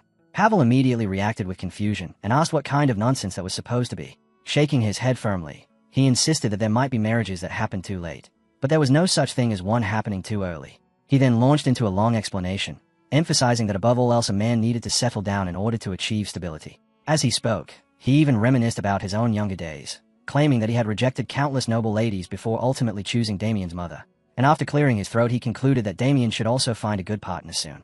Finally, he added that if Damien's younger brother ended up getting married while Damien himself remained single, it would not look good in the eyes of others. Faced with that situation, Damien could only remain silent while forcing an awkward, stiff smile. Suddenly, Pavel called his name again, this time with clear irritation in his voice. At that exact moment, Damien smashed straight through the window and leapt outside, thinking to himself that the holidays were still a long way off. After landing at a spot not far from the mansion, Damien wiped the sweat from his forehead and released a long sigh, muttering that he could not believe his father had suddenly started talking about marriage. He scoffed bitterly at the idea of himself getting married, then sighed once more and admitted to himself that he had never even imagined something like that happening. His expression slowly darkened. Rising slightly onto the tips of his toes, he stared at the dark stain on the ground and reflected that even worrying about such matters was a luxury for someone like him. The memory of his previous life surfaced vividly in his mind. Back then he had existed as a death knight, slaughtering countless people while his sword remained constantly drenched in blood. His thoughts continued drifting as he acknowledged that even if those actions had not been his own will and had been carried out under Dorgo's control, the undeniable truth was that he had still killed someone's children, someone's siblings, and someone's parents with his own hands. For a murderer like himself, he believed there was no way he deserved happiness like that.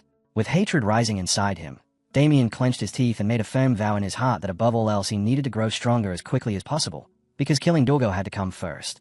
At that moment, A book suddenly appeared in his hands. Flipping through its pages, he murmured quietly that it was the Bolong Jigwang medicine, also known as the Felling Nature Madness drug, a new cultivation method he had obtained after defeating Manhwa. He observed that unlike ordinary techniques, where a practitioner remained seated while absorbing mana, this method was unique because it allowed mana to be absorbed even while the body was in motion. Although the principles behind it were extremely complex and it had the drawback of only drawing in small amounts of mana, Damien considered that if he combined it with the cultivation methods he already possessed, he might be able to produce something highly effective. Continuing his calculations silently, he thought that if he could properly absorb the spirit heart on top of that, then within a short period of time he would definitely be able to grow stronger at an astonishing rate. He tugged lightly at his arm and wondered whether he should stretch his body a little after such a long time. Suddenly, a voice called out to him. Damien paused slightly when he heard it. Victor came running toward him in a hurry, calling out "Young Master," and reporting that a guest had arrived. Damien immediately felt suspicious and wondered how the visitor had known he was there. Turning his head, he asked what kind of guest it was, his brow already furrowing as he sensed that the situation might develop badly. Back at the mansion, the door to the room opened slightly as Damien and Victor quietly stepped inside. The person waiting inside greeted him in a calm voice, saying that it had been a while. Hearing that greeting, Damien sighed inwardly, thinking that this was exactly what he had expected. Agnes hurriedly rose to her feet and apologized for arriving so suddenly. Damien answered with an awkward tone, then leaned closer to Victor and quietly whispered that next time he should simply say he was not there, which left Victor staring back at him in confusion. Turning serious again, Damien asked Agnes what had brought her here so unexpectedly, while inwardly noting that the atmosphere surrounding her felt somewhat unusual. Agnes hesitated for a moment before explaining that she had come because she needed to ask him for a difficult favor. Hearing that, Damien repeated the words with surprise, asking what kind of difficult favor she meant. Lowering her gaze slightly, Agnes revealed that they had finally discovered the location of the dungeon belonging to the man known as Corpse Play. Damien's expression immediately tightened into a frown as he repeated the name in disbelief, realizing that they had continued tracking the man all this time and had now finally located him. Agnes suddenly grasped Damien's hand firmly and spoke with sincere urgency, saying that this was exactly why she had come to see him. Still confused, Damien questioned what she meant, prompting Agnes to look at him with pleading eyes as she earnestly begged him for help. She implored him to lend them his strength so that together they could subdue their archenemy, Corpse Play. The window stood half open. Damien crouched and slipped out, landing lightly on the ground as his eyes moved quickly across the surroundings while he carefully checked for anyone nearby. Suddenly, a voice called out and addressed him as "Young Master." Damien's eyes widened in shock. Not far away stood Victor, gripping a broom like a weapon while radiating an intimidating presence as he stared directly at him and demanded to know where he thought he was going so early in the morning. Feeling slightly uncomfortable, Damien turned his gaze aside and awkwardly explained that he was simply going out for some early morning exercise. Victor immediately rejected the excuse, bluntly accusing him of lying and stating that he was obviously trying to sneak away because of Lady Agnes's request. He then asked whether Damien was truly planning to join such a dangerous subjugation squad. Seeing no reason to deny it anymore, Damien calmly admitted that Victor was correct. Victor hesitated for a moment before speaking again in an earnest tone, saying that he sincerely hoped Damien would reconsider and not go this time. Although he acknowledged Damien's abilities, he explained that the dungeon of a necromancer was infamous for being extremely dangerous, and more importantly, the Viscount would never approve of such a decision. Damien remained silent briefly before stroking his chin and admitting that Victor was right. His father would absolutely never allow it. With a light and evasive smile, he explained that this was precisely why he was sneaking out and suggested that Victor simply pretend he had seen nothing. Victor immediately shouted in frustration, calling out "Young Master," as he rushed forward and raised his broom to block the path. He insisted that he could not allow Damien to go and firmly declared that he would never send him into a place that was practically a death trap, adding that Damien absolutely could not. Before he could finish speaking, a sharp blow struck the back of his neck. Victor collapsed instantly, losing consciousness. Lifting Victor's limp body, Damien casually commented that Victor was surprisingly heavy, then jokingly added that perhaps he should consider losing some weight. After dragging him over to a nearby wall and propping him up, noticing the faint foam forming at the corner of his mouth, Damien calmly dusted off his hands and assured him there was nothing to be concerned about, confidently declaring that something like Corpse Play would never be enough to bring him down.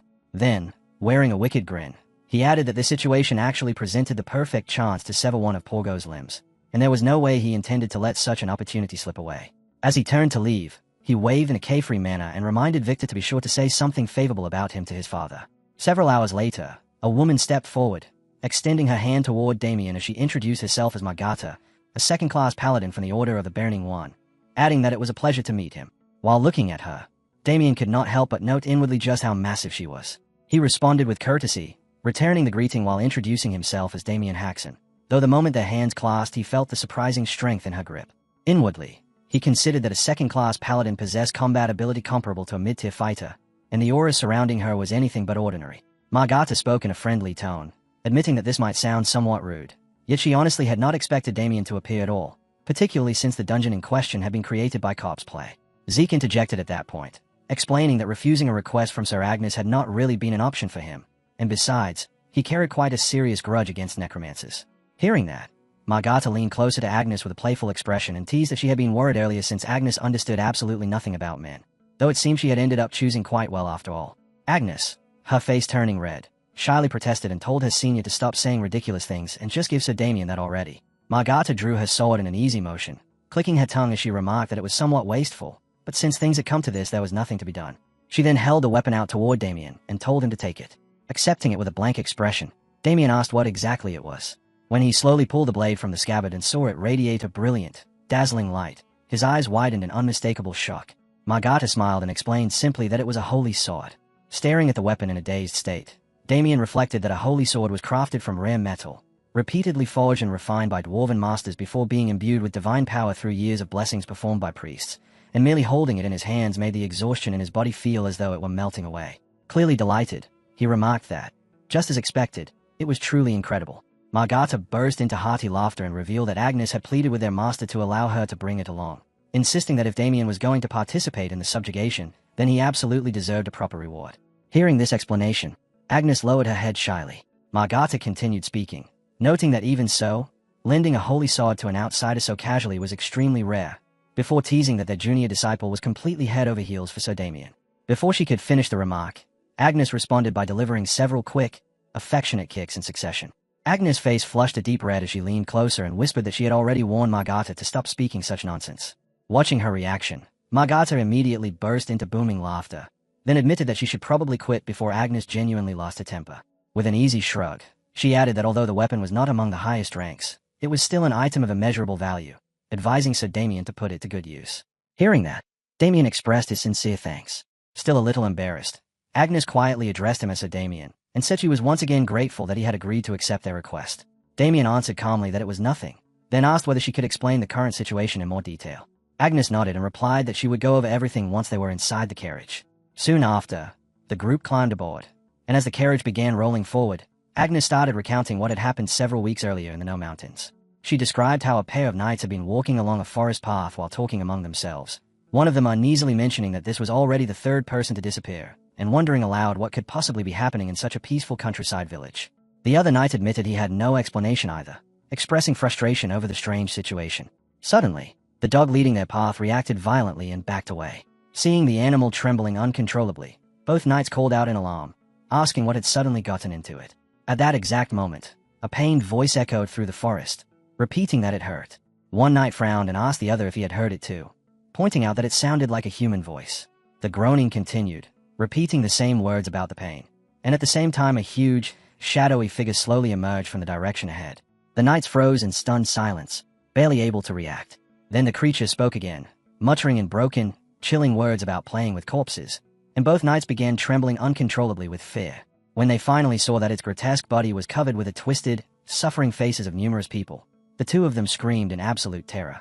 As their cries echoed through the woods, a flock of crows burst into the air, wings beating loudly as they scattered. Back in the present, as the carriage continued along its route, someone explained that the location of the dungeon had eventually been discovered by local soldiers who had been searching the area for the missing farmers. Damien rubbed his chin thoughtfully, sensing that something about the situation did not add up.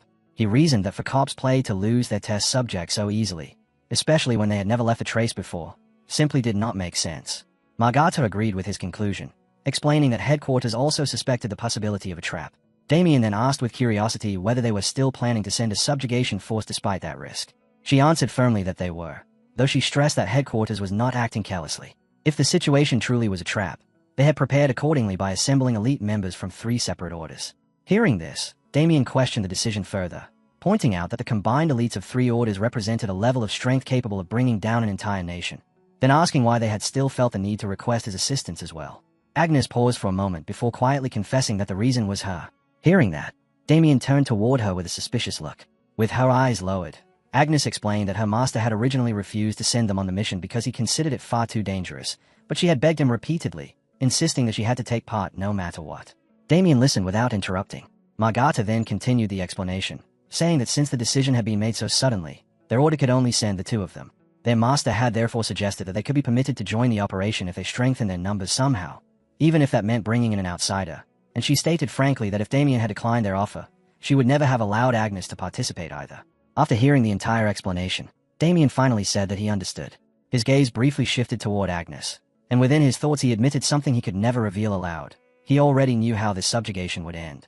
In his previous life, a massive suppression force had been assembled in almost the exact same way, and the outcome had been complete annihilation. As that memory resurfaced, he recalled how the truth had eventually come to light through the testimony of a single paladin who had barely survived the disaster. Staring quietly out the carriage window at the passing scenery, Damien reflected on what that survivor had said. One by one, the faces of the squad members appeared in his mind, and after considering them carefully, he arrived at a grim conclusion. Among the members of the subjugation squad, there had been a traitor. Thin clouds drifted across the sky as distant mountains blurred into pale mist while dense green forests stretched endlessly across the surrounding land. When they finally arrived, Margata excitedly announced that they had reached their destination and confirmed that this was indeed the location. At the encampment of the subjugation force, Damien silently swept his gaze over the knights moving busily throughout the area ahead. As he studied the expressions on their faces, he thoughtfully concluded that most of them appeared reasonably well trained. After observing for a little longer, he also noticed that quite a number of paladins seemed to belong only to the lower class. That realization weighed on his mind, leading him to reflect that the Order had clearly mobilized everything they could for this operation. Just then, Margata raised her voice and called out to Damien, telling him to come over. Damien immediately responded and followed behind the two women with long strides. Once they entered a tent, Margata greeted the people waiting inside with cheerful familiarity, announcing that they had arrived and adding that it was good to see them again after such a long time. Gamal, a second-class paladin from the Order of the Swirling Blizzard, stood there with his arms crossed as he voiced his irritation, complaining that Margata had shown up late yet again. Dionysio, a third-class paladin from the same order, awkwardly tried to step in and ease the tension. Margata simply took a seat and laughed it off in a reassuring manner, explaining that she had made a brief stop along the way while joking that she would make sure not to be late next time. Gamal responded with obvious skepticism, dismissing it as the same excuse she always used and questioning whether she had any intention of keeping that promise. Margata responded with booming laughter, teasing Gamal by saying that his foul temper was a real issue and warning him that if he kept scowling like that all the time, his forehead would soon be full of wrinkles. Gamal's irritation only deepened, and he snapped back that instead of offering an apology she was spewing nonsense, which was exactly the sort of behavior he expected from members of the Scorchers, whom he described as ignorant and uncivilized as ever. The remark immediately sparked Margata's anger, her expression hardening as she sharply told him to watch his mouth, declaring that while he could insult her personally as much as he wished, she would never tolerate anyone speaking disrespectfully about her sect. Gamal shot back with equal fury, asking whether he had said anything incorrect and arguing that if her sect's teachings were truly worthy of respect, she would not be acting in such a disgraceful way. Margata continued provoking him, casually remarking that although Black Snow had been thoroughly defeated by her master, it seemed rather petty for Gamal to still be holding a grudge about it. That comment pushed Gamal over the edge, and he slammed his hand down on the table before shouting angrily, demanding to know when exactly his master had ever suffered such a humiliating defeat. Watching the escalating argument, Damien turned to Agnes with a puzzled expression and asked who that man was. Agnes leaned closer and quietly explained that he was Gamal, a disciple of Black Snow and a second-class paladin belonging to the Order of the Swirling Blizzard. Hearing that, Damien simply nodded and replied that he understood. Meanwhile, Margata puckered her lips and mockingly repeated that regardless of anything else, the undeniable fact remained that Black Snow had lost to her master. Gamal roared back in outrage, insisting that his master had only been exhausted at the time after completing an important mission. Seeing that neither of them showed the slightest intention of backing down, Damien thought helplessly to himself that the two sects clearly harbored deep hostility toward one another. At that moment, another person stepped forward in an attempt to calm the situation, urging everyone to stop arguing. Sanus, a second-class paladin of the Dazzling Agony Order, spoke in a calm and gentle voice, advising them not to waste their anger fighting among themselves and reminding them that such fury should instead be reserved for tearing apart the filthy black mags hiding inside the dungeon. Margata turned toward him with a bright expression and warmly welcomed him, remarking that it had been quite a long time since they had last seen each other. Nearby, Agnes quietly introduced him to Damien, explaining that the man was Sir Sanus, a disciple of Radiant and a member of the Dazzling Agony Order. After taking a seat, Sanus glanced toward Damien with curiosity and asked who that gentleman over there was, commenting that the man did not appear to be a paladin. Noticing the attention, Damien simply returned his gaze with a calm, indifferent expression. Margata then looked at Damien and introduced him to the group, stating that he was Sir Damien Haxon. Gamal froze in visible shock and blurted out in disbelief, asking whether this was a knight who had defeated a UN executive. Sanus showed equal surprise, asking if this was the same Damien Haxon who had fought two black mags simultaneously. Margata responded enthusiastically that it was indeed impressive, proudly adding that Agnes had personally recruited him. Then joking that although she had once thought Agnes completely clueless, it seemed she was actually quite skilled at charming men. After which she burst out laughing. Hearing Magata's teasing, Agnes immediately flushed with embarrassment and hurriedly protested, calling out to her senior sister in an attempt to stop her. Just then, someone raised a hand and asked them to wait a moment. Dionysio reacted with visible surprise and asked if they were saying that an external force was being added to the subjugation team. Magata quickly clarified that Damien was not simply an outsider, explaining that Sir Damien had rendered significant service to the Order and had therefore been officially designated as an associate. The man frowned with clear disdain at that explanation and remarked that, in other words, Damien was still just a mercenary. Agnes' expression instantly showed her displeasure at the remark. Gamal then spoke in a calm voice, stating that his junior did have a point, in questioning whether it was truly wise to accept an outsider so casually into an operation of such importance. Agnes clenched her fists tightly and demanded angrily what he meant by calling it dangerous. Standing with his arms folded, Gamal answered that an outsider might easily harbor hidden motives, adding that there had been past cases where black mags had planted spies within the Order. The moment those words left his mouth, the atmosphere in the tent grew heavy with tension. Magata slammed her fist down on the table and shouted furiously for Gamal to watch what he was saying, warning him that he was crossing a line. Observing the situation, Damien silently reflected that Gamal was simply exercising caution. Sanus then calmly voiced his own opinion, apologizing first but admitting that he agreed with Gamal, since bringing an unverified individual into such a mission did indeed carry certain risks. Magata frowned and asked if even Sanus truly felt that way. Gamal then shifted his gaze directly toward Damien and coolly asked if he could ask him something. He explained that the paladin standing there had joined the expedition in order to purge heretics and demonstrate the greatness of God, then asked what reason Damien had for participating in the subjugation. Damien fell silent for a moment, thinking carefully that if he wanted their trust he would have to answer wisely, wondering what he should say. After a brief hesitation, he began to reply that as for his reason. Before he could finish speaking, the tent flap burst open as someone rushed in and shouted urgent news, reporting that the scouts had encountered a flesh golem halfway up the mountain. At that announcement, everyone's faces immediately filled with shock. Elsewhere, a grotesque sight unfolded as the face of a child wailed in despair, crying and screaming while calling for its mother and asking where she was. Nearby, a bald knight muttered a curse under his breath in frustration. The monster continued its mournful howling, repeatedly calling for its mother while complaining that everything was dark, that it hurt terribly, and begging desperately for someone to help it. The knight stared at it in horror and cried out, unable to comprehend how such a horrifying creature could possibly exist. Suddenly, a streak of blue energy lashed out and struck directly into the monster's body. The creature recoiled violently and snarled, screaming that it hurt and demanding to know why they were tormenting it, warning them not to touch it. The knight froze where he stood, terrified by the sight. In the very next instant, the monster lashed out and struck him, sending him flying as it screamed that it would kill him. The knight's cry of agony rang out. At that moment, Magata suddenly appeared and intercepted the attack, blocking it while shouting for the knight to get a hold of himself. Gamal rushed forward at the same time and urgently called out to her, telling her to look ahead. Right before them, the monster's body began releasing a strange blue miasma that rapidly spread through the surrounding area, and wherever the vapor passed, grass and plants shriveled and died instantly. Magata cried out in alarm that it was poison and immediately ordered everyone to shield their bodies with holy power. The others reacted at once and followed her command. Gamal cursed loudly, realizing how overwhelming it was, and shouted that the poison was too strong, instructing everyone to concentrate on defense until the attack subsided. But as he looked ahead, he suddenly noticed Damien standing directly in front of him and reacted with confusion. Everyone else quickly turned their eyes toward the same sight, and shock spread across their faces as they shouted Damien's name. Unable to believe what they were witnessing, he was forcing back that overwhelming poison using nothing but his own aura. As Damien calmly stepped forward through the toxic mist, the monster let out a low growl and asked if he was going to hurt them as well, repeatedly telling him to stay back. In the next instant, it opened its grotesque mouth and fired a barrage of thousands of poisonous needles straight toward him. Seeing the attack coming, Damien did not retreat and instead continued stepping forward.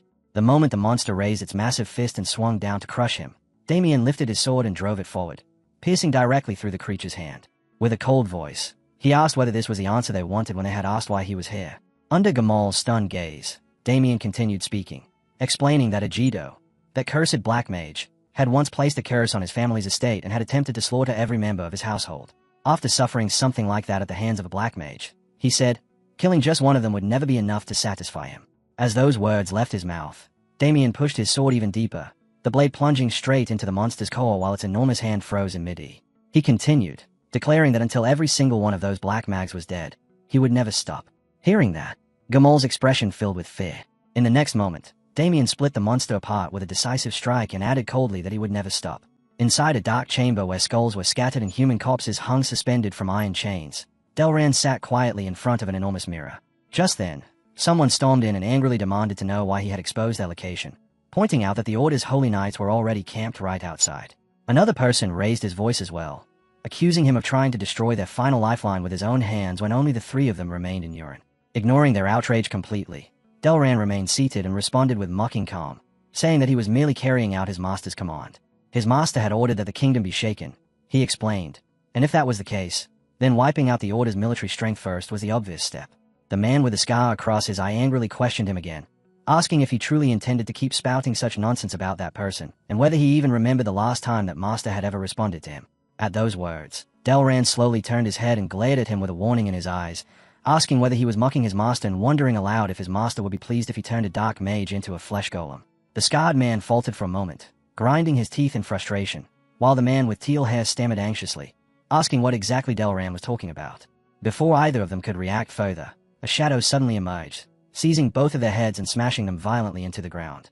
Delran remained completely composed and calmly gave his next order, stating that the procedure would begin immediately, then instructing Kite to take the scarred man up to the chamber on the ceiling and asking if he understood. Without saying a word, Kite grabbed the scarred man by the hair and began dragging his limp body away. Left alone, Delran fixed his gaze on a glowing purple sphere and spoke with mounting excitement, declaring that this time he had to create a true masterpiece worthy of satisfying his master, adding that the corpse of an exceptional holy knight would surely earn his master's response once again. Afterward, he manipulated the monster from the earlier battle by controlling it through invisible threads, forcing the creature to rise once more. Suddenly, Delran's eyes widened slightly in surprise. Through the sphere, he saw Damien standing opposite the monster, his body radiating a blue aura, and he muttered in astonishment that there was someone among them who was not even a holy knight. Moments later, the scene of Damien's sword piercing straight into the monster's core appeared within the glowing sphere. Watching that moment unfold, Delran exclaimed in disbelief, marveling that Damien had managed to locate the core and pierce it in a single strike. He voiced his amazement that someone who was not even a holy knight had dismantled the trial he had prepared so effortlessly. Raising a trembling hand, he covered his face in trembling excitement while wondering aloud what kind of exquisite material Damien must be. Then, waving his hand eagerly, he declared that he wished to be granted a little time, promising that he would certainly capture Damien and turn him into the finest material imaginable. As he gazed at Damien's reflection within the mirror, Delran proclaimed with excitement that Damien would become the greatest masterpiece of his life. The following day, deep within a forest, Gamal stood atop a large rock and called for everyone's attention, telling them to listen carefully. Leaning against his spear, he spoke with seriousness, stating that if they wished to succeed in this subjugation, every one of them had to carry out their assigned role and responsibility without fail. He then laid out the battle plan, explaining that he would personally lead the charge while the blended Snowstorm Division would cut open the path ahead. The Burners Division, he continued, would remain at the rear in order to guard against any ambush from behind, while the Blinding Pain Division would move through the center, supporting both the front and rear lines through their divine authority. Watching this arrangement, Damien silently reflected that it was a well-structured deployment that took excellent advantage of each sect's unique authority, and he found it quite impressive. Nearby, Agnes clenched her hand and remarked bitterly that it was unfortunate she had been assigned to rear support, insisting that she should have been positioned to the vanguard where she could personally execute heretics. Just then, someone stepped forward and declared that he would handle the minor enemies and clear the path ahead. Recognizing him immediately, Agnes called out in surprise when she saw that it was Dionycio. Dionycio simply extended his hand toward her and told her to save her strength for the greater battle ahead. Dionycio then turned toward Damien, placing a hand over his chest as he praised Damien's performance from the previous day, calling it truly remarkable. Damien responded politely, saying that Dionycio was flattering him. However, Dionysio's expression soon hardened as he warned that even though everyone else seemed to acknowledge Damien after witnessing that display, he himself was not completely convinced. Hearing this, Damien quietly noted to himself that Dionysio's gaze carried an unnecessary level of wariness. Dionysio frowned and continued, cautioning that an outsider would always remain an outsider, and added that he intended to keep watching Damien closely until the very end. Damien lowered his eyes with indifference and simply replied that he would keep that in mind. Agnes, clearly displeased with the exchange, abruptly ordered Dionysio to stop his idle chatter and return to his position. The two of them quickly fell into another argument, with Dionysio insisting that he was only concerned about her safety, while Agnes sharply criticized him for remaining immature no matter how much time had passed. Watching the scene unfold, Damien allowed a faint smile to form as he reflected that before capturing the corpse puppeteer, hunting down the traitor hidden within the order might actually prove rather amusing. While this thought lingered in his mind, he turned and gently asked Agnes whether they should set off to hunt the corpse puppeteer. When he noticed her expression darken slightly, Damien found himself wondering if, along the way, They might also uncover the true reason behind Agnes' seemingly endless hatred. Sometime later, a creature was seen trapped within thick layers of blue ice, its warped face screaming from inside the frozen prison. In the next instant, Dionisio and Gamol rushed forward together, thrusting their spears as they carved through the monster's body even while it remained encased in ice. They continued their relentless assault, cutting the creature apart again and again until its body was reduced in numerous scattered pieces. As soft snowflakes drifted slowly through the air, Damien extended his hand and watched them fall, absent-mindedly thinking that no matter how many times he witnessed it, the power was still fascinating. When a snowflake settled on his palm, he quietly acknowledged that even he could not replicate such an ability, recognizing it as a divine authority possessed by the Order. At the same time, Damien silently recalled that each sect's authority carried its own unique nature, and that in the past he had once clashed fiercely with the 5 saints who stood at the very peak of those powers. Just then, Sanus casually approached and leaned closer, asking what Damien thought while remarking that the blended snowstorm was considered one of the strongest sects within the Order. Casting him a meaningful glance, he added that although their pride tended to be excessive, perhaps it came from the fact that they were still conscious of what had happened the day before and the suspicion that had surrounded him. Damien replied in a relaxed tone that he did not particularly mind. Sanus then continued with a mocking remark, commenting on how cleanly they killed their enemies in order to show mercy to the creations of filthy heretics, before adding that if it had been her, she would have torn out their entrails one by one and minced them before finally ending them. Hearing this, Damien carefully thought to himself that such behavior was exactly what one would expect from a disciple of Radiance, the most fanatical among the 5 saints, and that even this one seemed rather unhinged. Sanus then calmly added that when she had witnessed Damien's skill the day before, along with the expression in his eyes, she had immediately known with certainty that his hatred toward dark mags was genuine. Her eyes suddenly lit up with excitement as she added that their blinding pain sect always welcomed individuals as sacred and powerful as he was. Hearing this, Damien immediately broke into a cold sweat, wondering with alarm whether she was suggesting exactly what he feared. Sanus, clearly thrilled, then asked whether he would consider devoting himself to their sect. Damien remained unmoved, standing firm like a wall as he calmly replied that he would have to decline. Looking disappointed, Sanus asked why he would refuse, arguing that if he became one of their holy knights he would serve as the most faithful servant of the glorious god. At those words, Damien shifted his gaze aside and let out a quiet sigh of tired frustration, thinking to himself how many more times he would have to endure this same pattern whenever he dealt with holy knights. Sanus continued speaking, insisting that above all else, even Damien's limited mana capacity would be solved. The moment he heard that, Damien's expression changed to one of surprise as he admitted inwardly that an increase in mana capacity was undeniably tempting. Resting her chin lightly on her hand, Sanus leaned closer and attempted to persuade him further, explaining that holy knights could receive divine power depending on the depth of their faith, and that every time they executed a filthy heretic, the merciful god granted them additional divine power. She then asked whether that did not sound appealing. Maintaining his calm demeanor, Damien reflected that there was still a problem, then replied with quiet certainty that he was satisfied as he was and that he was not yet worthy to serve as a vessel for divine wrath. While speaking those words aloud, he was simultaneously calculating in his mind that his shortage of mana capacity would be resolved once he completed the mana circulation method and fully absorbed the spirit's heart, and therefore he had no intention of becoming the Order's hound for such a trivial benefit. Afterward, as they continued walking together, Damien added that for now he wandered the world simply in pursuit of the footsteps of God. Seeing this, Sanus covered a face in admiration and exclaimed that he possessed an exceptionally noble heart and spirit.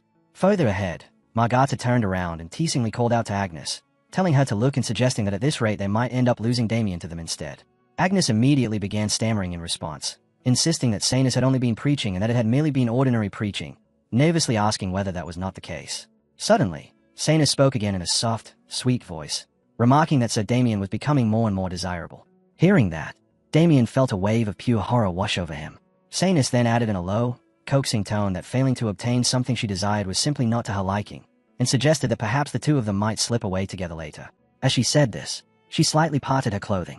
Damien saw the gesture and remained completely silent. Then, without a word, he slowly raised his hand and summoned his sword. In the next instant, he lunged forward and slashed straight through Sanus's body in a single decisive strike. The sight caused Agnes and Margata to freeze in shock, but as Damien rushed forward with the strike, the truth of the attack revealed itself. Sanus stood frozen while the blazing, icy soul energy surging from Damien's blade tore through the chest of an invisible monster that had been standing directly behind her. After the strike landed, the creature let out a piercing shriek of agony. Sanus turned around in astonishment, staring at the empty air. She wondered aloud whether a golem capable of concealing its form actually existed. Damien stood ready with his sword drawn, frowning as he remarked that the creature's armor was unexpectedly durable and that he would finish it off. Before he could continue, Sanus suddenly lifted the book in her hand and waved it once. In an instant, a violent surge of power erupted directly from the monster's body. Maintaining the same pleasant expression, She calmly explained that she was currently in the middle of proselytizing and politely requested that he refrain from interrupting. Watching this unfold, Damien was momentarily stunned, realizing that she possessed enough divine authority to subdue a high-tier flesh golem using nothing more than a single book. At that moment, Agnes and Margata rushed over, shouting almost simultaneously that an enemy raid had begun from the rear and that they were moving to respond, while also calling out for Sanus to return to her assigned position.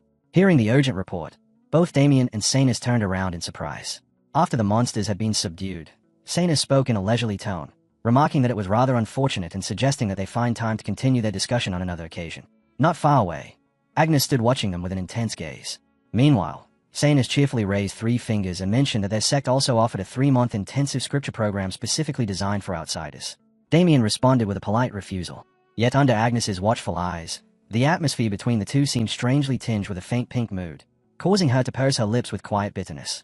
At the same time, Margata landed beside them and immediately asked with concern whether Sir Damien had been injured. He calmly assured her that he was fine and added that he would assist as well. Margata placed her hands on her hips and glanced toward the approaching enemies, confidently insisting that they could simply leave it to her. At the same time, Agnes slowly stepped forward to stand opposite the incoming monsters.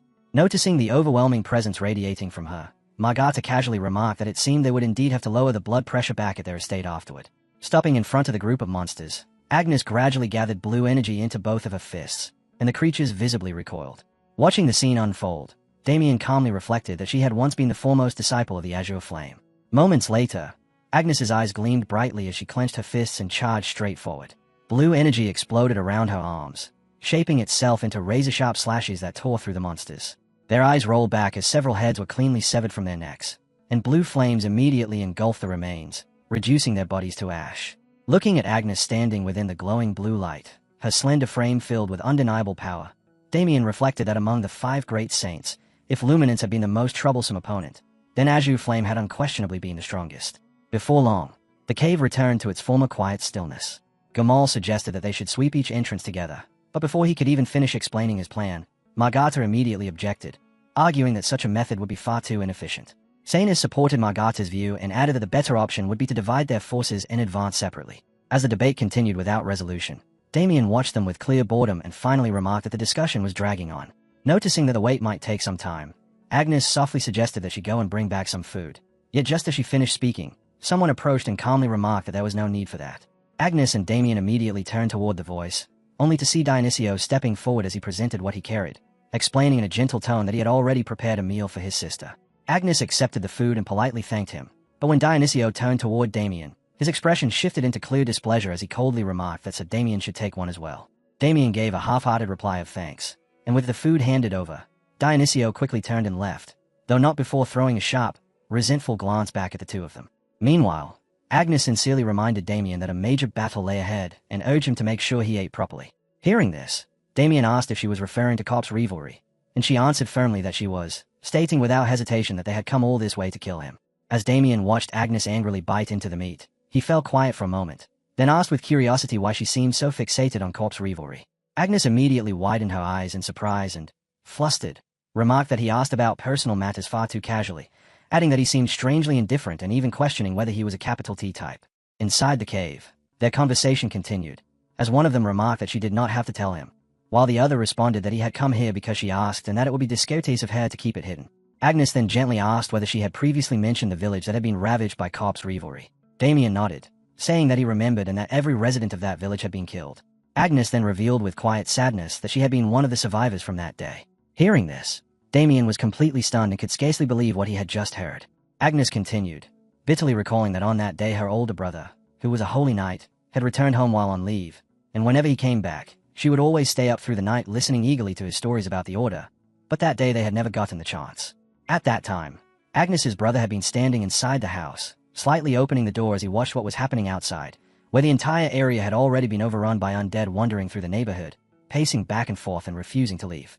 Inside the house, her brother placed his hand gently on Agnes's head and urgently told her to hide there, warning that she must not come out no matter what happened and asking if she understood. Feeling uneasy, Agnes nervously stammered as she called out to him, but he repeated his warning, telling her that until someone came to open the door for her, she must never step outside and must not make even a single sound, once again asking if she understood. Agnes then explained that this moment had been the last time she ever saw him. By the time the Order's subjugation squad finally arrived and rescued her, Both the villagers' corpses and the undead had already been burned down to ashes, and after the order later informed her that the one responsible for the incident that day had been corpse revelry, she decided that she would become a holy knight herself. As Agnes spoke, it was as though her past self and present self overlapped in that moment. And hearing the story, Damien quietly reflected with bitterness that she carried such a painful past. Just then, Margata approached with her usual bright energy, cutting into the heavy mood as she cheerfully asked whether they had been waiting long and informed them that the meeting had only just ended. Damien replied with quiet understanding, remarking that the matter must have been a delicate one.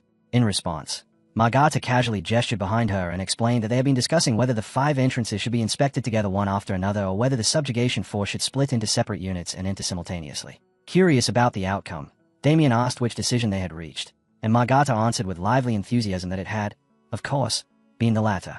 Thinking back on the earlier argument, Margata complained that Gamal had insisted they should move together as a single group, but both she and Sanus had opposed the idea. She added that the stubborn man had continued to stand firm, which caused the meeting to drag on far longer than necessary, remarking with mild exasperation that he had always been overly cautious. Damien listened with a thoughtful expression and commented that it sounded as though they had known each other for quite a long time. Margata simply grinned at that and replied that it was something like that before letting out a laugh. Not far away, Gamal stood silently, staring in their direction with a focused gaze.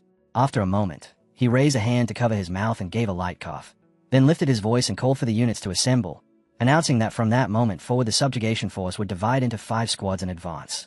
Hearing the sudden commotion, the 3 of them quickly turned their attention toward him, while Dionycio and Sanus also turned their heads to listen. Planting his spear firmly into the ground, Gamal loudly ordered that each unit was to break through at maximum speed and join with any squad that began to fall behind, declaring that today would finally become Urin's last day. In that very instant, the cloak behind him suddenly flared upward. Sensing the overwhelming aura that erupted at once, Damien's brow tightened slightly. The one wielding the dark sorcery revealed a chilling grin, and the ground beneath everyone's feet fractured violently before shattering apart. In the next moment, the entire area collapsed, sending everyone losing their footing and plunging straight down into the abyss. As the ground split open and the collapse began, Damien remained completely calm, sliding his hands into his pockets while lightly kicking off the falling chunks of rock to gain momentum as he descended. Looking straight down into the abyss below, he observed that the drop was incredibly deep and vast. Turning his gaze to the side when someone nearby screamed in panic, he quietly noted that the fierce gale unleashed by the sudden detonation was scattering everyone in different directions. Watching them tumble through the air, he mockingly thought that holy knights were as persistent as cockroaches and had probably managed their own landings already. His thoughts then shifted more seriously as he considered that hollowing out an entire mountain to create a trap would explain why the dungeon entrance had been positioned halfway up the slope. A sinister smile slowly spread across his lips as he coldly mused that corpse revelry had prepared quite a magnificent grave for himself. After finally landing, Damien noticed Dionycio sitting ahead of him in meditation, which caused a flicker of confusion to cross his mind, and he called out with uncertainty, addressing him by name, Dionycio. Startled by the sudden voice, Dionycio spun around and exclaimed in shock that it was Damien Haxon. A moment later he shut his eyes and focused, drawing divine power through his body as a radiant aura wrapped around him. Watching this, Damien shot him a look of open disdain and silently thought that this was exactly why he called him cockroach-like. Self-regeneration fueled by divine power. Meanwhile, Dionysio's body trembled as he cursed under his breath, angrily muttering that of all the people he could have fallen with, it had to be Damien Haxon. Damien immediately noticed the change in tone and coolly observed that now that only the 2 of them were present, Dionycio had conveniently dropped the honorifics. With complete indifference, he suggested that if Dionycio hated the situation that much, he was free to go his own way, since Damien himself intended to move forward regardless. Saying that, he gave a casual wave of his hand and turned to leave. Seeing him walk off, Dionycio panicked and quickly gripped his spear, his blue eyes flashing beneath sharp lashes as his gaze tightened with resolve. In the next instant he buzzed forward at blinding speed, the radiant blue spear slicing through the air in a brilliant thrust. Yet the strike was not aimed at Damien, but at an invisible creature floating directly in front of him. Without lowering his guard, Dionycio warned Damien not to relax his vigilance, reminding him that they were inside the dungeon of a dark mage where acting alone was dangerous, and insisting that they move together instead. Damien lowered his eyelids slightly, reflecting in a leisurely manner that he had left Dionycio alone simply because he was curious to see how the man would behave, and he had never expected Dionycio to act for his sake. With faint curiosity, he asked whether Dionycio did not hate him. Dionycio immediately turned his face away, resting the spear over his shoulder, and bluntly admitted that he did hate him. However, he declared that if Damien died, Agnes would be heartbroken, so he intended to keep him alive. Momentarily taken aback, Damien fell in step behind him and teasingly remarked that Dionycio must be fond of Dame Agnes. The comment made Dionycio jolt violently, his face turning bright red as he shouted at him to shut up, snapping that he should stop talking nonsense and just follow. Turning his head away, he muttered through clenched teeth that he truly could not stand him. Watching the reaction, Damien quietly thought that for some reason Dionysia reminded him of that bastard ale. Suddenly, Damien sensed something and his expression hardened. Above Dionysio's head, a terrifying red-eyed head slowly materialized. Dionysio froze instantly, cold sweat running down his back. Just as a massive punch came crashing down, Damien moved in a flash and yanked him backward. Stunned, Dionysio stammered in disbelief and asked what that thing was. As the dust settled and the silhouette became visible, Dionysio hesitantly wondered whether it was human. Damien dismissed the thought at once, telling him to look carefully, explaining that it was one of Corpse Play's creations. As he stared at it with a frown, he reflected that the more effort its creator invested in shaping a flesh golem, the more human it appeared. A humanoid flesh golem, what Corpse Play proudly referred to as his masterpieces. The moment the creature lunged forward, Dionysio charged ahead with his spear, his face twisted with disgust as he declared that he would purify it through the power of God. Filled with fury, he drove the spear straight into its body. Yet the instant the blade pierced the creature, the ice coating around the spear shattered apart. Watching the creature continue its wild charge, Dionysio gasped in alarm as he realized that the divine power surrounding him was dispersing. In the next instant, the monster's fist slammed directly into him, hurling his body backward until he crashed violently against the rock wall. Dropping heavily to the ground, Dionysio forced himself upright, his body trembling as disbelief filled his face while he realized that his divine power was no longer working. Hearing that, Damien stared at him in stunned silence before exclaiming in shock. Unwilling to accept the situation, Damien stepped forward and summoned his sword, gripping it firmly as he launched himself ahead and brought the blade crashing down across the monster's body in a powerful slash. As the cut exposed the core hidden inside, Damien coldly remarked that Corpse Play must have already known about this by this point in time. Fixing his gaze on the exposed orb, he immediately recognized it as a magic artifact and silently declared that he knew exactly which son of a bitch had crafted it. Dorgo. Reaching in without hesitation, he snatched the orb free, and the monster instantly released a shrill scream. Annoyed by the noise, Damien glared upward and ruthlessly swung his sword again and again from multiple directions, reducing the creature's body to shattered pieces. When the battle ended, Dionysio saw Damien standing there with a blood-soaked hand gripping the orb, and the sight made him instinctively recoil, his face turning pale as sweat streamed down his skin. After a brief silence, Damien casually tossed the orb toward him and told him to take it. Confused, Dionysio caught it and asked what exactly it was. Damien answered coldly that he should hand it over to the Order for examination, explaining that it would reveal the reason his divine power had scattered. As the words left his mouth, Damien recalled his previous life and reflected that the Order had discovered this countermeasure far too late back then, when the damage had already become catastrophic. This time, however, he had taken action first, meaning they would uncover the solution much earlier. The corner of his lips curled faintly as he calculated with quiet satisfaction that such a splendid opportunity to completely ruin that bastard falling straight into his hands was truly delightful. Turning his attention back to Dionysio, he asked whether he was able to move. Startled, Dionysio immediately straightened his posture and quickly replied that he could. Their voices echoed through the cavern as Damien questioned why he had suddenly become so polite, and Dionysio awkwardly answered that it had simply felt like he should. As the two of them continued walking deeper into the cavern, Dionysio looked around and asked how large the place actually was, addressing him as Sir Damien while remarking that it resembled an enormous underground cavern. Damien replied thoughtfully that if the space had been carved out from within the mountain itself, then it must be immense. At that very moment, a soft and delicate voice called out playfully from somewhere ahead. Both of them immediately turned toward the sound. Standing across from them, Sanus waved cheerfully as she greeted them, asking whether they were both still alive and remarking with delight how glad she was to see them again in one piece. Dionysio stared at her in shock, while Damien calmly addressed her as Lady Sanus and remarked that she had managed to arrive safely. However, his tone quickly turned cold as he asked about the object she was holding in her hand and demanded to know exactly what it was. Gamal, whose neck was tightly gripped by Sanus, struggled painfully as he gasped for breath. Seeing this, Dionysio cried out in alarm for Brother Gamal. Fixing Sanus with an icy stare, Damien demanded that she explain herself. Elsewhere, Agnes gently touched the badge resting on her chest and activated a divine power, allowing the sacred energy to spread and envelop her entire body. From ahead of her, Margata turned back with concern and anxiously asked whether Agnes had fully recovered. Agnes answered wearily that she had recovered, addressing Margata as senior before asking what had happened to the others. Margata could only shake her head, her expression helpless as she looked toward the body scattered among the rubble, explaining that it was useless and that the regular holy knights were already dead. At that moment, a sinister voice suddenly echoed through the cavern, casually asking whether the materials had already arrived. Hearing it, both women instantly turned around in alert vigilance. From the opposite side, Delran slowly approached, remarking with mocking amusement that they had landed exactly where he was and that the two of them must have truly terrible luck. With a smike, he wondered aloud whether the other man had fallen somewhere else. Margata's expression hardened as she frowned and shouted, demanding to know who he was and telling him to show himself properly. Delrance responded with a sneer, complaining that asking who he was wounded his feelings, then coldly reminding them that they had come there intending to kill him. Had they not?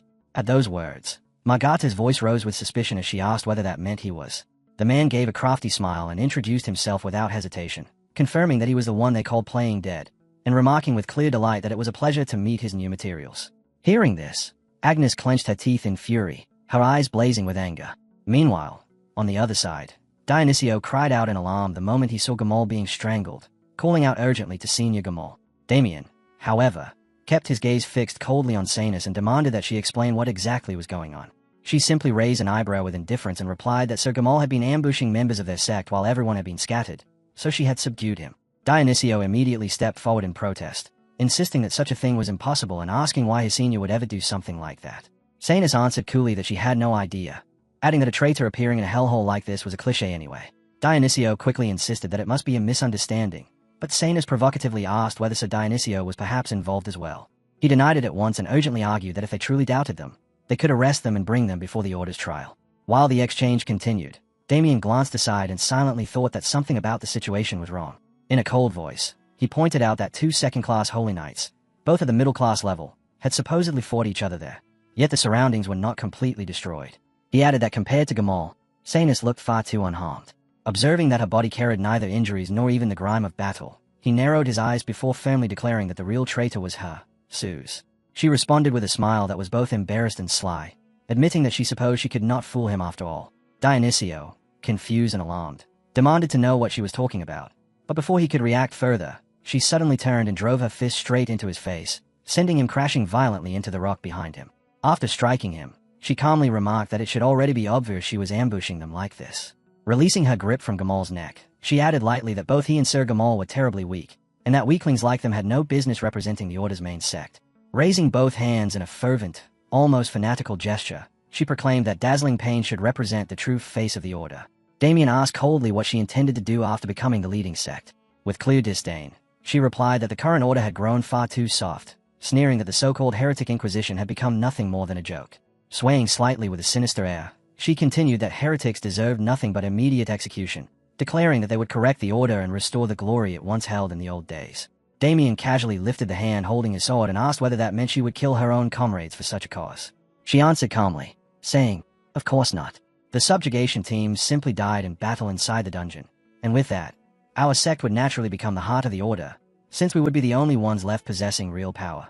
The moment her words ended, the subordinates behind her drew their weapons and advanced. Damien lowered his stance and frowned, thinking that everything she said was complete nonsense, and recalling that even this so-called grand betrayal of hers had ended in total annihilation in his previous life.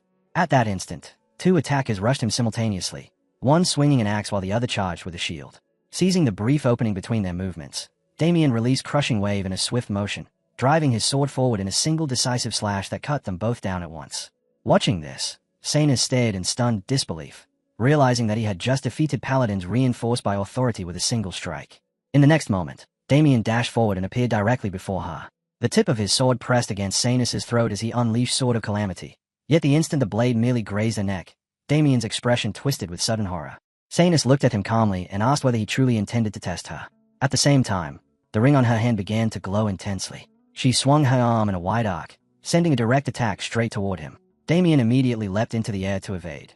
But even so, the stone wall behind him shattered the moment the blow struck it. Frowning, Damien thought to himself that whatever defense protected her had been strong enough to block Sword of Calamity, and it clearly carried lethal offensive power as well. Sanus then asked calmly how much he knew about the authority of Dazzling Pain, explaining that the authority they wielded was enhancement. She elaborated that it could increase physical abilities, raise the density of objects, and even sharpen weapons, allowing them to strengthen nearly any concept itself. As she spoke, the ring in her hand rapidly sprouted a sharp blade. Her voice carried unmistakable excitement as she added that the higher one's level became, the more the effects could be stacked and used repeatedly, before asking whether he had known that. Waving the weapon eagerly, she declared that she could stack the enhancement up to 30 times. While weaving through Sanus's relentless barrage of attacks, Damien reflected inwardly that he was already well aware of it, because in the past he had fought Radiance, one of the 5 great saints. He remembered clearly that during that battle, Radiance had crushed thousands of undead simply by applying gravity 100 times over. As Sanus pressed forward with continuous attacks, She remarked that she had heard Sir Damien possessed a special technique capable of deflecting incoming magic and questioned why he was merely dodging instead of using it. Hearing that, Damien casually sidestepped another strike and replied with open mockery that although she had reinforced herself, her attacks were painfully predictable. At the same time, he calculated inwardly that inside of all flows consumed more mana depending on the strength of the attack it handled, and with the amount of mana he currently possessed, maintaining it was becoming increasingly difficult. Suddenly, Sanus pulled back her weapon and stepped forward. In the next instant, she slammed her foot down with violent force, the ground shattering beneath the impact as the shock sent Damien flying backward. As he crashed against the stone wall, she looked at him with a mocking expression and declared that she was finished with all the dodging now. Watching her carefully, Damien quietly concluded that it was time to gamble a little. Without hesitation, he brought his hand to his chest and clenched it tightly with all 5 fingers. Sanus stared in confusion, unable to understand what he was doing. At the same moment, his hand tightened as though gripping his own heart within his chest. A crimson surge of energy suddenly erupted from Damien's body. Sanus froze in shock, first wondering if it was aura before realizing that his mana levels were rapidly changing. Fixing her gaze on his chest, she scowled in anger and concluded that he must have pulled some kind of trick. Without wasting another moment, Sanus poured power into her weapon, her thoughts racing as she decided that even if she did not understand what he had done, she would finish him before it became dangerous. Just as her attack was about to land, Damien's lips curled into a faint smirk. He released his sword and activated inside of all flows, causing Sanus's attack to slide off course and veer to the side. Seizing the opening instantly, Damien drove a powerful kick straight into her body while Gamal and Dionysia watched in stunned disbelief. The impact sent Sanus flying backward from the force of Damien's kick. Remaining perfectly composed, Damien remarked that if cutting her did not work, then he would simply have to get a little rougher. Pale and visibly shaken, Sanus stared at him in bewilderment as she sensed his mana suddenly surging upward and demanded to know how such a thing was possible. Standing across from her, Damien released the energy raging through him, his fury rising along with it as he declared coldly that it was time for a beating. Clutching his chest tightly, Sanus felt a wave of relief knowing the impact had been absorbed at the last possible moment. Yet he remained frozen in shock, staring down as if trying to confirm whether what he held was truly some kind of spirit heart. His fingers squeezed around it while blood slowly began to drip downward. Not far away, Damien curled his hand into a fist and thought about melting the thing down before consuming it bit by bit. Though a smirk soon crossed his face as he realized that if he had arrived even slightly later, the situation could have turned dangerous very quickly. Calm now that the issue with his mana had finally been resolved, Damien started walking directly towards Sanus while gathering aura, thick red energy leaking outward around him. Seeing this, Sanus could only stare back with wide eyes, unable to understand what Damien intended to do next. But within moments Damien ripped the weapon free and drove a crushing punch straight into Sanus' stomach, a blow that felt like it struck the soul itself.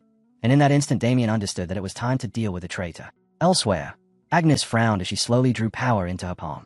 Grinding her teeth, she muttered in disbelief that the corpse puppeteer's strength far exceeded anything the Holy Church had anticipated, especially the humanoid flesh golem standing there. Only moments earlier someone had shouted at the corpse puppeteer, declaring in God's name that he would be erased, and Kite along with the others had rushed forward together. But the puppeteer instantly formed a barrier that halted them completely. Agnes sensed something was wrong and stammered that divine power was not working. Before anyone could react, the corpse puppeteer struck back, sending both girls crashing away. Struggling to regain her balance, Agnes glared at him and insisted it couldn't be real, while Kite continued pressing his attacks. She called out to her senior for help, yet the woman, blinded by fury, charged straight into close combat anyway, shouting at Agnes even then to run and call for reinforcements. Watching from nearby, the corpse puppeteer chuckled with clear amusement and remarked that they were planning to escape, as if he would ever allow such a thing. Suddenly, creatures appeared behind Agnes, and a shiver of terror ran through her as she wondered when they had been surrounded. The corpse puppeteer calmly reassured her that he intended to spare her life, explaining that the rarer the specimen, the more important it was to keep it alive. The meaning of his words made her expression darken with fear, and to make matters worse, she saw that her senior had already been defeated by Kite. In that moment of despair, Agnes realized that divine power had absolutely no effect on him. The corpse puppeteer let out a quiet laugh, amazed that the artifact was actually canceling divine power, and thought to himself how insane it was, though exactly what he had expected from the artifact he had created. Then he casually asked Agnes whether they should take her away to the sewing chamber. Agnes slammed her palm against the ground, releasing a burst of blue energy, and bitterly wondered if this was where her story would end. With the enemy standing before her while her body trembled, she cursed the cruel timing of it all, realizing that this had happened right when she had finally managed to track down the murderer of her brother.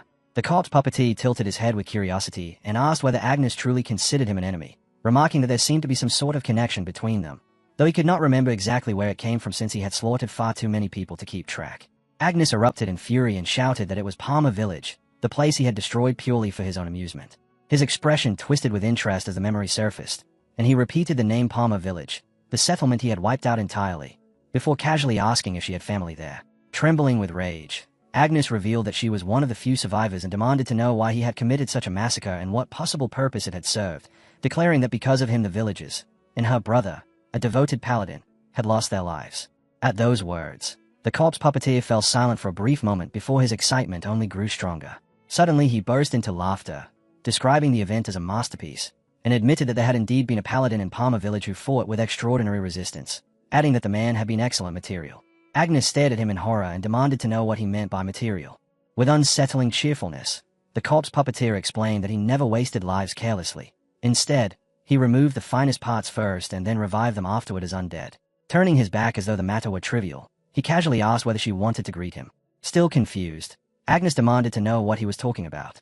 He then revealed that her brother was standing right there and asked if she had truly forgotten him already. Tears began to gather in her eyes as Kite slowly reached up and pulled down his mask. The sight before her felt impossible, leaving her able to do nothing but gasp in disbelief. Inside her mind flashed memories of the gentle face and bright, cheerful smile of a younger brother. And now, standing before her, Kite's face was unmistakably that same brother. She collapsed to her knees and screamed, while behind the scene the corpse puppeteer leaned back laughing, remarking how delightful the sound was.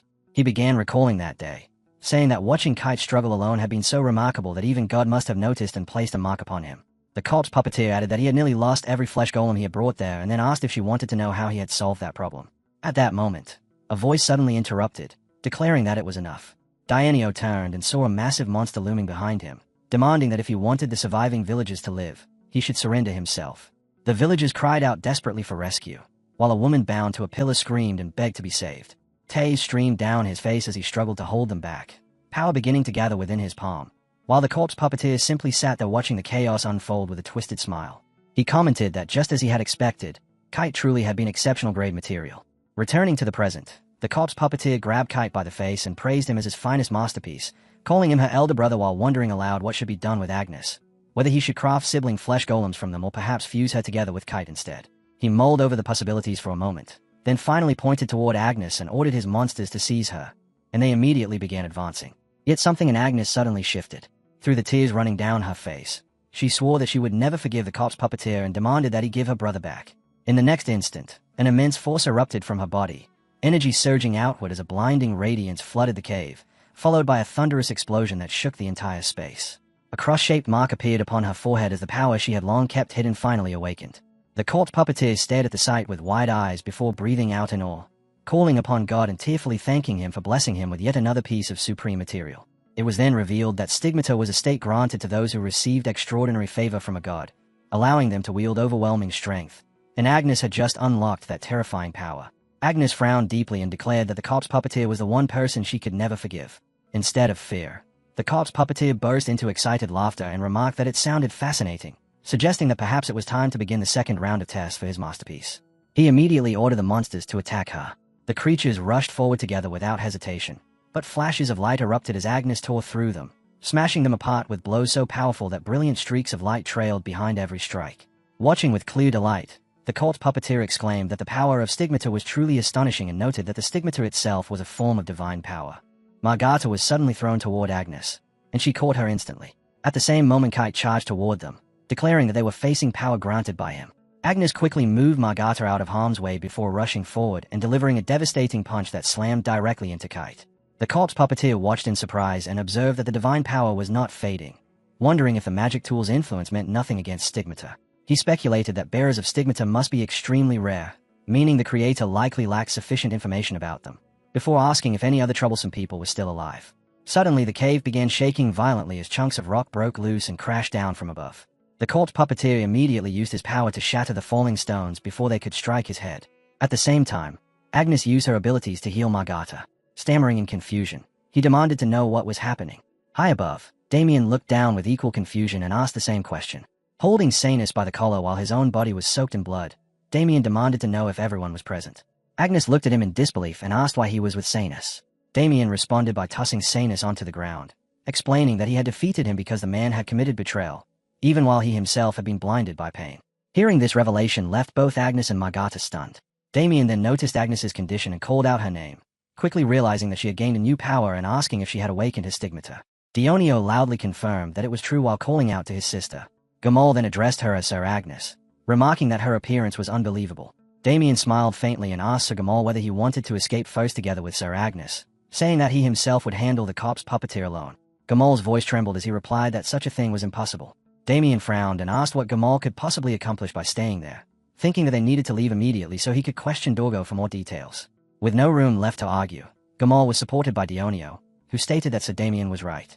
The two of them then lifted Sonny's and began carrying him away, apologizing as they said they would leave everything in Damien's hands. Watching them go, the corpse puppeteer smirked and asked who had given them permission to take his subject away. His body began to shift as he called out to Kite. In response, Kite transformed into a monstrous form, and the corpse puppeteer ordered him to release his strength and drag them all back. The sight left everyone staring in stunned silence.